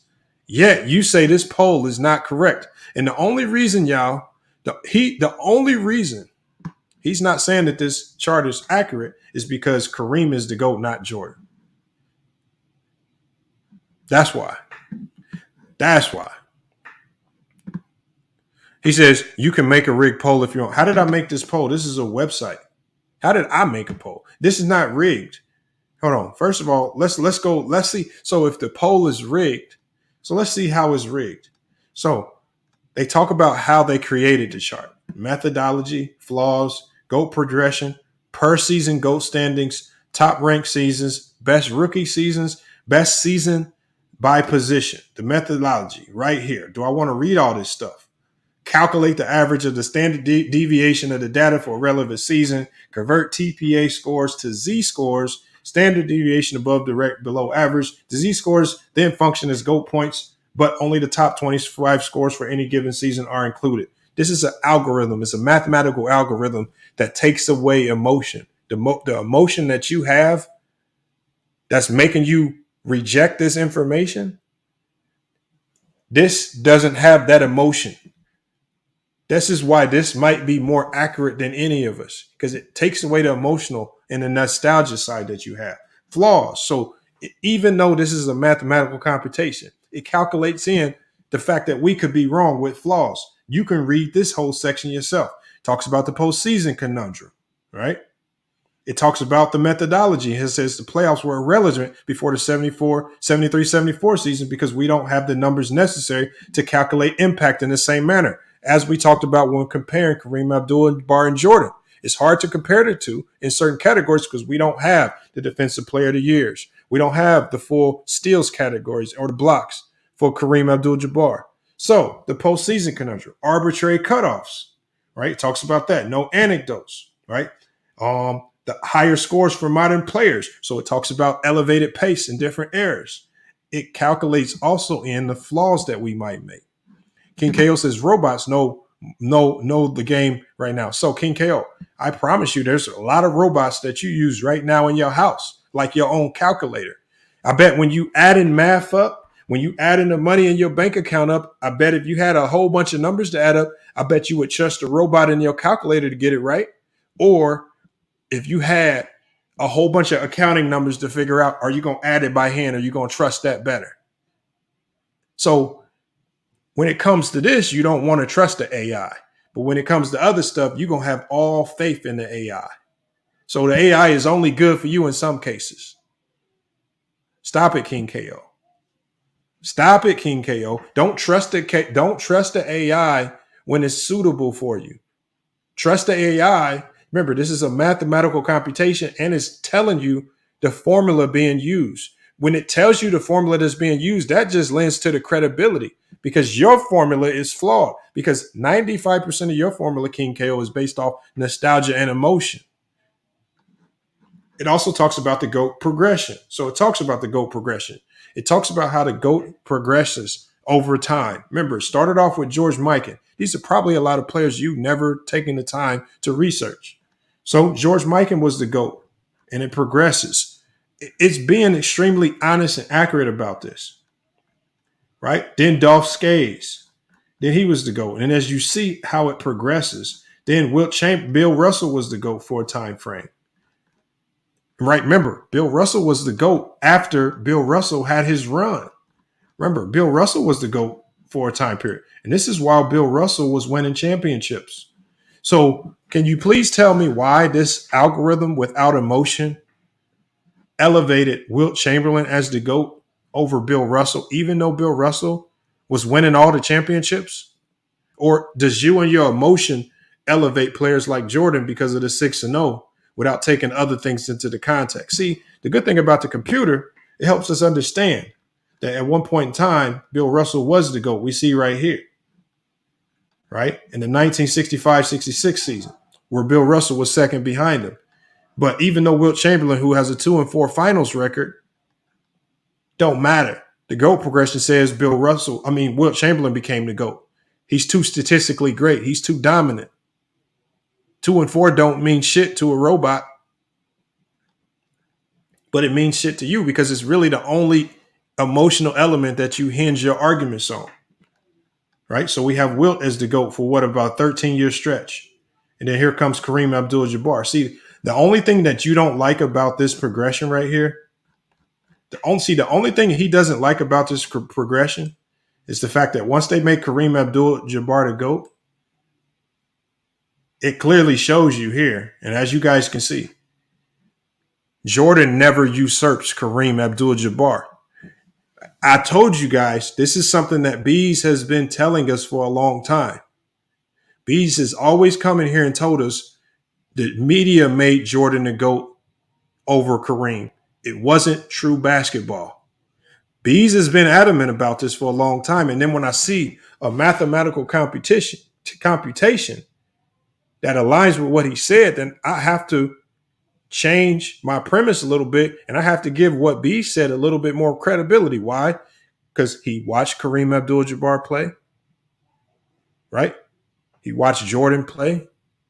He saw how the media treated Kareem and how the media devalued everything that Kareem did.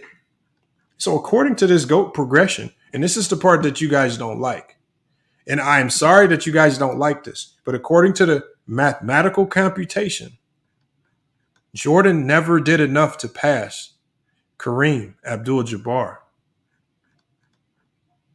As you can see, the GOAT progression has not changed. Jordan desperately tried to come back in the 2000s to try to eke his way past Kareem with the Washington Wizards, and it didn't work. And Jordan's last hope was in that last year. I think it was in 2003 with the Wizards. And he couldn't do enough to eke past Kareem and get to the top of the GOAT progression. I think when you think about why Jordan came back, why come back again? Why come back? Why play for the Wizards? Maybe he was trying one last desperation hope to usurp Kareem Abdul-Jabbar. I don't know. But according to the GOAT progression chart, Kareem Abdul-Jabbar was 1, Jordan 2, Wilt Chamberlain 3. And then this list starts to change because you have Shaquille O'Neal's dominance kicking in, right? You have guys like Kevin Garnett's dominance kicking in. And these guys, these young guys, these new players are coming into the fold. And as these new players come into the fold in 2010, 2011, remember, by this time, LeBron's been in the league for about 7 years. So LeBron's paid his dues. You got Tim Duncan, who's creeped into the list now as well. But LeBron creeps into the top 10 all time in 2011. But then what does LeBron James start to do? Well, he starts to usurp players. And he jumps up to the number 3 spot very quickly. Now he's on Jordan's heels because he's the only player in NBA history since Kareem has taken the GOAT mantle to be able to start climbing this fast and still have so many years left in his career. And so LeBron is still climbing. But then what happens here? In 2012, 2013, according to the GOAT progression, LeBron passed Jordan in 2012, 2013. Remember, you guys got mad at LeBron for saying he thought he passed Jordan after he beat the 73-9 Warriors. According to the GOAT progression, he passed up Jordan well before that. He passed up Jordan before all that bullshit. That shit was a wrap. Without the 6-0, he passed him up. See, the GOAT progression doesn't use the nostalgia of a fake 6-0 logic. And then what happens? LeBron James is able to do what Jordan couldn't. and that's usurp Kareem Abdul-Jabbar. Because the only way you usurp Kareem Abdul-Jabbar is if you have some level of longevity. And with Michael Jordan leaving the game multiple times, creating gaps in his career, how was he ever going to have the longevity to truly usurp a Kareem Abdul-Jabbar? He never was. LeBron James stayed the course. And then again, this chart also accounts for the lies about Kobe Bryant being a top 5 player all time. I keep telling you guys, because I used to research these things before Kobe Bryant passed.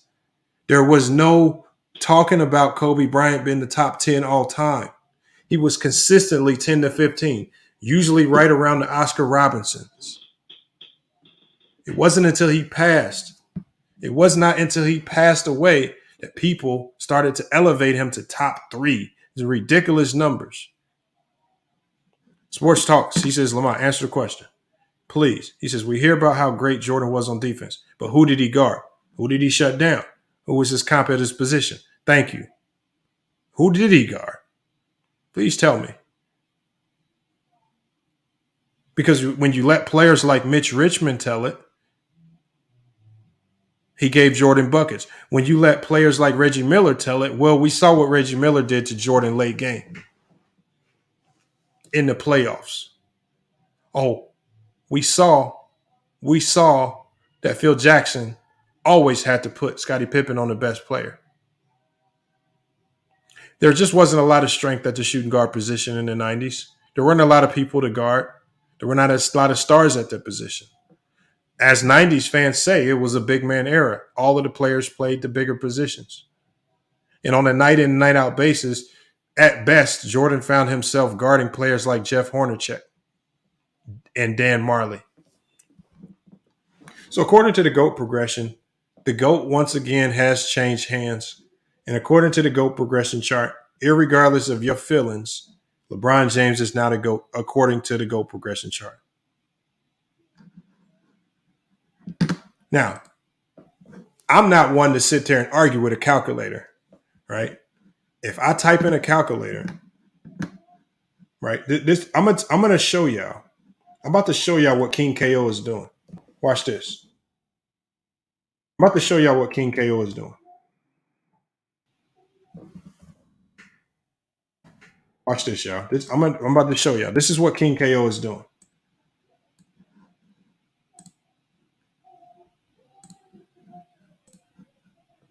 Okay. I'm gonna show y'all. This is equivalent to what King KO is doing. See, I got a calculator on the screen. I'm gonna put 9 times 9 is 81. King KO don't like that result because he don't trust the calculator.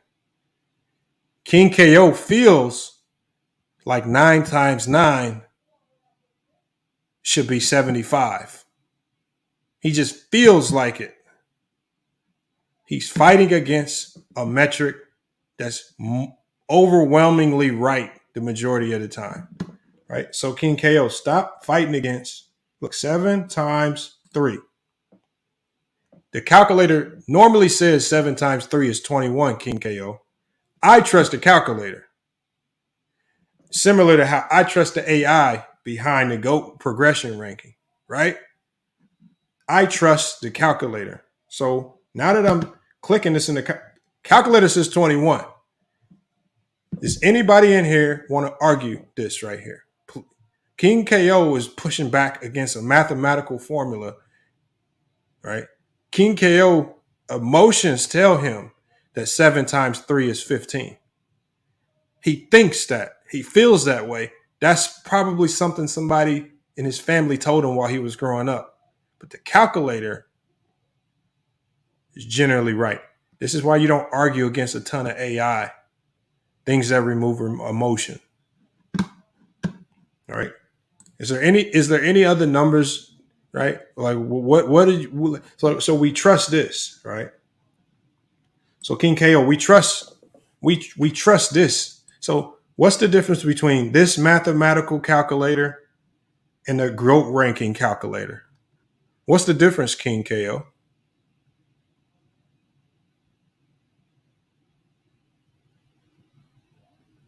Okay. Well, it's like I said, King KO.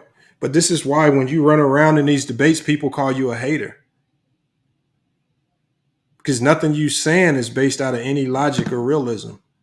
And even when you fake, even, and this is how you know your take is completely delusional. Even when the GOAT ranking, even when this GOAT ranking progression, like if you look at this GOAT ranking progression, even though this GOAT ranking progression wildly gives more credibility to the Jordan debate, because according to this, he played a ton more talent than we give him credit for, especially when you see what the GOAT progression was before LeBron entered the picture. Like when you look at this GOAT progression before LeBron entered the picture, these are all players that Jordan faced in the playoffs. Shaquille O'Neal, Clyde Drexler, Larry Bird, Magic, Barkley, Malone. He played David Robinson regular season. Olajuwon was in there at one point in time as well. So even though this GOAT progression lends credibility to the 90s being much better than we assume, you are so stuck on Jordan being behind Kareem Abdul-Jabbar that you forget that this calculator might be one of your best weapons against any LeBron fan in a debate. And now, because if you take this calculator to a LeBron fan, the end result, the math is not going to end in your favor. It does give you some arguments to use. The problem here is when you scroll down,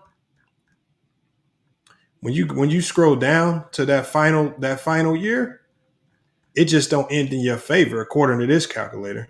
Hold on, let me scroll back up to it.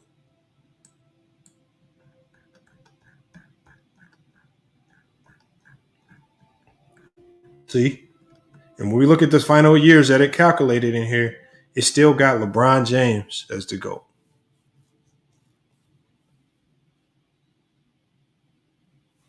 So I'm sorry, King KO, man. I'm sorry that these mathematical equations don't fit the narrative that you're trying to push.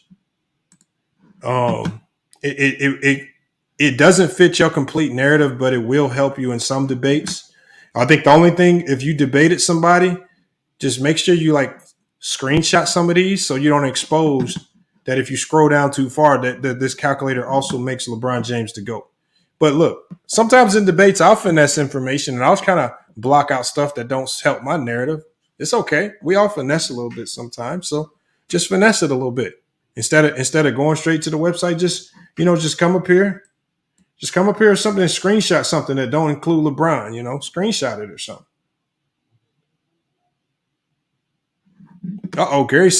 Gary. Hey, so Gary, how about you come on the panel and we can put that to the test? How about you come on the panel? Y'all, a lot of y'all don't know this, y'all. Oh, my dad was a math major. I could literally get F's in every class except math. I could literally get F's in every. I could not fail math. Math is my specialty, though. Gary, but Gary, you can come on here and test it. We can go do some derivatives, whatever you want to do. We can break down some expressions. What do you want to do? All right, we can get into some trigonometry. Maybe trick you a little bit with some trigonometry. Okay. I'll drop the link real quick for the last few people that want to come scrounging in.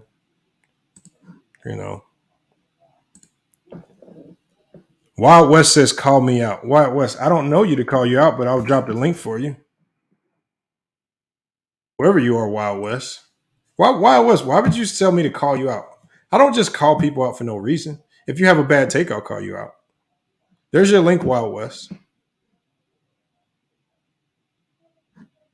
KBS says, and Pippen says Jordan to GOAT too. No, actually, Pippen said LeBron's to GOAT. And y'all got mad at him for flip-flopping. That's all that happened. Hey, LeBron. What up, Wes?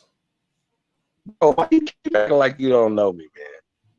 Hold on, I don't, bro. I see so many names, I don't remember them. Now that I see your logo, I remember who you are. Man. Salute though. All right. What's up, Sorry, my guy? How you I doing? didn't because your name has never been Wild Wild West on the panel, so that's why I didn't recognize it. I know, but you make me sound like a scrub. Like I'm just out here just jocking you. Just like, hey, No, man, no, call no, me no, up. no. My bad. What's good, man? You hold on. Look, You don't like the GOAT so progression chart, man? I what I don't want to get exactly how old you are, but like how old are you? Like somewhere near. So I can try to Hold identify on. where Look, I'll we put it are in like the it. basketball IQ. I'm old enough to have seen players in the '90s play, but also old enough to connect with the BS that they try to spew.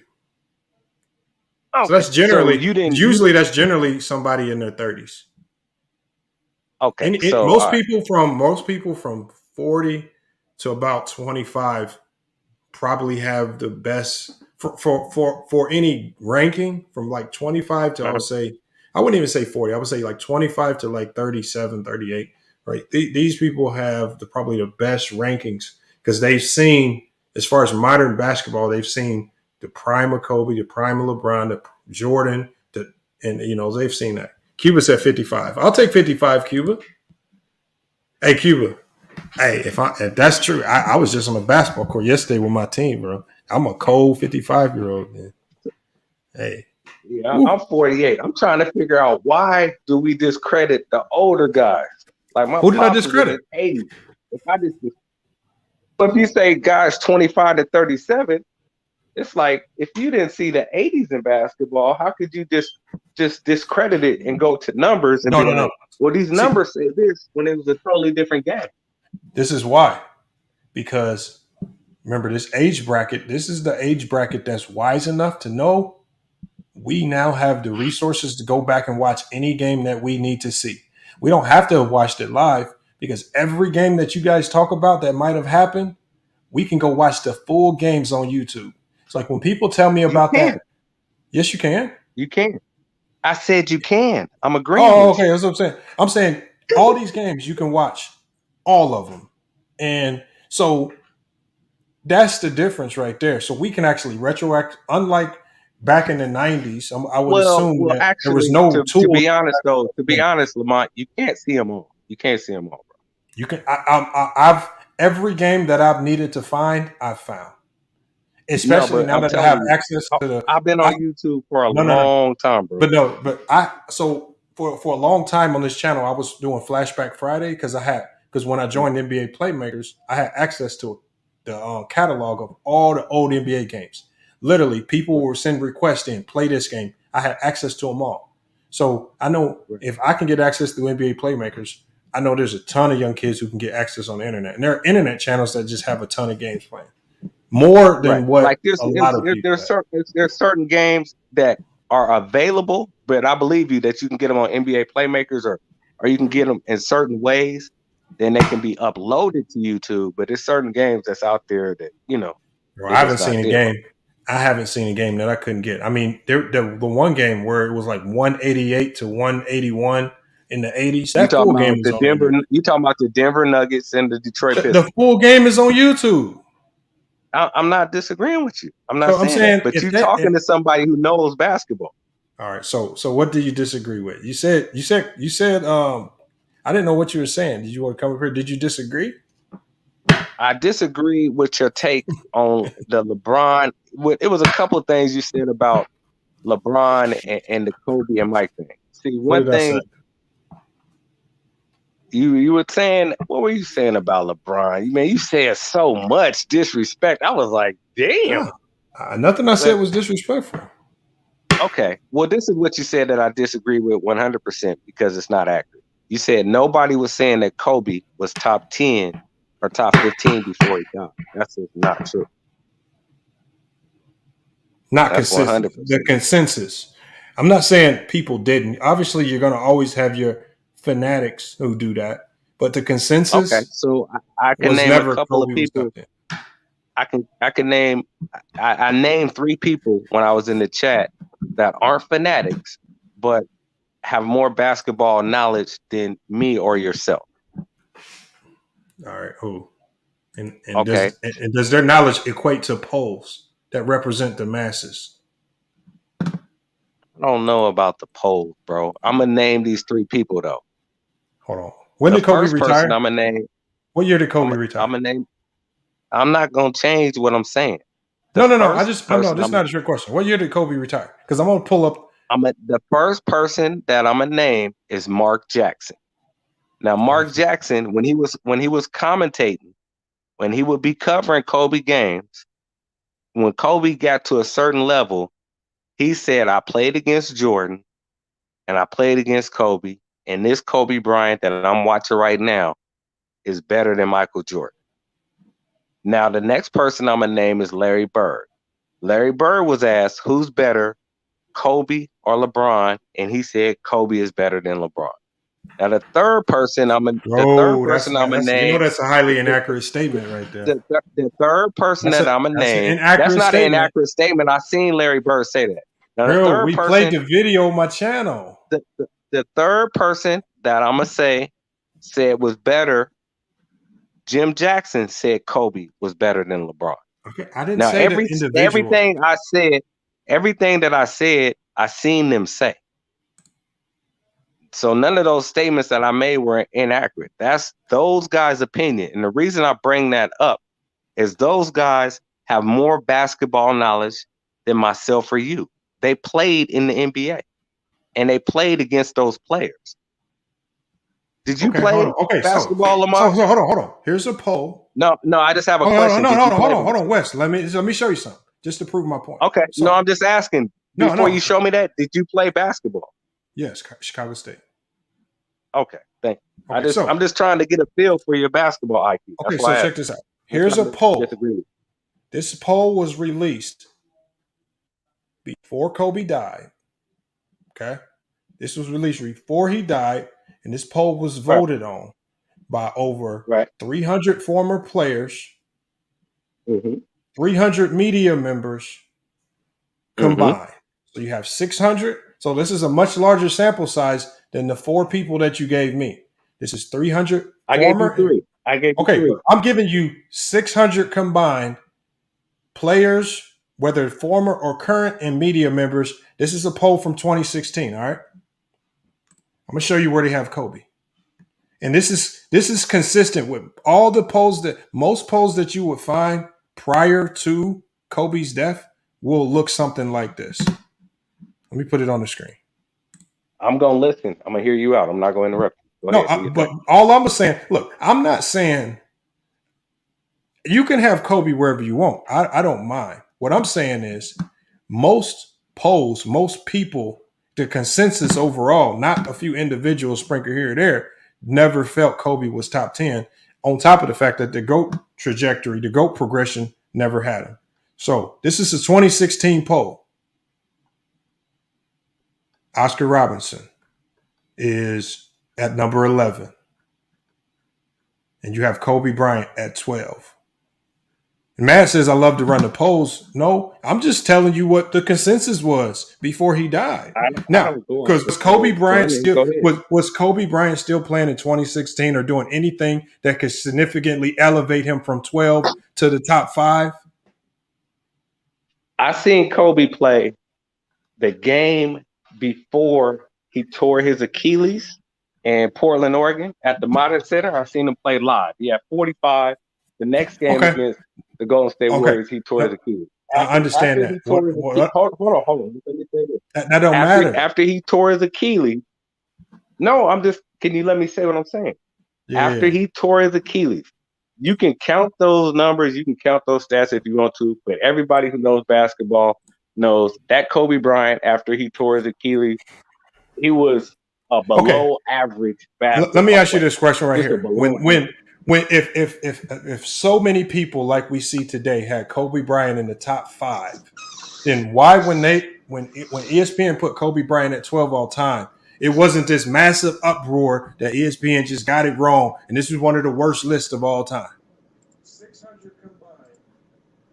Is that a question you want me to answer? Or is that rhetorical? Yeah, because it really was no pushback when this happened. No, There was I'm no, there asking, was is it none. rhetorical, or do you want me to answer?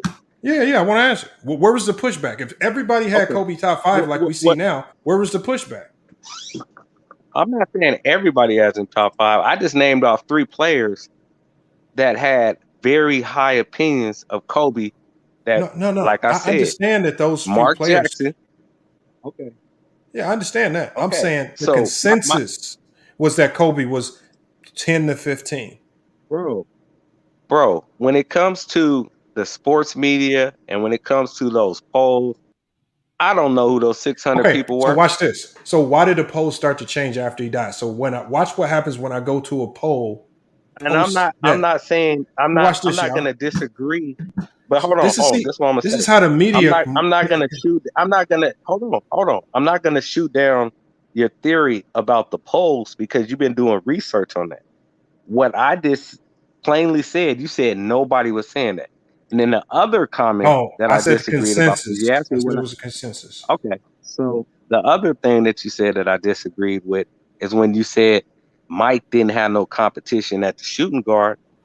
That's not quite accurate, sir. Okay, so then tell us what the comp was.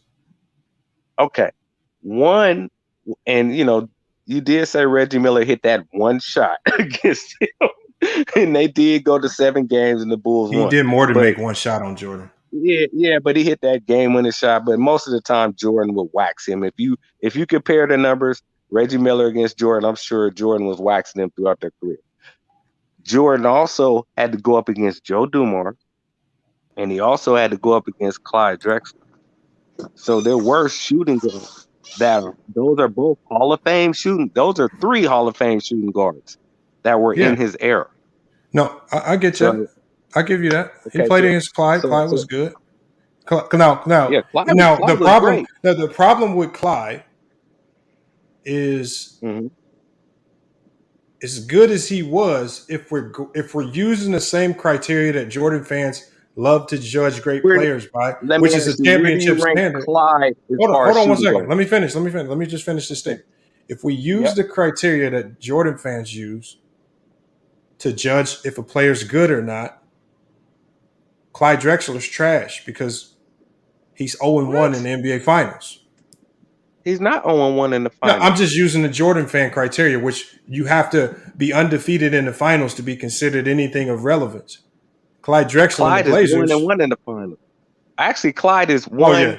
No, the Clyde, the one he won was after He's Jordan's 1 and reign. 2 in the he's It 1 and was 2 in the finals. It was after Jordan's He's reign. 1 and 2 in the.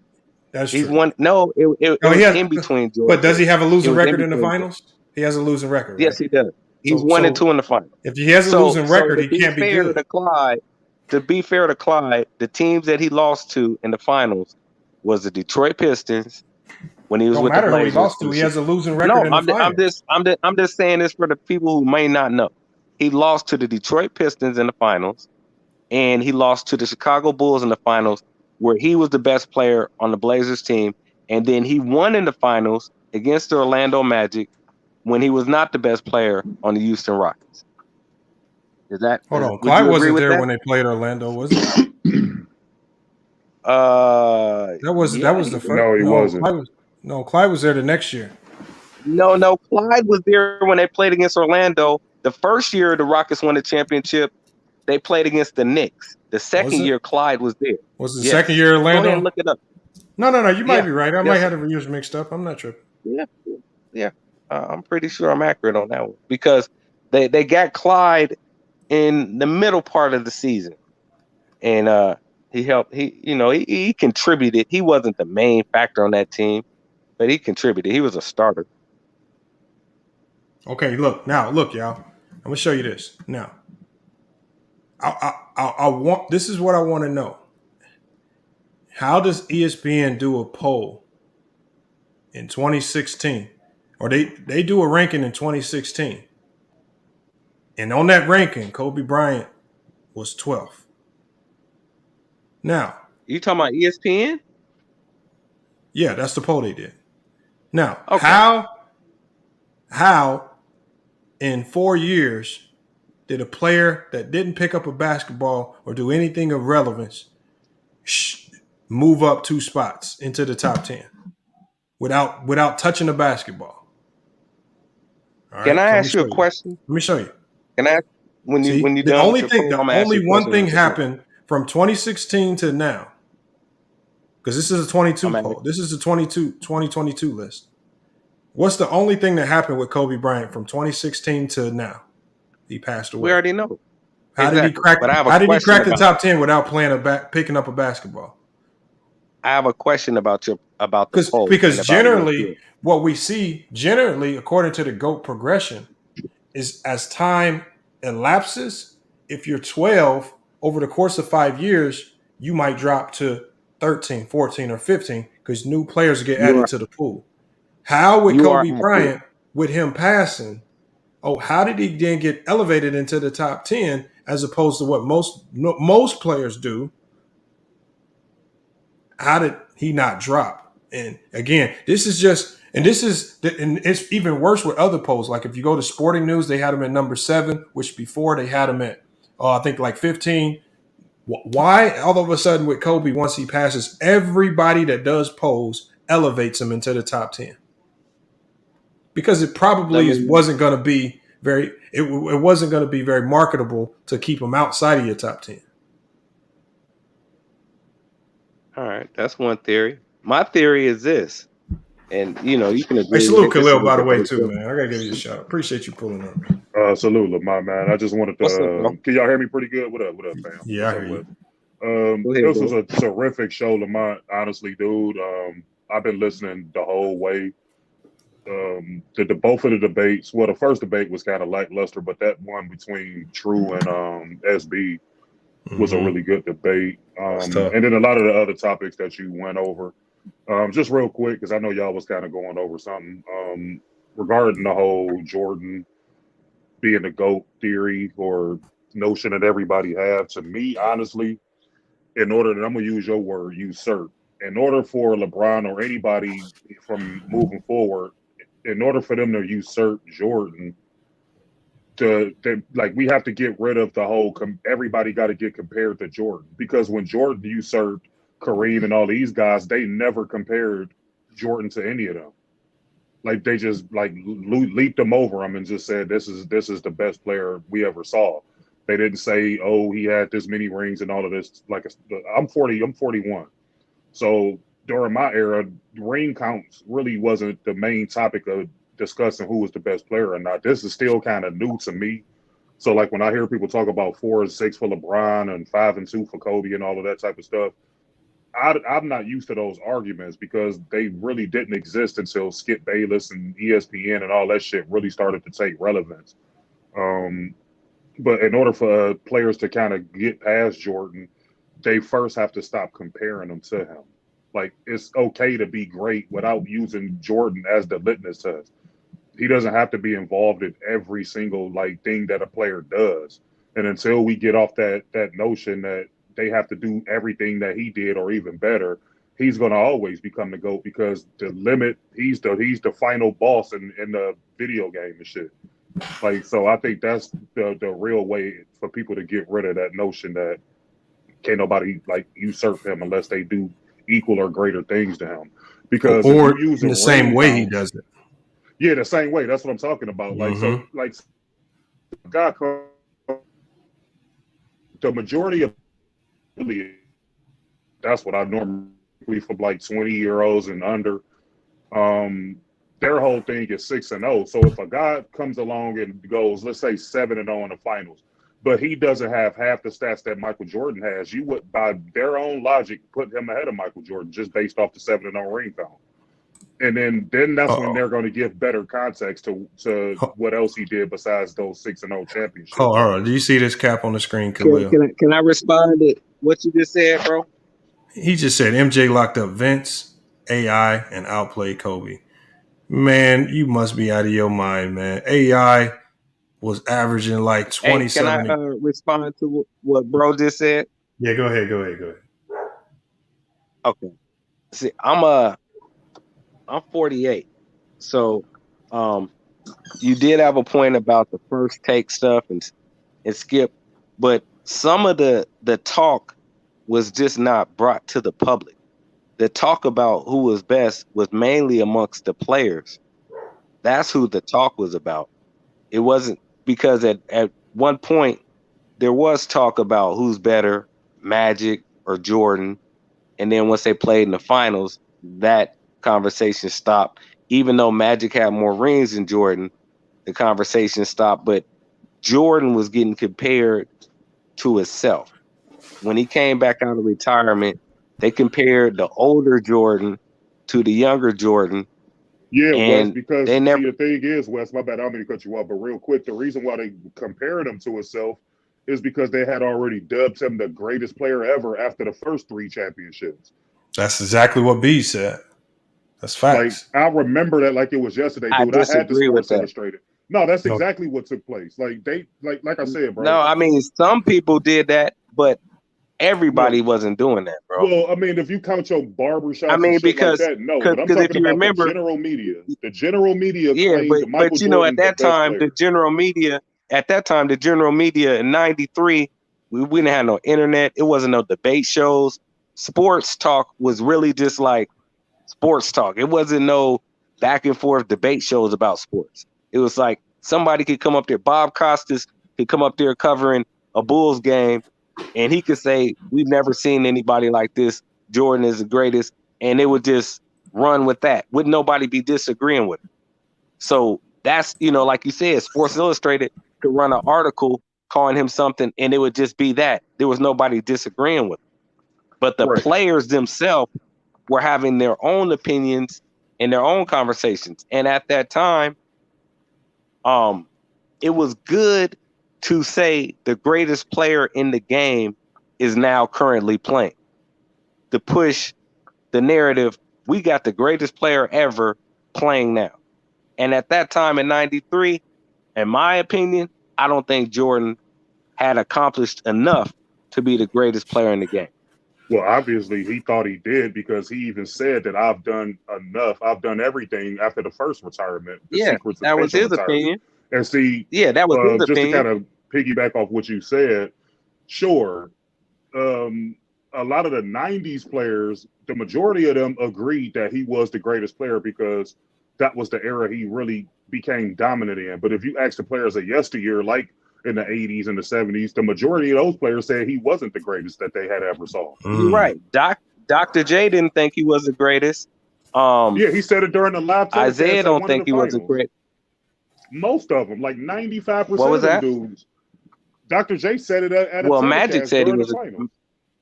Yeah, but Magic said he was the greatest. I mean, like I said, most. Hold of on. them, When did like, Magic say he was the greatest? Shit, man. Magic said it multiple times.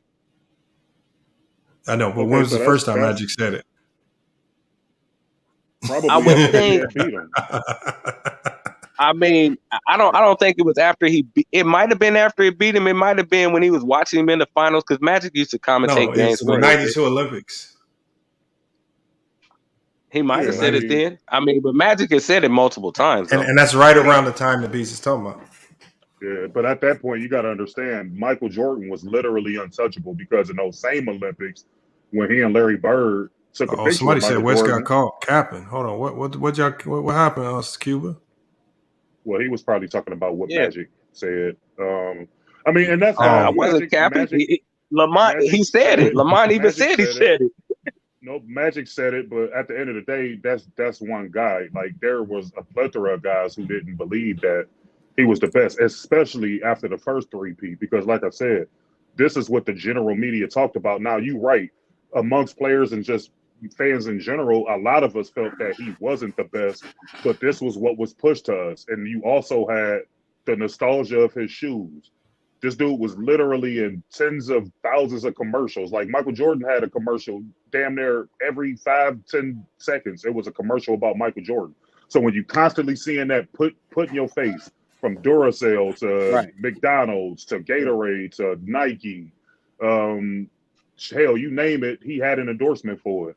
When you constantly told this is the greatest player that you had ever saw, people started to run with that stuff, and they believed. Do you know who they were?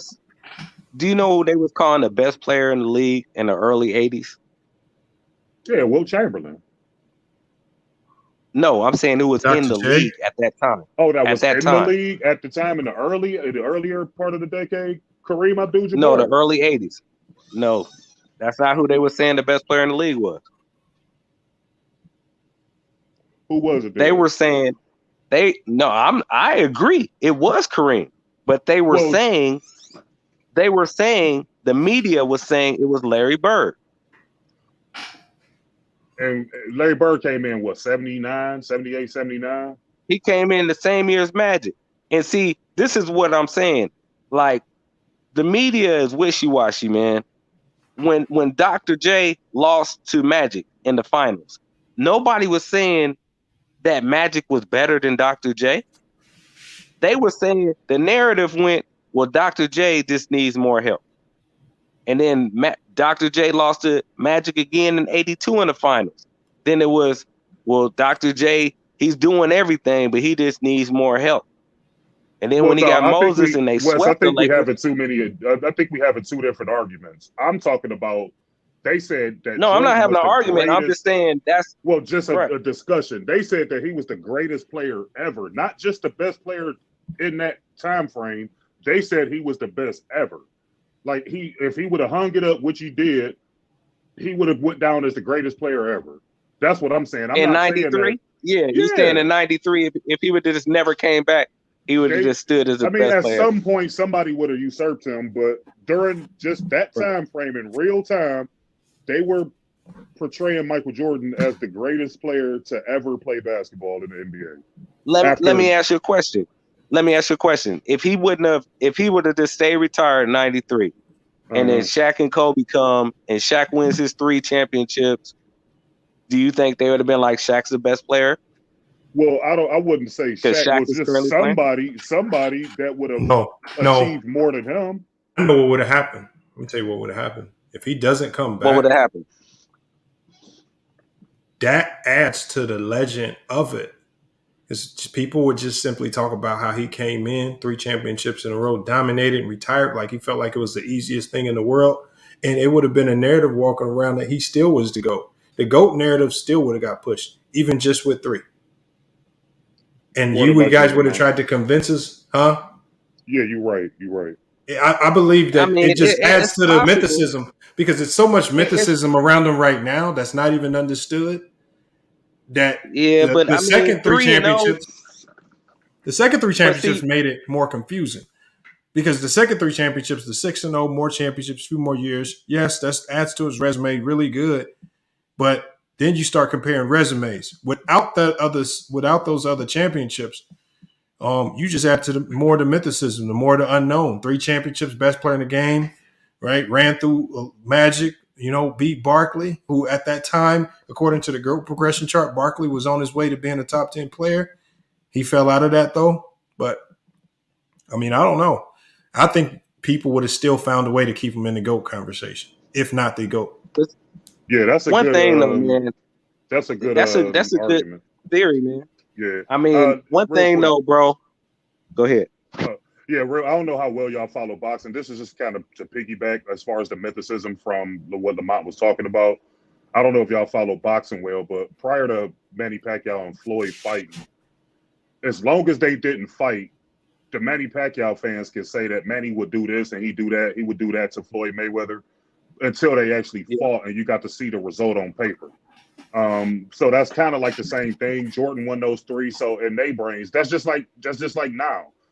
If he would have stayed playing instead of retiring, a lot of people felt like he would have beat that Houston Rockets team, even though I feel like that would have been his toughest challenge out of all of the teams that he went up against. You know what I'm saying? But as long as he didn't play against them, you can suggest that this would have took place. He'd be 8-0. Yeah, he'd be 8-0. Yeah, he'd be 8-0. So as long as that, I don't think he would have been 8-0 though. Well, that's what that's what most people would say, is that he would have, even though they had a top 10 player in a lot of people's eyes. I know Lamont don't really care for Hakeem, but to a lot of people, he's a top 10 player. I just think the wear and tear would have caught up with him 8 years in a row. I mean, some people built for it, some people not built for it. I mean, if Jordan, and he said he was mentally and physically fatigued after the first run. that was one of the things he mentioned in his retirement speech the first time. So who knows? Maybe, but I feel like in my heart of hearts, just watching that Rockets team, I feel like they wouldn't have had no answers for Hakeem Olajuwon. The Rockets had better shooters on their team, which could space the floor to create more one-on-one matchups for Hakeem Olajuwon. And I mean, they had athletes on that team. They had really good athletes. So look, you see it, Khalil. Here they come with the bad logic arguments all over again. Let me ask you. LJ had to get one of the reasons one reason that Jordan's thing is so strong, man. Besides that Lakers team, nobody else is three-peated. Besides, you got to go all the way back to the Celtics. Okay, but a three-peat is not. A three-peat is more so connected to a great team and not necessarily just one individual player. I mean, and we know that the three-peats don't carry that much weight because nobody's running around talking about Pippen three-peated or Pippen 6-0. So again, I'm confused on the three-peat not carrying that much weight. No, so I'm just saying if the three-peat carries as much weight as you guys say it carries, then you guys will have Pippen in your top 10 along with Jordan. No, bro. I'm not going. I'm not just going. Pippen has two three-peats. Pippen has two three-peats, and he was a top 5 player in the NBA during both three-peats. How is Pippen not given the same just due? You gonna let me answer that? Yeah, I'm just saying he was a top 5 player in the NBA and got 2 three-peats. How is he not top 10 with Jordan according to the logic if he has that much weight? All right, I'm gonna answer it. For the second three-peat, he was a top 5 player, but not for the first three-peat. Hold on. Okay, so you can say that. Here's the problem with that logic. When I look at the NBA power rankings, the NBA power ranking says that in the 90s, Pippen was never ranked lower than the 7th best player in the league. So when you say he wasn't this, that, and the other, well, according to the NBA power rankings, he was a. It don't matter. And this is what the power rankings show me what people thought about Pippen at that time, not what you're telling me what you think about him now. You're telling me now you think Pippen was this? It's not what I'm saying. It's what the players in the league who played with him. They didn't consider him. Hold on. What players are walking around saying Pippen wasn't that guy? When I looked at the Kobe detail video, the only thing I saw, whenever I see people talking about Pippen's defense, they telling me about how historically great his defense is. Now, when you let me respond, all I'm saying, this is what I want you to address. All I'm saying is, if the three-peats carry that much weight, then why are you not giving that weight to Pippen, boosting him up as well? Because he was just as much a part of that three-peat as Jordan, and Jordan had a losing record in the NBA until Pippen was his sidekick. I disagree that he was just as much as Jordan. 100% disagree with that. Okay. So how much success in the NBA did Jordan have without Pippen? Jordan didn't have nobody on those teams. Nobody. Okay. It wasn't just Pippen. Hold on. Let me respond. Hold on. Don't cut me off. Let me respond. So when Jordan, before Pippen got there, Jordan was balling, period. He didn't have nobody on his squads at all. The best player he had on his squads before Pippen got there was Orlando Woolridge. He had people like Sam Vincent. He had people like Dave Corzine. I understand that. So he didn't have those squads. And when he was going up against teams like the Detroit Pistons, let me ask you a question. No, he wasn't going to win. And let me just go ahead and respond to what you're saying about Pippen, because Pippen was not clutch. He was one of the best defensive players as far as wing defensive players of all time, because Pippen could guard 1 through 4. Honestly, he could guard point guards, shooting guards, small forwards, and power forwards. And you know already from our previous conversations how I feel about players who can play both sides of the court. But on the offensive end, Pippen was inconsistent until that second run. That second run, He stepped up his offensive game. I believe the time that Mike stepped away from the game helped him improve his offensive game to where he was the main offensive player on those teams, and he was leading those teams offensively. And then at a certain point, he started to break down. Okay, let me ask you this question here. So, if Jordan just needed help, it didn't matter if it was Scottie Pippen. Let me ask you this question. No, I'm not saying just hold needed help. on. No. Let me ask you this question because Jordan's help came in the form of draft picks, right? And so, if the Seattle Supersonics never traded Scottie Pippen and the Bulls just stuck with their draft pick of Olin Pollin. Oh, they didn't. First of all, that's a lie. The trade never involved Sean Kemp. No, I'm not lying. Hold on. First of all, I'm going to tell you who the trade involved. Sean Kemp didn't get drafted until after. The trade was Scottie Pippen, who was the 5th overall pick. He got drafted by Seattle. And they sent him to the Bulls. And the Bulls sent Olin Polynice. Okay? Right? And the 8th pick. So I was incorrect. So what I'm saying is, what if the Bulls said, no, we don't want Pippen, and we're just going to keep Olin Polynice in the 8th pick? Without Scottie Pippen, do you believe Jordan could have just taken, which that 8th pick and Olin Polynice probably could have formed out to be something formidable? Does it equate to Scottie Pippen? Do they still get 3 chips? Who was in that draft? I mean, like, who was in that draft, though? All right, I'll say. What, in the draft with Jordan? Yeah. Or the draft with Pippen? But see, one thing that we overlook, I don't know if you overlook it or not, I'm not just going to say you overlook it, is Jordan worked with Scottie Pippen's game. Scottie Pippen benefited from playing with Michael Jordan. Okay. So in that draft, Olin Polynice was the 8th pick. So they essentially they drafted Olin Polynice and they traded heads up for Scottie Pippen. And then they gave future draft compensation as well. So the Bulls sent future draft compensation and Olin Polynice, who they drafted at number 8, for Scottie Pippen at number 5. So it was just Scottie a straight Pippen is a much better player than Olin. What I'm telling you, what I'm asking you is this. No. What I'm asking you is this, because remember, y'all said that Jordan made Scottie Pippen better. Could Jordan have made Olin Polynice better to the tune of winning 3 championships twice? Nobody could have made Olin Polynice with Scottie Pippen one. Hold on. I wouldn't say that. Jordan makes players better. If Jordan made Scottie Pippen, I didn't say players. Hold on, Lamont. I'm not saying he made players better. Him and Scottie Pippen had a connection, and he helped Scottie Pippen become a better. Why couldn't Jordan help Olin Polynice to become better?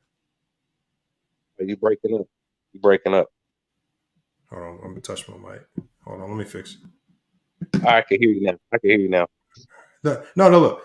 I'm just trying to say, if people try to act like Pippen didn't play a major role in both the three-peats and that anybody could have stepped into Pippen's role, there's not one player in the league in the 90s that could have stepped into Pippen's role and did his job. There was no other player in the 90s like Pippen that could have done that job. Be the best defender to that level, be the best team defender and own ball defender in the league. There was no other player that could have did that. Absolutely none. And people try to make it sound as if Pippen could have been replaced by any scrub and it would have been duplicated. Pippen deserves, if we're going to give this much weight to the three-peat being, if the two three-peats can elevate Jordan to the GOAT, then those 2 three-peats, Pippen being a top 5 player of the 90s, that should at least elevate him to the top 10 all time. No, bro. Because, and I'm going to tell you why. Offensively, Pippen had holes in his game. Jordan had holes in his game offensively. What? He couldn't shoot threes. He could shoot threes, bro. He just didn't shoot a lot. Well, you normally don't. Hold on. In the game of basketball, if you hoop, it's like this, Khalil. Hold on. Let me give you an bro, I've example of played, someone. bro, I've played, Let me bro. give you. Khalil, Let me. me and you met in Let me person, give you Khalil. an. Me and you met in Yeah. Let person, me right? give you an. No, hold Let me on, give you an Wes. example of Wes, someone who can't Wes, shoot Wes, threes. Dennis Wes, Wes, Rodman can't shoot threes. Wes. Jordan could not shoot threes. That's not We true, bro. noticed because he That's got into a 3-point contest where he shot wide open threes and shot what, 5 or What did he 25 do or against the something? Blazers in the finals? That was one game. Thank All right, you. then. So if you can't shoot threes, you can't shoot threes. Okay, Ben okay. So Simmons let me. can't shoot Okay, threes. hold on. Let me Ben ask you this. Simmons Then. can't shoot threes. Have Hold we on, ever Wes. seen Ben Simmons hit 7 Wes. threes in a game? Let me ask you this. We've seen Draymond All Green right. make 5 to 6 threes in a game. Would you bet Because he money? can shoot. Would you bet your life on Draymond Green making? I'm in Vegas. Hell no, I wouldn't. I Yeah, wouldn't. yeah. But we have seen games. But we have seen games where Draymond has got hot. We And we've ain't never seen seen no games. game. Hold on. We We've ain't never seen seen no games. game. Hold So on. Wes, We ain't never real seen quick. no game where Ben Simmons has hit threes. He can't shoot threes. Oh my Wes, God. real Stop quick. it, I just man. want to make a point to you real quick, and then y'all can go back to y'all conversation. So They in just give that Jordan era, anything. Michael Jordan, if he knew how to shoot threes to that clip, he would have shot him. Trust me. Jordan was taking every shot on the floor. If he knew how to, if he had that in his bag, you would have saw more than just the He one that he didn't was need taking it. per game. And two, He didn't need it. if you plug, like, understand this, the 3-point line was closer in the 90s. They moved it back. So if you place Jordan in this era, would you still say he knew how to shoot threes? Let me ask you a question, bro. Do you know how many years that they moved that 3-point line in for?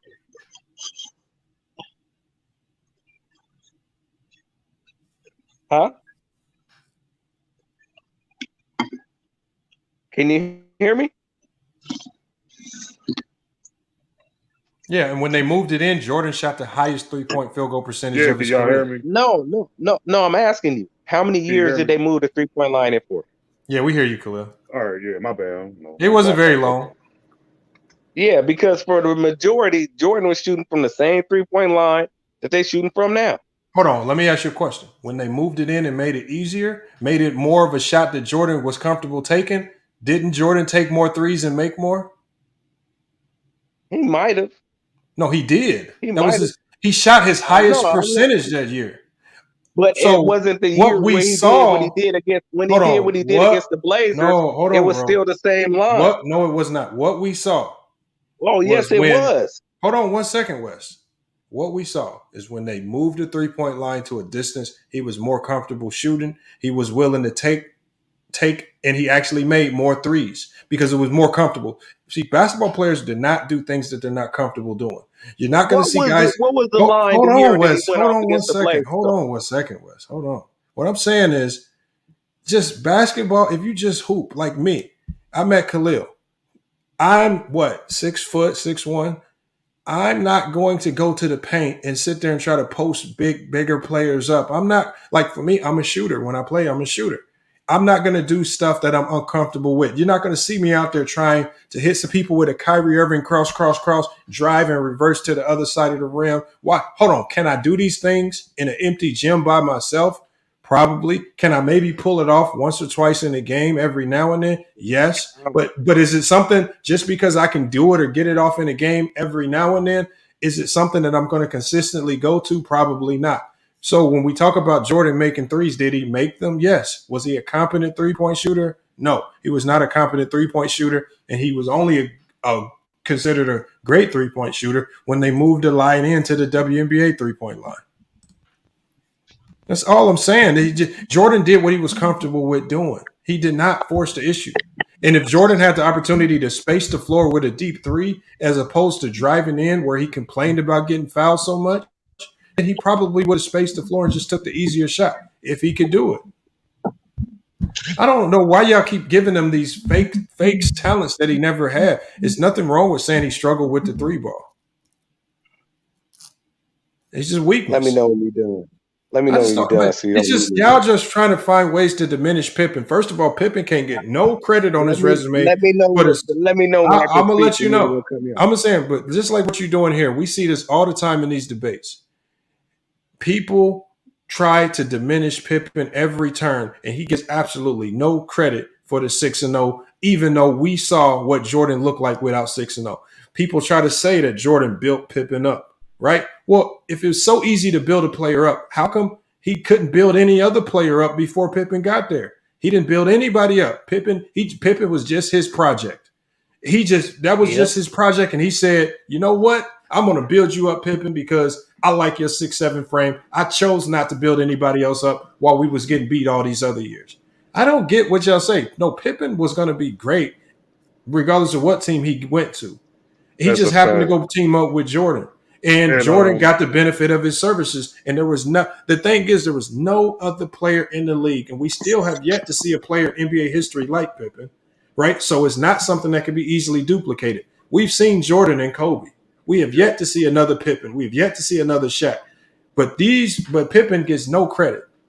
If you give Jordan all this credit for 6-0, you should give the same credit to Pippen. This is how I know y'all are finessing about the 6-0, and y'all know it doesn't carry much weight. I think y'all know it. Y'all know it doesn't carry much weight. And let me know when I can respond, or are you just gonna say what you're saying? You don't want me to respond. Somebody echo. That's Action. Is it? I think it's Action Jackson echo. All right, so check this out, man. Like I said, when he played against the Blazers in the final, the 3-point line is the same as it is now. The reason, in my opinion, that Jordan wasn't shooting a bunch of threes, he wasn't a great 3-point shooter. I didn't say that, but he could shoot threes. He didn't even shoot a lot of threes. But if you're leading the league in scoring and nobody is stopping you doing what you're doing, there's no reason to change what you're doing. The only time he was getting beat up going to the hole is when he was playing against the Knicks and when he was playing against the Pistons. Pretty much anybody else, he was getting what he wanted. He wasn't having no problems picking and choosing what he wanted to do in the triangle offense, because at that time, until he came back, they didn't have the zone. They had the legal defense to where you had to be within 6 feet of your man. And if you wasn't within 6 feet of your man, or you wasn't running some type of trap defense, they would call illegal defense. So he had isolations all day long, and they couldn't stop him. So if he's killing people in the Bulls games, they had a very simple strategy. Play defense, keep the game close, and at the end of the game, let Michael do his thing. And that was pretty much what they would do. And at the end of the game, it wasn't Scottie Pippen hitting a bunch of clutch shots. He would hit some open threes. Scottie was effective on the break. Scottie would run the team as far as playing point guard sometime. And defensively, he was a monster. I'm not taking nothing away from Scottie Pippen. I don't know what the other dudes do. I'm not taking nothing away. But as far as him being top 10, can I ask you a question? He's not top 10 in my opinion. What was Scottie Pippen doing on the floor where the NBA would rank him either 4th, 5th, or 6th for most of the duration of the 90s? What was he doing on the court? Why did the NBA consider him a top 5 player for most of the 90s? Because his team is winning the championship, and he's the second best player on the team. Okay, so how come they didn't rank Horace Grant up there? Horace Grant was there for the first 3 championships, and he wasn't the second. Okay, but best player on the team. Pippen was top 5 in the 90s for all of the championship runs. Horace Grant never was. Dennis Rodman never was. Even though Dennis Rodman was first team all defense, and even though Dennis Rodman led the league in rebounds, he was never considered. Who didn't know that? No, I'm saying as good as Dennis Rodman was in '96, he wasn't looked at as a top 10 player in the league. Why was Scottie Pippen? They weren't even talking about top 10 and top 5s in the 90s. But the power rankings still exist. They were talking. It don't matter what. Hold on, let me say what I'm saying. No, it doesn't matter. No, bro, you got to stop lying, bro. No, hold on. First of all, you got to stop lying. Hey, man, I ain't lying about shit, bro. You got to stop lying. Look, first of all, you can't tell us what they were saying as if you are watching the game. Hold on, bro. You're telling us. Stop saying I'm lying, though, bro. Okay. Well, you're capping then. Because what you're trying to do, I'm not doing neither, bro. Okay, let me tell you what you're doing then. You're trying to tell us what was being said when I can actually go look at what's being said. And when I look at what was being said, it don't line up with what you're trying to say. Because what you're trying to get me to believe, I'm trying to figure out what's going on here. If Jordan was the best player in the league, they were right. They were right in putting Jordan as the best player in the league. They were right at putting Hakeem in that top 5. They were right at putting David Robinson in that top 5. They were right at putting Barkley in that top 5 sometimes, but they put Scottie Pippen in that top 5 a whole bunch as well, but they were wrong about that. So all of a sudden, when it comes to Scottie Pippen being top 5 in the 90s throughout the almost the entire duration of the 90s, they got that one wrong for some reason. They got that wrong. Can I have an opinion that disagrees I'm with gonna let you respond in a minute. I just need a clear and concise answer because Jordan played with a top 5 player of the 90s. They won championships together, but I can't or nobody gives Scottie Pippen that same credit for being 6-0, all because he operated on a different side of the ball, which was the defensive side of the ball and playmaking, and he just did his role while Jordan did his role and scored the ball. Let me know when I can respond. I just don't get it. This is why we had these conversations because JDRs did not talk basketball in good faith. You diminish Pippen while elevating Jordan. I don't even know who JDRs are, bro. People who diminish Jordan to people who diminish Pippen to elevate Jordan. I'm not diminishing Pippen. No, but I mean, I'm reading the comment section. There's somebody named King KO or something like that. He said, "What did Pippen do as the number 1 player?" Well, he won 55 games. Well, hold on. Let me respond to what Lamont was saying, bro. What I'm saying is this: my opinion is my opinion from what I've seen. If I disagree with some rankings, that's my opinion. That's not a lie. That's not cap. That's my opinion. I can disagree with a ranking.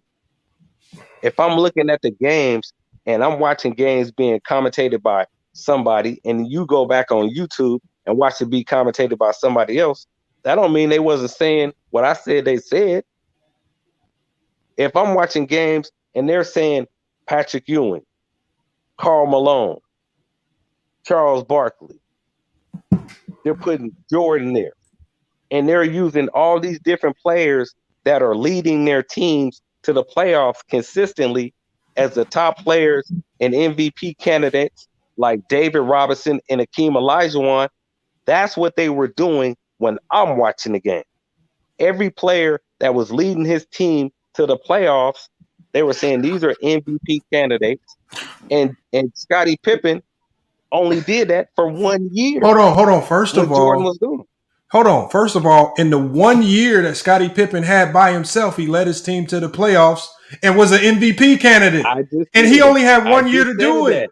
The funny thing is, all these other players, the only thing they did was they were just stuck on their same team. Because remember, there was really no real free agency. There was really no real player mobility. So they were just stuck on their same team doing the same repetitive thing over and over without winning. They were being in the MVP conversation, getting to the playoffs and losing. And Pippen did it for 1 year. When Pippen had the Bulls for 1 year, 55 wins, MVP conversation, 1994 All-Star Game MVP. So hold on. So Pippen did the same thing that these other top 5 players in the league did when he had the team by himself. For 1 year. That's because he only had 1 year by himself. No, but I'm saying, Lamont, is I'm agreeing with what you said, but I'm saying he did it for 1 year. So these other players did it for multiple years. Let's be real, y'all. Pippen was only a top 5 player for like from 91 till 95. Like the second 3-peat, he was like a shell of himself. The second 3-peat. No, he wasn't. Herm, that's no, he wasn't. Because I he just was pulled hurt. it up. He was hurt. He was hurt. Injuries. I just pulled it up. Injuries. Lamont, he was hurt. Herm, from 1991 to 1998, the lowest he ranked in the 90s, all the way up into 1998 after the last championship, Herm. The lowest he ranked ever was number 7. Hold on, Herm, I just pulled it up on the screen. The lowest he ever ranked throughout the 90s, all the way up into 1998, was number 7 in the league. The highest he ranked was 4th. So he was always 4th, 5th, 6th, or 7th. So he was always throughout those years. I'm we gotta stop lying. We just put it on the screen. Lamont, do you literally believe he was a top 5 player? Yes. Yeah, he was. And you know why he was? Because you cannot tell me. I want you to tell me. another player in the 90s that could do what he did? Second three-peat, he was not a top 5 What player. I'm could a do? I don't Bulls care fan. what you say, He Herm. actually I'm did. asking you That's a the question question. you asked him. What? I was Another? Give watching me the one games, because man. you have David Robinson. I could tell you who could do what David Robinson did. Ewing and Olajuwon. Tell me the other Pippen in the league. Tell me another player that was even similar in skill set, offensively and defensively. And don't say Grant Scotty, Hill. That don't count. it was your shit. Grant Hill well better than Oh, Scottie Grant Pippen. Hill was not Scottie Pippen defensively. He He was was Never better than not. close. Scottie Pippen. He was a Never better close. small forward. He was a better player Never. No, than hold on. Scottie Pippen. Grant Hill was never Scottie Pippen defensively. You just talk about defense. I'm talking about No, hold on, basketball Herm. I said player. Grant Hill was offensively better and than Scottie defensively Pippen. because we're talking about playmaking, scoring, and defense. Grant Tell Hill me, was better than tell Scottie. me one other No, player in the he was 90s not better than Scottie Scottie Pippen Pippen did. offensively. Was Scottie wasn't doing Hey, himself. hey, At Lamont. that time, Hey, he Lamont, was can I ask not you a Y'all at that question? just be time. making stuff up, man. Yeah. Y'all see y'all. Hey, This is Lamont, can I ask you a y'all question? y'all come in and do exactly what the JDRs always do. Do you try to? Because all I'm saying is, look, I don't this even know what you. look, and I'm I not don't even no want to make this a long JDR fan. conversation. All I'm saying is, look, if Jordan, how does Jordan get all credit for being for 2 3-peats and 6-0? But when we talk about Pippen, we can't elevate him into our top 10 because he's 6-0 with 2 3-peats. We can't use that argument with him. That tells you how you know Hey, Percy, that's what that I'm saying. that tells you how you know 6-0 ain't shit.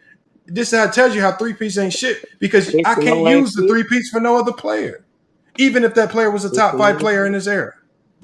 I can't even use 6-0 it. ain't That's how you shit. know it's a shit argument. Jordan Now, only had Hey, no let me Pippen, man. ask you this. He'd be another Clyde Drexler. He'd be just like Clyde Drexler. That's what he be. I mean, it should be if 6-0, 2 3-peats was credible, I should be able to use it with Pippen, and he had just as much to do with Exactly. those Hey, championships as Lamont. anybody else. Hey, Lamont. Exactly. Hey, Lamont. Hey, Lamont. Do you think But Pippen? y'all I'm would call me asking. crazy if I put Let Pippen in me the ask you. top 10 all the Let time me because think. of that. Let me ask you a question. Scotty Is was a is top Pippen 5 better player in than the league for Karl 3 Malone, to 4 years. That's it. Charles Man, Hold on, hold that Barkley, on. don't even Let him matter. ask the Hakeem question. Let him ask the Olajuwon? question. Let him ask the question. That doesn't No, even I'm matter. asking. I'm not Yeah. saying who. I'm asking. Yeah. Is Pippen better, in your opinion, than Charles Barkley, Karl Malone, Hakeem Olajuwon, and David Robinson? Okay, let me He sit better than back. Charles Barkley to Hold me. on, action. So this is what I'm gonna I'm do. asking. I'm gonna sit back and this is what I'm gonna do because I like to learn from people. And I've learned from King KO. I've learned from you today. And from what I've been told, especially in these conversations, because I learn, I'm very adaptable. The 6-0 and the 2 3-peats is very significant. So based on that logic, yes. Based on y'all logic, 6-0 and 2 3-peats, he is better. They're better winners. The other guys were losers, irregardless of the statistics, anything like that. Because again, just in a previous conversation, when we were talking about a player who was more statistically great than Jordan, it didn't matter because 6-0 and 2 3-peats. So with Pippen, those stats that those guys have don't matter because it didn't equate to the winning that Scottie Pippen was able to achieve. 6-0 in the finals, 2 3-peats. Bottom line. This is Bottom this. Hold line. on. So according to your logic, because I'm so Bottom adaptable, line. because of your Hold on. logic, But take if you're talking because I about my like to logic, learn. if you're talking about my logic, Lamont, let me give you my logic. My logic is based upon those players being the best player on their team. Jordan was the best player on the team. Do you think Pippen was better than Jordan? No. Do you think Pippen could? Huh? No, Pippen was not better than Jordan. Okay. All right. Thank you. At least we agree on something. So you don't think Hey, Pippen was better than Jordan? But let me ask hey, you a listen, question. hold on. Hold on. Do you think Jordan could have won? Do you think Jordan could have won championships with those other players? What? Do you think he could have won championships with Karl Malone, Hakeem Olajuwon, David Robinson, No. Patrick Ewing? Hold on. No, I don't believe he could have won with those guys because those guys showed me they couldn't win anyway. They were losers. What? Hakeem Olajuwon won 2 championships. No, I'm going off David your logic. Robinson won multiple I'm going off championships. your logic. If you cannot show me you can win, then how can I believe that you're going to win if I pair you with Jordan? You're a loser. Hey, listen, hold on. Hey, So I'm y'all just say, asking the question. I got a question. Hey, hold on. Check it out, though. Check it out real quick. Regardless if you have Scottie Pippen at 5, 10 or 20 in the 90s, no matter where you have him at. He still never won a championship without whatever version of Scottie Pippen that you want to say he is. Without it doesn't matter. It doesn't No matter doubt. where you have him at. No doubt. So without him, there's still no six championship, no matter where you put him at. No doubt. So You he can't still diminish Pippen. And so I you got a can't question for admit. you, Lamont. Go ahead. Now that is true. Well, that is true. That Hold on. is What true. did What Herm it say, says. young Because goat? Herm I mean, stay young capping, African? because we had this argument, and Herm stay capping and diminishing Scottie Pippen and No, I to hype don't. up LeBron James. He I does it actually often. don't. You know that, Lamont. So I got a question for you, Lamont, because we're talking about Yeah, LeBron James, Africa right? boy. Yes, you do. Yes, you Boy, do. I'm So gonna have let me to ask Hold you on, this Herm. question. Let me hear his question. Young. I'm gonna So cook we him talking about again. LeBron James. He often speaks about Dwayne Wade, right? And I've tried to tell him. So I got a question. I won't even I tell you how said they I a feel. better duo than Hold Michael. on, No. Herm. Let me get the See how he question. defended Well, himself let him already, go, man. Lamont. Let him No, go. don't do that. Don't do that. I'm just saying they a better duo than I Jordan and often Scott. ask Herm this question, and Yeah. we know his answer. So, who is a better second option on a championship team, Scottie Pippen or Dwayne Wade? Second option on a championship team, not overall player, not career legacy. The second option on a championship team. Who better, Lamont? Who better? Who's a better section option? Oh, it's Dwayne Wade. Dwayne Wade. I think got to go with Scottie Pippen still. I'm going with Second Scottie option? Pippen. I know why Lamont doing it. Well, what's but that I funny mean, to y'all? I What's know that funny because to he y'all? trying to defend LeBron. No, I'm not. Now, what's that funny to y'all? No. It ain't because of LeBron though. I've No, he always using y'all logic. hold on. I've He always using your taken. logic. I always take defensive players over anybody. Anyways, I'm always siding with defensive players. I've been a big fan of Draymond's, the Ben Simmonses, all the defensive players. The defense Hey, generally always leads to winning. When you have a player that can okay. defend and you put it next to another great score, like if you put Scottie Pippen next to LeBron James, it's going to equal winning. That great defense with great players, it always finds a way to win. Nah, That's but you why I act said. like That's why I said Pippen was always going to be a great player D because he could Wade plays defend. defense too now, So Lamont. where was Yeah, it? why Where I was say it that? the other Playmaker night, than Dwayne Lamont, when Wade. we was talking about Luka Doncic? He's a way better playmaker than Dwayne Wade. Who you talking about? Nah, not playmaker wise. They about tit for tat. No, Pippen. He's a what I'm better saying is, They about tit no, for what I'm tat. saying is, So don't what I'm cap saying on that. is, D Wade was a hell of a hey, player. hold on. What I'm saying is this: if you put Pippen He was. alongside any other NBA great, because most of the NBA greats on the all-time list, most of them their number one skill set was something offense, putting the ball in the bucket. So with Pippen is a good scorer, but his number one skill set, the number one trait was his defense, how he controlled the game defensively in his playmaking. You put him alongside any other great is probably always going to equate to some level of winning, as opposed with D Wade. We saw when his fitness fell off. I mean, he never was. He was a good defensive player, but he was never Pippen's level. We saw how it started to tail off, and LeBron was kind of still looking like he was out there by himself sometimes. So what I'm saying is, that's all I'm saying. I would always go with Pippen over D Wade. Hey, but Lamont, do you think Pippen was overrated defensively? No, Hell he's no. not. Hell Hell no. not. Okay. Hell no, he's Okay. not. But Let me ask you this. How'd I feel, Herm? Do you hear? I Do ain't you fucked up always about hear? Lamont. Hey, I Lamont. ain't fucked up Do about you think? Because I know you got the numbers right there. Pippen was guarding Magic in the finals, right? Yeah. What was Magic's numbers in the finals? I don't know. You got to tell me. You want me to pull it up? No, I'm asking you. I mean, Please pull because it up because I don't want to turn my computer. we can't go by that logic though, because you get numbers. Because you got good numbers doesn't mean that you actually dominated the game. Magic was balling in the finals, man. He didn't have nobody with look him, at man. LeBron. Because look at the No, Golden State. well, hold on. Let's just see what his numbers was. LeBron still averaged Let's just see what his numbers but was. Iggy got Let's Finals just see what his MVP numbers because was. of his defense and because of what he did. Hold on, I'm about to Hold pull it up. on. Let's just see what his numbers Great was. defense should make you less efficient. That's what it Can't does. go off there. It's not numbers. No, it's he not averaged efficiency. 18.6 points, 12.4 The assists, numbers and 8 sound great. rebounds. Well, what was the efficiency though? Lamont, what was the efficiency though? Okay, so hold on. Here it is right here. Hold on. 91 finals. So he averaged, like Big Chess said, 18 points per game. He was not very efficient at all. So he probably shot around 35, probably like 35% for the series. He shot 43% for the series. Well, okay, 43%. But yeah, he had 2 games where he shot 30%. Or He had 2 lower. games where he shot 46%. It was that game 1 that was his best game. So that game 1 was his best game. I think that's when MJ guarded him. And then they made the switch. Magic was getting guarded by MJ that game, and Jordan got in And then foul they trouble. but James. No, but they made this. So Magic that game 1 was shooting 80%. Magic shot 80% that first game, 19 points with a triple double. But then from that point forward, there was a dramatic decline in Magic's efficiency. You could only assume it was probably because they moved Pippen to it. I don't know what y'all want to do, but Magic's efficiency offensively significantly declined. And he had 6 turnovers, 5 turnovers, 4 turnovers. So he was averaging about 4 to 5 turnovers a game as well with that. So What was his best game in the finals besides game 1? I think his best game in the finals was game 4, probably. It was game 4. What did he do game 4? He had 22 points. He had 22, 11 assists. 6 assists on 46% shooting. Actually, He shot 6 to 13. Yeah. 10 to 10. Most of that was from the free throw. He made 10 free throws. So he had 10 to 10 from the free throw. So would you say he went Pippen to a free throw line a lot that series? series?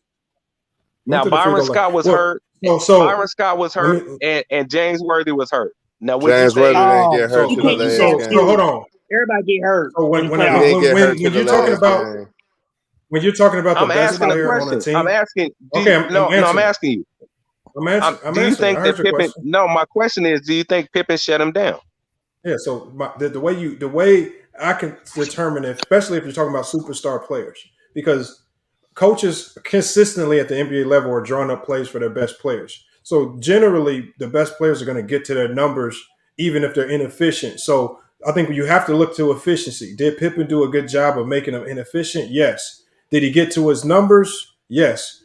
But when you look at it, he got to his numbers because he went to the free throw line. He shot 10 to 10 from the free throw line. So outside of the free throws, which are free, and he made 10 of those, he really had 11 points. So he had 11 points on field goals on 46% shooting, because the free throws that you shoot on those fouls, those don't count towards your field goal percentage. So when you talk about the shots he just took in game when you're getting defended, he had 11 points on 46% from the field. So yes, I would say Pippen did a great job. But would you say he shut him down? And they lost by 15. So would you say he shut him down? I would say Pippen did. Hold on. I just explained to you, shutting down a star is non-existent. It's about making them inefficient. Did he make them inefficient? Yes, he made them extremely inefficient. Yes, he made them inefficient. Okay, but he didn't shut him down though. Because the reason I say that, he shut him down because they lost by 15, and he made him inefficient. Making a player inefficient is shutting him down. Okay, so in your opinion, Pippen shut Magic down in the final. Oh my God! But you asked me about one game, and I told you that one game he was inefficient, which in turn, in my eyes, is shutting a star down. I said, "Are you ever going to stop?" That'd be like me saying, that'd have been like the Lakers when they played the Sixers, saying, "We're going to hold Iverson to 20 points." Well, that's damn near impossible because Iverson's going to shoot the shit out of the ball till he gets his 20 points, and the coach is going to draw up so many goddamn plays, you're not going to stop him. But can we make him inefficient? That's how you stop him. I agree with you on that inefficiency. So shutting down stars in the NBA is about making them inefficient. Did Pippen make Magic inefficient? Yes. What's the point of this? I agree with you on the inefficiency. But my question was about shutting him down. But if you say shut him down, okay, that's your opinion. Shutting a player down in the NBA is making him inefficient. We're not talking about a guy coming off the bench like Byron Scott.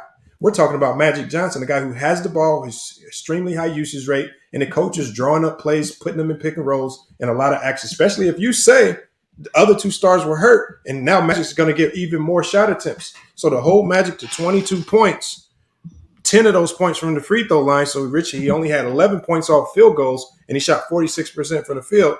Kudos to Pippen, because Magic probably had that man running around the entire game, running off screens and pick and rolls and all that. Well, he wasn't running off a lot of screens. The majority of the game, Magic was posting up and he was facing double teams. Okay, because he didn't have no other players with him.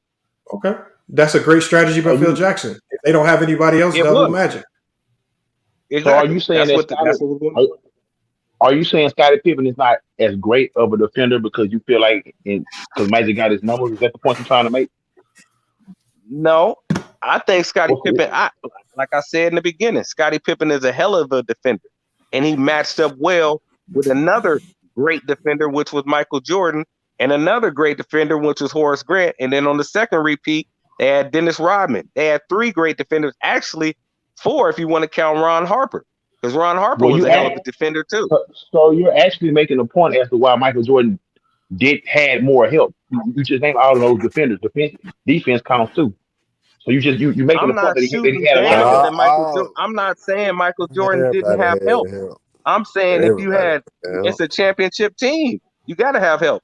But if you go 6-0 in the finals, and ain't nobody did no shit else like that, unless we go back and look at Bill Russell, he might have did it. But it's different kind of help though. I'm not shooting down 2 3-peats regardless. Scottie Pippen was top 5 in the league. Help. Exactly. Yeah. With all-time great defense help. But like, come on. The only reason I don't give Scottie Pippen top 5 in the league is he had the best player in the league on his team, and he wasn't carrying the team. Nah, but Lamont, but here's my thing, Lamont. Here's my thing. That don't make no goddamn. So that means we shouldn't give Kobe no credit. Kobe don't get credit for being under Shaq either. Yeah, Steph Curry gets no credit for being under Kevin Durant. McHale don't get no credit for being under Bird. No, I'm saying if you have Barkley, Kareem don't get no credit for being under Magic. And you have Akeem Olajuwon, and you have Karl Malone carrying their teams to the playoffs every year, and they ain't got nobody like Jordan on their team. He had John Stockton. What are you talking about? Nah, but now hold on, bro. Karl Malone had John Stockton. Man, come on, man. With the John Why Stockton. you saying John Stockton like you wasn't, bro? Yeah, why you doing that? One of the best guards in the 90s? Are you kidding me? Help him out, Nah, but bro, but real down bad, man. Tap out, Wes. Nah, but real John talk. Stockton just He said John Stockton. He said John Stockton. Hey, John Stockton, one of the best point guards, man. Like, Nah, but y'all going at it wrong, bro. In the month, it ain't nothing wrong. It ain't nothing wrong with a nigga playing with a nigga that would consider a top 5 player in the 90s. Ain't nothing wrong now, Herm. Why you changing up your tune now, Herm? Nah, it ain't no taking it up. See, that's the thing where everybody fucking up it. Want to say D guys, everybody, all the all-time greats that ever played the game, played with other all-time Pippen was great.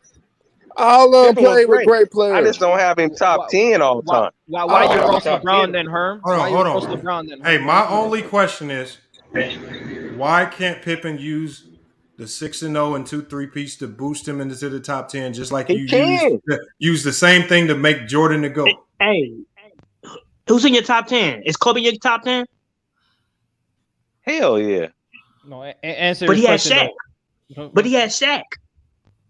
He didn't have Shaq for all 5. Hey, Herm, why can't you do that, Herm? Because you talk about 6-0 all day, Herm. Why can't we do that, Herm? He didn't have Shaq for all 5. Okay. He didn't.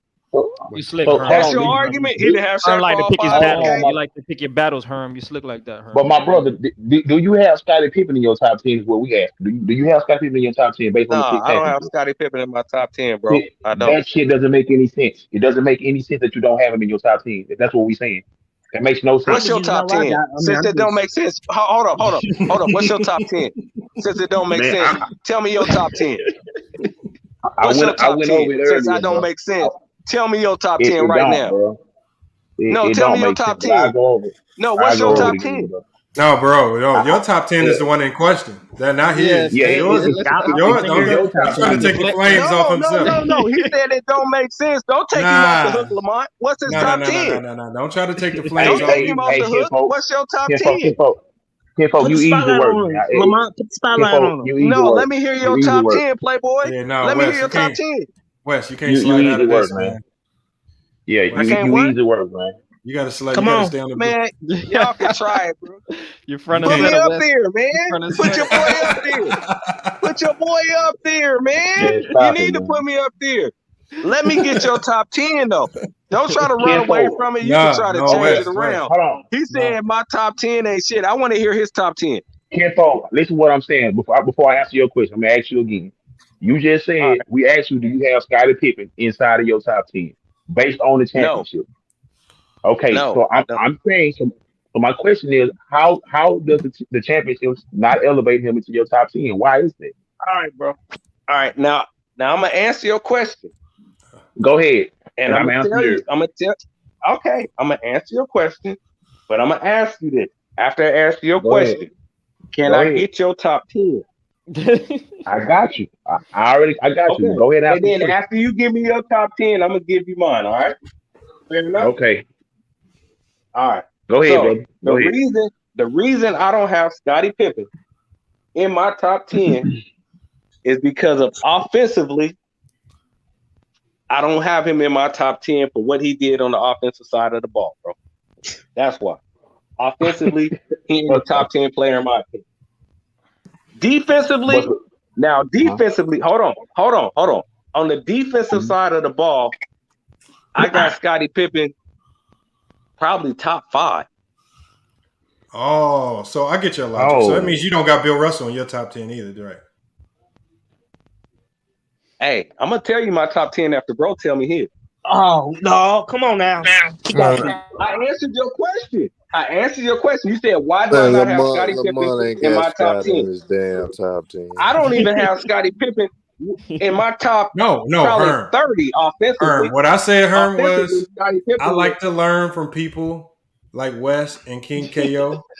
And I think that's a very fine criteria to go off of. I think Scottie Pippen. I think my next video will be that Scottie Pippen is all-time top 10 based on their logic, man. I think that helped and me understand it. make sure you send me the No, notification so I I can see do I this. see And I'm where going you to give going with credit. it now, Lamont. I'm going to give credit to people like Wes and King KO. I see where you So going with I where's think it. your that's top a, 10, player? Let me get your slow top brother. 10 now. man, I think it's some let me fine give it to logic him to real go. quick, man. You a very All right, slick go ahead, brother, go ahead. Lamont. You very slick. Let me give it to him real quick, man. So I'm gonna say it like I said earlier, man. I don't go off of championships. I go off the most talented players I feel like I've ever seen play the game. Okay, So it's your top 10, player. It's yours. okay, so I got you. I'm just making sure that you understand. Okay, so I have Bron, I have Jordan, I have KD, I have Steph, and I have Kobe. Then after KD. that, Wow. yeah. Then after that, it can fall however y'all want to fall, but these are just my guys. I have Tim Duncan, I have Shaq, I have hold on, let me make sure I got it right. Tim Duncan, I got Shaq, I have Dirk, I have I'm missing Dirk. somebody. Oh, Wow. Dirk. I got Giannis already. Yes, I have Giannis Oh wow. It's in my probably top the 10. worst list of all time. Huh? No, God, that's bad, man. I That's know. bad. I'm Probably the sorry. worst. Yeah, his list Hey, better That's than hey, probably mine. the y'all. worst list of You all ain't even gonna let time. Hold on. But that's his That's list, hold though. on. Let him That's his go. Go list. ahead, That's bro. fine. Go ahead. Let You me ain't go. even Let gonna me let him go. finish, Go her. ahead, You finish. can't even let him finish, her. I got Giannis already, and I got a king in my top 10, Your list better than mine. and I got a king.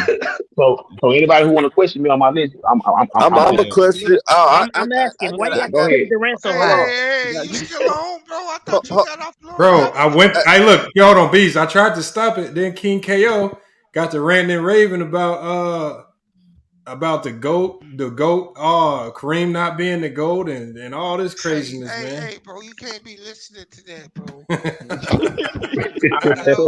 Let me know when These I can give you my top 10, bro. please forgive these young niggas because they not know what they do, bro. Hey, Bees, I gotta ask you a question, man, because I know you might go off on it. This nigga just said KD is the third best player ever to ever play the game. Yeah. That's crazy. I done That's heard it crazy, all, bro. You man. really did. I Certified top heard it five is all, what he man. said. Yeah, Who said that? The nigga Hold in the on, middle. hold on, my nigga. Hold on, my nigga. The dude in the Hey, middle, the respect me guy in like the I'm. middle. Hold on. Hey, I'm gonna respect you like you respect me. You ask me the question. Don't ask no another man. I can answer my question for myself. I ain't asked you no question about no damn top 10. Now, no, Top you 50. asked Mr. Bees about what you asked Mr. Bees why I had KD so high, right? Yeah, hey, it ain't nothing wrong with being included, Bees. Okay. Ask me though. I'm including Ask that. me. I don't want to ask your ass that because that's Oh, dumb as hell. okay. That's dumb Cause as you don't hell want to the have smoke KD then. number Cause you 3. don't want to go ahead and sit Let down me there, know little when I nigga. can give you Hey, my go ahead, top B. 10, bro. Cause arguably, Hey, Wes, who your number one? My Michael number Jordan, right? one, it comes. It's a toss up between Jordan and Kareem, honestly. Okay, who your number two? All right. So for argument's sake, let's go. I'm gonna go with Kareem as my number one. Okay. And I'm gonna go with Jordan as my. I'm gonna go with Jordan as my number two. Okay. I'm gonna go. I'm gonna Here's the go next with. question. Who He's is learning. number? He learned from the GOAT progression list. Who is your number 6, bro? Can I give you my top 10, or are you gonna interrupt me along the way? Can I give you I'm my gonna top interrupt 10? you, but right after you tell me number 6, I'm gonna let you go. No, nigga, you're not gonna interrupt me. It was He's learning from the GOAT progression list. So this is what I'm gonna do. This is my center. I'm gonna roll my first 5. Kareem is at my center. Magic is at my point. Jordan is at my 2. Y'all ain't gonna believe this, but LeBron is at my 3. Yeah, I believe that. That's what should be there. Okay, go ahead. Yeah, that don't surprise Tim him. Duncan. What's so hard to Tim believe Duncan in? at my 4. Okay. Because y'all think because I like Jordan, I just can't like LeBron. No, I don't No, got I no want Tim the real Duncan top is at 10 my list, 4. man. The real top 10 list. Don't do that. But check this, bro. Check this. And I argue Hold on. back. Can I finish my hold list? on, bro. I just want to say this, and then you can finish. I argue back and forth about who is and who ain't. But at the end of the day, it's all preference, right? Right. So your list can't be 100%. wrong. Your list can't be wrong. I can argue your list, but it can't be wrong. It's your list.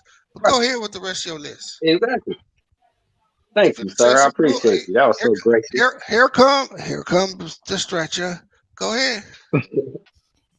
Yeah, here comes the stretcher. All right. So I'm gonna go with Shaq.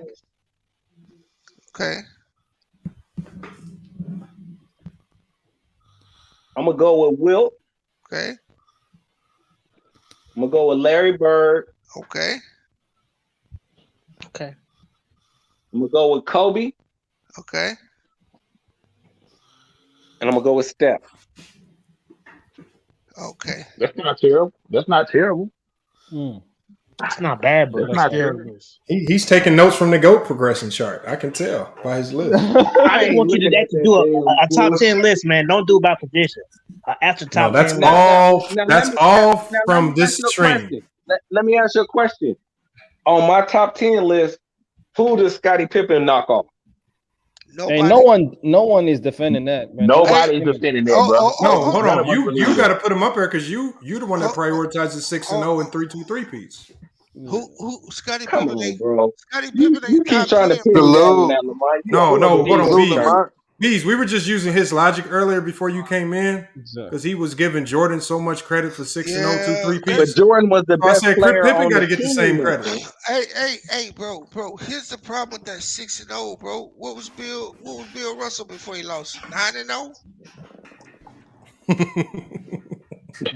Now I'm saying you don't make no sense, bro. No, hold on. They're diminishing him because he didn't have 2 separate 3-peats. He just had one long run.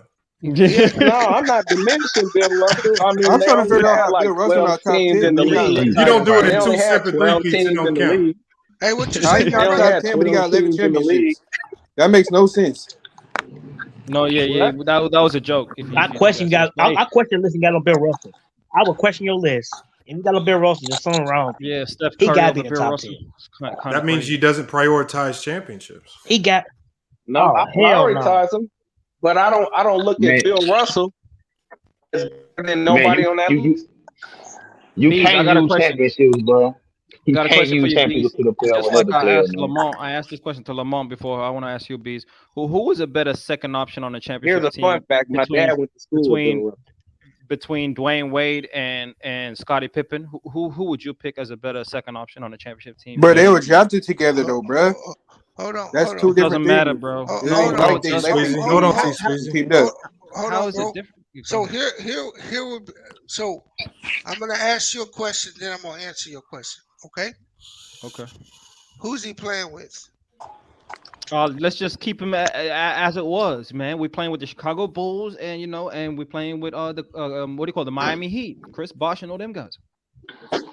So then I would pick the players just as they are. No, but I'm asking you in that comparison, who is a better second option on a championship team? I'm gonna tell you that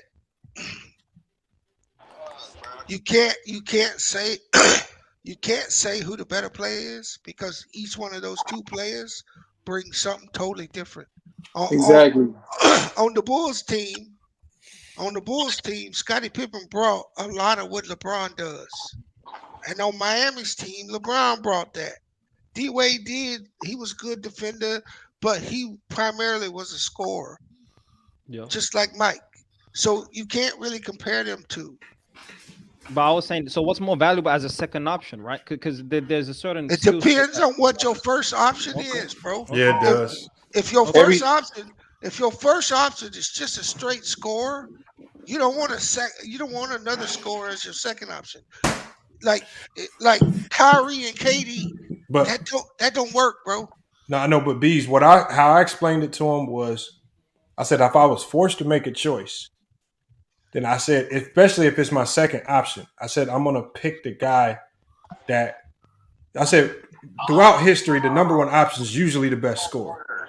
So if I'm picking a second option, the best section option, if I had to just choose blind, I would have to go with Pippen because he's not going to need the ball to score a whole bunch because my number one option should take care of that. And he's going to defend his ass off at a level that most other players can't do so in NBA history. You know what? Thinking about it, Lamont. Yeah. LeBron and Pippen actually would work really well. Yeah, way that's better what I than said. Wade. Yeah. Way better than Dwayne Wade. Yeah, exactly. Yeah. But they only work because why? Dwayne Wade needs the ball. Pippen don't need the ball. That's the only reason why he would be better in that scenario. One of the best things that Pippen did was run the point guard. Right. So the fact that LeBron and Dwayne Wade essentially had the same game on offense hurt them. Yeah. Hey, so do you guys think that Bill Russell is better than Wilt because he got more championships than Wilt? Pretty Six, is your connection working? His connection not working, man. He keep coming in and out, man. That might be Goat Mike. Hey, I almost believe that's Goat Mike. What? Hey, Lamont, do you think Bill Russell is better than Wilt because he has more championships? No, his impact was better. And so the way I define this is, I think Bill Russell chose to do whatever was needed to win championships, and Wilt did whatever was needed to score as many points as he possibly could.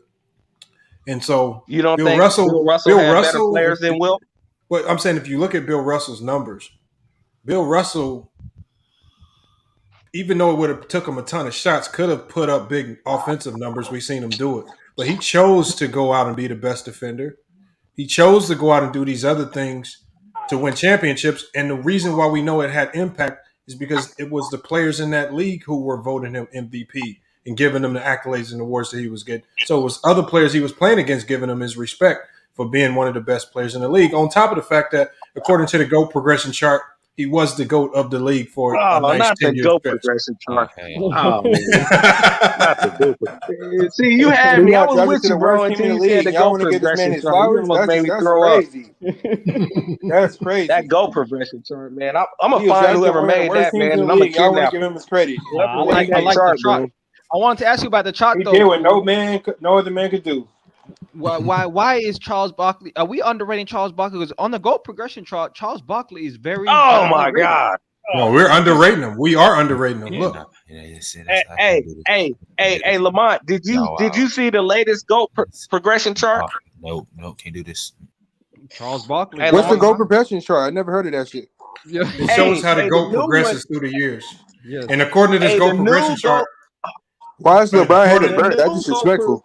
No. Hey, That's the in new GOAT 2012, progression 2013. chart. It has That's the not new right. one has Christian There Laettner it is on right there. there. Yeah. That's shouldn't be higher than the real Magic. chart. Yeah, that's the real chart. Who should be higher than Magic? Bro, Wow, he's way better than Magic. Bro. who you got? Who's better than Magic? Stop it, man. LeBron ain't no better than LeBron. Magic, and he's not better than Bird. But get the fuck out of here.